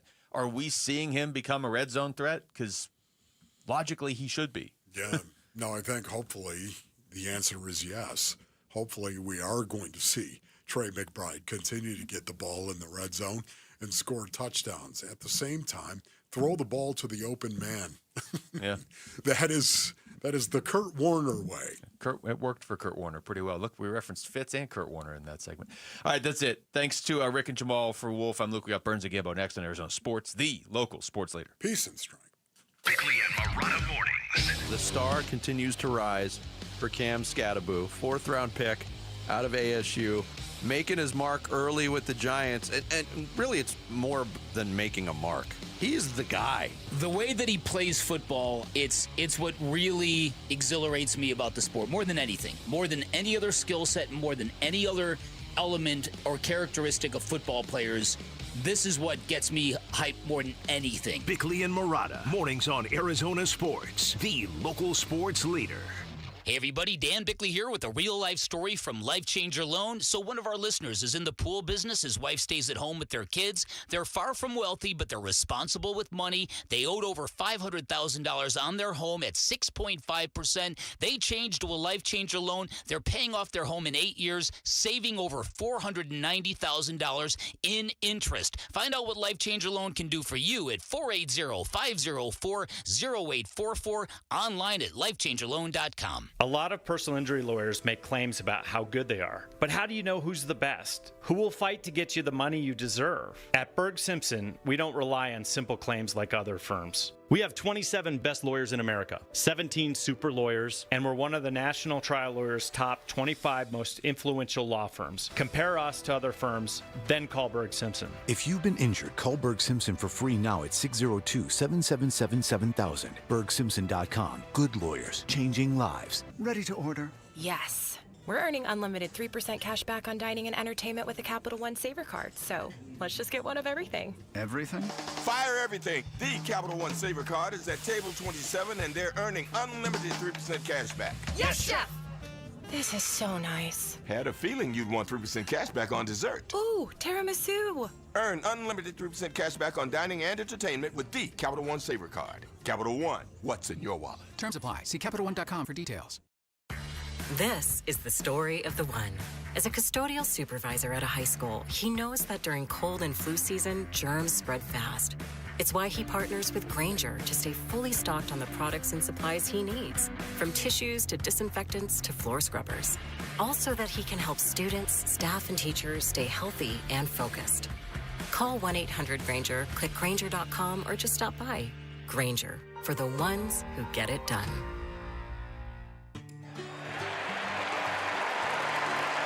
Hey, Arizona sports listeners, it's Wayne from AMCO.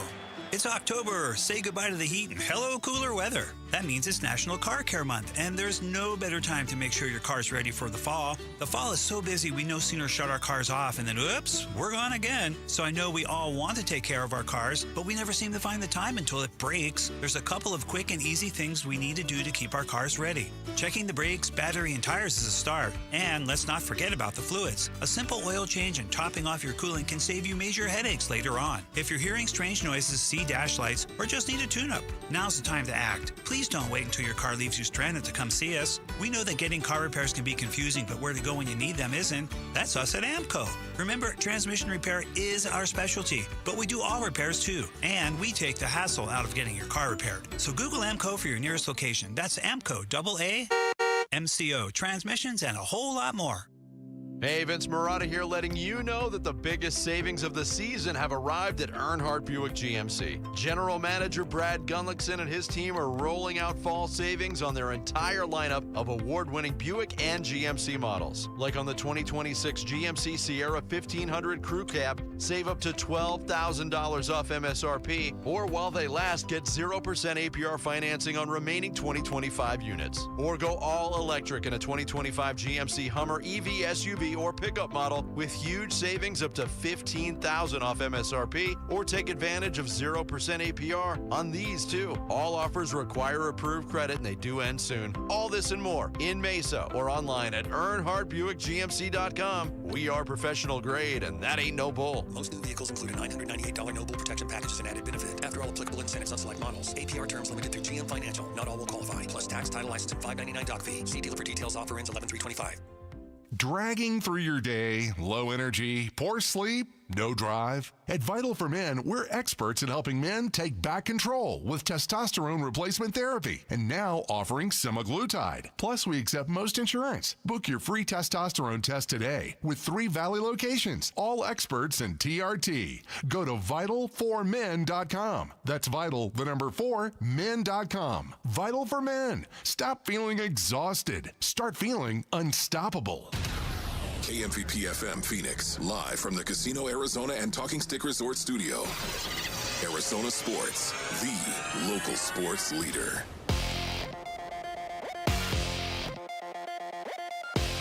I'm Mitch Vareldis with Trending Now. It's presented by Parker & Sons, heating, cooling, plumbing, and electrical.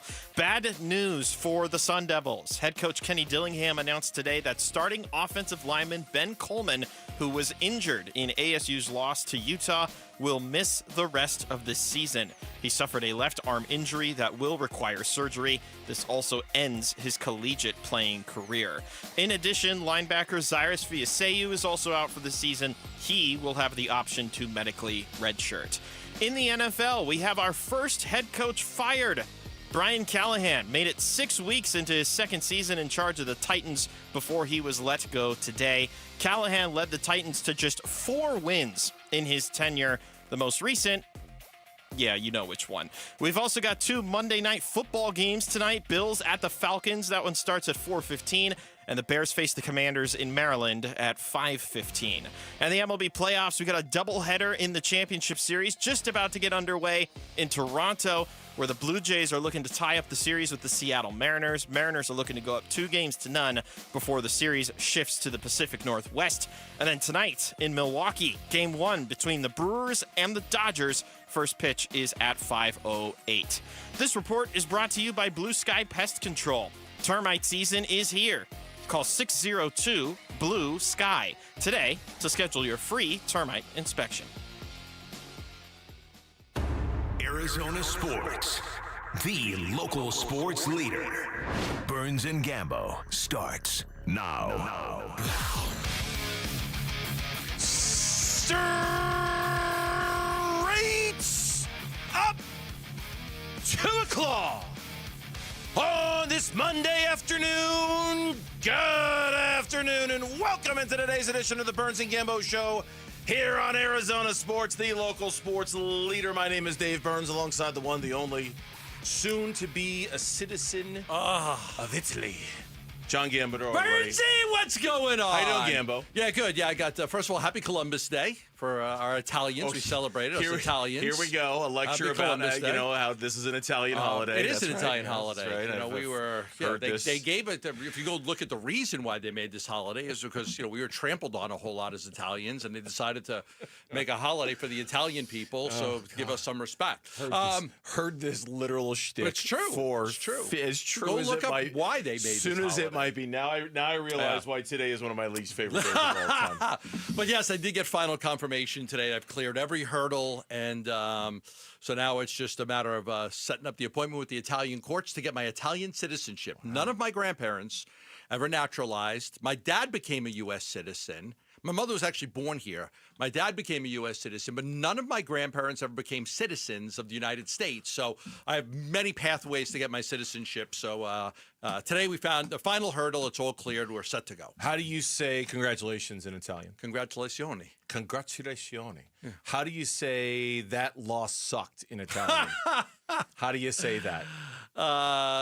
Vento's win, meno is lost. So you say no bueno meno. No bueno.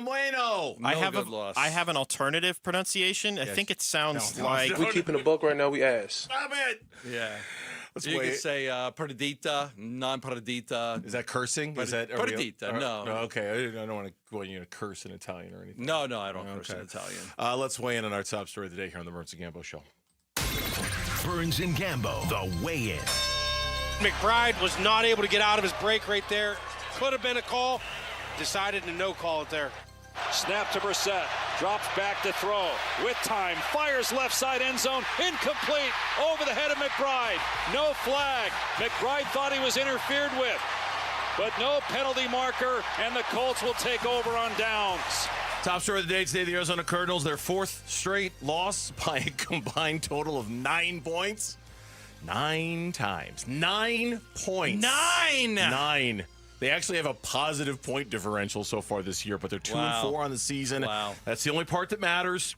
They've lost 4 straight, and despite a rousing, it really was a rousing football game yesterday. That game was, outside of the outcome, that was a really good classic football game to watch on a Sunday morning.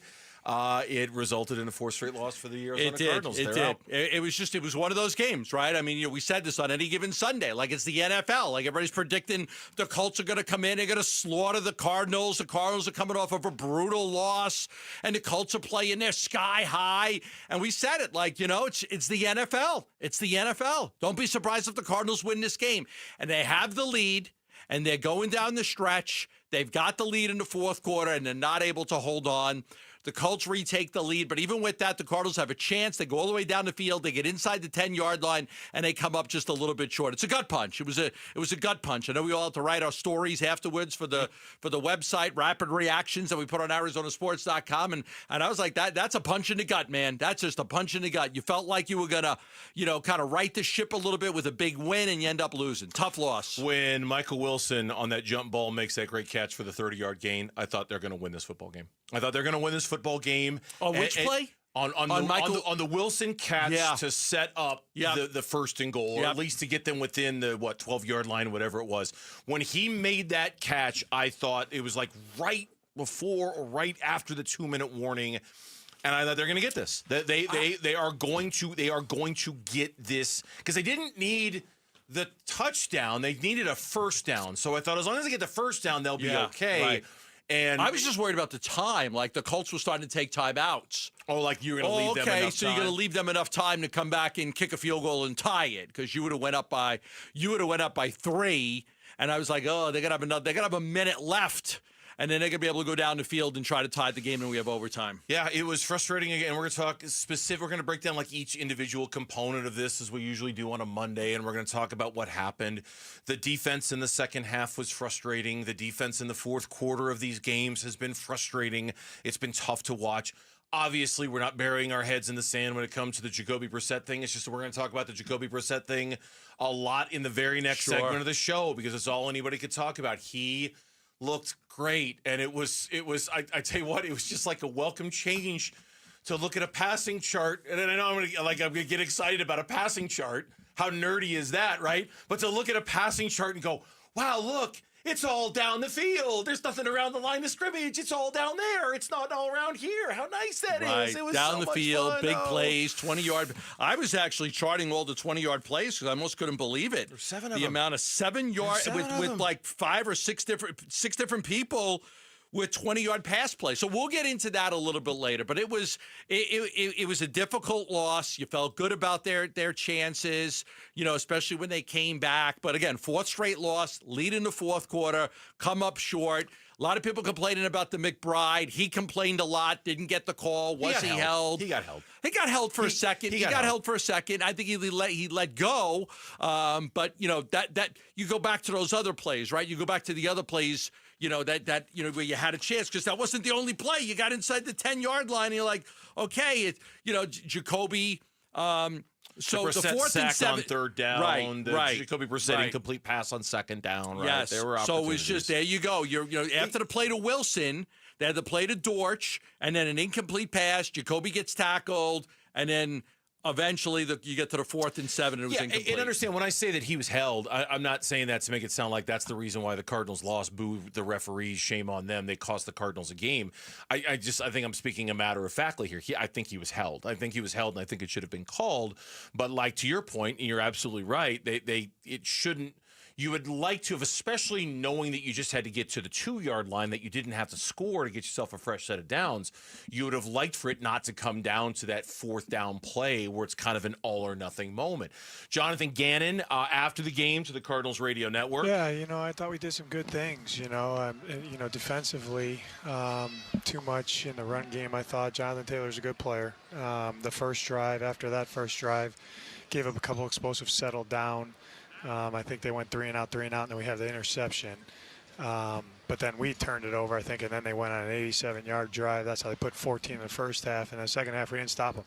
So when we got it, we didn't get to third down the one drive. Then we got it to third down a couple times. I think the last drive there where they put a touchdown on the board, and we didn't get off on third down. So it'll always come down to the details and making sure we're on point to keep points off the board. Yeah, it was the look, I know. It's all about the offense today. It's usually about the offense. I know it's about Kyler Murray. I know it's about Jacobe Brassette. I know that. Man, this fourth quarter defense has become such a problem for the Arizona Cardinals. Huge. Such a problem for the Cardinals. I mean, really, it just almost defies explanation when you look at the numbers, you look at the stats, and you don't even need to dive that deep into it. Just look at points. Look at yards per play. They're such a different unit in the fourth quarter. They've been such a different unit in the fourth quarter all season long. They haven't forced a punt in the fourth quarter since halfway through the fourth in the Saints game in week 1.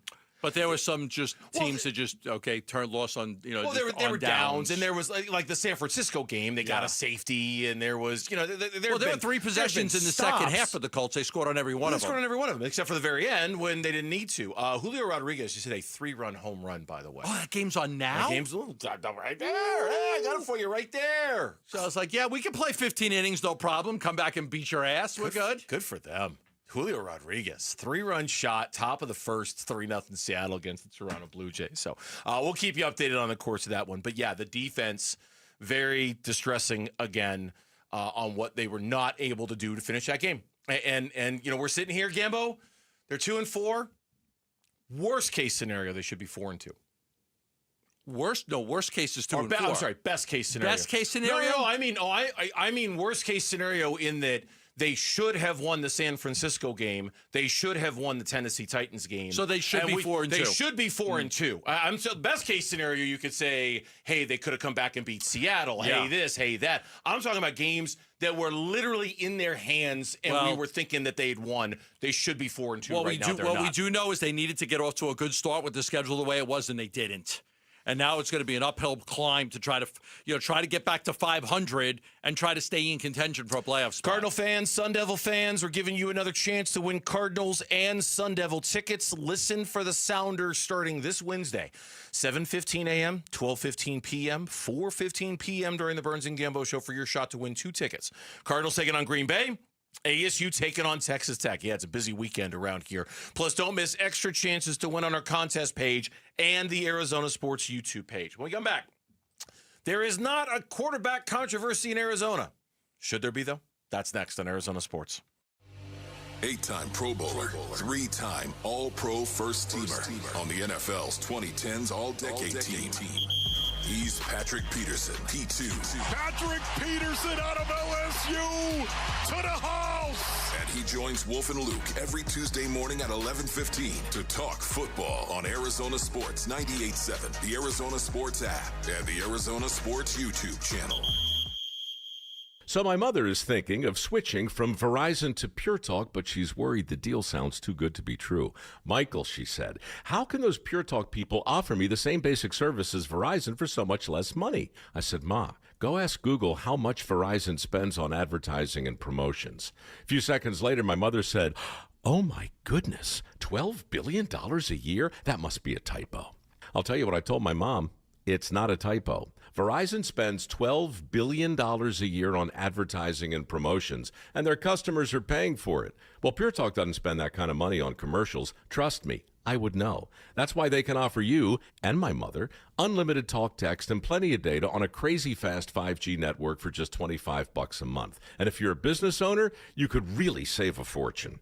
Dial pound 250, say the words Mike Rowe, and you'll get an additional 50% off your first month. That's pound 250 Mike Rowe. Pure Talk. Everything you need and nothing you don't. Oh, the autumn wind is blowing, and that means football and the fall sale at Brooklyn Bedding. Now through October 30th, everything in-store and online is 25% off. Sheets, pillows, mattresses, adjustable frames, everything is 25% off. The game plan to score on this great deal is to get on over to one of Brooklyn Bedding's 12 basin locations and tell them Wolf sent you for the fall sale at Brooklyn Bedding. For the best sleep ever, get the best mattress ever at Brooklyn Bedding. There's never been a better time to experience Sun Devil football. Pressure coming, Levitt throwing for the end zone, and it's caught for a touchdown by Jordan Tyson. The Levitt to Tyson connection clicks again. Don't miss your chance to be a part of the action, tradition, and unmatched atmosphere at Mountain America Stadium this season. Get your Sun Devil football tickets today by calling 480-727-0000 or go online to sundeviltickets.com. Football season equals the tailgate season, which means the Ford F-150 at our Desert Ford dealers. Yep, Paul Calvisi are just the best-selling line of trucks for 48 years running. All right, so how? Why? Well, it's no one thing. It's the combination of everything, right? From smart tech to powerful engines. You want productivity? How about available built-in electrical power and a convenient tailgate work surface? You can customize the F-150 pickup to fit your needs. And right now, get 3.9% APR Ford credit financing for 72 months plus plus $2,750 in cash back on a 2025 Ford F-150 XLT 2.7-liter truck. Yep, get 3.9% APR Ford credit financing for 72 months, plus $2,750 cash back on a 2025 Ford F-150 XLT 2.7-liter truck. But hurry, these deals won't last long at our Desert Ford dealers. Just click buyfordnow.com. That's buyfordnow.com. A new diamond era begins. Desert Diamond Casino White Tanks is now open. An atmosphere sparkling with excitement and top names like the legendary Morton's Steakhouse and signature Starbucks coffee. Best of all, this stunning new destination is right at Loop 303 and Northern Parkway. So come and live the diamond life. Desert Diamond Casino. An enterprise of the Donna Automation. You've still got it, but your immune system weakens as you age, making it harder to fight flu, pneumococcal pneumonia, RSV, and COVID-19. Ask your doctor or pharmacist which vaccines you need. Sponsored by Pfizer. Big Red Monday. This is Cardinals wide receiver Michael Wilson, and you're listening to Arizona Sports 98.7 and the Arizona Sports app. Big Red Monday. With Burns and Gambo. A shout out to all watching on YouTube, listening to the Burns and Gambo show here on Arizona Sports. A shout out to those out in Maryvale who are listening and watching right now. Here on the Burns and Gambo show. Hello, Maryvale. The Arizona Cardinals, fourth straight loss. They lose to the Colts 31-27, 2-4 on the season. Once again, those four losses have been by a combined 9 points, and it's kind of felt like the last four losses have been by a combined points. And look at that. Jacobe Brassette played so well that Jonathan Ganon got this question after the game. He's the starting quarterback. K1 is the starting quarterback. He insisted it a couple of times yesterday. Kyler Murray he was quick. No controversy. I will say this. He was quick. We'll ask Ganon about this when he comes on. Jonathan Ganon will be on with us at 3 o'clock. We'll talk about it. Look, there's no denying it. They got to go back to Kyler. But there are some things, Jacobe Brassette, that's the first 300-yard passing game this season. That's the most points scored this season. That's the first 400-yard performance for the offense this season. They ended Sunday 25th in the league, averaging 288. They had 400.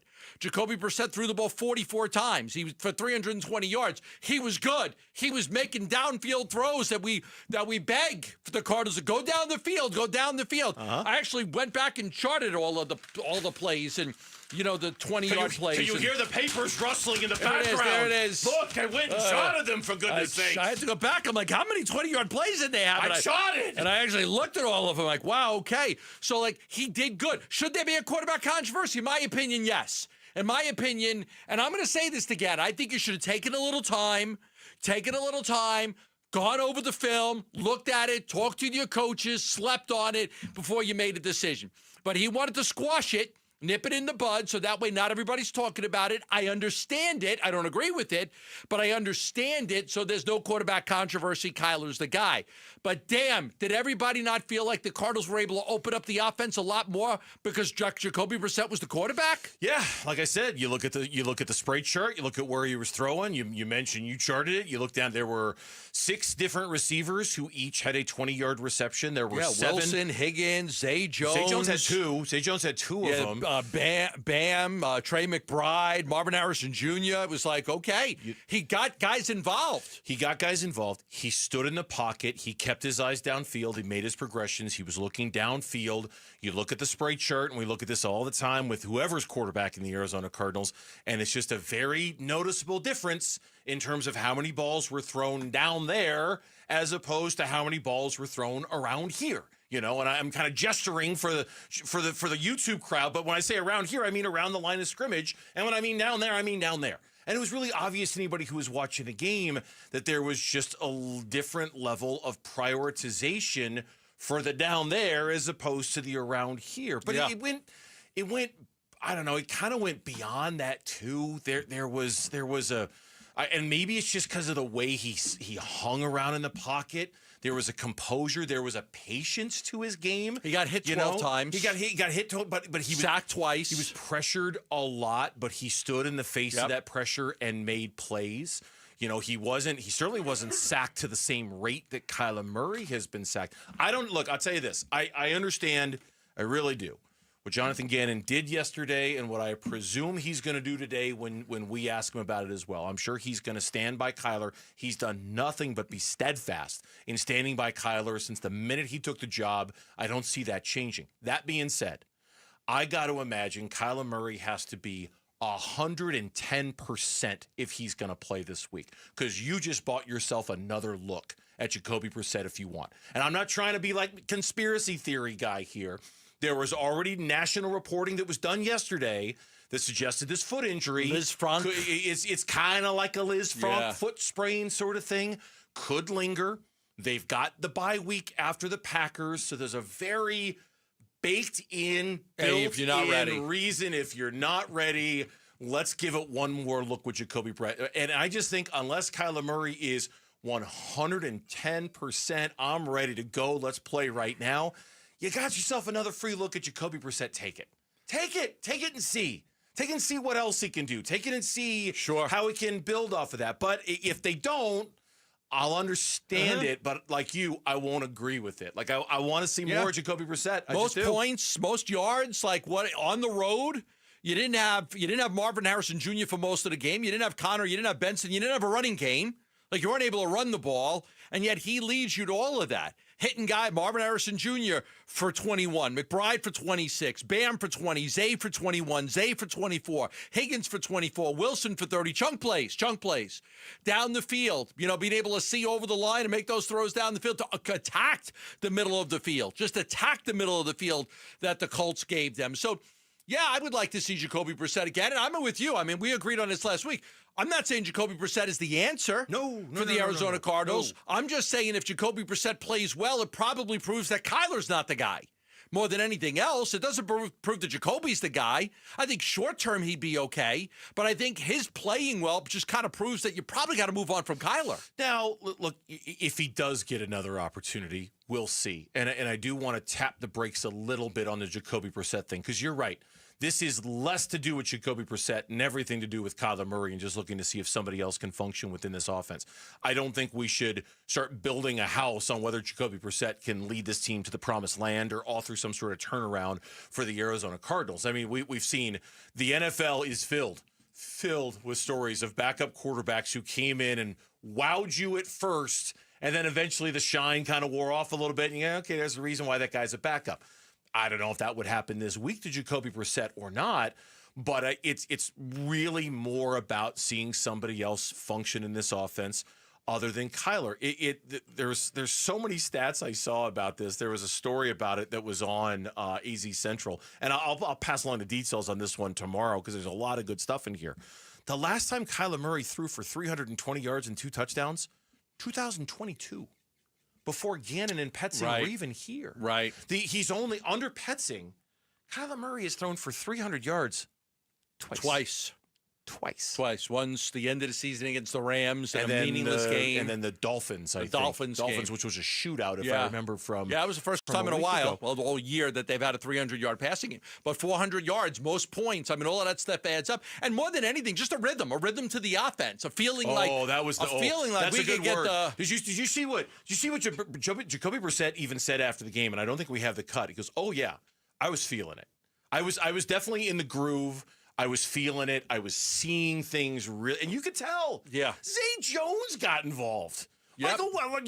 Michael Wilson, other guys, Zay Jones. Wilson got involved. That's what we always said with Kyler. Can you get other guys involved? Can it be more than just McBride and Marvin Harrison Jr.? Can you get other guys involved? But those guys are like really happy that Jacobe Brassette was the player because Jacobe Brissette's a good quarterback. He's a good quarterback. Like I was thrilled when they got him. But again, he's going to be 33 years old. Nobody's saying he's the long-term answer. Now, if this season gets away from the Cardinals, they lose to the Packers, they lose to the Cowboys, and all of a sudden, like your season's over and you're not bringing Kyler back, well, then why not go to Jacobe Brassette at that point? Here's the quote, Brassette. I was seeing it very well. I don't remember if it was Kyler or Keaton, but one of them said to me, I can see you see it. I love that. I love that quote. I can see you see it. I mean, I would love to wake up out of bed and say I'm in the groove for sure, but I definitely thought it after like the first 2 drives. I felt like, I'm seeing it well. They brought a pressure that I saw really well that I knew that they probably thought that they were going to get me on, and that's when I was like, oh yeah, I can see it, yeah. Yeah, and then he later said, one of the other quarterbacks came up to me and said, I can see you see it. So we'll see. Yeah, exactly. I am watching you. I am watching you. We'll see what Coach Ganon says later today about this. Certainly the marketplace. And we're going to take calls about this a couple of times over the course of the day. But it does. Our appetites were whetted yesterday, weren't they? You know, it was okay. Yeah, I feel like the kid in the commercial. I want more. I want more. I want more. See if we get it. Jacobe Brassette. We'll see if we get it. Well, as if the Cardinals' loss wasn't bad enough, do we have to talk about Saturday night? Are we? S-A-T-U-R-D-A-Y. The U of A loss wasn't that bad, Bernsey. Come on. Yeah, that's right. I mean, we're going to break down U of A, BYU. We're going to break down Indiana taking care of Oregon on the road. Next, we're not going to talk about ASU and what happened up in Salt Lake City. No way would we ever talk about that next on the Burns and Gambo Show. Jeez. Bickley and Marotta mornings. I know a lot of people have given up on the season after Sunday because it was that frustrating. But I think for a lot of people, and I think I'm more in this boat, Sunday's game in Indy has a save our season type of feel to it. Sure does. And I think one of two results. I don't think there's any in between. I think they're either going to go back to the team that they used to be, the team that went into Pittsburgh, the team that went into Philly, and rallied around those moments, or they're going to go, we have got so many issues. Bickley and Marotta, mornings on Arizona Sports, the local sports leader. Love telling you about Christian Brothers, AC, plumbing, and electric. And boy, they've got a lot of great stuff going on for you right now. Some of the specials they've got are incredible. I want to tell you about some of the plumbing specials that are sensational for a lot of people. You can get $60 off any plumbing repair right now with the great people at Christian Brothers. $60 off of any. They've also got $500 off of tankless water heaters. You can take $500 off a tankless water heater. You could take $150 off a standard water heater. Take advantage of that as well. And they've even got $100 off a toilet replacement, so you can save $100 there. Christian Brothers has been servicing the Valley since 1976. They service the entire Valley. They're A+ rated. They'll do a great job for you. Just give them a call at 602-222-3535. $150 off a standard water heater. $100 off any toilet replacement. $500 off any tankless water heater, and $60 off any plumbing repair. Call 602-222-3535. The holidays are here, full of joy, family, friends, and yes, a little hustle and bustle. That's why you need Aleve. Between cooking, shopping, and all those extra errands, aches and pains can sneak in. Aleve is here to help with long-lasting body pain relief. Don't let body pain slow you down. With up to 12 hours of body pain relief per dose, you can keep up with the season's magic and all that awaits. Pick up Aleve and get back to what really matters, making memories. Use as directed. With the new IHOP value menu, $6 is all it takes to go to your happy place, where stacks of pancakes with bacon and eggs are just $6 every day. French toast, sausage, and eggs are, you guessed it, $6. And fluffy omelets come with a side of pancakes and only cost $6. Go to your happy place every day at IHOP. $7 in some locations. Available every day for a limited time at participating restaurants in the U.S. Hours may vary. No substitutions. Not valid with other discounts or promotions. Prices may vary. If you're ready to build your dream home, let the Window Depot help. Our expertise spans more than 20 years helping contractors provide custom windows built to last. Our in-house design team works closely with you and your contractor to create the perfect windows. From design to delivery, your contractor will have exactly what they need when they need it. And with the largest inventory and unbeatable prices, your dream windows are just a step away. Visit us in store to get started or find a location near you at thewindowdepot.com. The Window Depot. Best prices, biggest inventory. Progressive knows owning a home can be hard, but not always. Like when you're relaxing on your patio, enjoying a nice, quiet evening. So quiet. Except for the sound of the neighbor's party. Which you said you'd go to if you weren't busy. And your quiet night on the patio, that's not exactly busy, is it? Maybe you should just stay inside. At least Progressive's Home Quote Explorer lets you easily compare rates, so shopping for insurance is the easiest part of owning a home. Progressive Casualty Insurance Company affiliates and third-party insurers. Comparison rates not available in all states or situations. Prices vary based on how you buy. This is the story of the one. As a custodial supervisor at a high school, he knows that during cold and flu season, germs spread fast. It's why he partners with Grainger to stay fully stocked on the products and supplies he needs, from tissues to disinfectants to floor scrubbers. Also that he can help students, staff, and teachers stay healthy and focused. Call 1-800-GRAINGER, click Grainger.com, or just stop by. Grainger, for the ones who get it done. Our backyard needed a makeover big time, and it's a big decision until it was an easy call at Casa Galvisi with California Pools and Landscape. And they're celebrating the industry's biggest honor with the biggest savings. Do not miss the Pool Builder of the Year sales event Saturday, October 18th at all 4 Valley Design Centers, Arizona's most awarded pool builder for 37 years. The best pricing, fastest build times, industry-leading warranties. Get started with your free design consultation at calpool.com/Paul.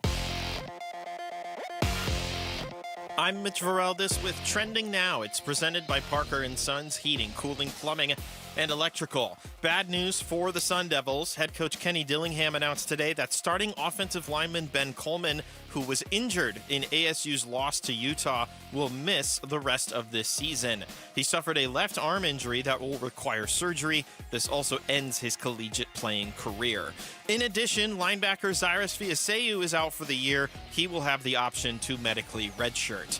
In the NFL, we have our first head coach fired. Brian Callahan made it just 6 weeks into his second season in charge of the Titans before he was let go today. Callahan had just 4 wins under his belt in his Titans tenure. The most recent, you remember when their most recent one was. NFL Network's Tom Pelissero reports that Mike McCoy, yes, the former Cardinals OC, will take the role of head coach in the interim. We've also got 2 Monday Night Football games. Bills at Falcons starts at 4:15, and Bears face the Commanders in Maryland at 5:15.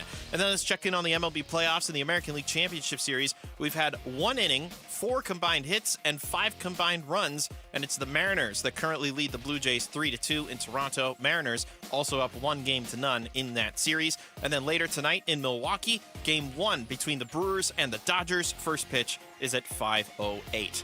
This report is brought to you by Sanderson Ford. Sanderson is the #1 Ford dealership in Arizona for sales and customer satisfaction. Located on 51st Avenue just south of Glendale and online at sandersonford.com.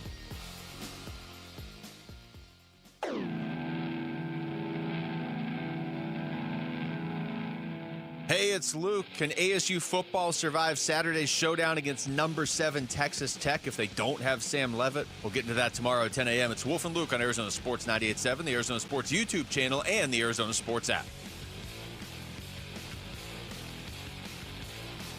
Okay, first of all, tip jar Nirvana for me. Number 2. Okay, so here's how I'm going to start this conversation. Okay.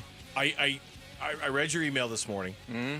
And I know you like to say that you'd rather lose like you did Saturday night than you did Sunday. Yeah. Like the Cardinals, that's heartbreaking. That ripped your heart out. Yeah. Whereas ASU, you could have turned that thing off at the end of the third quarter if you wanted to. It was over in the first half. I 95% of the time I agree with you. Yeah. Okay. This is in the 5% where I'm going to disagree with you. You disagree? Only because it was disheartening to watch your team get physically dominated the way ASU did, and they did. You know, it was depressing, really. More than just looking at the score, going, "Oh, my team got blown out." That's okay. You can just, whatever. They got blown out. They were never in it. 276 yards on the ground. They could do whatever they wanted. They got manhandled. No answer for Devin Dampier. He did whatever he wanted. No answer for Dampier. No answer for the offensive line. No answer for anything. I mean, they just physically got mauled bigger, stronger in that game, and it was faster, but bigger, stronger. Very discouraging to watch that. Very discouraging. It was. I mean, they got whooped in that game. They gave up 6 rushing touchdowns on 7 possessions. Utah had the ball 7 times. They had 6 rushing touchdowns, not counting the final kneel down. I mean, it was so bad. Their backup quarterback, some guy came in and scored a touchdown rushing. I mean, that's how bad it was. Let's bring the backup in. He'll score a touchdown rushing. Ficklin or something like that. I completely lost it. I stopped watching. I'm not going to lie to you. I actually knew you weren't going to. I knew you weren't watching.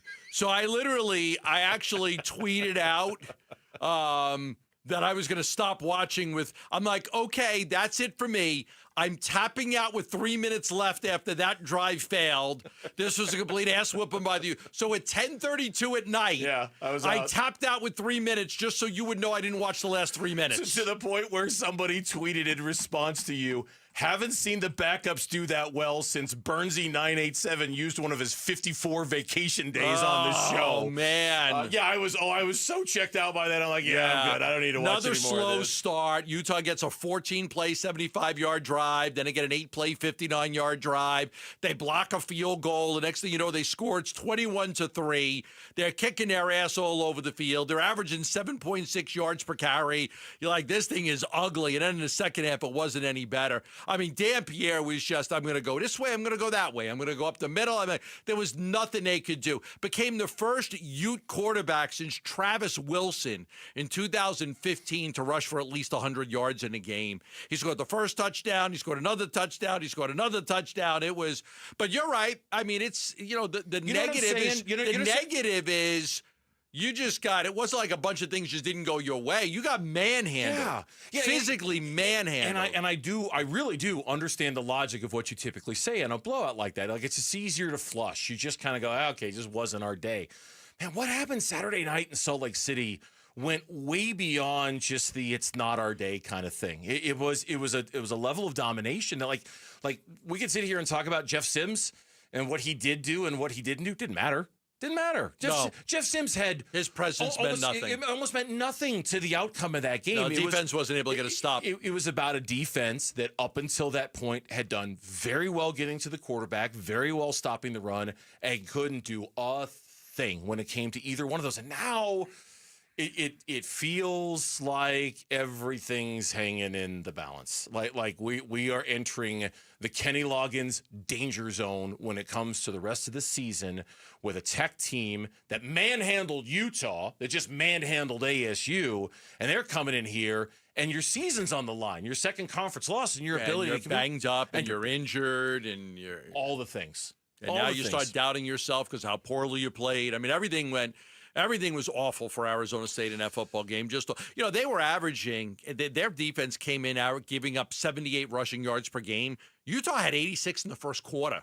You're like, okay, this is not going to be good. You had the lightning and the rain delay and all of that stuff. But once they took the field, it was like, it was over. It was over very quickly. I wasn't keeping as copious of notes as you do, but I was keeping notes. And after the 21-3 touchdown from Naquari Rogers, they threw up the stat.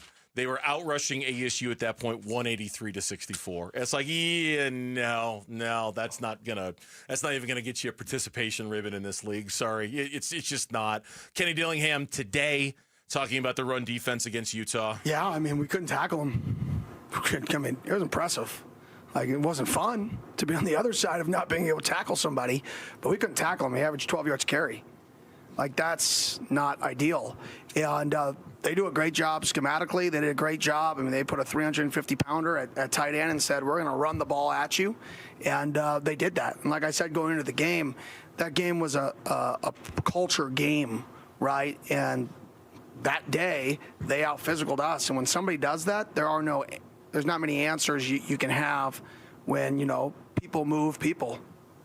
That's something I always say. When people move people and don't tackle people, you run out of things. Yeah, and I'm not trying to be glib about this, and I'm not trying to be funny about ASU's loss. I'm genuinely worried now about the rest of the season kind of being dictated what's going to happen over these next 2 weeks or so, over this next week, to be honest with you. They're going to be favored in, I think, just about all their games after the Texas Tech game. But this is the big one. We'll go over it later, what it means. But I think that, when you start to play Houston and West Virginia and even Arizona and Iowa State and the teams you're going to play, I think that they'll be in a good. The Texas Tech game, I think, is a big game, and I don't think they'll be favored. They're not going to be favored to. They're not favored to win that game. No, I think they're 10 and a half. Yeah. 10 and a half point underdogs at home against Texas Tech. Yeah. There was a play, and I actually wrote this down, where two ASU guys defensively tackled each other. It was the touchdown run by Dampierre that made it 14-3, a 24-yard run. He was untouched. Two Sun Devils ran into each other. I had to go back and look at it a few times. It was Clayton Smith and Keyshawn Elliott. They just came to tackle him, and they hit each other. And it was like, and Dampierre just went right by him. It was like, wow, okay. That kid was impressive. That kid, he was great in the UCLA game that I watched. He struggled against Texas Tech, and he showed up, and he had a chip on his shoulder, all the things, his backyard. They didn't recruit him. Kenny's saying he should have recruited him. He went out there and played his best game. Yeah, And, he just took it to him. I felt it was just about as much his offensive line as it was about Dampier, though.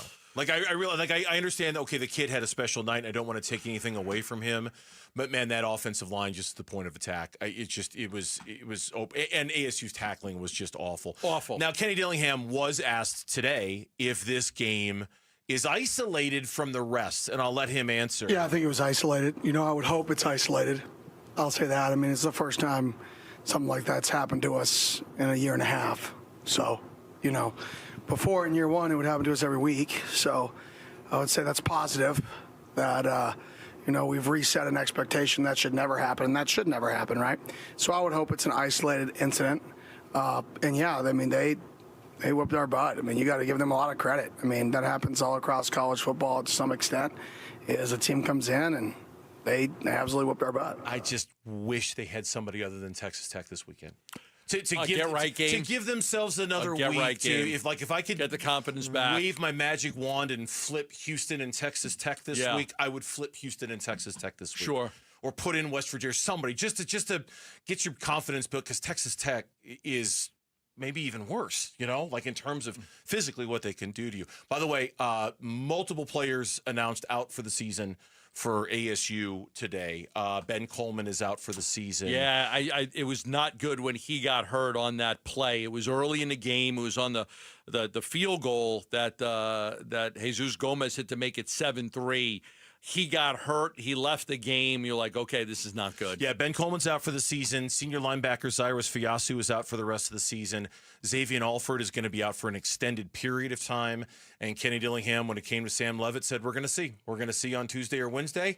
And he said there's even more players that Kenny's going to get an update on tonight that we'll probably hear about tomorrow that might be out for a significant amount of time as well. And he said as far as Sam Levitt goes, Tuesday or Wednesday, we'll see how he does in practice, and then we'll know. We'll know whether he can play or not. Yeah, they showed him on the field before the game, like with the boot on. Yes. So like, okay, now everybody kind of knows what happened. He was throwing some passes. He was there. He had the boot on, but I don't know. I'm sure they don't feel good about his ability to play in this game. Coming up next from the Casino Arizona and Talking Stick Resort Studios, the Cardinals defense. Maybe their worst performance of the season. We'll talk about it next on the Burns and Gambo Show. Backup QB Jacobe Brassette threw for over 300 yards, but not enough when the game was on the line. Snap to Brassette, drops back to throw, with time, fires left side end zone, incomplete, over the head of McBride. No flag. McBride thought he was interfered with, but no penalty marker, and the Colts will take over on downs. Burns and Gambo talk with Coach Ganon this afternoon, and more reaction to Cards Colts is on the way on the home of Arizona Cardinals football. Watch on the Arizona Sports YouTube channel. Listen on Arizona Sports 98.7 and the Arizona Sports app. All right, back here for V's Barbershop, the timeless experience of going to V's, and it really, really is a timeless experience, man. You walk in and it's like you've been transported to another time and place. It really, like a time machine in there, and you're back in the 50s or in the 60s, and it's a very comfortable environment. I know the one that I go to in Gilbert. I always enjoy walking in because the barber in the first chair to the right. This guy named Omar, and Omar just loves the Cowboys and he loves the Lakers, and I just love giving him grief about the Cowboys and the Lakers every time I walk in. It's more than a haircut. It's and everyone's laughing and we're having a good time at each other's expense. It's a lot of fun. And then on top of that, it's a great haircut as well because they have the best barbers in town. Omar is one of the best in town. Sometimes they have some of the best in the country at V's Barbershop, so you never have to worry about the bad haircut when you walk out of V's. Locations all over the valley. Go to vbarbershop.com. Check out the one that's closest to you and book your appointment today at V's.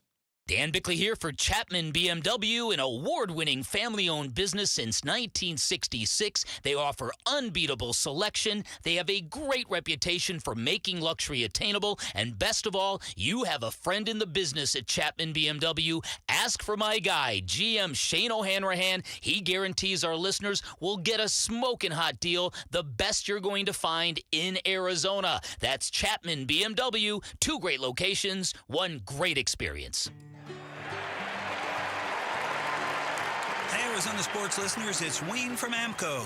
It's October. Say goodbye to the heat and hello cooler weather. That means it's National Car Care Month, and there's no better time to make sure your car's ready for the fall. The fall is so busy, we no sooner shut our cars off and then, oops, we're gone again. So I know we all want to take care of our cars, but we never seem to find the time until it breaks. There's a couple of quick and easy things we need to do to keep our cars ready. Checking the brakes, battery, and tires is a start. And let's not forget about the fluids. A simple oil change and topping off your coolant can save you major headaches later on. If you're hearing strange noises, see dash lights, or just need a tune-up, now's the time to act. Please don't wait until your car leaves you stranded to come see us. We know that getting car repairs can be confusing, but where to go when you need them isn't. That's us at AMCO. Remember, transmission repair is our specialty, but we do all repairs too. And we take the hassle out of getting your car repaired. So Google AMCO for your nearest location. That's AMCO, AA, MCO, transmissions, and a whole lot more. Makita's built for the pros who show up early, who don't do shortcuts, only precise cuts. With tools built to last, job after job, year after year. Performance that pays off, because when the job calls for the best, you answer. And when you need the best, you call on Makita. Built to be the best. Available at the Home Depot. This is the story of the one. As a custodial supervisor at a high school, he knows that during cold and flu season, germs spread fast. It's why he partners with Grainger to stay fully stocked on the products and supplies he needs, from tissues to disinfectants to floor scrubbers. All so that he can help students, staff, and teachers stay healthy and focused. Call 1-800-GRAINGER, click Grainger.com, or just stop by. Grainger, for the ones who get it done. In football, the best teams rise to the top. In medicine, the same is true. That's why Barrow Neurological Institute is consistently ranked among the nation's best in brain and spine care. From game day concussions to the most complex neurological conditions, Barrow delivers world-class expertise right here in Arizona. When it comes to your brain, your spine, your future, you want the very best on your side. Barrow Neurological Institute. It matters where you get your care. Visit barrowneuro.org. The Burns and Gambo Need to Know Social Poll. Presented by Sanderson Ford. Lauren is here. I think we've got a double dip today. Poll question action? We do, Wow, yes. Okay. Mm-hmm. It's a special kind of day around here when we got two of these. A special Monday, if you will. It's a special Monday here on the Burns and Gambo show. Yes. So lead us. What do we got? All right, well, we will start with the first one, which is about the Arizona Cardinals. And we're asking, which of these following outcomes do you think is most likely when the Cardinals go into their bye week? Do you think Which is after this game against the Packers. after the game against the Packers bye week, then they face the Cowboys? So do you think they're going to have a 2-5 record with a significant change to their roster or staff?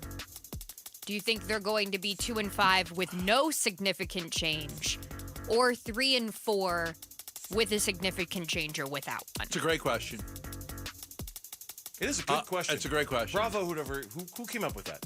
Mitch? That's a good question. Mitch. I'll take the middle one. I think they'll lose to the Packers, and I don't think they're going to be any massive changes until after the season is over, if they make changes. 3-4, no changes. There, I said it. Wow. Okay. 3-4, no changes. Got them beating the Packers at home. Will you guys do me a favor? Mm-hmm. Will you look up Burnsy's initial picks and tell me if he had them beating the Packers? I did not. I'm almost sure I didn't. Well, then you're not allowed to make that pick.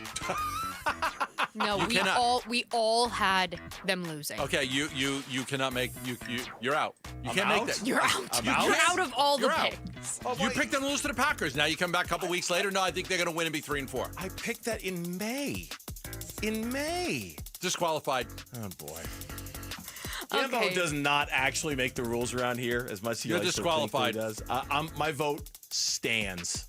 All right. Well, so far, the majority of our audience, 61%, is going with Gambo, that they'll have a 2-5 record with no significant change made.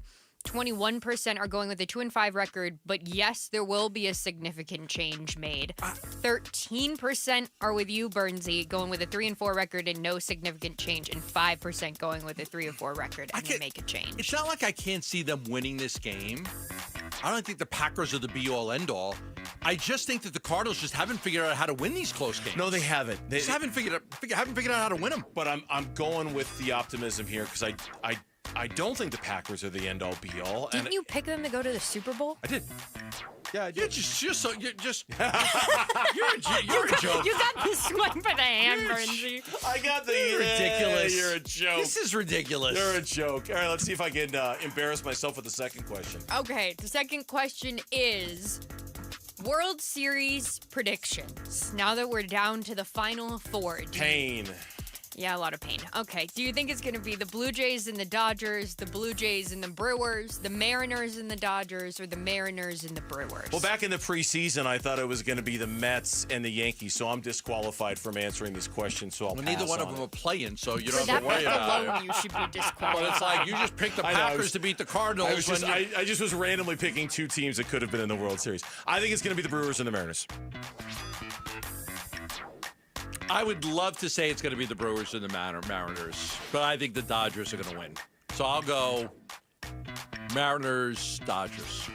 For what it's worth, it is the bottom of the second, 2 outs, guys on the corners there, and Toronto just tied this one up. And Logan Gilbert is pitching, and he just threw 2 days ago in that 15-inning marathon game, which had me on the edge of my seat. Who didn't throw 2 days ago for the Mariners? I don't know. I think Randy Johnson threw an inning. I think Randy was warming up in the bullpen.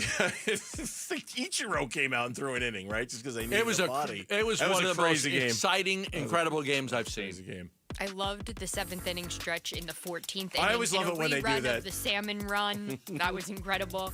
Well, 38% of our audience is going with both the Mariners and the Brewers and the Mariners and the Dodgers. So lots of love for the Mariners. 15% going with Blue Jays and Dodgers and 10% going with Blue Jays and Brewers. All right, thank you. That's the poll question. The poll questions, you can find them on the Burns and Gambo Twitter page, the Burns and Gambo X page, at Burns and Gambo. One word is where it's at. In the meantime, AQ Shipley on Bickley and Murata today. The biggest issue for the Cardinals defense right now? I think the biggest issue is this, guys. I really do, and I'll continue to say this. They have one guy that can generate consistent pressure. That's it. It's Josh Sweat. That is it. So whenever you're relying on a 4-man rush, Calais can get you some here and there. He's obviously been fantastic this year, and he can swim a guard and get you a pressure here and there, but it's not going to happen consistently. The one guy who can get you consistent pressure is Josh Sweat. And so whenever you have to lean on that, then you only have one guy. Well, now you have to generate pressure. You have to blitz Budda Baker. You have to blitz another backer. Now you're bringing 6. Well, what does that do to the back end? Now they're in man-to-man coverage. That was AQ this morning talking with the guys about the defense, which was a problem on Sunday for the Cardinals, to say the least, especially their inability to get a stop in the second half of that game, in particular in the fourth quarter of that game. One stop, Gambo. That's all it would have taken. One stop. Through 3 quarters, they kind of had Daniel Jones looking, a little off, a little confused, a little, I don't want to say shell-shocked, but, he really wasn't in his rhythm. And then in the fourth quarter, he had that big pass to Pierce. He hit that pass to Josh Downs over the middle, converted those 3rd downs. And then in the fourth quarter, Daniel Jones was 6 of 7 for 74 yards and a touchdown. The Cardinals defense gave up 14 points on 7.9 yards per play. Yes. In the first 3 quarters, they gave up 17 points combined on 5.2 yards per play. And then the dams just caved in, right? This fourth quarter, the end of the game, they were able to do whatever they want, whether it was Daniel Jones throwing or Taylor running. They played extremely well. Daniel Jones was great under pressure, too. So he was 9 for 9 for 94 yards under pressure, according to Pro Football Focus. So the Cardinals' pressure when they did get pressure, that pressure did nothing to stymie him. The number that you said there that blew me away the most was the one about through 3 quarters, the Cardinals were giving up about 5.2 yards per play. In the fourth quarter, on those consecutive touchdown drives, that went up to 8 yards per play, and that has been for as I don't even say as good as this defense has been. I mean, the defense clearly hasn't been great this year, but it's been better, right? Better than what they were a year ago. For as much as they've put into the defense this year, man, their ability to come up with stops in the fourth quarter, it's been maddening. I mean, it really. And I know the offense a lot of times are putting them in these poor situations, but Gambo, you go back to just about every game they've played since the New Orleans game, their inability to get off the field or get a stop in the fourth quarter is what's dooming them in a lot of these games. You know, when they took that 24-17 lead on the touchdown to Dortch, you go back and look how easy it was for Indianapolis to come back and tie the score. It was Jones for 17 yards, Taylor for 4, pass to Warren for 13, pass to Pierce for 26, and then 2 plays later, touchdown to Downs, and it was like, okay, tie game. Like, wow, okay. That was just too easy. Like, you had done all this work to take the lead, and then all of a sudden now you just give it right back up. And then you come back and you get a field goal, and you're saying, okay, we got the lead back. Our offense did the job. Jacobe Brassette took us down the field. We get a field goal. Colts take over at that 35-yard line. You had a big play to Pierce. You had a face mask on Zabin. You had a 3rd and 8. That one hurt the most, right? The 3rd and 8 to Downs for 9 yards. Yeah. That set up a 1st and goal, and then they went in easily. 9 plays, 66 yards, and all of a sudden you're down. So I agree with you. It was too easy for the Indianapolis Colts to score those 2 touchdowns. There was really no fight put up by the Cardinals defense in that one. When we come back on the Burns and Gambo show, as he does every single Monday at 3 o'clock, the head coach of the Arizona Cardinals, Jonathan Ganon, he's going to join us next live from the Cardinals headquarters here on the Burns and Gambo show on Arizona Sports, the local sports leader. One app gets you opinion, analysis, and inside information from Arizona's biggest sports personalities. Plus live streams, breaking sports news, and play-by-play. He's hit. He's sacked. It's Calais Campbell. Download the Arizona Sports app, presented by Ready Services Plumbing and Air Conditioning.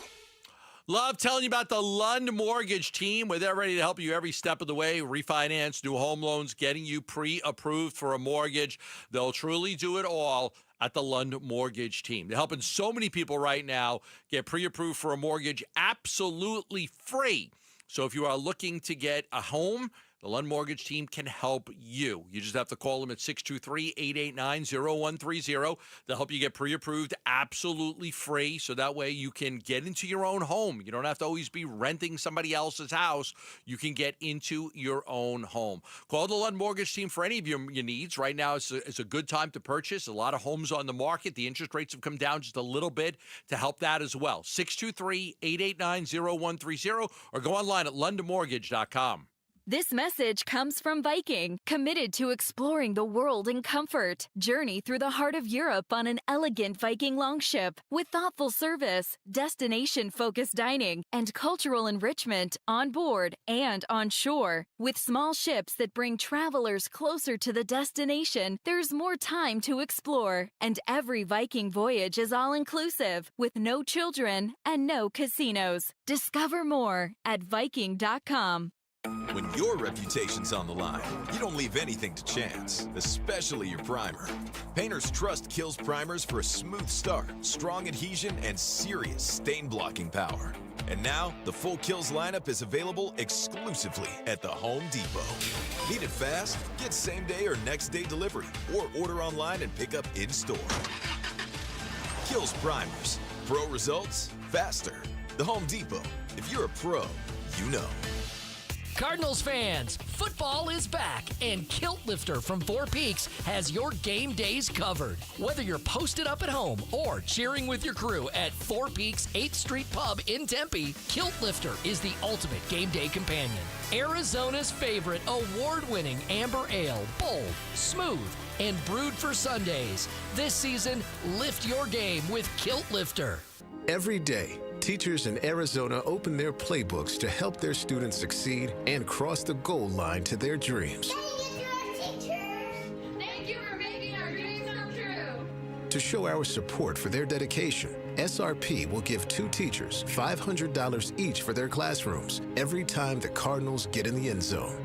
SRP Touchdowns for Teachers. When the Cardinals score, teachers win. Learn more at srp.net/teacher. Think Verizon, the best 5G network, is expensive? Think again. Bring in your AT&T or T-Mobile bill to a Verizon store and we'll give you a better deal. Now, what to do with your unwanted bills? Maybe turn them into paper airplanes headed to See Ya Never AT&T and T-Mobile. Jokes aside, the best 5G network has you covered with the most ways to save on plans, streaming, and phone deals. So bring in your bill to your local Verizon store and we'll give you a better deal. Rankings based on Root Metric True Score Report dated 1H 2025. Your results may vary. Must provide a postpaid consumer rates over mobile bill dated within the past 45 days. Bill must be in the same name as the person redeeming the deal. Additional terms apply. Cards fans, SeatGeek is the official primary ticketing partner of the Bird Gang and here to help you experience all the action this season. SeatGeek makes it easy to find the perfect seats to the perfect game, so you can be a part of all the touchdown celebrations and momentum-shifting takeaways this season. Whether you're getting tickets to Cardinals games or to any other live event in Phoenix, SeatGeek is the place to do it. SeatGeek is the official primary ticketing partner of the Arizona Cardinals. SeatGeek. Hey, Bird Gang, some things aren't given, they're earned. Paul Calvisier and Ford has earned its spot at the top as the #1 selling truck brand in Arizona. From the legendary F-150 to the larger-than-life Super Duty and the versatile Maverick, hurry and get behind the wheel of your Ford truck today. Only at your Arizona Ford dealers, proud partners of the Arizona Cardinals. Based on S&P Global Mobility Retail U.S. new vehicle registrations for the truck vehicle type CYTD October 2024. KMVP FM Phoenix. Live from the Casino Arizona and Talking Stick Resort Studio. Arizona Sports, the local sports leader. I'm Mitch Vareldis with Trending Now. It's presented by Parker & Sons Heating, Cooling, Plumbing, and Electrical. Bad news for the Sun Devils. Head coach Kenny Dillingham announced today starting offensive lineman Ben Coleman, who was injured in ASU's loss to Utah, will miss the rest of this season. He suffered a left arm injury that will require surgery. This also ends his collegiate playing career. In addition, linebacker Zyrus Fiaseu is also out for the season. He will have the option to medically redshirt. In the NFL, we have our first head coach fired. Brian Callahan made it 6 weeks into this second season in charge of the Titans before he was let go today. Callahan got just 4 wins during his tenure, the most recent coming against the Cardinals 2 weeks ago. NFL Network's Tom Pelissero reports that Mike McCoy, the former Cardinals OC, will take the role of head coach in the interim. We're also wrapping up Week 6, 2 Monday Night Football games. Bills at the Falcons starts at 4:15. Bears at the Commanders starts at 5:15. And in the Major League Baseball playoffs, we are into the bottom of the third now, and the Blue Jays have worked their way back to tie the game with the Mariners. It is 3-all going into the bottom half of the third. Mariners took game 1 yesterday. Later tonight, Milwaukee hosting the Dodgers as the Brewers look to claim home field advantage by taking game 1 tonight. First pitch there is at 5:08. This report is brought to you by America Roofing. Why should you choose America Roofing? Arizona's largest roofer, A+ with the Better Business Bureau, and winner of the 2025 Roofing Contractor of the Year. Save 12% at AmericaRoofingCo.com.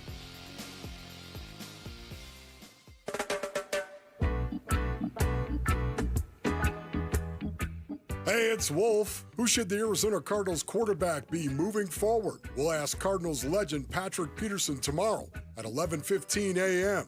It's Wolf and Luke on Arizona Sports 98.7, the Arizona Sports YouTube channel, and the Arizona Sports app. 3 o'clock hour here on the Burns and Gambo Show. On this Monday, Jonathan Gannon scheduled to join us any moment. He just wrapped up his session down at the Cardinals headquarters with the local media there. So as soon as they get him into his office and on a phone, he'll be calling in here. And then we'll have our exclusive conversation with him talking about the Cardinals' 4th straight loss. 2-4 on the season by a combined total of 9 points. It's obviously a very, very frustrating time right now for the Cardinals and the Cardinals fans because everything has been so very close and so very much right there.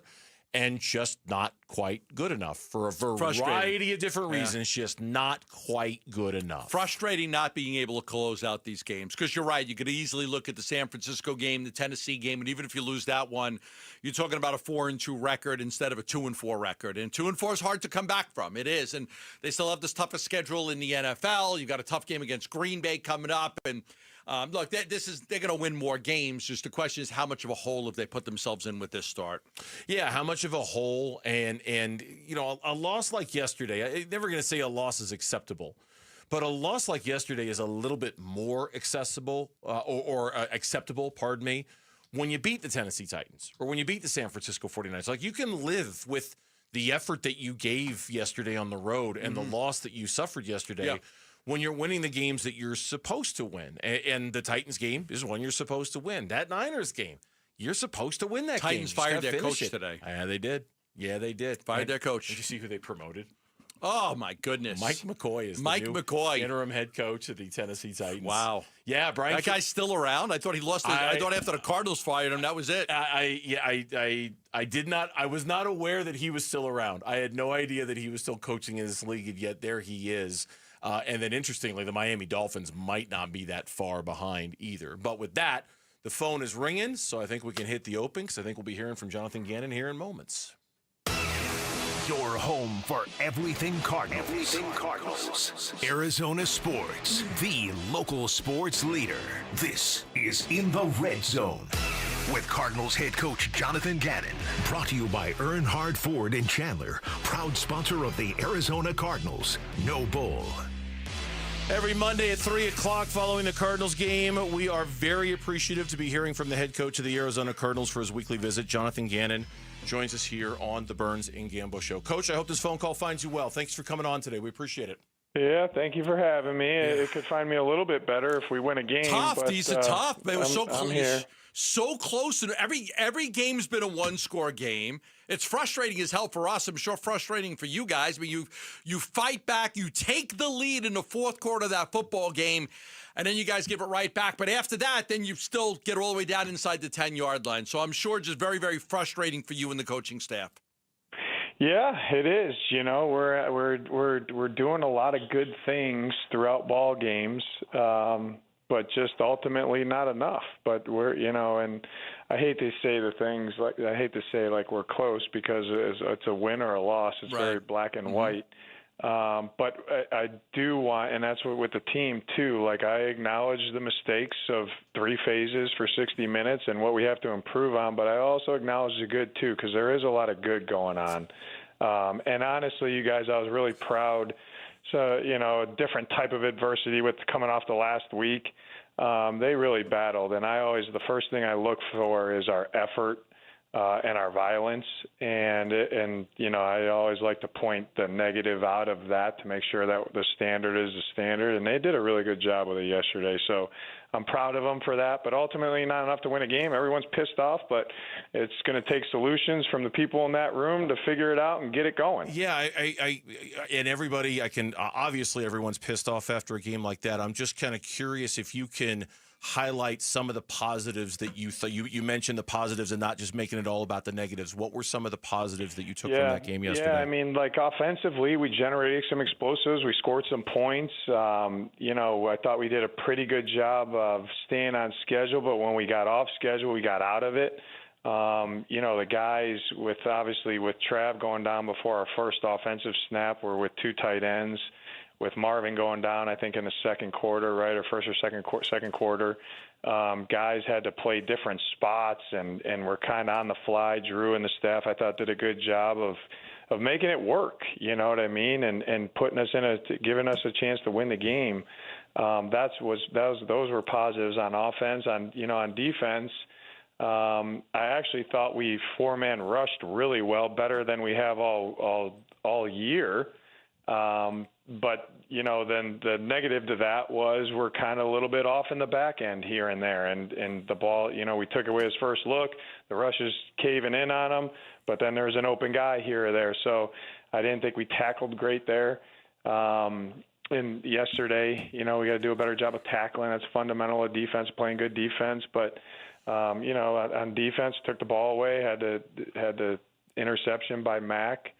There's a couple that almost came out, so we're hunting the ball. That's good. But, you know, on teams, 4th down, we did some good things, but ultimately didn't do enough. So, you know, we got to look and find solutions. One of the positives was the play of Jacobe Brassette, being able to get that ball down the field and lead you guys to the most points you've had this season, the most yards you've had this season. Now, you've been steadfast in your support of Kyler. I get it. I understand. We don't have to go a week of quarterback controversy now because you've already come out and said Kyler's the guy. But I'll ask you, why not take a little time on this one? Why not, you know, look at more film, talk to coaches, evaluate it a little more? Because there are a lot of us out there that saw Jacobe Brassette and like, okay, I like the way this offense looked with Jacobe. Maybe he should be the guy.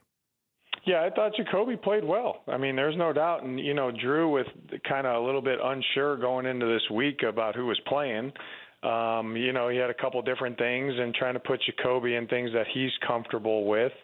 And ultimately, it takes 11 guys, too, I thought. And who we're going against, Indy, how they decided to play us. I thought we attacked where we needed to attack. But, you guys know me. Like, I get the question. But when Kyler's healthy enough to play, he'll play. So the question is, will Kyler be healthy enough to play against the Packers? We'll see how it goes this week. You know what I mean? We let it go till Saturday, and he wasn't healthy enough to play. So we'll take it day by day as we get moving forward this week here. Is there anything about the way Jacobe played, the 7 different passes of 20 yards or more down the field, 6 different guys, getting Zay involved, getting Michael Wilson involved? Is there anything about that would make you think that, hey, this guy could run this team full time? Because again, I know your belief in Kyler. I get it. I understand. But there's a lot of people out there that would like to see a change. Yeah, I'm always going to do what's best for the team, guys. So what I think that's what we're going to do. But like I said, I thought Jacobe would play well. He's a vet that's operated at a high level. I've played with him as our starting quarterback a year before, in Indy in 2019. Right. So when we signed him, we knew we were getting. I was proud of the command that he had, his poise. And then, ultimately, all 11 guys on offense, the offense playing a little bit better than we've played. And that was good to see. That was a positive. Jonathan Ganon is our guest here on the Burns and Gambo Show, and I want to focus on that for a second because you haven't had a lot of your starting offensive line as it was intended in 2024 when you put that group together, and you got that yesterday. How did you judge them and the work they did? Will Hernandez getting back into the starting lineup on that line. How did those 5 guys function to you up front? Yeah, I thought they did a good job. You know what I mean? We're still searching for that explosive run, but I thought we were pretty efficient for the most of the day.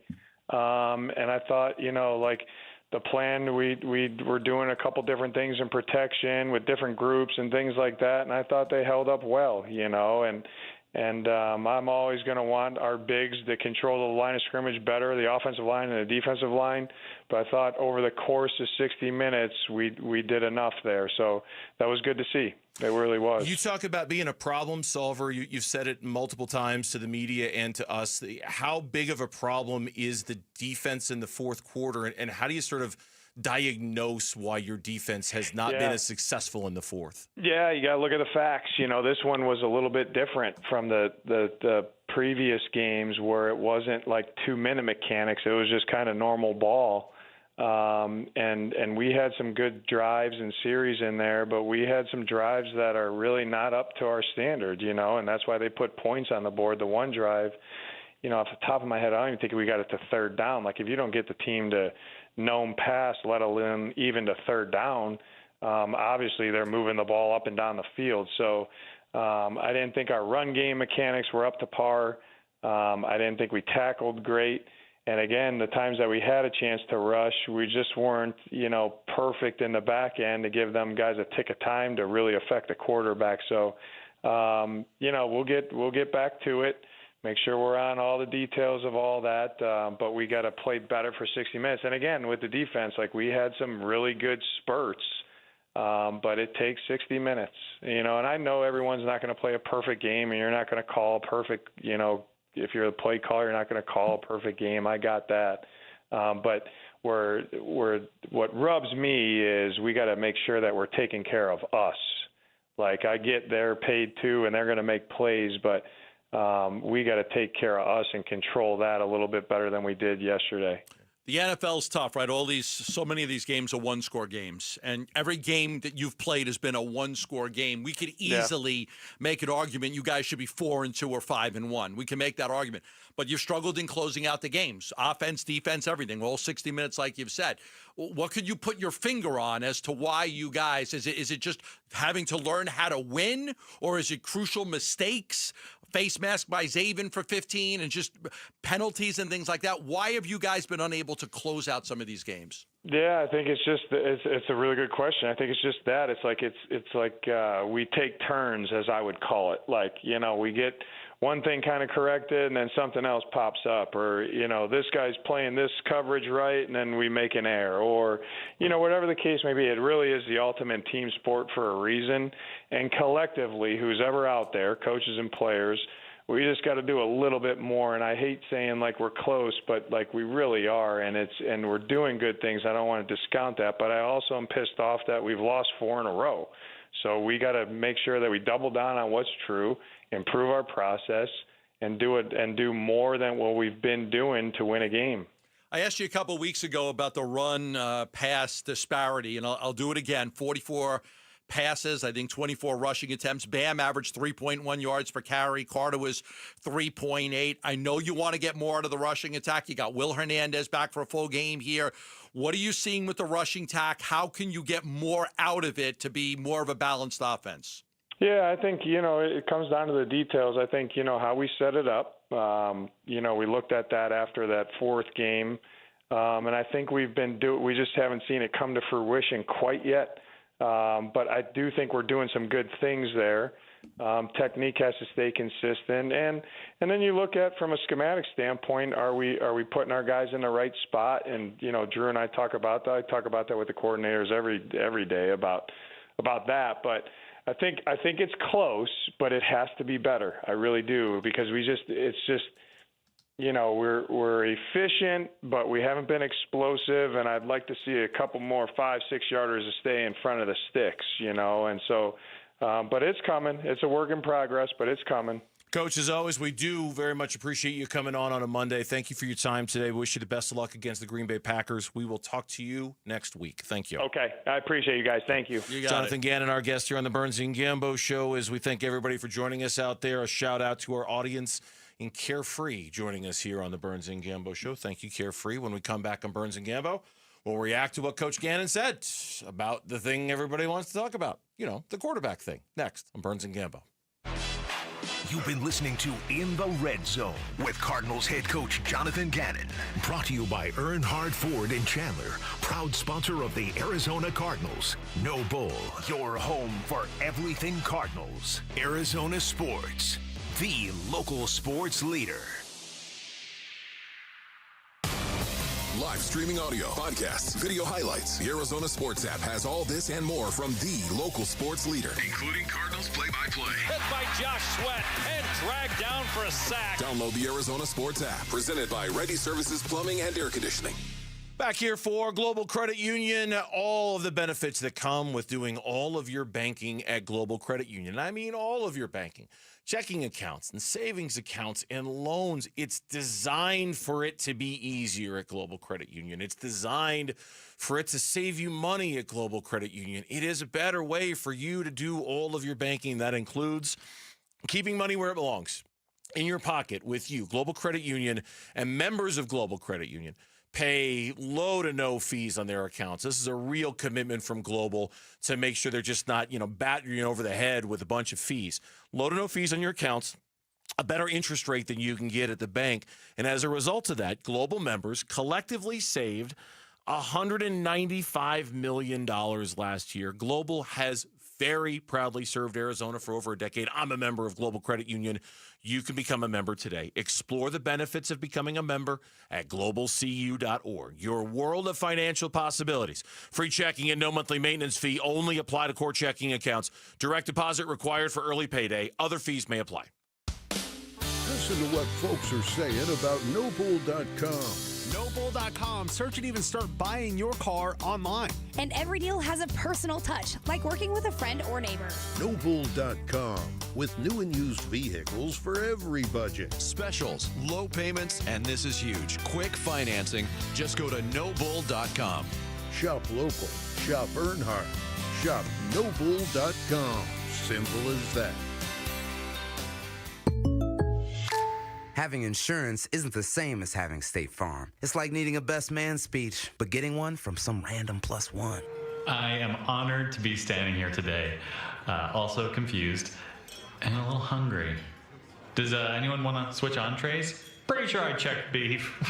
You wouldn't settle for just any speech, so don't settle for just any insurance. Get the real deal with State Farm. Like a good neighbor, State Farm is there. Hey, Bird Gang, it's go time. Paul Calvisi here for your Arizona Ford dealers. Whether you're headed to a game or an epic desert weekend, Ford has the power, capability, and style to get you there your way. From the league-leading F-150 and playmaking Bronco family to the do-it-all Explorer and Expedition, Ford gives us the options to win on every drive. The road is yours, Bird Gang. Go out and own it in a Ford. Only at your Arizona Ford dealers, proud partners of your Arizona Cardinals. The Arizona Cardinals are back in action at State Farm Stadium Sunday against the Green Bay Packers. Be part of the Red Sea for this exciting NFC matchup. Let's go, run! Secure your seats, protect the nest. Fans on their feet.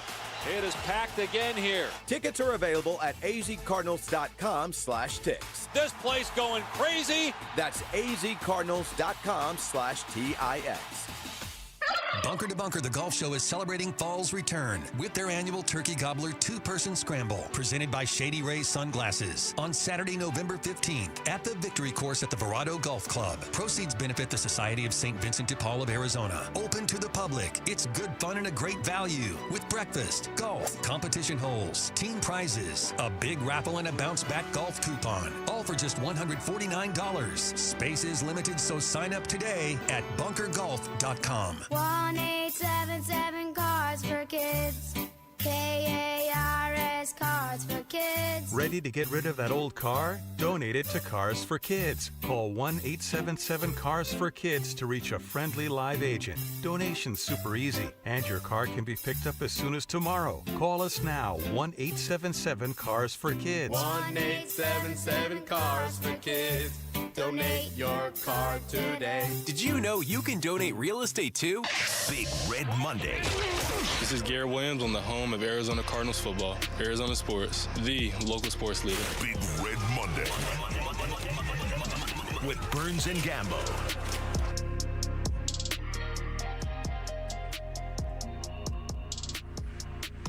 Will Kyler be healthy enough to play against the Packers? We'll see how it goes this week. You know what I mean? We let it go till Saturday, and he wasn't healthy enough to play. So we'll take it day by day as we get moving forward this week. Here. Chris Jonathan Gannon moments ago, reiterating what he had said earlier. When Kyler is out there and ready to play, he'll play. Here's that cut right there. Yeah, I thought Jacobe played well. I mean, there's no doubt. And Drew with kind of a little bit unsure going into this week about who was playing.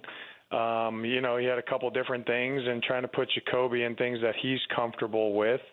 And ultimately it takes 11 guys too, I thought. And who we're going against, Indy, how they decided to play us. I thought we attacked where we needed to attack. But you guys know me, like I get the question, but when Kyler's healthy enough to play, he'll play. Yeah, there's only so much you can press him on it, right? I mean, 2 times we went at him with the I said, why not take more time to evaluate it? Why not? Why right away? Why not come back, look at the film, go over it with your coaching staff, and then make a decision? Mm-hmm. But no, right away, Kyler's the guy. I understand it. There's no quarterback controversy. He probably wanted to put an end to that right away. He still believes in Kyler. My point is just, Jacobe Brassette played really well. You were obviously able to do some things in the offense with him that you have not been able to do with Kyler. You had your most points. You had your most yards. Yeah. Why not at least sleep on it? Think about it. Talk to your coaches. Look at the film. Give yourself a chance to look at the film and say, hey, you know what? Are we better? Do we have a better chance to win if Jacobe is our quarterback? And to him, it was nope, right away, Kyler's the guy. Yeah. Which is, again, he's the coach. It's his prerogative. What's kind of lost in that a little bit is the vague sort of, okay, is he ready to play, though? When Kyler's ready to play, he'll play. Is he going to be ready this week? And you heard what he said. Like, we'll see. We're taking they it never day to tell day. you on a Monday whether a guy's able to play. No. And we didn't even know Kyler wasn't going to play officially until, Saturday was when word finally came down. So, look, this is just my guess. And as we say on this show, you're the source guy, and I'm just the professional talker over here. So I'll leave the sourcing to you. My guess is that Kyler Murray will have to be 110% for him to play this week for all the reasons that you just said. I mean, first of all, it's a Liz Frank like injury, which oftentimes can, in fact, take a couple of weeks. You've got the bye week after the Green Bay Packers, so could, in theory, give him a few weeks to kind of really rest and be super healthy and all that stuff. And certainly Jacobe has shown you enough to warrant another look. So rather than force Kyler Murray to come back, and that's within Jonathan Gannon's answer is sort of that vague idea of, look, when Kyler is ready to play, he'll play. Well, what does ready mean? Does ready mean 95%? Does ready mean 100%? Does ready mean 85%? Like what? And within that gray area, you can manipulate it a little bit. So if you want Jacobe Brassette to play another game, Jacobe Brassette can play another game if that's what you want. And you're the Cardinals, can you just say, hey, look, Kyler, we don't think you're ready to go yet. We think you need one more week before you're right. And then you can get your Jacobe start if you're the coaches and you want to take another look at him. I think it's fair to just look at the film, figure out all the things that you did well with Jacobe, and ask the question: is your offense better off with him? Yeah. I mean, Michael Wilson was raving about. I don't know if we have that cut, but Michael Wilson was raving about Jacobe Brassette after the game. Look at all the guys that got involved that were never involved with Kyler. Michael Wilson was never involved in his offense with Kyler Murray. He wasn't a part of the offense. I think that was a one-on-one with the writer. I don't think we have that. Okay. Yeah, I don't have that cut. Zay Jones. I mean, these guys had their best games. Yeah. Had their best games because of Jacobe Brassette. Like, he stood in the pocket. He made throws in the middle of the field. I mean, again, you know me. I don't think Kyler sucks, and I don't think he's great, and I think that they should move on. That's me, and I kind of feel that way. Like, I just don't think he's the guy. I don't think he's going to take you where you want to go. And like you, I'm not saying Jacoby's the answer because he's going to be 33 years old. I think it's got to be somebody else. But I just think in the meantime, I think it's a fair question. Who gives you the best chance to win a football game? Yeah, and we'll look. I hate to sit here and say we'll see what happens this week. I know that I am hoping for one more look at Jacobe Brassette. I know what I'm hoping for. I'm hoping for one more look at him to see if it's as good, to see if the offense looks as different as it did on Sunday. And then I think in the bye week, then you can start asking. And I don't know. I understand. I really do. And I think you do too. Jonathan Gannon publicly forward-facing, being very supportive and confident of Kyler. Yeah. It has been his calling card since the minute he got the gig, and he has never once wavered from that. No. Never once wavered from that. So I understand. Loyalty to a fault? No, not necessarily to a fault. I don't think Jonathan Gannon will do something that doesn't put the team in a best position to win a football game. Right. I don't think he'll choose loyalty over possible wins, if that's what you're asking. God, I would hope not. I just think there's a lot of people. I would hope he wouldn't do that. No, I don't think he would either. I don't think he would. But it's just, and again, he's the head coach. He sees a lot more than all of us do. He thinks Kyler gives him the best chance to win. There's a lot of people that think differently. Yeah, we'll see what happens this week when we come back on the Burns and Gambo Show. It's your turn. We're going to do 2 caller segments today, one now and one coming up in the 4 o'clock hour. 602-260-9870, 602-260-9870. You know what the question is. It's about the quarterback position, and we want to hear from you on the Burns and Gambo Show. Open phones talking about the Cardinals, Kyler and Jacobe, 602-260-9870. That is next on the Burns and Gambo Show. Cards fall to 2-4 after a loss at Indy. McBride was not able to get out of his break right there. Could have been a call. Decided to no call it there. What changes will the Cardinals make ahead of hosting the Pack this Sunday? More reaction to Cards Colts on the way. 4 losses in a row is not good ball. On the home of Arizona Cardinals football. Watch on the Arizona Sports YouTube channel. Listen on Arizona Sports 98.7 and the Arizona Sports app. Sanderson Ford. Right now, it is Bronctober at Arizona's largest Ford dealership, Sanderson Ford. You can lease a new 2025 Bronco Big Ben for just $399 a month for 36 months. You can lease a new 2025 Bronco Sport Big for just $299 a month for 36 months. You can purchase a new 2025 F-150 STX Super Crew for just $44,899. Plus, get 3.9% financing for 72 months. Don't miss the Bronktober savings. Shop and compare with no hassle, no pressure, and no nonsense at Arizona's most awarded Ford dealership for complete customer satisfaction. That's Sanderson Ford. They're on 51st Avenue in Glendale. You can also visit them online at sandersonford.com. And don't forget, if you want a Lincoln, you can check out Sanderson Lincoln, just east of the I-17 on Bell Road.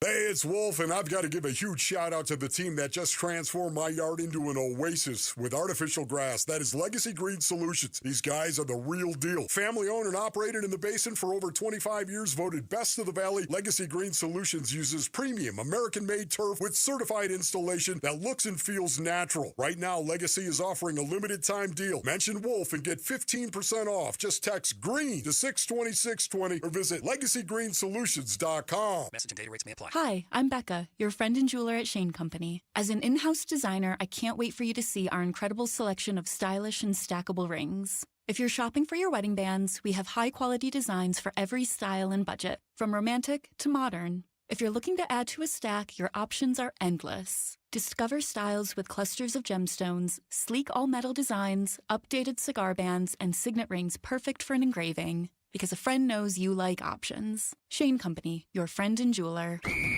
Now's the time to score big at Freeway Chevrolet. Get game day ready with huge savings because we'll triple your rebates on select new trucks and SUVs. Chevrolet, together, let's drive. Offer available on new inventory only. Excludes EVs. Cannot be combined with any other offers or incentives. NCC rebate only. On approved credit. See dealer for complete details. Freeway Chevrolet, I-10 and Ray. Hey everybody, Dan Bickley here, and fall is a great time in the Valley. It's also the best time to replace your windows, so do what I did. Take advantage of a great special from my friends at Advanced Window Products, where you get $2,500 off any purchase of 10 or more windows. You will not be disappointed. My new windows look awesome. The installation process was fantastic and professional, right down to the cleanup process. Highly recommend Advanced Window Products, a local window and door manufacturing company that sells directly to the public, where there are no middleman markups. They build your windows, they install your windows, then they guarantee them for life. By the way, that lifetime warranty is transferable. It's serviced by a local team with labor, glass, and parts included, and with financing options available, it is a great time to invest in your number one asset. Call 480-764-2002 or online at advancedwindows.com. Low T, start for free for a limited time. Get prescription testosterone with no startup fees, only at Red Mountain Weight Loss. You'll think better, sleep better, and it'll improve your sex life. Nothing boosts testosterone like actual testosterone. So don't waste money on herbal supplements that don't work. Get the T levels you had in your 20s with prescription testosterone. It's a game changer. And for a limited time, get started for free only at Red Mountain Weight Loss. Go to redmountainweightloss.com or dial pound 250 on your phone, keyword Red Mountain. I'm Mitch Vareldis with Trending Now. It's presented by Parker & Sons Heating, Cooling, Plumbing, and Electrical. Bad news for the Sun Devils. Head coach Kenny Dillingham announced today that starting offensive lineman Ben Coleman, who was injured in ASU's loss to Utah, will miss the rest of this season. He suffered a left arm injury that will require surgery. This also ends his collegiate playing career. In addition, linebacker Zyrus Fiaseo out for the season as well. He has the option to medically redshirt. We've also got two Monday Night Football games. Bills at Falcons starts at 4:15. Bears will face the Commanders in Maryland at 5:15. And in the Major League Baseball playoffs, we're now into the top of the fifth inning north of the border. We've seen this before. There's two runners on, nobody out, and Julio Rodriguez at the dish. Last time that happened, Julio hit it over the left field wall. Will Magic strike twice? Either way, the Mariners and Blue Jays tied at 3, top of the fifth inning in Toronto. Later tonight, 5:08 p.m., the Dodgers play the Brewers in Milwaukee. That's game 1 of the NLCS. This report is brought to you by Casino Arizona and Talking Stick Resort. Football fans, legendary quarterback Phil Simms is joining the Sunday watch parties October 26th for a live Q&A. Don't miss it at Casino Arizona and Talking Stick Resort. Burns and Gambo, open phones. Hello? 602-260-9870.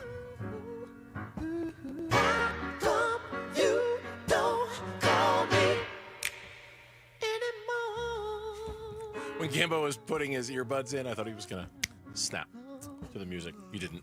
Oh, I don't like this song. I don't listen to this. I thought you were going to. I don't listen to this. You're going to snap when you put your earbuds in.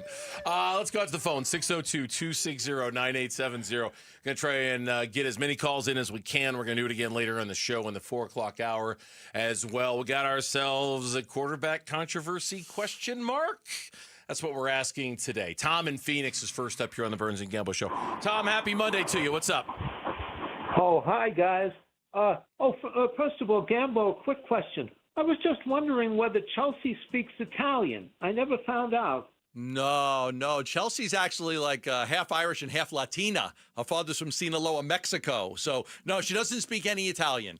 The whole wedding was in Italian, but she doesn't speak any.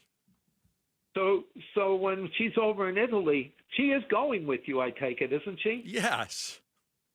So are you going to go around and translate for her, or is she going to learn Italian? Hey, Tom, how about a Cardinals comment in here? What do you think? You can send me a question on and I'll answer it in another format. What do you got on the Cardinals? Yeah, okay. No, I was just thinking that, I think the Cardinals feel that they have 230 million reasons to stick with Kyler.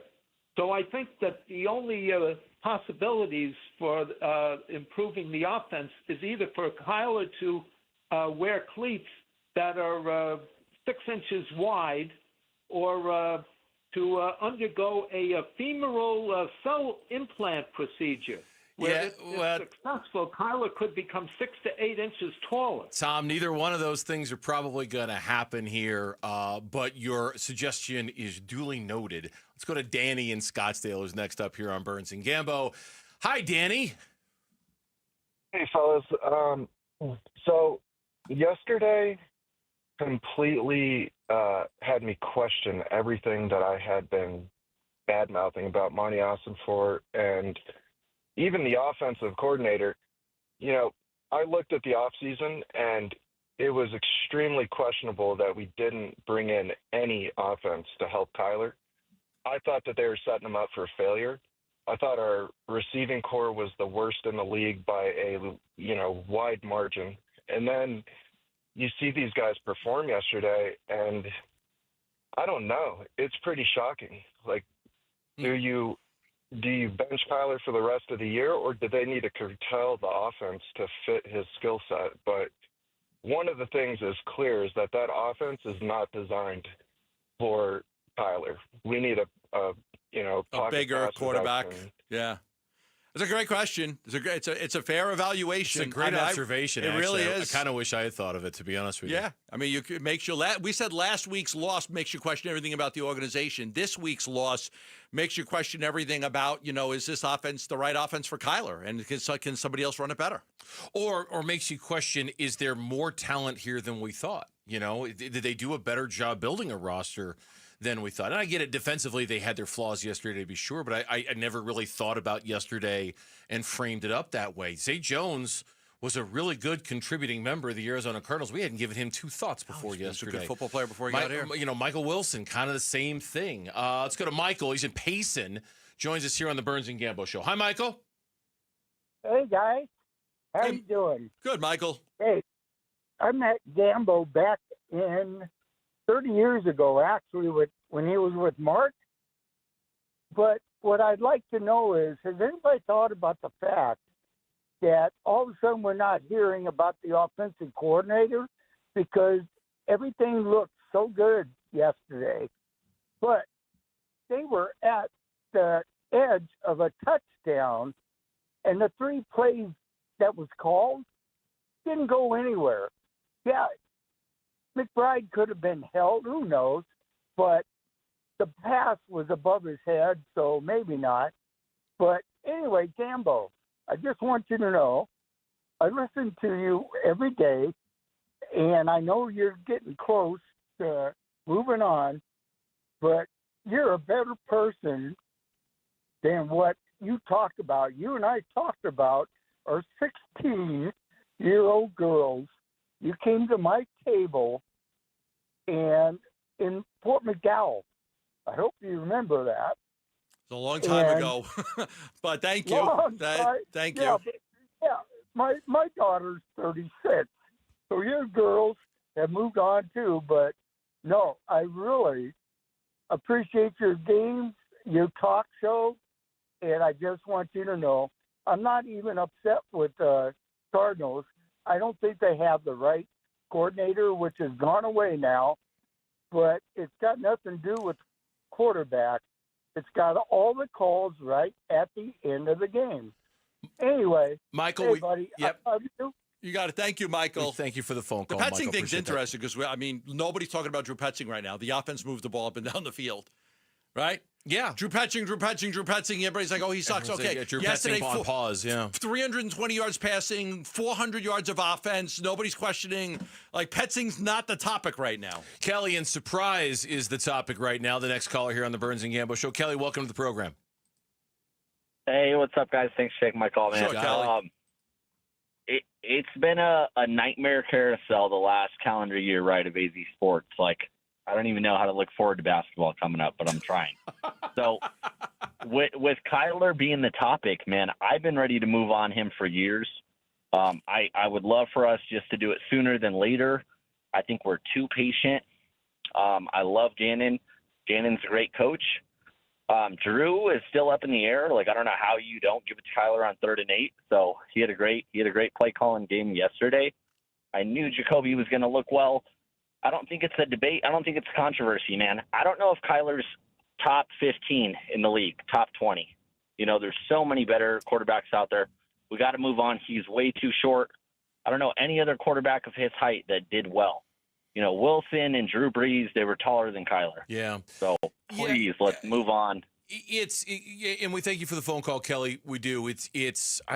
I feel like the number of people who believe that Kyler Murray can be the quarterback of this team, I don't want to say it's non-existent. I don't want to say it's zeroed itself out, but it does feel like it's dwindled to the point of I'm not sure how many are left. Enough is enough. Let's try something different. I'm not sure how many are left to say, no, really, another year. Let's keep going. This will work. It's just got to be this or it's got to be that. You know, like I think we started the year and that number was pretty small to begin with, but I think where we are now and after what we saw happen yesterday, I think if we're just being honest about it, at least among the fans and among the people who watch this every single Sunday, it feels like that number has gotten to its low point, and I don't know if it can get much lower than it is right now. I don't know who's left who still believes that this can work with Kyler Murray, even though it's a very real possibility. He could go somewhere else and be good. I don't think that's an impossibility in this equation. I think he can go somewhere else and be like he is. He's an average quarterback in the league. He's not terrible and he's not great. And I don't know if he can go somewhere else and be great. You don't think he can be Daniel Jones? You don't think he can be Baker Mayfield? You don't think he can do what so many other guys? You think he's the rare exception? I don't know that he could be great. I don't know, man. There's been a lot of guys lately who have gone somewhere else and have been great, and that scares me a little bit. Is that Kyler's going to go somewhere else and he's going to be great? But they are also in the same year that Kyler is now, or 1 year later. Darnold and Mayfield are 1 year ahead of now, and they're all at this level. Yeah, so if you're looking from an age standpoint, I get what you're saying. The exception. We're still not sold on Daniel Jones. It's 6 games of Daniel Jones this year is not the, oh my God, give him $150 million. No, but he's Baker's the one guy. In a way. Sam Darnold's played pretty well with the Sam Darnold's played well. Mac Jones has done well. They're a guy, I think Kyler can go through and play well, but doesn't mean that the Cardinals are going to need to try something different. Judas Priest and Alice Cooper are joining forces for an epic tour coming to Talking Stick Resort Amphitheater on October 22nd. Text Cooper to 620-620 for your chance to win tickets to see them live. That's Cooper to 620-620. How much closer are the Sun Devils to getting their starting quarterback back? That's next on the Burns and Gambo Show. NFL record for most punt return touchdowns in a season. Played 10 of his 13 NFL seasons for the Cardinals and officially retired a Cardinal this summer. He's Patrick Peterson, P2. Patrick Peterson out of LSU to the house. And he joins Wolf and Luke every Tuesday morning at 11:15 to talk football on Arizona Sports 98.7, the Arizona Sports app, and the Arizona Sports YouTube channel. All right, back here to tell you about the Berg Simpson Law Firm and why you should hire them if you've been involved in an accident, because there are a lot of companies out there that you could hire if you've been involved in an accident. Berg Simpson is different. They are very different when it comes to the attorneys who work for them, how highly they are thought of around the country, how high their law firm is thought of around the country. It's absolutely worth it for you to get a phone call to Berg Simpson, especially if you've been involved in an accident involving a truck. There were over 150,000 of them last year, and these trucking companies have very, very big insurance companies who are working on their side. The attorneys at Berg Simpson have very real commercial vehicle crash experience against some of the biggest trucking insurance companies that are out there. You're getting over 45 years of results, experience, and reputation on your side. Over $50 million in trucking injury claims alone they have recovered. It's worth a call to get Berg Simpson on your side. 602-777-7000 or visit bergsimpson.com. Berg Simpson, good lawyers, changing lives. Twin Peaks is the best in the game. Here, the Scratch Kitchen delivers lunch in the clutch. I mean, where else can you order a 29-degree draft beer and a quickie combo on your lunch break? Only at Twin Peaks, the #1 sports bar. At Vital for Men, aging doesn't mean slowing down. Our testosterone therapy is built to boost your energy and sharpen your focus. Thousands of men have already leveled up their sleep, stamina, and drive. Now it's your turn. We're adding semaglutide to support your full health journey. Plus, we accept most insurance. Start with a free test today. Visit vital4men.com. That's vital, the number 4, men.com. Vital for Men. Get back to you. Hi, I'm Elizabeth Smith with Oliver Smith Jeweler, a local luxury watch and jewelry business founded by my dad, Oliver Smith. We've been serving Arizona for over 40 years, and trust has always been the foundation of what we do. Dad, after all these years in the watch and jewelry business, what keeps you coming into work every day? It's the celebrations we get to share with our clients. We're part of their engagements, anniversaries, birthdays, all those special moments. It's an honor to be trusted with those memories. But trust alone isn't enough. Let's talk about our value. That's right. Value means offering top quality at the best price, never compromising. It's about hitting singles rather than always swinging for a home run. We're focused on building relationships with clients that last for generations. Your low price equals high volume seems to be working well. It is. Trust our family to be part of your special moments. Visit us at the Shops at Gainey Village on Scottsdale Road and Doubletree Ranch Road, or at our new store in Scottsdale Fashion Square Mall. Oh, it's here, the best time of year, and no, I'm not just talking about football season. Wait, Wolf, what could possibly top football? Robert, it's shade season, baby. I'm at the compound, on my patio, cool, comfortable, no glare on the TV, thanks to All Pro Shade Concepts. That's exactly what we do. Our shade solutions block the sun, cut the heat, and keep your patio game day ready all year long. Make your season complete. Visit allproshade.com today for a free estimate, because you gotta have shade. Hi, this is Stuart Willis, president of Asset Preservation Wealth and Tax. A personal relationship with your financial advisor really matters. It's super important that you have the ability to talk about anything you need to with your advisor. So if you have been pushed off to a call center and you don't have a one-on-one relationship with your financial advisor, then reach out to us at assetpreservationwealth.com. That's assetpreservationwealth.com. Investment advisory services offered through Foundations Investment Advisors, LLC, an SEC registered investment advisor. Pioneer Landscape Centers is now part of Site One, bringing you more inventory, better prices, and 14 Arizona locations. From hardscape to irrigation, we've got it covered. Visit pioneerco.com and order today. Again, that's pioneerco.com.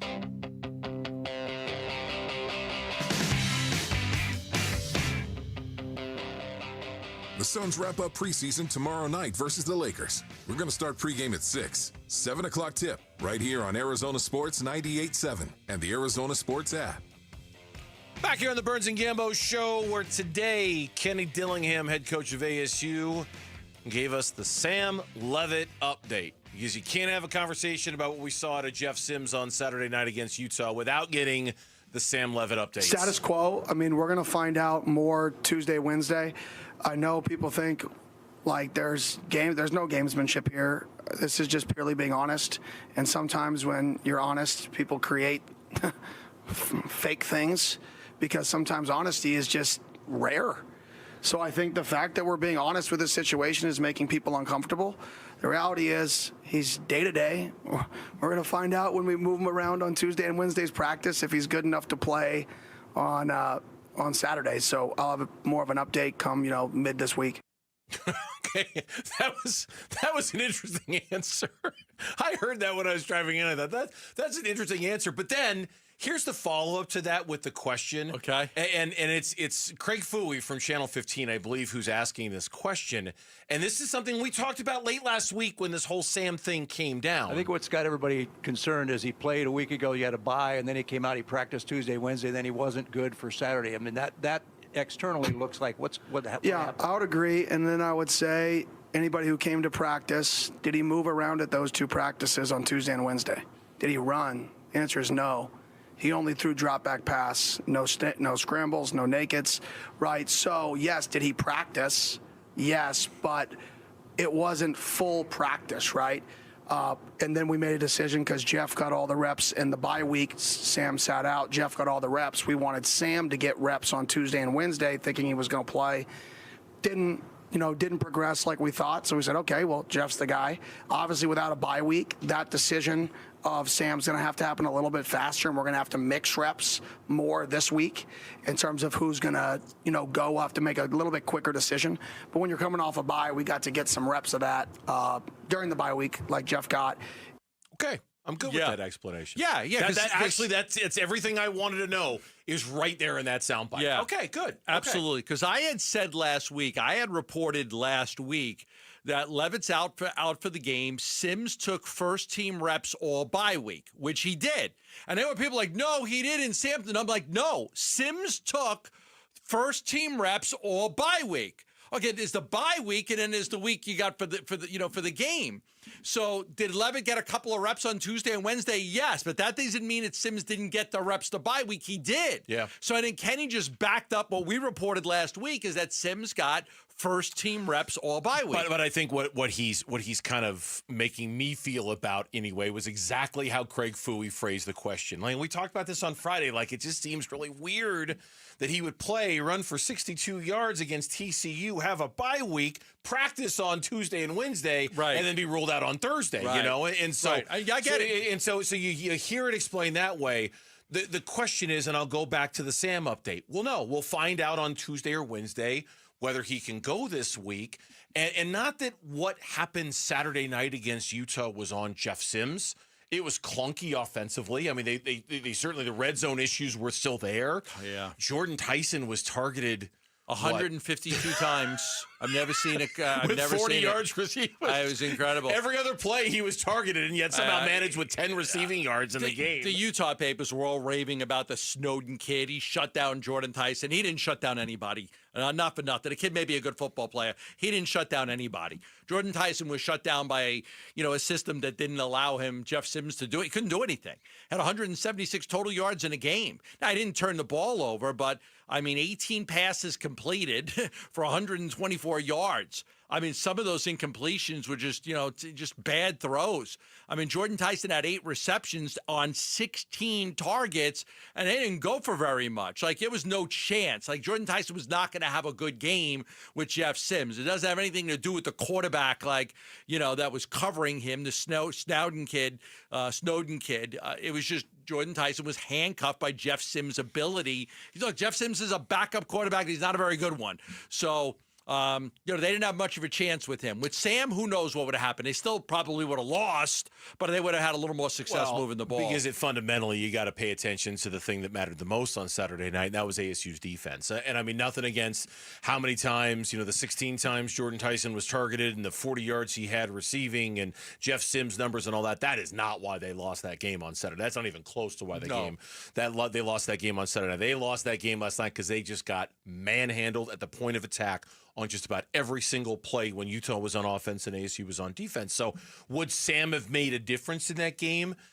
Yeah, but not to the extent that, not that we're going to come out of Utah with a win. Not if you're playing like that in every other phase that you defensively like you did. So it becomes now of utmost importance for 2 things to happen. Number one, fix the leaky boat defensively against Texas Tech, right? Play with just a lot more physicality than you did against Utah, and don't get shoved around at the point of attack. But get Sam back, and hopefully Sam can come back, because I do think, and I really do believe this, your ability to play in the Big 12 title game hangs in the balance this Saturday. You can't beat Texas Tech with Sims. I'd be shocked. I'd be hangs shocked. in the balance this Saturday for you to give yourself a chance to play in the Big 12 title game.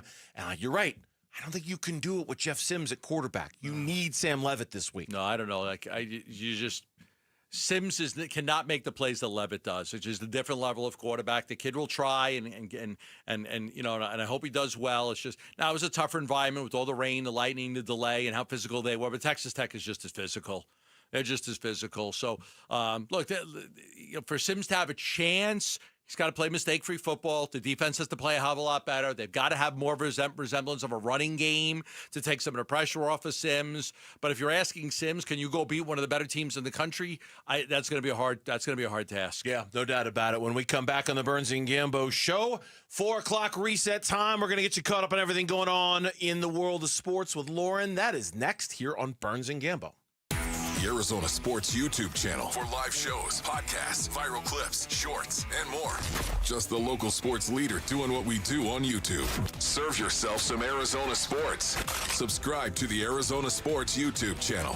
Hey, it's Ron Wolfley. Choosing dental implants is one of the most important health decisions you'll ever make. That's why I want you to check out Aria Dental Implant Center in Phoenix. They're locally owned and proud to offer world-class care in a state-of-the-art facility. With decades of experience and thousands of smiles restored, Dr. Joe and their expert team deliver results you can trust. Unlike the gimmick dentistry you see elsewhere, bait and switch pricing, fake, limited time offers, or surprise add-on fees, at Aria, you'll always know exactly what to expect. That's why they've earned over 500 five-star Google reviews from patients who felt truly cared for. This is your health, not a sales pitch. Come experience the Aria difference. Aria is helping patients regain their quality of life while saving thousands of dollars compared to the other corporate dental implant centers. Go see my good friend Dr. Joe today. Their website is ariadentalimplantcenter.com. That's ARIA dentalimplantcenter.com. Whoa. More fiber? What? Down here, buddy. It's me, your spoon. Constipation with belly pain still coming back. Yeah. Talk to your doctor. It could be irritable bowel syndrome with constipation, or IBS-C, but Linzess could help you get ahead of it. Linzess linaclotide is a prescription medicine that treats IBS-C in adults. It's not a laxative. It's a once-daily pill that helps you get ahead of your symptoms. It's proven to help you have more frequent and complete bowel movements and helps relieve overall abdominal symptoms, belly pain, discomfort, and bloating. These symptoms were studied in combination, not individually. Do not give Linzess to children less than 2. It may harm them. Do not take Linzess if you have a bowel blockage. Get immediate help if you develop unusual or severe stomach pain, especially with bloody or black stools. The most common side effect is diarrhea, sometimes severe. If it's severe, stop taking Linzess and call your doctor right away. Other side effects include gas, stomach area pain, and swelling. Talk to your doctor and say yes to Linzess. Learn more at linzess.com or call 1-800-LINZESS. He's a world arm wrestling champion, Michael Todd. I'm globally known as Monster Michael Todd. I'm 52 years old. I've won 23 world titles and 36 national titles. This tough guy never backs down, but a horrible bicep injury almost ended his career. Enter QC Kinetics and life-changing regenerative treatments. Most people thinking that I'd never be able to compete again. Within 8 months, I became number 5 overall in the world. Now I'm marching towards that number 1 spot. So how did he do it? I'm a big regenerative medicine kind of guy. Once I found out about QC Kinetics, I wanted to try their protocol. Those treatments use a patient's own orthobiologics concentrated and placed into the troubled area to help heal and restore the damage. No scalpels or harmful meds, just long-term relief. QC Kinetics definitely have helped me be able to live this dream and be able to do what I want to do and continue to do it for a lot more years. When the others say, time for surgery, you're finished. Not so fast. Call QC Kinetics. The consultation's totally free. Call QC Kinetics, 602-837-7246. In Phoenix, Scottsdale, Peoria, and Chandler. That's 837-7246. 837-7246. America's greatest polo party, the Bentley Scottsdale Polo Championships, returns for 2 days this year on Saturday and Sunday, November 8th and 9th at Westworld of Scottsdale. 6 beautiful polo matches with the world's top players, plus hot fashions, cool cars, DJs, party party in VIP tents, and cultural performances in a setting like no other. Tickets and tables on sale now at thepoloparty.com. That's thepoloparty.com. Tired of hearing scary radio ads about the IRS? Tax Relief Advocates is different. TRA is here to tell you that if you owe money to the IRS, whether it's $5,000 or $500,000, we have a solution. TRA can eliminate or reduce what you owe to the IRS with zero risk to you. We have over 1,000 5-star reviews on Google and an A+ with a BBB. End your tax nightmare today by visiting TRA.com or call 800-275-1728. That's 800-275-1728. If you love to travel, Capital One has a rewards credit card that's perfect for you. With the Capital One Venture X card, you earn unlimited double miles on everything you buy. Plus, you get premium benefits at a collection of luxury hotels when you book on Capital One Travel. And with Venture X, you get access to over 1,000 airport lounges worldwide. Open up a world of travel possibilities with the Capital One Venture X card. What's in your wallet? Terms apply. Lounge access is subject to change. See CapitalOne.com for details. KMPP FM Phoenix, live from the Casino Arizona and Talking Stick Resort Studio. Arizona Sports, the local sports leader. I'm Mitch Vareldes with Trending Now. It's presented by Parker & Sons Heating, Cooling, Plumbing, and Electrical. Bad news for the Sun Devils. Head coach Kenny Dillingham announced today that starting offensive lineman Ben Coleman, who was injured in ASU's loss to Utah, will miss the rest of this season. He suffered a left arm injury that will require surgery. This also ends his collegiate playing career. In addition, linebacker Zyrus Fiaseu is also out for the season. He will have the option to medically redshirt. In the NFL, we have our first head coach fired. Brian Callahan made it 6 weeks into his second season in charge of the Titans before Tennessee let him go today. Callahan had just 4 wins with the Titans in his tenure, most recently against the Cardinals. NFL Network's Tom Pelissero reports that Mike McCoy, yes, the former Cardinals OC, will take the role of head coach in the interim. We've also got 2 Monday Night Football games, one just about to get underway in Atlanta, where the Bills meet the Falcons. That's at 4:15. And then later tonight, the Bears face the Commanders in Landover, Maryland. That one's at 5:15. And then right now, north of the border, the Mariners have plowed their way back ahead. I was trying to make an Earl Weaver reference about 3-run homers because they hit their second one. Jorge Polanco this time. Mariners now up 6-3. That one's still in the top of the 6 in Toronto. Mariners trying to go up 2-0 over the Jays. And then an hour from now, Dodgers will face the Brewers in Milwaukee for Game 1 of that series. This report is brought to you by Blue Sky Pest Control. Termite season is here. Call 602-BLUE-SKY today to schedule your free termite inspection. Arizona Sports, the local sports leader.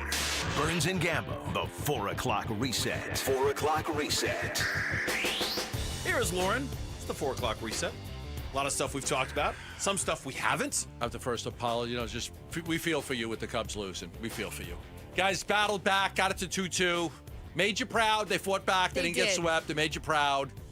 And then they had, ended up. That was a good game. What was it? What was the final line? 3-1. 3-1. It was 3-1. boring.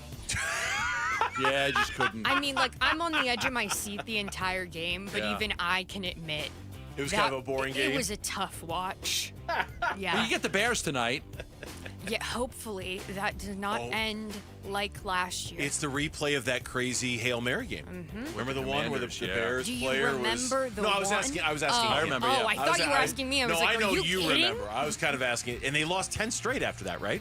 Yeah. I mean, you're talking about a team that went south after they had their moment.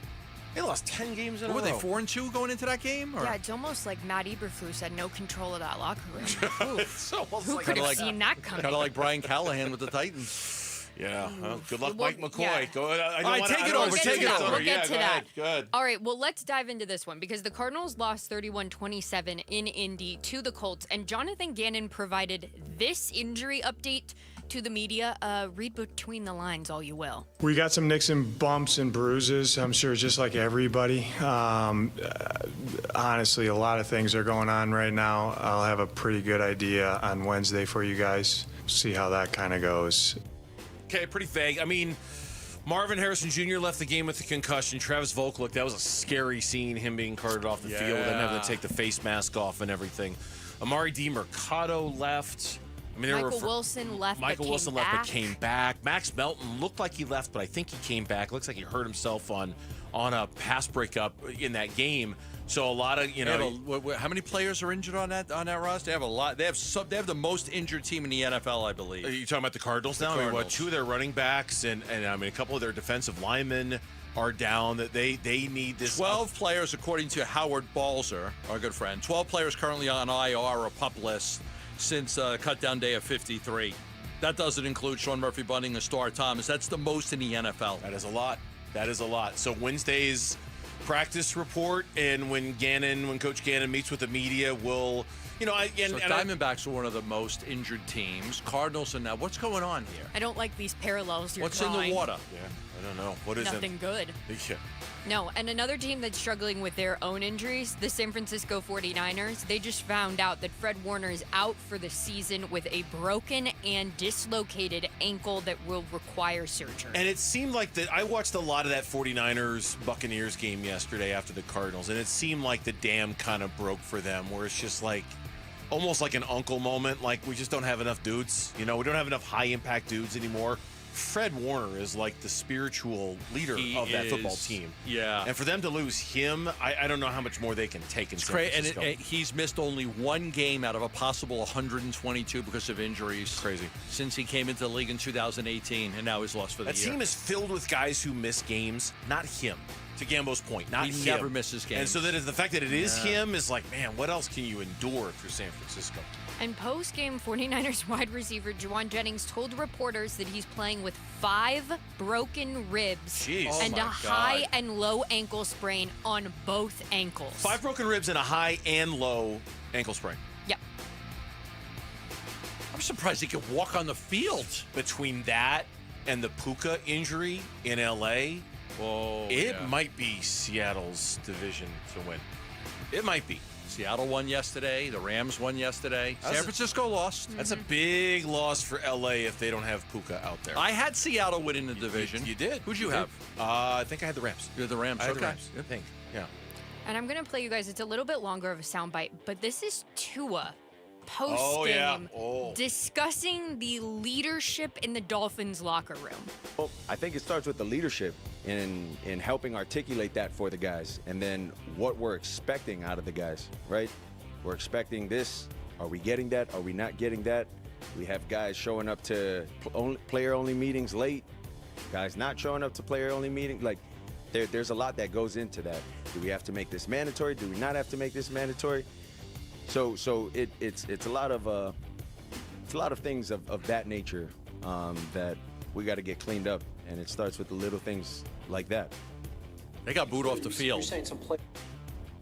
Yeah, and they got booed off the field. He threw 3 interceptions, by the way, Tua, right? 3 interceptions. Tua goes, well, we need someone to be the leader, somebody to step up. I fear somebody needs to put a mirror in front of that. well, I'll tell you. I mean, today Mike McDaniel called Tua's comments, quote, misguided, and that his post-game news conference was, quote, not the forum, close quote, to air his concerns. Because you know what McDaniel's doing? McDaniel's like, dude, you're calling me out. Right. Like, I know you think you're calling the players out, but when you paint this picture of kind of this rudderless, aimless ship here, you're making a comment about me and my coaching, and you're making a comment about this organization. You're basically putting a bullseye on my back for me to lose my job over this 1-5 start. So today he comes out, he calls Tua's comments misguided and not the forum to air his grievances. Yeah, because he's calling out his teammates. Yeah, he's calling out the whole organization. The whole organization. And it makes Mike McDaniel look really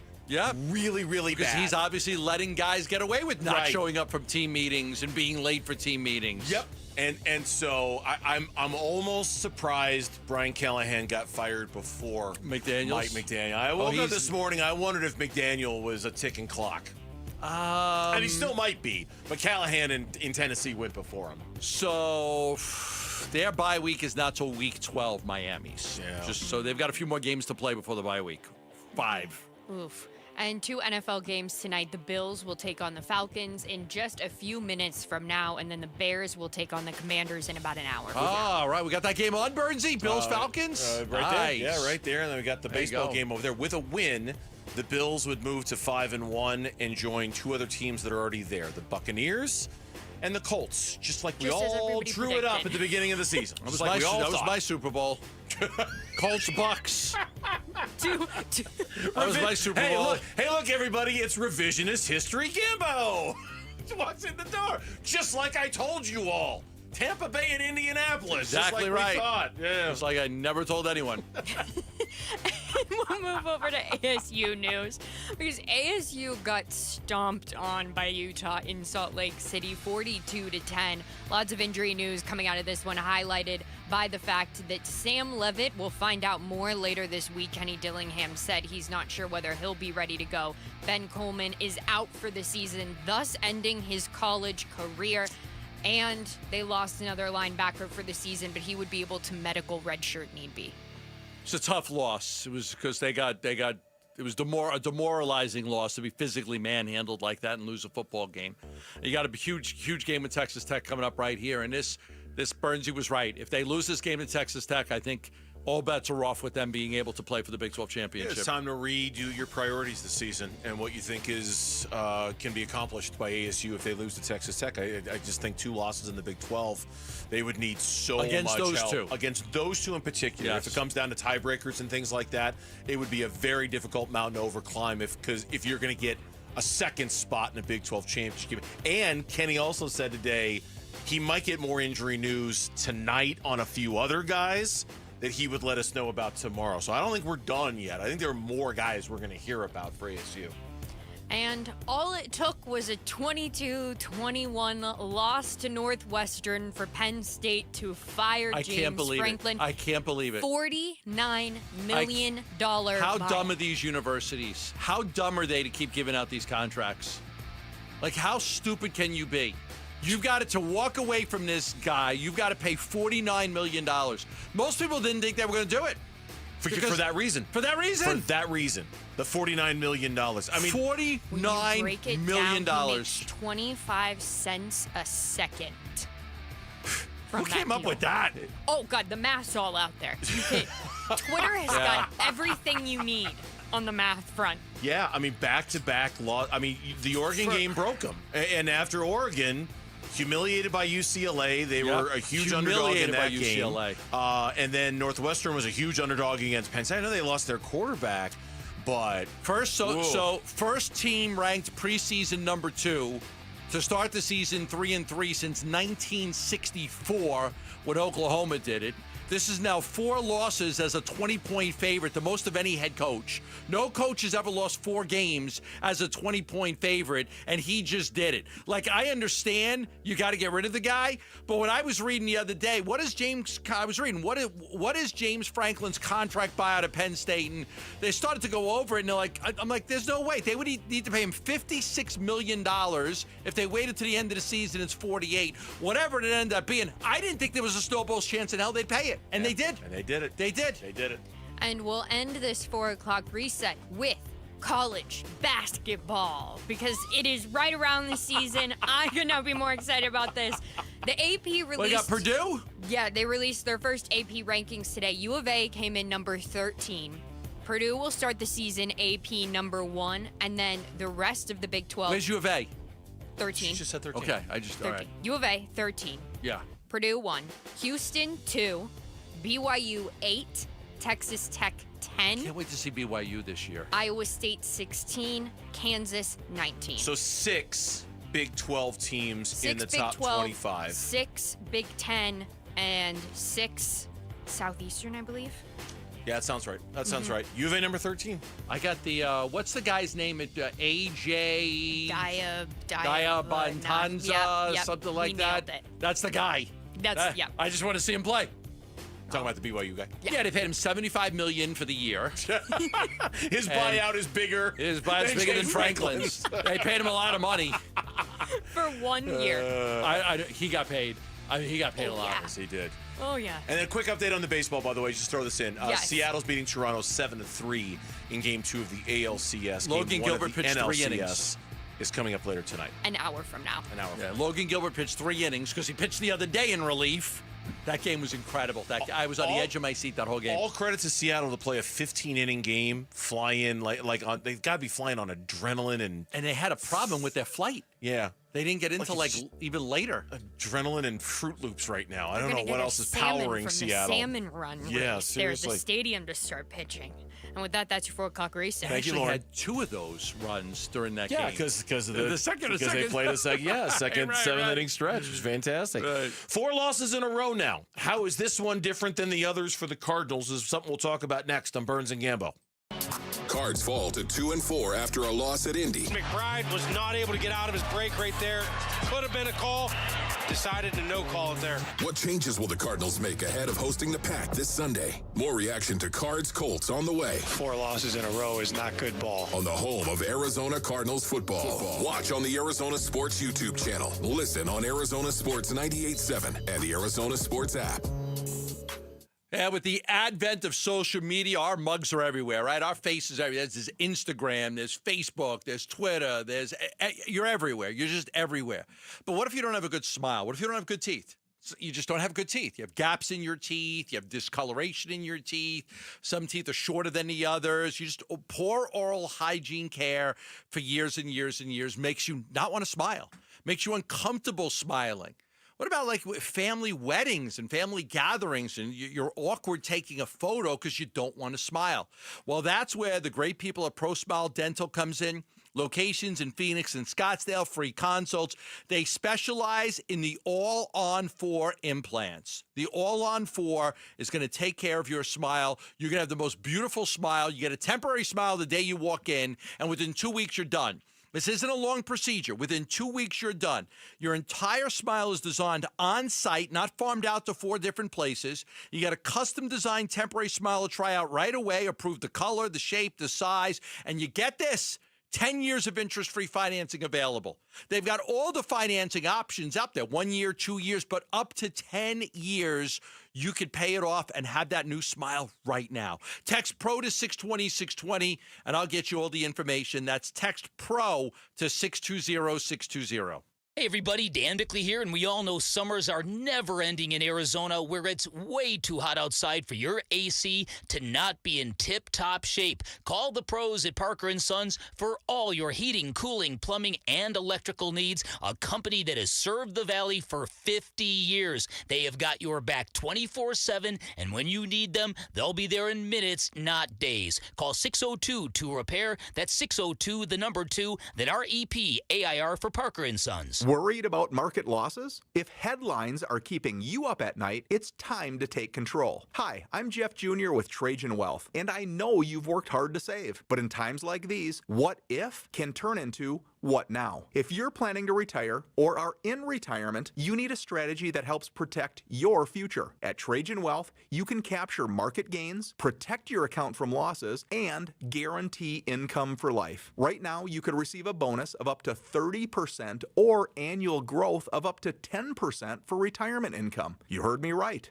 An upfront bonus of up to 30% or annual growth of up to 10%, all guaranteed to boost your lifetime income in retirement. Don't leave your future to chance. Plan with confidence. Call Trajan today at 480-990-3300. That's 480-990-3300. Annuity guarantees are based on the claims paying ability of the issuing insurance company, DBA, in most states as Trajan Wealth Insurance Solutions. Hey, when it's time to ride, Arizona, time to tackle all the AZ has to offer, you know what's made for the desert, a Bronco or Bronco Sport at our Desert Ford dealers. Yep, Paul Calvise here. Take that 2025 Ford Bronco, engineered to dominate. The Bronco off-road racing legacy, it's made on meticulous design, merciless testing, from rock crawling showdowns to grueling desert courses. It is Ford performance at its best. Even better, right now, get $399 a month for 36 months on a red carpet lease with $2,709 cash due at signing. Plus, Jeep owners get $2,000 $1,000 cash back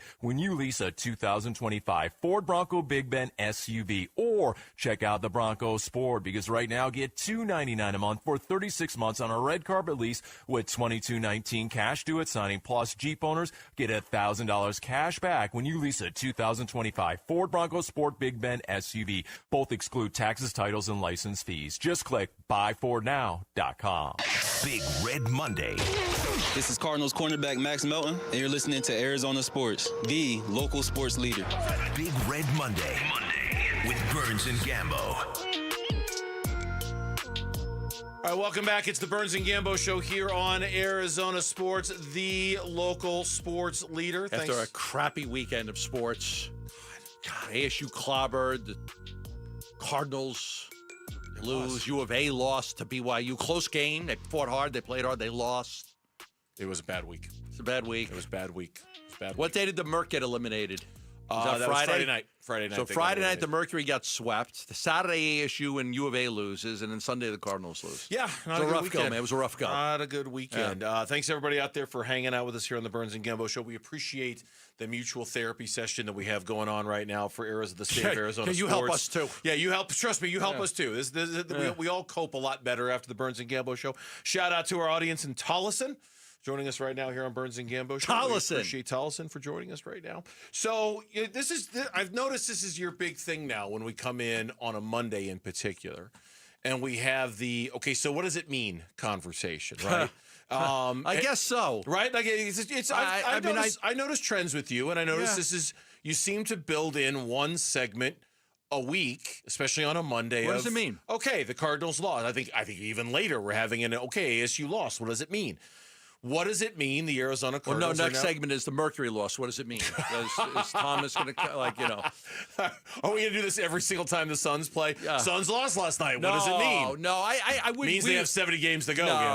In a football season, it's so short. I think we do it. Just giving you crap. We don't do it for this season. What does it mean the Cardinals are 2-4? What does it mean to you that they're 2-4? It means that first and foremost, to me, it means that the Packer game next week is a must-win game.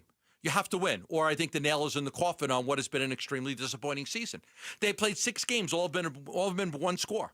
But the bottom line, here's the bottom line. There's only one team in the NFC that has a worse record than the Arizona Cardinals, only one, and that's New Orleans. Now, they're tied with the Giants, but the Giants are trending up right now.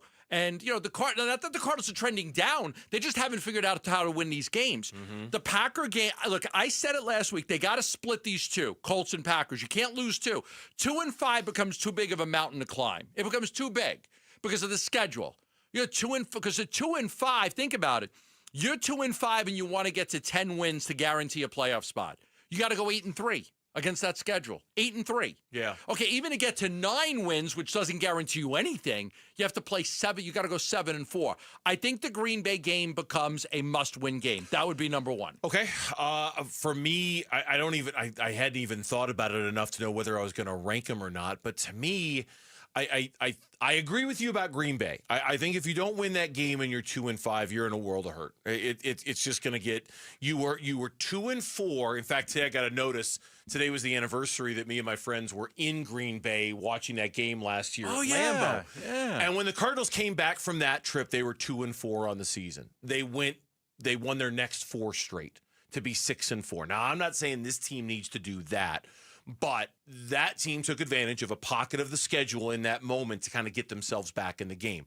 This team needs to get themselves back in the game. And a loss this week against the Green Bay Packers and dropping to 2-5, I think I agree with you. It's nail in the coffin type stuff in this conference. I just don't know if they're going to be able to recover. Not a pocket from that. of games that are easy. No, either. there isn't. But that's my other takeaway. And if we're going to have the what does it mean conversation, what yesterday told me was, while the schedule is daunting and it's tough, I also don't think we can assume that every single one of them is going to be a loss either. No, they play everybody close. Because they play everybody close. Everybody. They play everybody tough. That was a game, I'm not going to put it in the shoulda won category like I would the 49ers or like I would the Titans.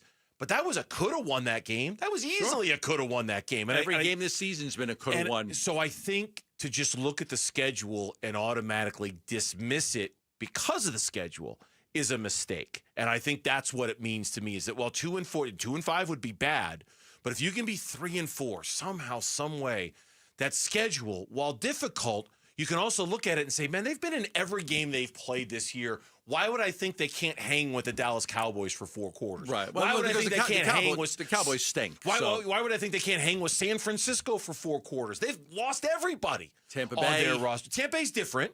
Seattle's different. I'm not saying every game. Yeah. They're all different. But Dallas, But you just limit the San amount of losses you can have. Francisco, You really limit the amount of losses you can have at 2-5. and that's why you have to win this week. Yeah, I think you have to win this You week. get 3 more losses. You're 2-5. If you lose 3 more games, Seattle, Tampa, and 1 more, your chances of making the playoffs are very slim. Well, it just becomes, like you say, it just becomes a record thing. It just becomes, okay, you've played 7 games. Let's look at the last 11. How many of those games do you have to win to get in?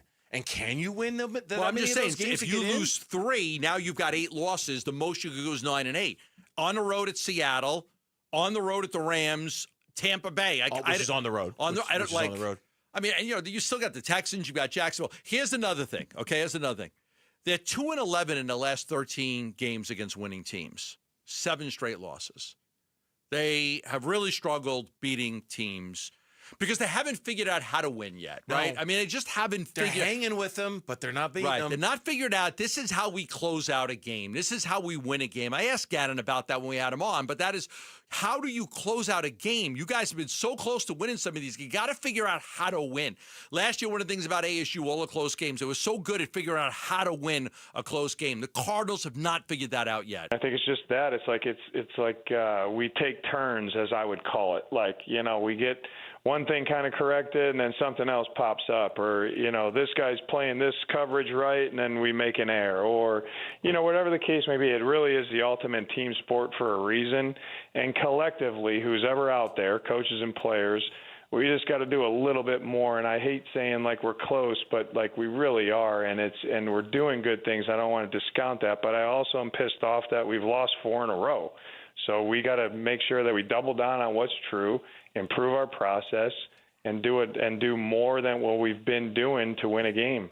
If they had just won one of those games against San Francisco or Tennessee, we'd just be in such a different place with this football team right now. 100%. But just you're not. one. I know, but you didn't. But you didn't. So I'm not going to sit here and get all hypothetical about what you should have done. They didn't. They're 2-4. This is the bed, and they're sleeping in it right now. Struggling to close out teams, put themselves in a big hole now. At 2-4, you put yourselves in a big hole to climb out of, and you just have very little margin for error. You got to win games. Yeah. Hey, Cardinals and Sun Devil fans, we're giving you another chance to win Cardinals and Sun Devil tickets. Listen for the Sounder starting this Wednesday at 7:15 with Bickley and Murata, 12:15 with Wolf and Luke, and 4:15 with us for your shot to win 2 tickets. Cardinals taking on Green Bay and Arizona State taking on Texas Tech. Plus, don't miss extra chances to win on our contest page and our Arizona Sports YouTube page. When we come back on the Burns and Gambo show, we can say one thing about the wait. Are we taking? Well, no, you're right. I'm sorry, I got confused there for a second. When we come back, we're going to talk more about the Arizona Cardinals. That's next after here at the Burns and Gambo show. Wolf and Luke, middays 10 to 2. I would guess the guys inside that locker room would still vote Kyler right now because I think there's probably that tendency to be like, man, I'm going to continue to vote Kyler. It's like he's going to lose his starting job after 1 week. He gets hurt. You're not going to do it for 1 game. You say Kyler Murray is your quarterback, and provided he's healthy, you let him play against the Green Bay Packers and let him go out and see how he performs with the bye week after it. But make no mistake, once again, if that locker room is behind Kyler Murray, you're going to go with that every time. Wolf and Luke, middays 10 to 2 on Arizona Sports, the local sports leader. Love telling you about the Schwartz Laser Eye Center and my guy, Dr. Jay Schwartz. Man, I've been going to the Schwartz Laser Eye Center ever since I moved to the Valley. When I first moved here, one of the things I noticed, dry climate, my eyes were just terrible. So he fixed my dry eye problem. As I got older, I had vision. My vision started to go. I never worn glasses or contact lenses, and I didn't really want to. So he said, well, you can either wear glasses or we can get a vision correction procedure, have some LASIK surgery done, and looked into it and realized it was a good option for me, and so I did the LASIK surgery. Here I am all these years later, 15 years later. I still don't wear glasses or readers or contacts or anything. My vision's great, daytime, nighttime, up close, far away, thanks to Dr. Jay Schwartz and the Schwartz Laser Eye Center. He's got locations in Glendale, Scottsdale, and Mesa. He's the team eye doctor for your Suns and D-backs, and he would love to meet with you and give you all the options for your eyes. What is wrong with your eyes? What do you need? Do you need glasses and contacts? They can help you. Would you like to look into a vision correction procedure and just see the world differently? Well, the Schwartz Laser Eye Center can help. All you have to do is call 480-483-EYES. That's 480-483-EYES, or go online at teamidoc.com. You're listening to Leaf Filter Radio, and the guru of gutter protection himself, Chris Coonahan, is here to take your most pressing leaf-related questions. Hey, everybody, Chris here. I understand we have Ron on the line. Ron, where are you calling from? Uh-oh. Ron, are you calling from a ladder? Well, I was.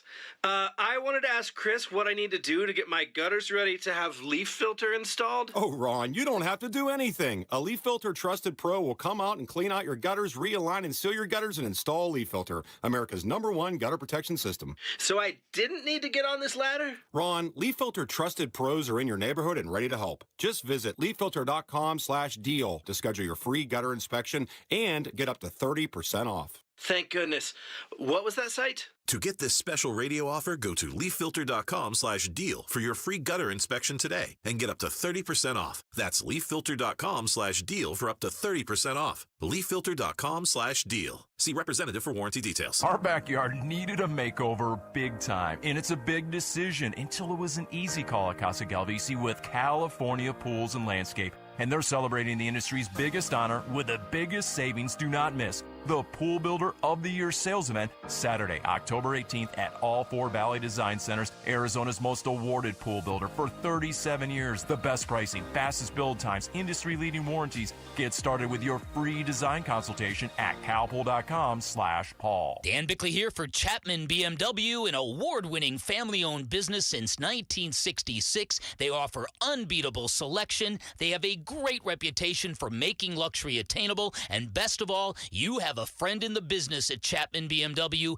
Ask for my guy, GM Shane O'Hanrahan. He guarantees our listeners will get a smoking hot deal, the best you're going to find in Arizona. That's Chapman BMW, 2 great locations, 1 great experience. This is a special alert to all Americans who own a vehicle with less than 200,000 miles with an auto warranty about to expire or with no warranty coverage at all. Due to a decline in the economy, CarShield is announcing a low-cost month-to-month vehicle protection plan that is now available to the public to save any driver out-of-pocket expenses on future auto repairs. Call now to find out how you can pay almost nothing for covered auto repairs. Yes, you heard that correctly. Pay almost nothing for covered auto repairs. An open phone line has been established for all drivers to call for a free quick quote. Call 800-292-4541 now. Drivers who are covered will not have to pay for covered repairs again. This protection plan is at an all-time low. Additionally, drivers who activate this vehicle protection today will also receive free roadside assistance, free towing, and car rental options at no additional cost. Call us for your free quick quote today. 800-292-4541. That's 800-292-4541. What do you have to lose? Call 800-292-4541. Again, 800-292-4541. It's football season. While our teams battle on the field, America Roofing is battling leaky roofs across the state.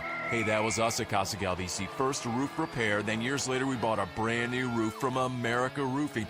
In Arizona, your roof better perform in the heat, wind, and rain. Trust my friends at America Roofing and their more than 25 years of experience, more than 400 employees, locally owned.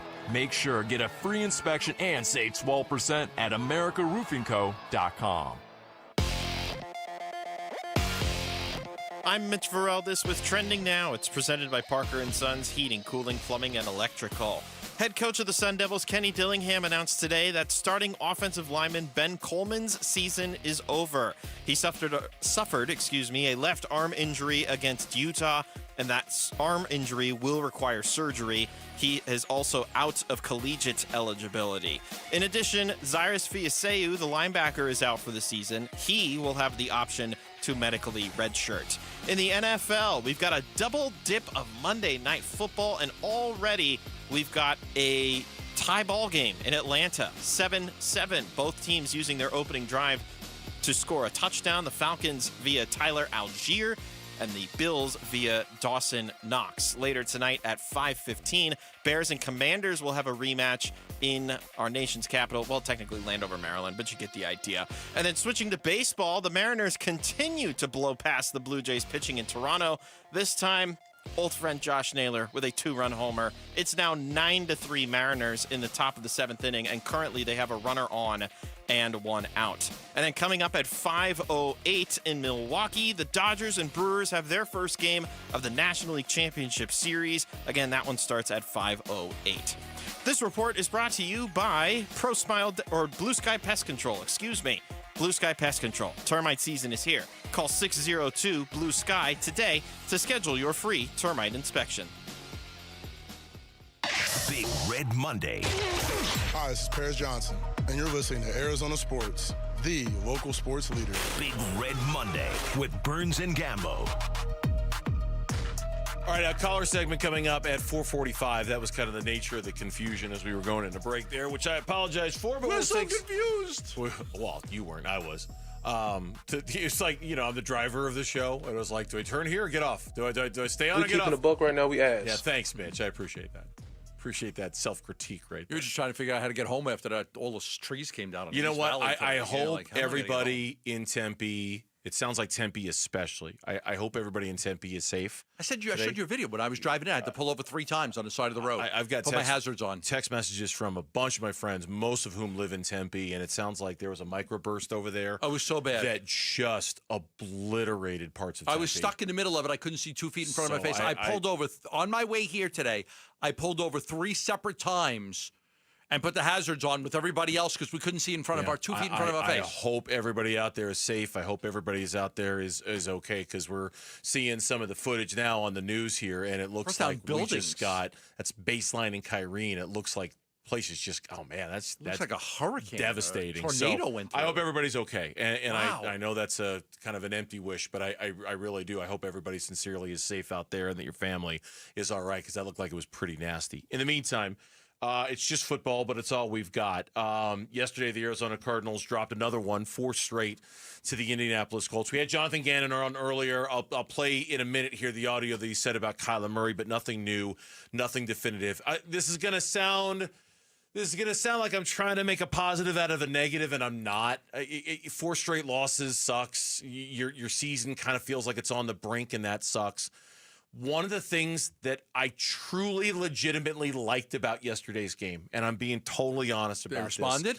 Yes. Okay. I was worried about that. You're not wrong. I was worried about that. You're not wrong. I was worried that last week was going to break them, and that the fallout from the Amari DiMercato stuff was going to break them, and that losing a game like that was, I cannot believe, I was watching some of that Titans game yesterday, and they fired their coach today. I still can't believe the Cardinals lost. They were so it's the worst bad football yesterday team against in the NFL. Raiders. God, they were hideous against the Raiders. The Cardinals game is going to be the only game they win. Coach or no, I can't imagine they'll win another game. Then it was a story that came out in The Athletic where a bunch of a rival executive was blunt. The owner cut his cojones off in front of his entire team. Another guy said it was a meltdown. He's a first-time coach. He felt helpless. I don't think they needed to fine him. You'll deal with it internally. One player in the same division agreed. Now, you can't do that. That can change a locker room.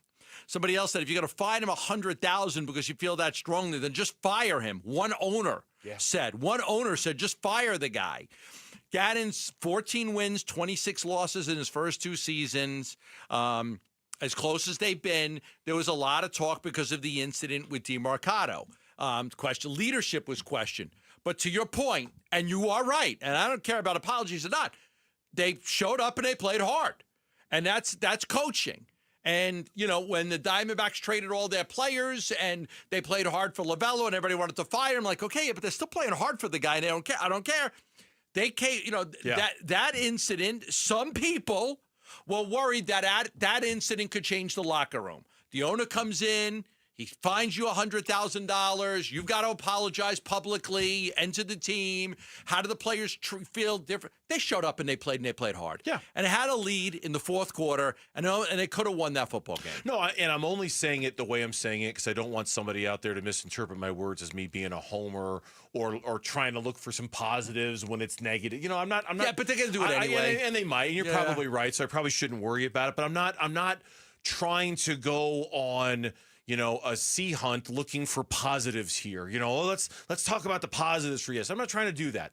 They lost and it sucks, and losing 4 straight by 9 combined points, there's a next level of suck to that, okay? I'm just saying this game, I was worried they were going to get obliterated in this game because the Titans were going to beat them twice, basically. I was worried the Titans hangover, DeMercado hangover, and none of that happened. And so for that, I was happy to see they competed. And honestly, going back to our last segment a minute ago, that's partially what gives me at least a little bit of hope that no matter how bad the schedule is moving forward, the Cardinals have shown an ability to compete, no matter who they're playing against, no matter what team, no matter what circumstances, they compete. No matter what environment. They haven't figured out a way to win these games, and they better do that pretty quick, or otherwise Jonathan Gannon's seat is going to get really, really warm. But they compete in these games, and that at least will do them well when the schedule gets nasty, because it's going to get nasty. Yeah, I mean, Gannon even said it. It's a loss. We're judged by wins and losses, but he was really happy with a lot of the positives.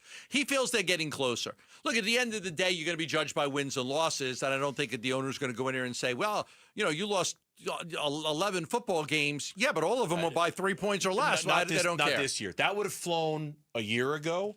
That would have flown in year 1. In year 3, I don't You're think expecting that flies. wins. Absolutely. Yeah, that doesn't fly anymore. It's tough because I feel too. I think Gannon's a good coach. I think Monty's a good general manager.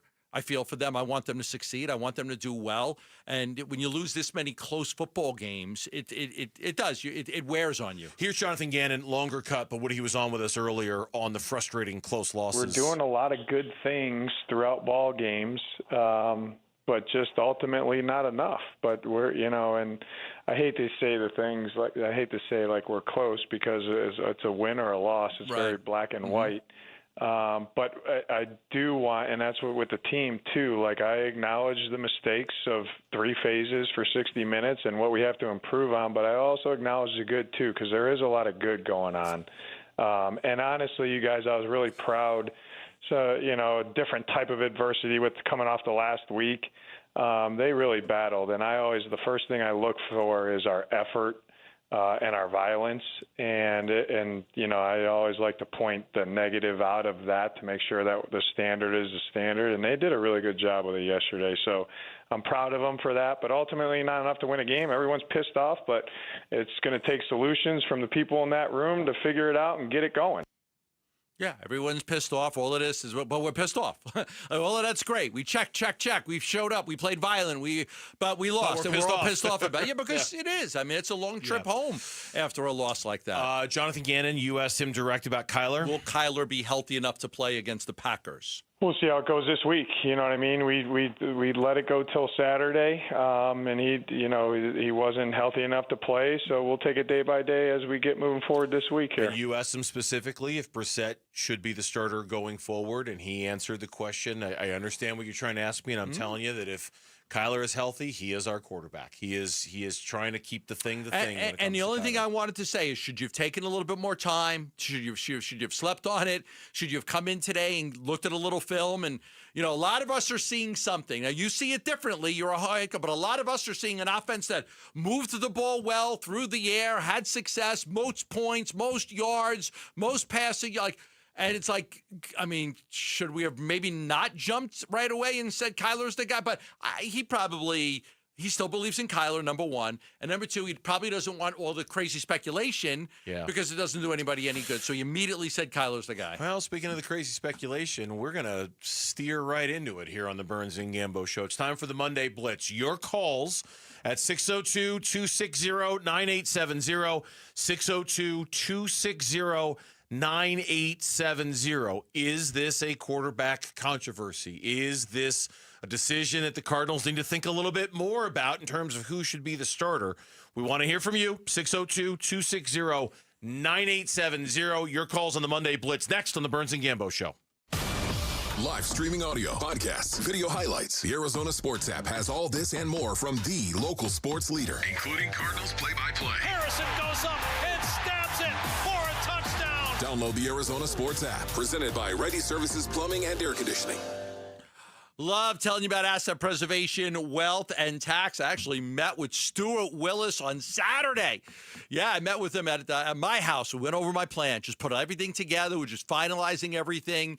You know, as we close in on the final chapter for me, and we look at retirement and the things that I want to do and how we're going to take that money out and how to take advantage of tax situations. That was really important. And, I'm really good at working hard and saving money, and I understand the investment part of it, but the tax part of it, man, I'm not very good at it. But there are windows and opportunities for me to take advantage of certain taxes in certain brackets, and I can actually pay a little bit more in taxes and take advantage of that rather than paying higher taxes. And that is just it's all legitimate, but there are ways to you work around that. You work with a financial advisor that understands the importance of paying taxes at good times. Like right now, we're in a good tax situation.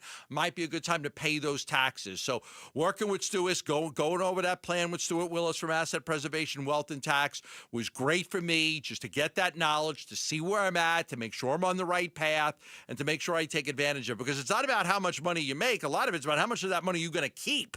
And that's why I recommend you call right now, 602-877-PLAN, and get a free portfolio review. That's 602-877-PLAN. Investment advisory services offered through Foundations Investment Advisors, LLC, an SEC-registered investment advisor. Home sellers, no matter your situation, consider all of your options. Before you list your home, call Carol Royce, your home sold guaranteed realty. With Carol's guaranteed multiple cash offer program, receive up to 7 cash offers plus her guarantee sale offer, where Carol guarantees the price and time frame of your home sale, or she'll buy it. Sell with certainty and don't risk your hard-earned equity. Call Carol Royce today at 480-776-5230. Or visit carolhasthebuyers.com. That's carolhasthebuyers.com. Carol and seller must agree on price and possession. Hey everybody, Dan Bickley here with my guy Bear, one of the Henley brothers who runs Waltz TV and Appliance. And Bear, tell our listeners why they should avoid the big box stores and shop at Waltz, conveniently located off the I-10 in Warner. Well, Dan, we offer unbeatable prices on all the products you really want. And if you think you found a good price somewhere else, bring it to us and watch us beat it. We also offer same-day delivery 7 days a week. Get what you want when you want it, only at Waltz. Shop local. Shop Waltz. Low T, start for free for a limited time. Get prescription testosterone with no startup fees. Only at Red Mountain Weight Loss. You'll think better, sleep better, and it'll improve your sex life. Nothing boosts testosterone like actual testosterone. So don't waste money on herbal supplements that don't work. Get the T levels you had in your 20s with prescription testosterone. It's a game changer. And for a limited time, get started for free only at Red Mountain Weight Loss. Go to redmountainweightloss.com or dial pound 250 on your phone, keyword Red Mountain. Yeah, sure. I'll call it a guilty pleasure. It's football season, and football is best served with food, wings, chips, veggies, you name it. I love it, and I love it even more with Daisy French Onion Dip. Dave Burns here. You're sitting down to watch a game with friends, and your football just isn't complete without your snacks and your Daisy French Onion or your Daisy Ranch Dip. It goes perfectly with everything you've got while watching the game. It's a staple of the weekend grocery list during football season, so give it a try. Look for Daisy French Onion Dip at a grocery store near you. It's football season. While our teams battle on the field, America Roofing is battling leaky roofs across the state. Hey, that was us at Casa Galdici. First a roof repair, then years later we bought a brand new roof from America Roofing. In Arizona, your roof better perform in the heat, wind, and rain. Trust my friends at America Roofing and their more than 25 years of experience, more than 400 employees, locally owned. Make sure, get a free inspection and save 12% at AmericaRoofingCo.com. Arizona Sports. Monday Blitz. With Burns and Gambo. Brought to you by America Roofing. Save 12% on all repairs or replacements with Arizona's largest roofer. Online at AmericaRoofingCo.com. All right, let's roll with it. Our weekly caller segment here on the Burns and Gambo Show, the Monday Blitz, talking about the Cardinals' loss yesterday to the Indianapolis Colts. 2-4 on the season, and questions about the quarterback. Once again, Jonathan Ganon standing by Kyler Murray, saying that when he's healthy, he will be the starting quarterback, and that is that. Alex is in Phoenix. He's first up here on Burns and Gambo. Alex, happy Monday to you. Hope you're safe and dry out there. Thanks for joining us. We appreciate it. Hey, guys. Long time, first time. Appreciate you having me on. No problem. Say hi to your kid in the back seat for us. Yes, sir. That's my 3-year-old. He's ready to go. He's fired up. Listen, so hey, we all are. Hey, so after last week, I was totally on the, everything's an indictment of the coaching staff. It was a disgrace how that game ended. It, I think, put the whole staff in the lane of being in the hot seat this season under a microscope. But, I mean, after last week, this last game with Kyler, it's clear that Kyler is what's holding everything back here. Let's be real. Props to Jacobe for all he did in the game. But, he's a journeyman backup quarterback. And for him to run the offense and make everything hum and click, and not just the passes, but the leadership and just, having everybody going in the game, it's just, I think that just is an indictment on Kyler. And so my question to you guys is, do you ever remember such a strong indictment on a player who missed a game or for not being on the field where all signs pointed then to him being the problem before in another case? Oh, I That's see my what you're question saying. for you. One more thing. Yeah. Well, I got you. And it's a little bit old news at this point with the DeMercado fumble, but I have a really strong opinion on this because I actually, in a stupid, meaningless pickup football game, actually almost did the exact same thing. Now, I crossed the goal line before dropping the ball, but I did, drop the ball. And after I was racking my brain, I'm like, how did that just happen? And I think it comes down to eyesight. And, when you're running towards the end zone, you're looking out. He just sees the Red Sea, the back of the goal line, the goalpost, and your brain everything's moving so fast that you'll forget that you haven't crossed the goal line. Once the pylon and the goal line have left your peripherals, I think that he just a lapse in judgment. So I really don't think it's an ego thing or he's trying to showboat and that stuff. Okay. All right. Totally inexcusable. That lost the football game, but anyway, Alex, those are my thoughts. Appreciate you guys having me on. You got it. Thank you for the phone call. We appreciate it. You want to take this one or you want me to? I don't remember a situation. I mean, we all feel the same way. It's like Jacobe Brassette showed us stuff that Kyler Murray hasn't been able to do. But it's not like usually you got the guy waiting in the wings. Your Kent Graham goes down and everybody cheers and Jake Plummer comes in. It's usually the reversal. You're waiting for the guy to take over.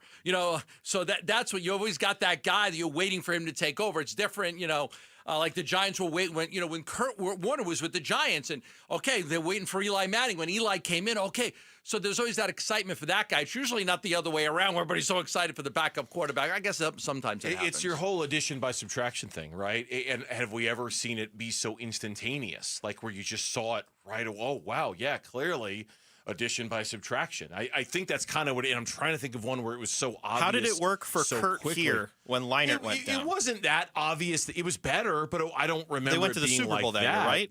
Yeah, but not talking about that immediate first game going, oh yeah, clearly this is better, Let's go to Jeff in Scottsdale next up on Burns and Gambo. Hi, Jeff.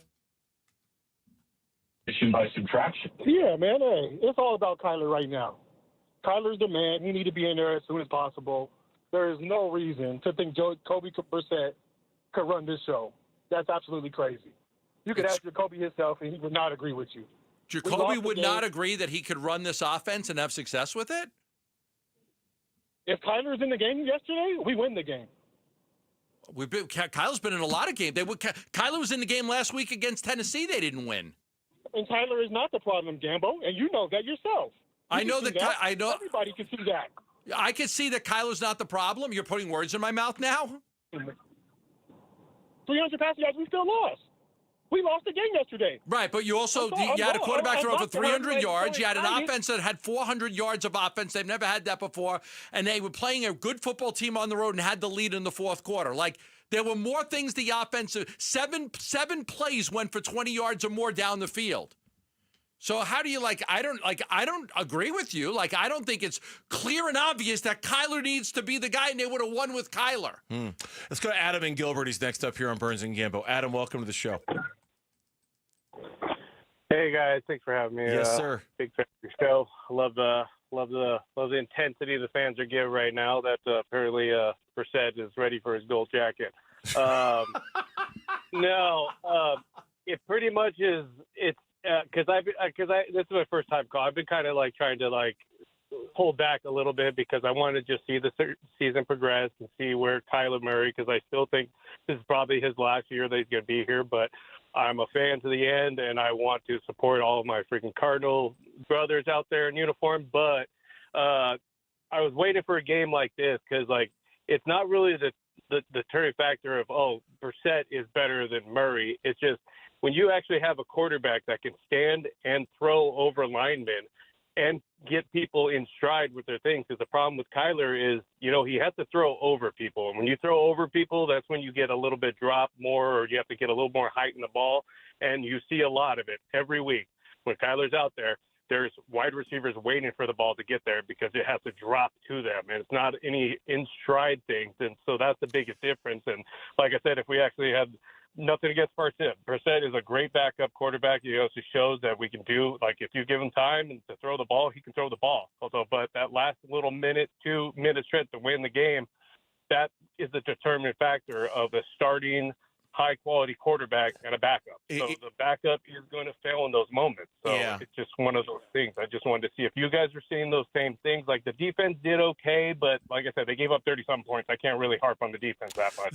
The standing in the pocket thing, it was obvious. I mean, it was just because Brissett's a statue back there. He had the one scramble. He's not very fleet of foot, obviously. He really has no choice but to stand in the pocket as long as he possibly can and deliver the football. But I thought in some ways that was the most exceptional thing I saw yesterday. He stood there and he waited and he waited. You know that third down conversion, the 3rd and 17, I think they converted to Trey McBride? That's the longest third down conversion they've had since 2022. Wow. It's the longest third down conversion they've had since 2022. The 3rd and 17 Teo Mackey, to the 3rd and 17 to McBride, the one where he was kind of over the middle to the left a little bit. Yeah. The one that got him inside the red zone. According to Teo Mackey, 26-yard gain. That was the longest third down conversion they've had in 3 years. In 3 years. Nuts. Just nuts. Let's go to Chuck in Glendale. He's next up here on the Burns and Gambo Show. Last call of the day, Chuck. Make it a good one. I'm going to, guys. So I agree with 3 of the callers and disagree with the one that you did, Gambo. I saw things yesterday when Jacobe was in there that I hadn't seen with Kyler. Correct me if I'm wrong, guys, but did they not move that ball around to several different players yesterday instead of 1 or 2?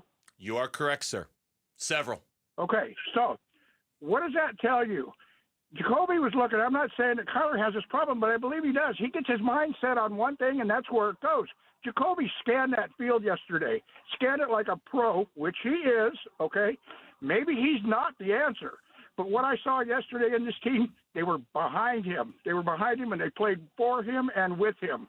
And that's all I'm going to say, guys. I think the Cardinals really need to take into consideration that position because just like you guys said, without a quarterback, we're nothing. Yeah, and I appreciate the other caller's passion. We just disagree, and I felt like he's like, you know it, and I'm like, I don't. You're trying to put words in my mouth. I think that the Cardinals are going to have to move on from Kyler Murray. I just think it hasn't gone where it needs to go. Unless there's a dramatic change, his team's not going to make the playoffs again, and I think they have to make a change. I'm not saying Brissett's the answer. I just think that Brassette ran the offense the way it needed to be run, and Kyler's had some struggles with that. Yeah, thank you, everybody, for the calls. We do appreciate it. When we come back, as we're live from the Casino Arizona and Talking Stick Resort studios, the rushing attack still struggled. The passing game, per what our last caller just said, really opened up in ways we didn't think was necessarily possible. We'll talk about it next on the Burns and Gambo Show. Live streaming audio, podcasts, video highlights. The Arizona Sports app has all this and more from the local sports leader, including Cardinals play-by-play. Breaks a tackle, heads for the end zone, touchdown! Download the Arizona Sports app, presented by Ready Services Plumbing and Air Conditioning. If you're 55 or older and into that whole saving money thing, T-Mobile has an exclusive phone and internet bundle just for you. Right now, get 2 unlimited phone lines plus 5G home internet for just $30 each per month with autopay, plus taxes and fees. And with 5G home internet, setup is easy with just 1 cord and no technician needed, which is great if you're also into that whole keeping it simple thing. Switch now and experience the best mobile network in the U.S. Visit your local store to start saving. T-Mobile, it's better over here. Based on analysis by Ookla Speed Test Intelligence data Q4 2024 to Q1 2025. Ookla trademarks used under license. Unlimited on our network. Customers on voice plan may notice speeds lower than other customers and further reduction if using more than 50 gigs a month due to data prioritization. Video streams and SD on this plan. Home internet pricing after $20 a monthly bill credit plus $5 per line without autopay. Debit or bank account required. See 5G device coverage and access details at T-Mobile.com. Get 5 quarts of Valvoline full synthetic motor oil, a Wix filter, and a $15 gift card after rebate at O'Reilly Auto Parts. O'Reilly Auto Parts. Go from daydreamer to industry leader with Amazon Business. From office supplies to IT essentials, Amazon Business provides tools that help you save costs and make insight-based decisions. Learn how to bring your visions to life at AmazonBusiness.com.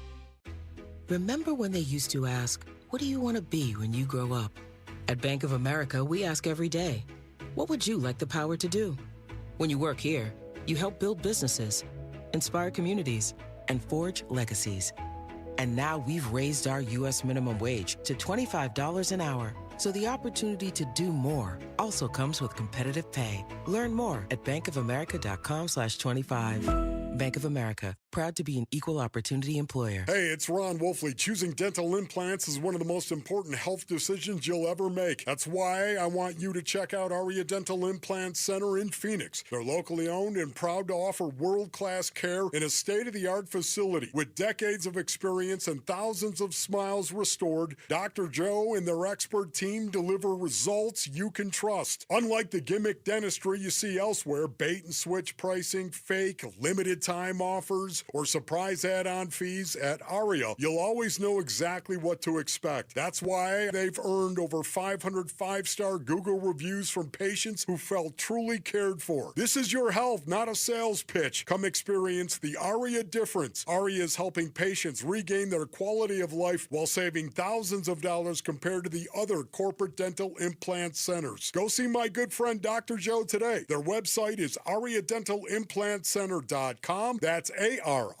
dentalimplantcenter.com. Dragging through your day, low energy, poor sleep, no drive? At Vital for Men, we're experts in helping men take back control with testosterone replacement therapy, and now offering semaglutide. Plus, we accept most insurance. Book your free testosterone test today with 3 Valley locations, all experts in TRT. Go to vital4men.com. That's vital, the number 4, men.com. Vital for Men. Stop feeling exhausted. Start feeling unstoppable. You know, people talk a lot about saving for retirement, but they don't talk enough about what happens when they start spending that money. Paul Calvise here, and that's why we're talking with Matt Dagus from Bright Wealth Management. And that's the part, Paul, that no one prepares for, taxes. If you've got a 401k, IRA, or a pension, Uncle Sam is lining up on the other side of the field, ready to blitz your retirement income. All right, so in football terms, how do you avoid getting sacked? You've got to have a plan with intention, and we help clients build strategies to reduce unnecessary taxes and keep more money in their pocket. And you're offering folks listening right now a chance to come in and talk through it? Absolutely. Call Bright Wealth Management today at 844-726-9116, and we'll show you how to prepare for the tax hits before they happen. No gimmicks, just smart local planning right here in Phoenix. Exactly. Let's help you retire with a game plan. Call Bright Wealth Management today, 844-726-9116. Investment advisory services offered through Foundations Investment Advisors, LLC, an SEC-registered investment advisor. The content provided is for educational purposes only. Hey, I'm here today with Dr. Justin Field of Desert Institute for Spine Care, also known as DISC. When I had low back pain, I went to the experts at DISC. There are people who have low back pain and herniated disc. Doc, what is the treatment for a herniated disc? When patients fail conservative treatment, they come to me with a herniated disc in their low back, and they've got pain down their leg, maybe weakness and numbness with that as well.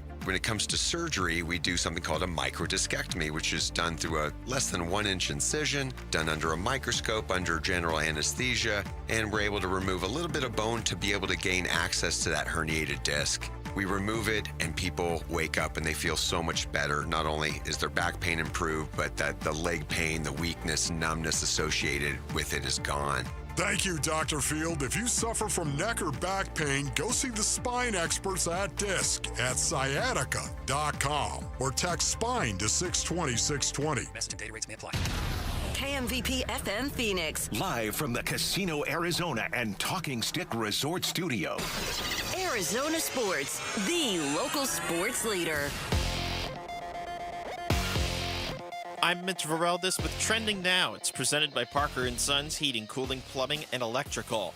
Sun Devils head coach Kenny Dillingham announced today that starting offensive lineman Ben Coleman's season is over. Coleman suffered a left arm injury against Utah this injury will require surgery. This also ends his collegiate playing career as he's used up, all of his eligibility. In addition, linebacker Cyrus Fiaseu is out for the season. He will have the option to medically redshirt. In the NFL, the double dose of Monday Night Football for the third time this year. In Atlanta, the Falcons out to an early 14-7 lead, but the Bills driving down the field on their third offensive possession so far in this one. There's 14 and change to go before the first half. And then coming up in about 10 minutes or so, the Bears and the Commanders in Landover, Maryland. And then turning to baseball, the Mariners are just running away with this thing in Toronto. They are now just 6 outs away from claiming Game 2 as theirs and taking a 2-0 series lead over the Blue Jays. They're up 10-3 in the bottom of the 8th inning. And we're just minutes away from Game 1 between the Dodgers and Brewers in Milwaukee, as that will be the NLCS. This report is brought to you by ProSmile Dental. Start your smile transformation with the pros. Visit ProSmileAZ.com today to book your free consultation.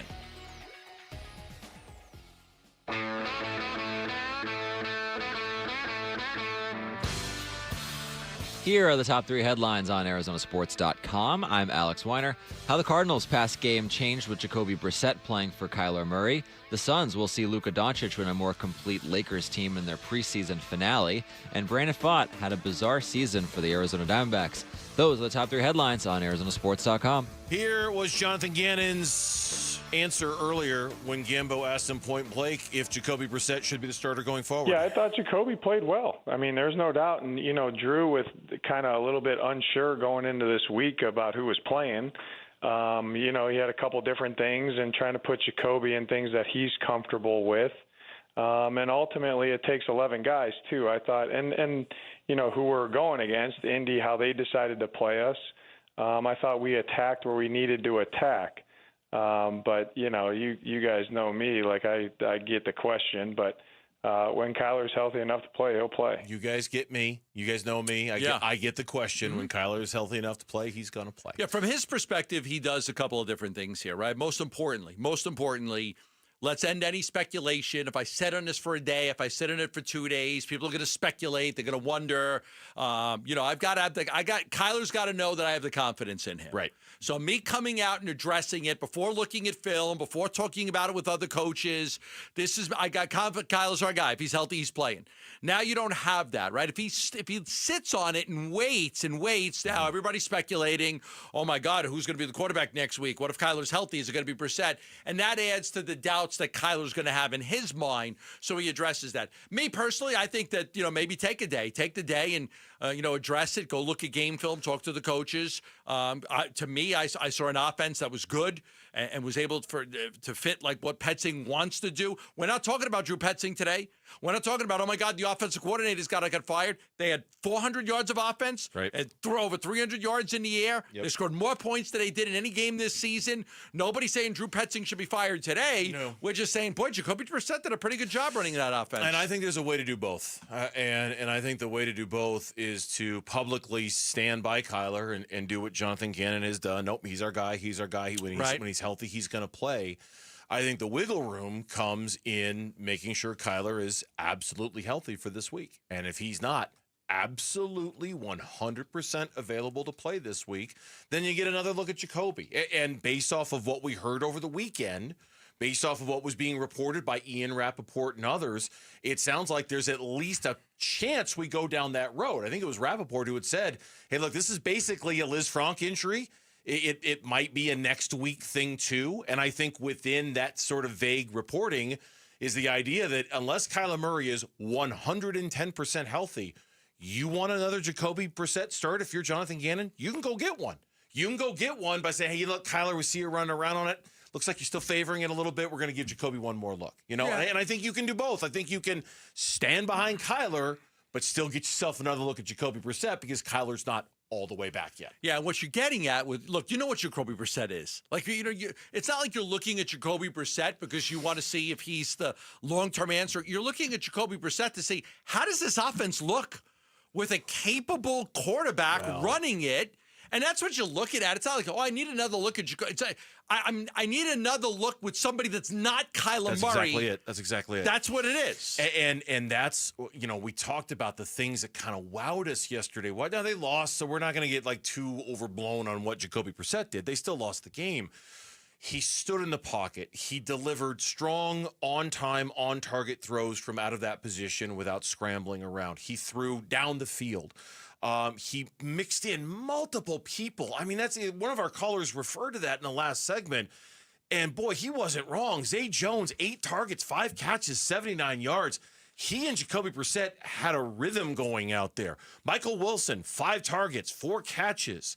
6 different players had a catch of at least 20 yards, and there were 7 passes of 20 yards or more that were completed out there. It was like a totally different offense I felt like we were watching yesterday. Yeah, McBride for 26, MHJ for 21, Bam for 20, Zay for 21, Zay for 24, Higgins for 24, Wilson for 30. We've never seen the ball spread out that much with Kyler. We just don't see it.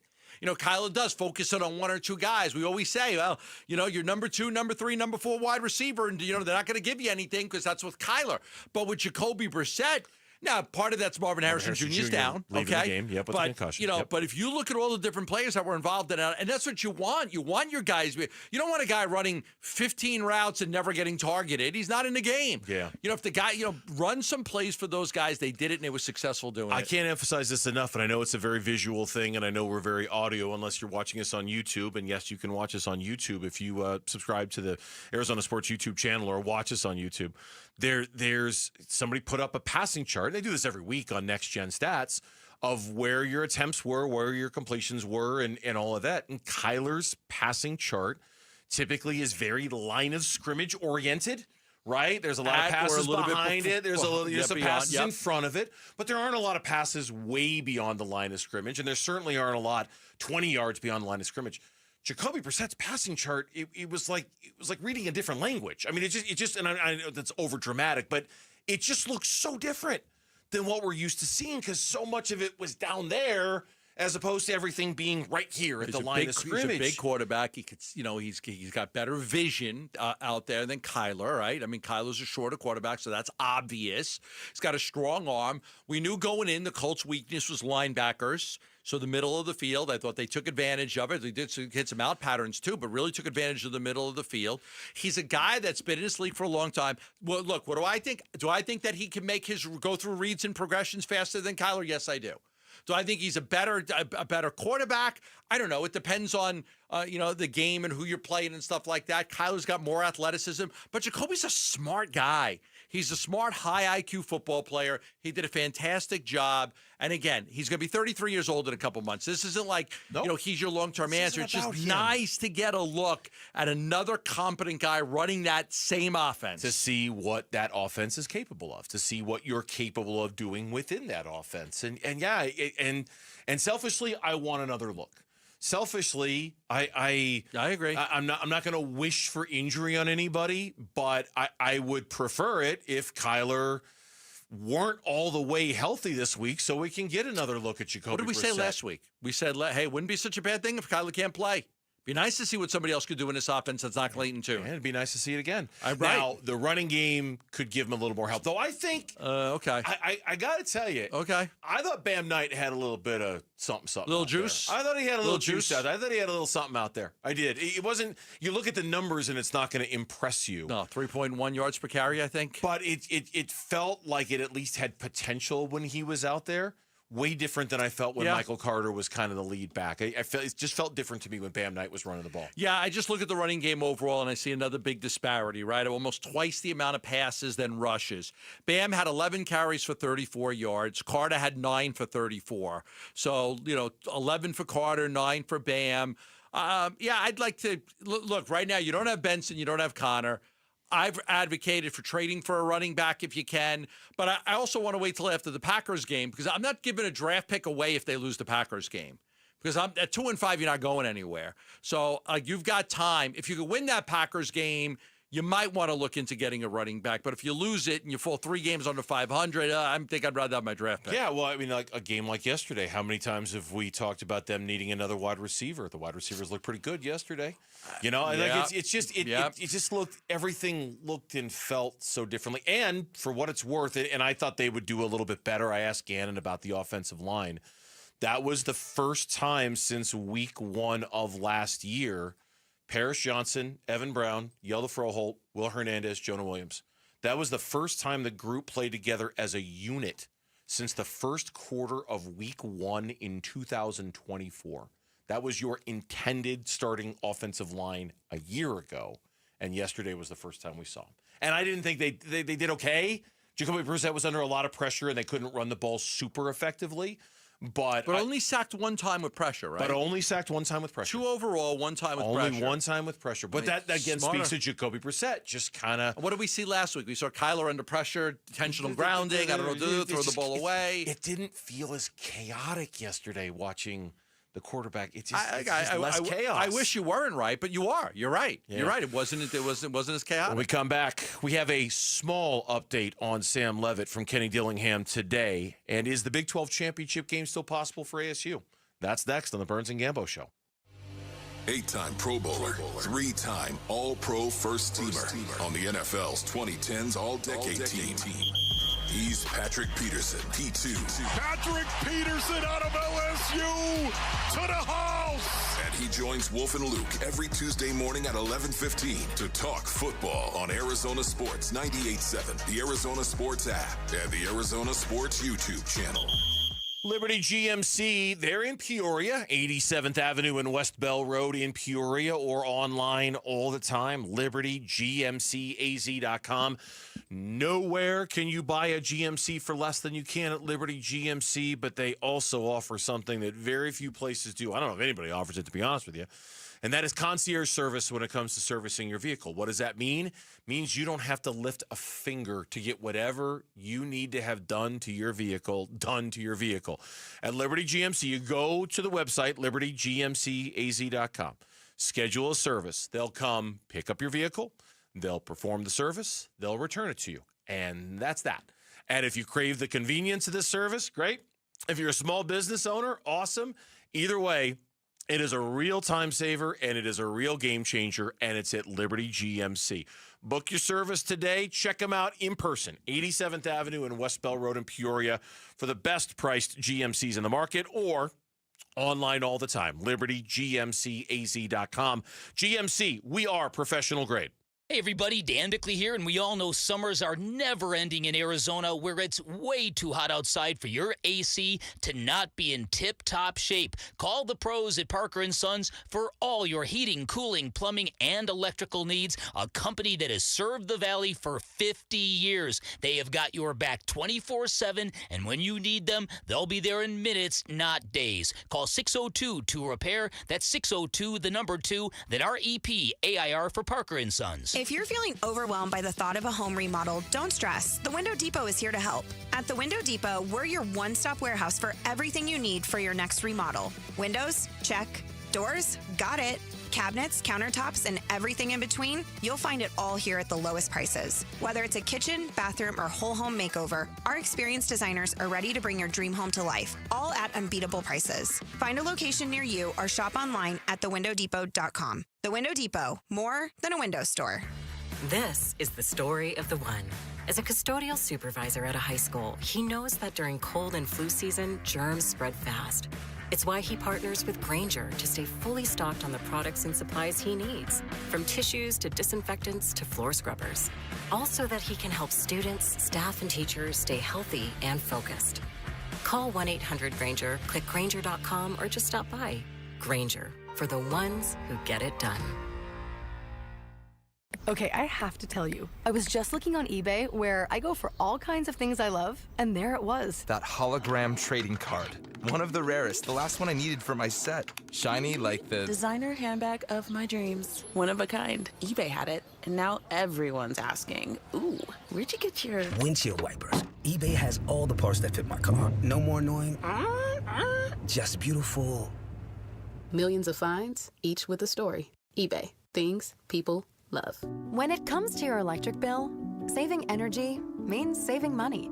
That's why SRP offers many ways to help you cut costs and boost comfort. From rebates and discounts that can save you thousands of dollars, to expert insights that can help make your home more energy efficient. SRP has tools and programs that give you many ways to save. Explore your options today at srp.net/savings. That's srp.net/savings.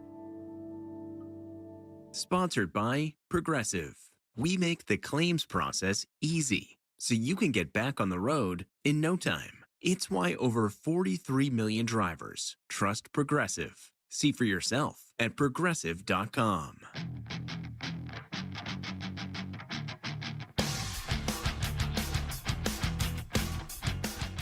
Hey, it's Wolf. Who should the Arizona Cardinals quarterback be moving forward? We'll ask Cardinals legend Patrick Peterson tomorrow at 11:15 a.m.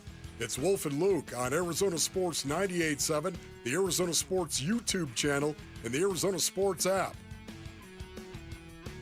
Shout out to the folks in Scottsdale hanging out with us today on the Burns and Gambo Show on this Monday edition, in which we're talking about the Cardinals and their loss yesterday to the Titans, not to the Titans, but to the Colts, pardon me.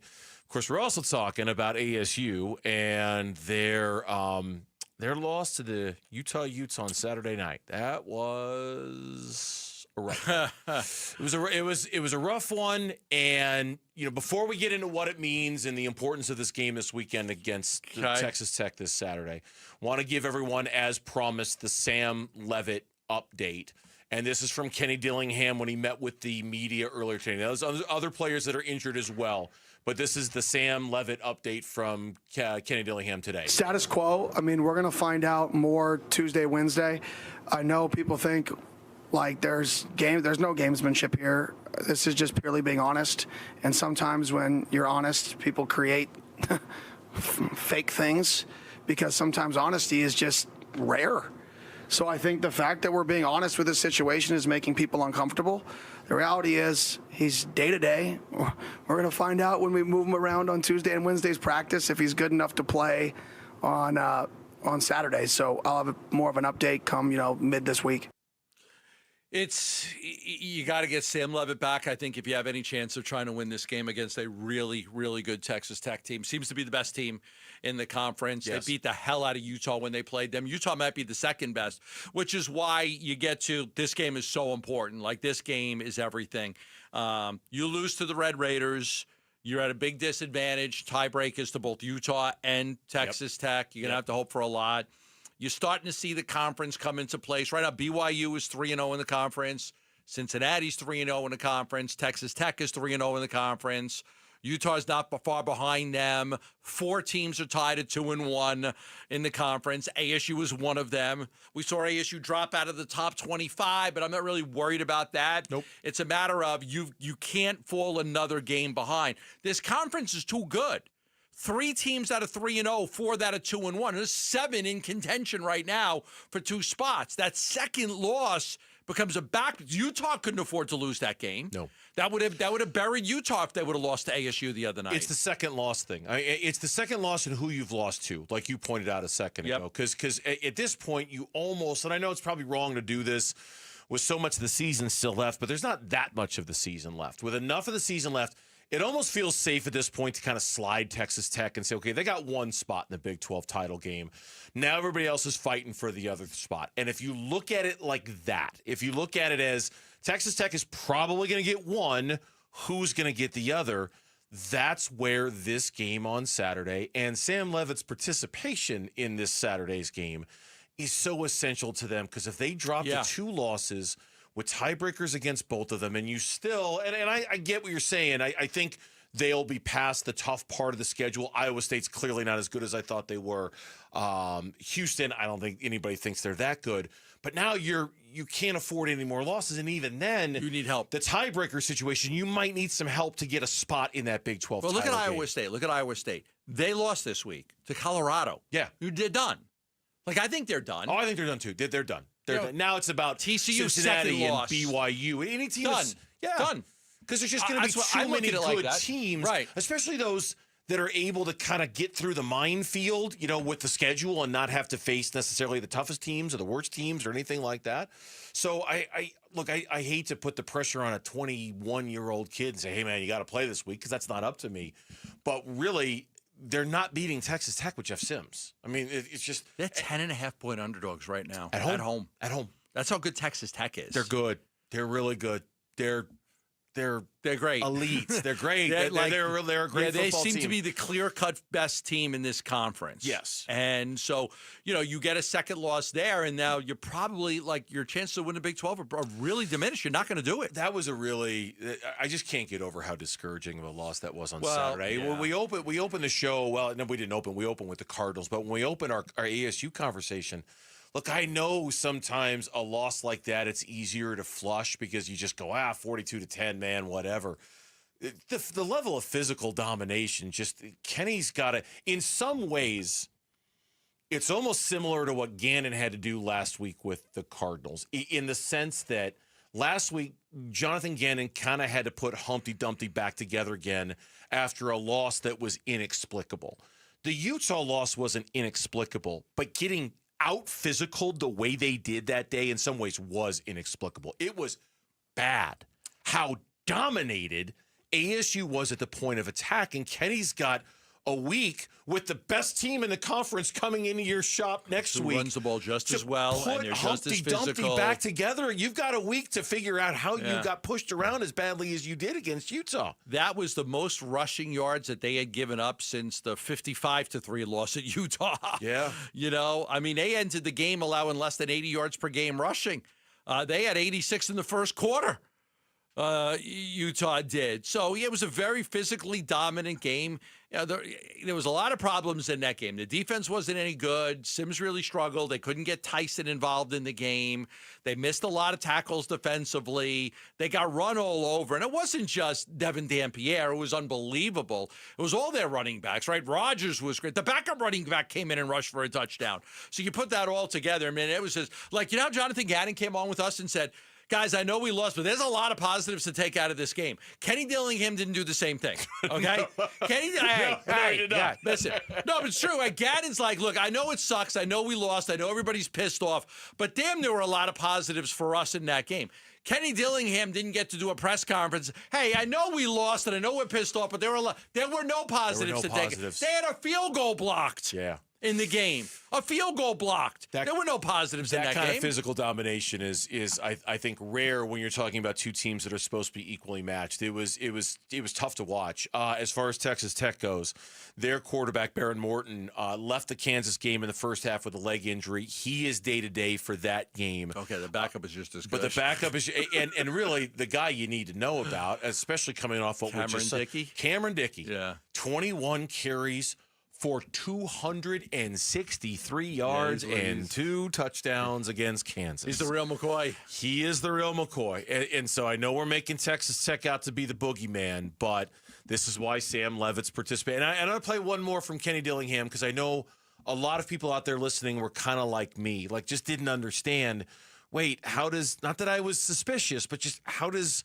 Sam Levitt go from rushing for 62 yards against TCU and practicing to in 24 hours he's out for the game? Here's what Kenny Dillingham said. I think what's got everybody concerned is he played a week ago, he had a bye, and then he came out, he practiced Tuesday, Wednesday, then he wasn't good for Saturday. That externally looks like what happened. Yeah, I would agree. And then I would say anybody who came to practice, did he move around at those 2 practices on Tuesday and Wednesday? Did he run? The answer is no. He only threw drop back pass, no scrambles, no nakeds, right? So yes, did he practice? Yes, but it wasn't full practice, right? And then we made a decision because Jeff got all the reps in the bye week. Sam sat out. Jeff got all the reps. We wanted Sam to get reps on Tuesday and Wednesday, thinking he was going to play. Didn't progress like we thought. So we said, okay, well, Jeff's the guy. Obviously, without a bye week, that decision of Sam's going to have to happen a little bit faster, and we're going to have to mix reps more this week in terms of who's going to, go. We'll have to make a little bit quicker decision. But when you're coming off a bye, we got to get some reps of that during the bye week, like Jeff got. Okay, I hear that explanation. I go, okay, cool. I get it. I get it. Like, you know where I was coming from last Friday. I wasn't trying to be like suspicious or anything. I was just trying to get to the bottom of it because it just seemed funny how quickly it all changed on us. Now I understand. Yeah. I have a better understanding. We reported last week that, when a decision made, Sims got all the reps in the bye week. And some people were coming like, well, when what? The bye week. Remember, there was 2 weeks. Right. There was the bye week. I'm saying he got all the reps in the bye week. Yeah, but Sam got the rep. Doesn't matter. Sims got all the reps in the bye week. They tried to give Sam some time to see if he'd get better. They babied him through a couple of practices and then went right back to Sims. When we come back on the Burns and Gambo show, who will be the quarterback of the Cardinals if both are healthy? That and other things Jonathan Gannon had to say to us earlier today. Next on the Burns and Gambo show. One app gets you opinion, analysis, and inside information from Arizona's biggest sports personalities. Plus live streams, breaking sports news, and play-by-play. He's hit. He's sacked. It's Calais Campbell. Download the Arizona Sports app, presented by Ready Services Plumbing and Air Conditioning. Who is Farm Bureau Financial Services? At our core, we're relationship builders. We're home and auto bundlers, life insurers, farm and ranch protectors, and retirement planners. We're neighbors, community members, and friends. We're the people you can count on now and for years to come. Find a Farm Bureau agent at fbfs.com/protect. Farm Bureau Property and Casualty Insurance Company, Western Agricultural Insurance Company, Farm Bureau Life Insurance Company. I'm John Morgan of Morgan & Morgan. If you've been injured in a car accident, call America's largest injury law firm. For over 35 years, my mission has been to deliver more for our clients, to deliver more for you. If you or anyone in your family has been injured in a car accident, call us now, as the time to file a claim may be limited. Last year, more clients hired Morgan & Morgan than ever before, protecting America, fighting for you. Morgan & Morgan. Visit forthepeople.com for an office near you. Paulie, we love our guys at America Roofing. Question, what do you think makes them stand out over all the other roofers in this market? I mean, Jake, Josh, Tracy, they do business the right way. We know that because we've been partners for years. They've worked on both our houses. Yeah, I had America Roofing over to the house. They were up on the roof and they found a trouble spot. And they said, hey, there's some water that's not draining properly. And they caught the problem early. A fast and affordable fix. Paulie, I saved 12%. And all of you can save 12%. Just mention Gatos or Paul Calvisi. Speaking of money, America Roofing just donated $50,000 to Phoenix Children's Hospital. No wonder they've been serving Arizona for more than a quarter century. Family owned and operated. Get a free evaluation of your roof. Bonded, licensed, and insured. Family first, family built, America Roofing. Online at americaroofingco.com. 602-960-ROOF. 602-960-ROOF. America Roofing. They've got you covered. ROC number 186438CR42. Worried about market losses? If headlines are keeping you up at night, it's time to take control. Hi, I'm Jeff Jr. with Trajan Wealth, and I know you've worked hard to save. But in times like these, what if can turn into what now? If you're planning to retire or are in retirement, you need a strategy that helps protect your future. At Trajan Wealth, you can capture market gains, protect your account from losses, and guarantee income for life. Right now, you could receive a bonus of up to 30% or annual growth of up to 10% for retirement income. You heard me right. An upfront bonus of up to 30% or annual growth of up to 10%, all guaranteed to boost your lifetime income in retirement. Don't leave your future to chance. Plan with confidence. Call Trajan today at 480-990-3300. That's 480-990-3300. Annuity guarantees are based on the claims paying ability of the issuing insurance company, DBA, in most states as Trajan Wealth Insurance Solutions. College football, law school, marriage, kids. Life got busy. I wanted to stay in shape, but didn't have the time or interest in the big box gyms. Hi, I'm Aaron. I was referred to Bill Ross Fitness Solutions. Bill created a program tailored to me. 30-minute workouts, 3 times a week, training, cardio, nutrition, everything. A couple years later, I've never felt better. I'm lighter, stronger, more flexible, and even my golf game's better. This is results-driven fitness you won't find anywhere else. Get your free consultation at BillRossFitnessSolutions.com today. I'm Mitch Veraldis with Trending Now. It's presented by Parker & Sons Heating, cooling, plumbing, and electrical. Bad news for the Sun Devils. Head coach Kenny Dillingham announced today that starting offensive lineman Ben Coleman, who was injured in ASU's loss against Utah, will miss the rest of this season. He suffered a left arm injury that will require surgery. This also unfortunately ends his collegiate playing career. In addition, linebacker Cyrus Fiaseu's season is over.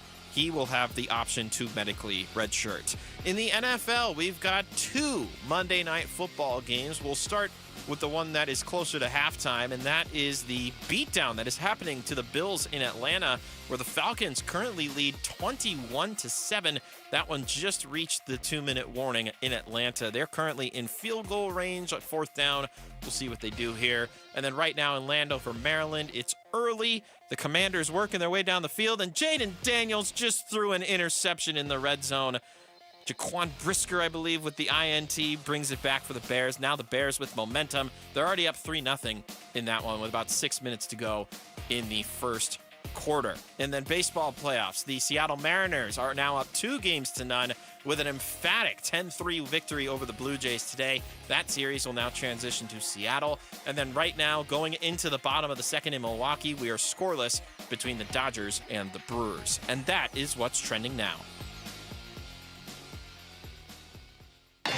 Big Red Monday. This is Cardinals tight end Trey McBride, and you're listening to Arizona Sports, the local sports leader. Big Red Monday with Burns and Gambo. I hope you were watching on YouTube during that trending now, because Lauren is on Mitch's camera shot. Lauren was sitting right behind Mitch, and she was like, "Yay, Bears! Yay, Bears!" As subtly as she can, because she doesn't want to mess with Mitch while he's doing the trending now, right? You don't want to shout and scream and all that stuff, but she's in the background. There was a lot of shouting and screaming internally. I just decided to not externally communicate those feelings. I enjoyed that. That was cute to watch. The only thing I'm worried about is getting my first victory in fantasy football after I fired Sean and took over myself. Seriously, I've hired a new GM, but haven't been able to give him the info yet. We are 3 hours. Man, 30, get a hobby. 3 hours, 33 minutes, and 54 seconds into the show. It's a miracle you've waited this long before bringing it up. No, speak for yourself. He's been bringing it up during breaks. No, I meant on the air. He brought it up off the air a long time ago. On the air, it's a miracle we made it this long without his first win in fantasy football finally coming up. We had to fire Sean to get it. But we have, let's see what we have. We have right now, poor Sean. We have a 95% chance to win. Okay. There we go. Okay. 95%. Who are we rooting? 0.0. Who are we rooting for tonight for you? Well, I have Coleman on the Bills. He just got me some points with that catch. I'm probably 100%. Yes. Okay, so I'm going to win my first game. Yay. Yes. Yeah, you know what? I'll do the same thing for you that Lauren did for Bears. Yay. Good job, Gibbo. Had to fire Sean, and we got the job done. Ooh, he got a fantasy football win. Ooh. Hey. You don't want to get swept. You don't want to go winless in fantasy football. As much as I hate it, and I didn't pick the team, you don't want to go winless. You're still competitive. You're one of the most competitive people I've ever known in my life. Exactly. So as much as you hate fantasy football, you don't want to suck at it either. We had Jonathan Ganon on earlier, and I will play this sound again. But it's not really any different from what he said yesterday. Will Kyler be healthy enough to play against the Packers? We'll see how it goes this week. You know what I mean? We let it go till Saturday, and he wasn't healthy enough to play. So we'll take it day by day as we get moving forward this week here. He said if he's healthy enough to play, he will play, and he just kind of left it at that. Yeah, and you're never going to get an update on a Monday, like forever. Like they'll never give you an update on a Monday. This is all about. Listen, if Kyler Murray's healthy, like Ganon said, he'll play. The question becomes. If he's 90%, 95%, do you go back to Jacobe Brassette? And that's a fair question. We don't know the answer to that. I think it's going to, and it's just my opinion, I think it's going to take 100% health out of Kyler Murray for him. But how many guys are 100% healthy at this point? But that's my point. Is that this is where you can, if Jonathan Gannon wants to see another game numbers of Jacobe Brassette, yeah, you can. Hey, you know what? We just don't think Kyler's ready. And I'm not saying he'd be lying to us. I'm just saying you can use a higher standard of health if you want and apply it to Kyler in order to get the outcome you want. Fair. If you want to see Jacobe Brassette play, you can hold Kyler Murray to a really high level of health They had and three- standard to decide whether Over he's going to play. 300 yards passing, 400 total yards, most points. I'd like to see another game of an offense being run by somebody that's not Kyler. Okay, we look, and not to diminish it because it's a big deal after yesterday. There were other issues that cropped up during yesterday's loss to the Colts too, and that includes a fourth quarter defense that once again was just not nearly as good as it was the rest of the game. Here's what Ganon said about that. Yeah, you got to look at the facts. This one was a little bit different from the previous games where it wasn't like 2-minute mechanics. It was just kind of normal ball. And we had some good drives and series in there, but we had some drives that are really not up to our standard, and that's why they put points on the board. The one drive, off the top of my head, I don't even think we got it to third down. Like if you don't get the team to gnome pass, let alone even to third down, obviously they're moving the ball up and down the field. So I didn't think our run game mechanics were up to par. I didn't think we tackled great. And again, the times that we had a chance to rush, we just weren't, perfect in the back end to give them guys a tick of time to really affect the quarterback. Yeah, I think the one he's referring to is the one that tied the game at 24-24. I don't think there was a third down in there. I don't think there was even a necessary third down for them to convert it. It was quick. So it was Daniel Jones ran for 17. Taylor ran for 4. Then they got a first down on second down, a pass to the tight end for 13. Then they went to Pierce for 26. Taylor ran for 2, and then they had the touchdown. No third downs. Yeah. And then on the second one that made it 31-27, I think there was just one. There was the third and 8, the 9-yard completion to Downs. That's the only one there. And so it was just these really quick, like non-competitive drive that he's referring to there. And then somebody sent me a tweet, and I went and looked it up today. And sure enough, the Cardinals defensively have not forced a punt in the fourth quarter since the first game against the Saints. Now there are other circumstances in there, like against the Niners, they got an interception and they got a safety. The defense certainly did their job there. But you look at the fourth quarters for the Arizona Cardinals defensively over the course of the season, it's bad. I mean, it was bad. Okay, so what was the stat we had earlier about like 5.2 yards per play in quarters 1 through 3, and it jumped all the way to 8 yards per play on the 2 touchdown drives in the fourth quarter. Yeah. Just night and day defensive differences for them out there. Yeah. So the Cardinals defense allowed 14 points on 7.9 yards per play in the fourth quarter. In the first 3 quarters, they allowed 17 points on 5.2 yards There you per go. play. That's Is that the stat you were looking for? That's the stat I was looking for. Okay. That's exactly it. And it's been like that all year long. And and their pressure on Daniel Jones led to so much success. He was 9 of 9 for 94 yards under pressure. Well, that's what I mean, not even one incompletion under pressure. Gannon even pointed that out as one of his positives from yesterday. When he came on with us, he goes, "Look, I know we lost and we're all pissed about it.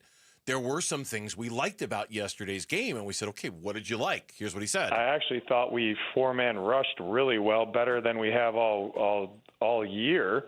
But, then the negative to that was we're kind of a little bit off in the back end here and there. And the ball, we took away his first look. The rush is caving in on him, but then there's an open guy here or there. So I didn't think we tackled great there.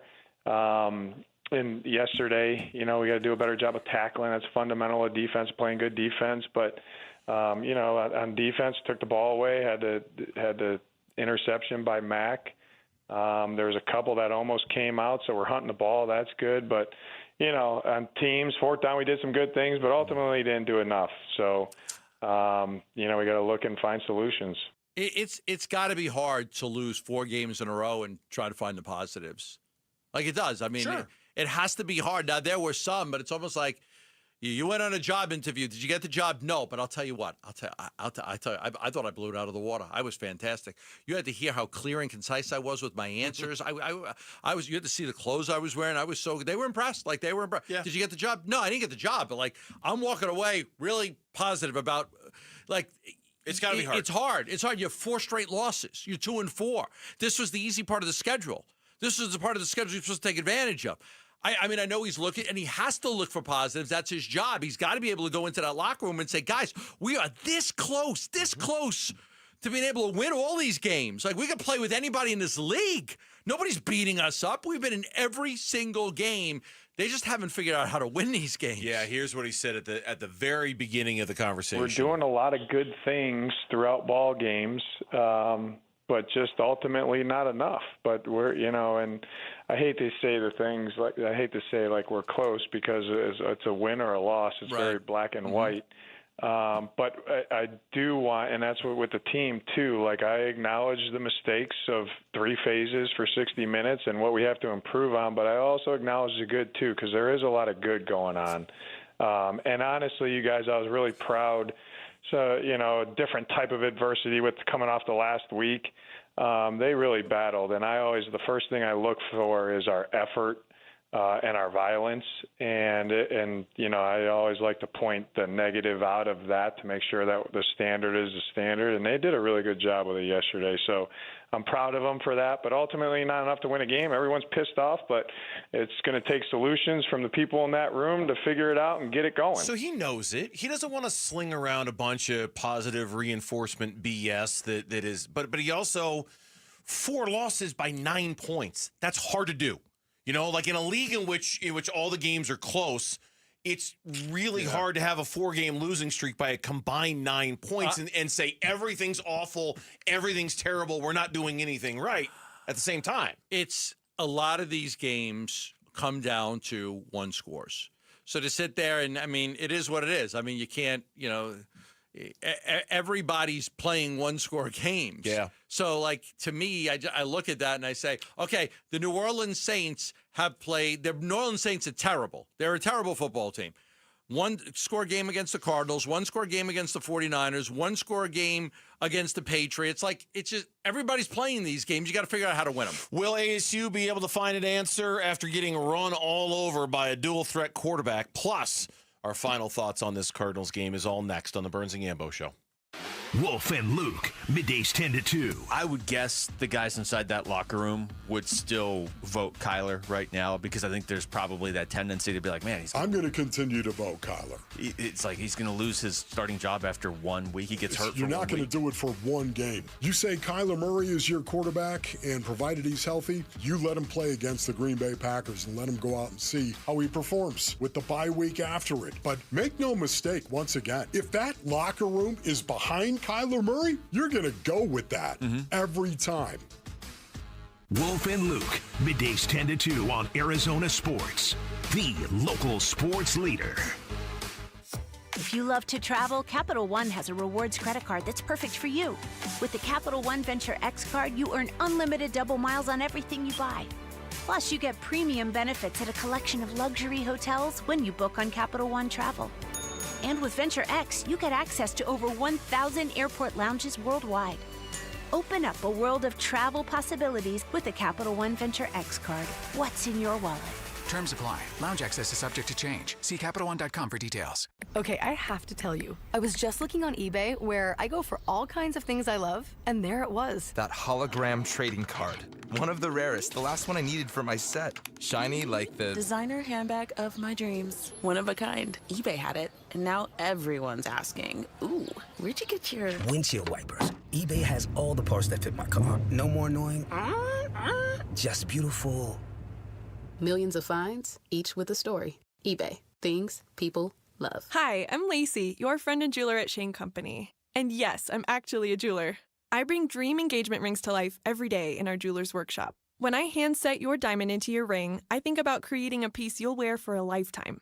I pay attention to the smallest details and treat every ring with the same care and craftsmanship, no matter the size or price. Come check us out at your nearby store. Our engagement rings are made with love from our hands to yours, because a friend knows your love deserves the highest quality. Shane Company, your friend and jeweler. You're still glowing, flirting, grooving. You've still got it. But your immune system weakens as you age, making it harder to fight flu, pneumococcal pneumonia, RSV, and COVID-19. Vaccines are a key part of any health routine and help strengthen your immune response. Ask your doctor or pharmacist which vaccines you need. Schedule in minutes at VaxAssist.com. Sponsored by Pfizer. Check engine or ABS light on? Take the guesswork out of your warning lights with O'Reilly Veriscan. It's free. Ask for O'Reilly Veriscan. O'Reilly Auto Parts. How can you free your team from time-consuming office tasks? Amazon Business. Smart business buying tools enable buyers to find and purchase items fast so they can focus on strategy and growth. Free up your teams and focus on your future. Learn more at amazonbusiness.com. Low T, start for free for a limited time. Get prescription testosterone with no startup fees. Only at Red Mountain Weight Loss. You'll think better, sleep better, and it'll improve your sex life. Nothing boosts testosterone like actual testosterone. So don't waste money on herbal supplements that don't work. Get the T levels you had in your 20s with prescription testosterone. It's a game changer. And for a limited time, get started for free only at Red Mountain Weight Loss. Go to redmountainweightloss.com or dial pound 250 on your phone, keyword Red Mountain. Dan Bickley here with my guy Bear, one of the Henley brothers who runs Walt's TV and Appliance, conveniently located off the I-10 in Warner. And Bear Carol will guarantee the sale of your home at your agreed upon price and time frame, or she will buy it so you can move with certainty. Call Carol Royce today, 480-776-5231, or visit carolhasthebuyers.com. Carol and seller must agree on price and possession. Arizona Sports, the local sports leader. Burns and Gambo, what's on tonight? All right, what's on tonight? There's a lot on tonight. The games that we're going to watch this evening, and it's brought to you by Global Credit Union. Explore the benefits of becoming a member by going to globalcu.org, your world of financial possibilities. Mariners have already beaten the Blue Jays 10-3. That one's over. Seattle leads that series 2-0. Wow. Talking about making a statement. You play 15 innings, fly across country, and you thump Toronto at home in back-to-back games. This could be Seattle's year in sports. Okay. Seahawks could win a division. And what? Mariners are up 2-0. Meanwhile, in the middle of the third, the Dodgers and the Milwaukee Brewers are scoreless. That game's on right now. And then in the National Football League, there are two games going on. The Falcons beat the Bills 21-7. The AFC is so wide open. The whole league It's is so wide open. Everything's so wide open. Oh, by the way, don't the Cardinals have to play this Falcons team Yes, that's they kicking do. the Bills' ass right now? Yes, they do. Yes, they do. 21-7 at halftime there. And then I made the mistake of walking into the studio with Lauren and Mitch to say something to the two of them. Okay. Right in the middle of the penalty being called on Lauren's Bears. I did not know words like that could come out of that. Wow. Oh, my God. It was just like, God. It was just like, Lord. You kissed your mother with that mouth? I mean, no. Anyway. I did start to watch a new Netflix show recently. what's that? It's called The Black Rabbit. With Jude Law Lauren and I were just talking about that. Well, you show. guys really? We were just talking about that. Yeah. We watch a lot of the same shows, I think. Yeah. We do. We have similar taste in Yeah. TV shows. Yeah. So I've watched one episode so far. Black Rabbit and Jason Bateman. They play brothers. Bateman right? and Jude Law. Yeah. Yeah. Right. Yeah. Interesting. 6-0. The Bears are beating the Commanders right now through the end of the first quarter. So I don't know what Lauren's got to be so upset about. It's important to note, too, that Krosky Merritt fumbled. The Bears recovered it, and now they're in the red zone. Okay, I'm glad we noted that. Thank God we covered that. That's what's on tonight, the games that we're going to watch this evening. ASU. No answers for Utah this past weekend. Just got flattened. We only got a couple minutes here to talk about them. I suspect we're going to get more information about ASU tomorrow. Kenny Dillingham kind of hinted that there were more injuries to come, at least more injury information to come, and we might get an update on even some more guys starting tomorrow. Just, you're coming off the bye. You should be prepared to play Utah. You've seen plenty of film. You've got 10 returning starters to that defense. For them to play as poorly as they did, it's just unacceptable. And I think sometimes what happens is you start to get physically dominated, and then you your effort level's not the same. It's just not the same. I think that's what happened. They got physically dominated in that game from start to finish, and the defense atrocious. But the missed tackles, like that was the thing that really gets you. Like the amount of missed tackles was incredible, and so it was just a bad performance, overall. With their, and then they were so good at sacking the quarterback, they didn't get to Dampier once in that game. That kid was doing whatever he wanted. I'm going to take off and run this way. I'm going to run that way. I'm going to run up the middle, and you're not going to touch me. We knew Utah was a physical football team. We talked about that a lot on Thursday and Friday going into the game. I still was astounded at how point-of-attack football was lost so badly by ASU on Saturday night. I mean, it was. I wasn't expecting ASU to go to Salt Lake City and win behind Jeff Sims.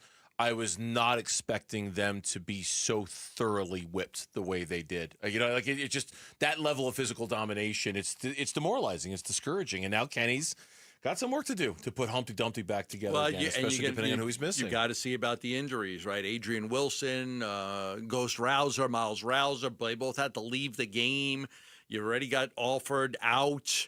And he hinted about the more injuries to come. Yeah, and we'll find out. Well, he suspected we might get some more information tomorrow. In the meantime, final thoughts on this Cardinals game. Here they come. Arizona Sports, the local sports leader. It's the Burns and Gambo 2-minute warning. Final thoughts on yesterday's Cardinals game. Brought to you by Arrowhead Honda. Looking for a rugged SUV or a sleek sedan? Head down to Arrowhead Honda and score big. Tell them Michael Wilson sent you.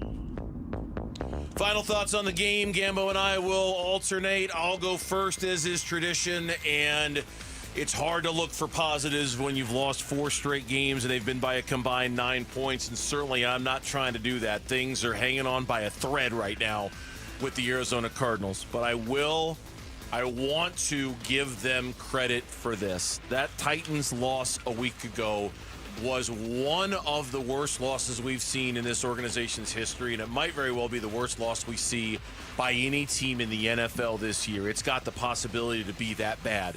There was an alternate reality where Arizona just didn't show up for this game this past week against the Colts and got absolutely flattened. And to Jonathan Gannon's credit, he managed that crisis. Doesn't mean everything's awesome, doesn't mean everything's great, but they responded well, very well, after what happened last week against the Tennessee Titans. I was really looking to see if they would compete, and they competed. Now let's see if they can continue that level of standard when the schedule continues to get tougher and tougher by the week, including this week against the Green Bay Packers. Gambo? For me, I'm going to go with Marvin Harrison Jr. This was supposed to be an incredible homecoming for him, where his father starred for all those years, 13 years, his entire career there, all the photos of him as a kid with his dad, and then he had to leave the game in the second quarter after a big 21-yard catch. His head slammed on the ground. He was immediately removed from the game, evaluated for a concussion, and ruled out.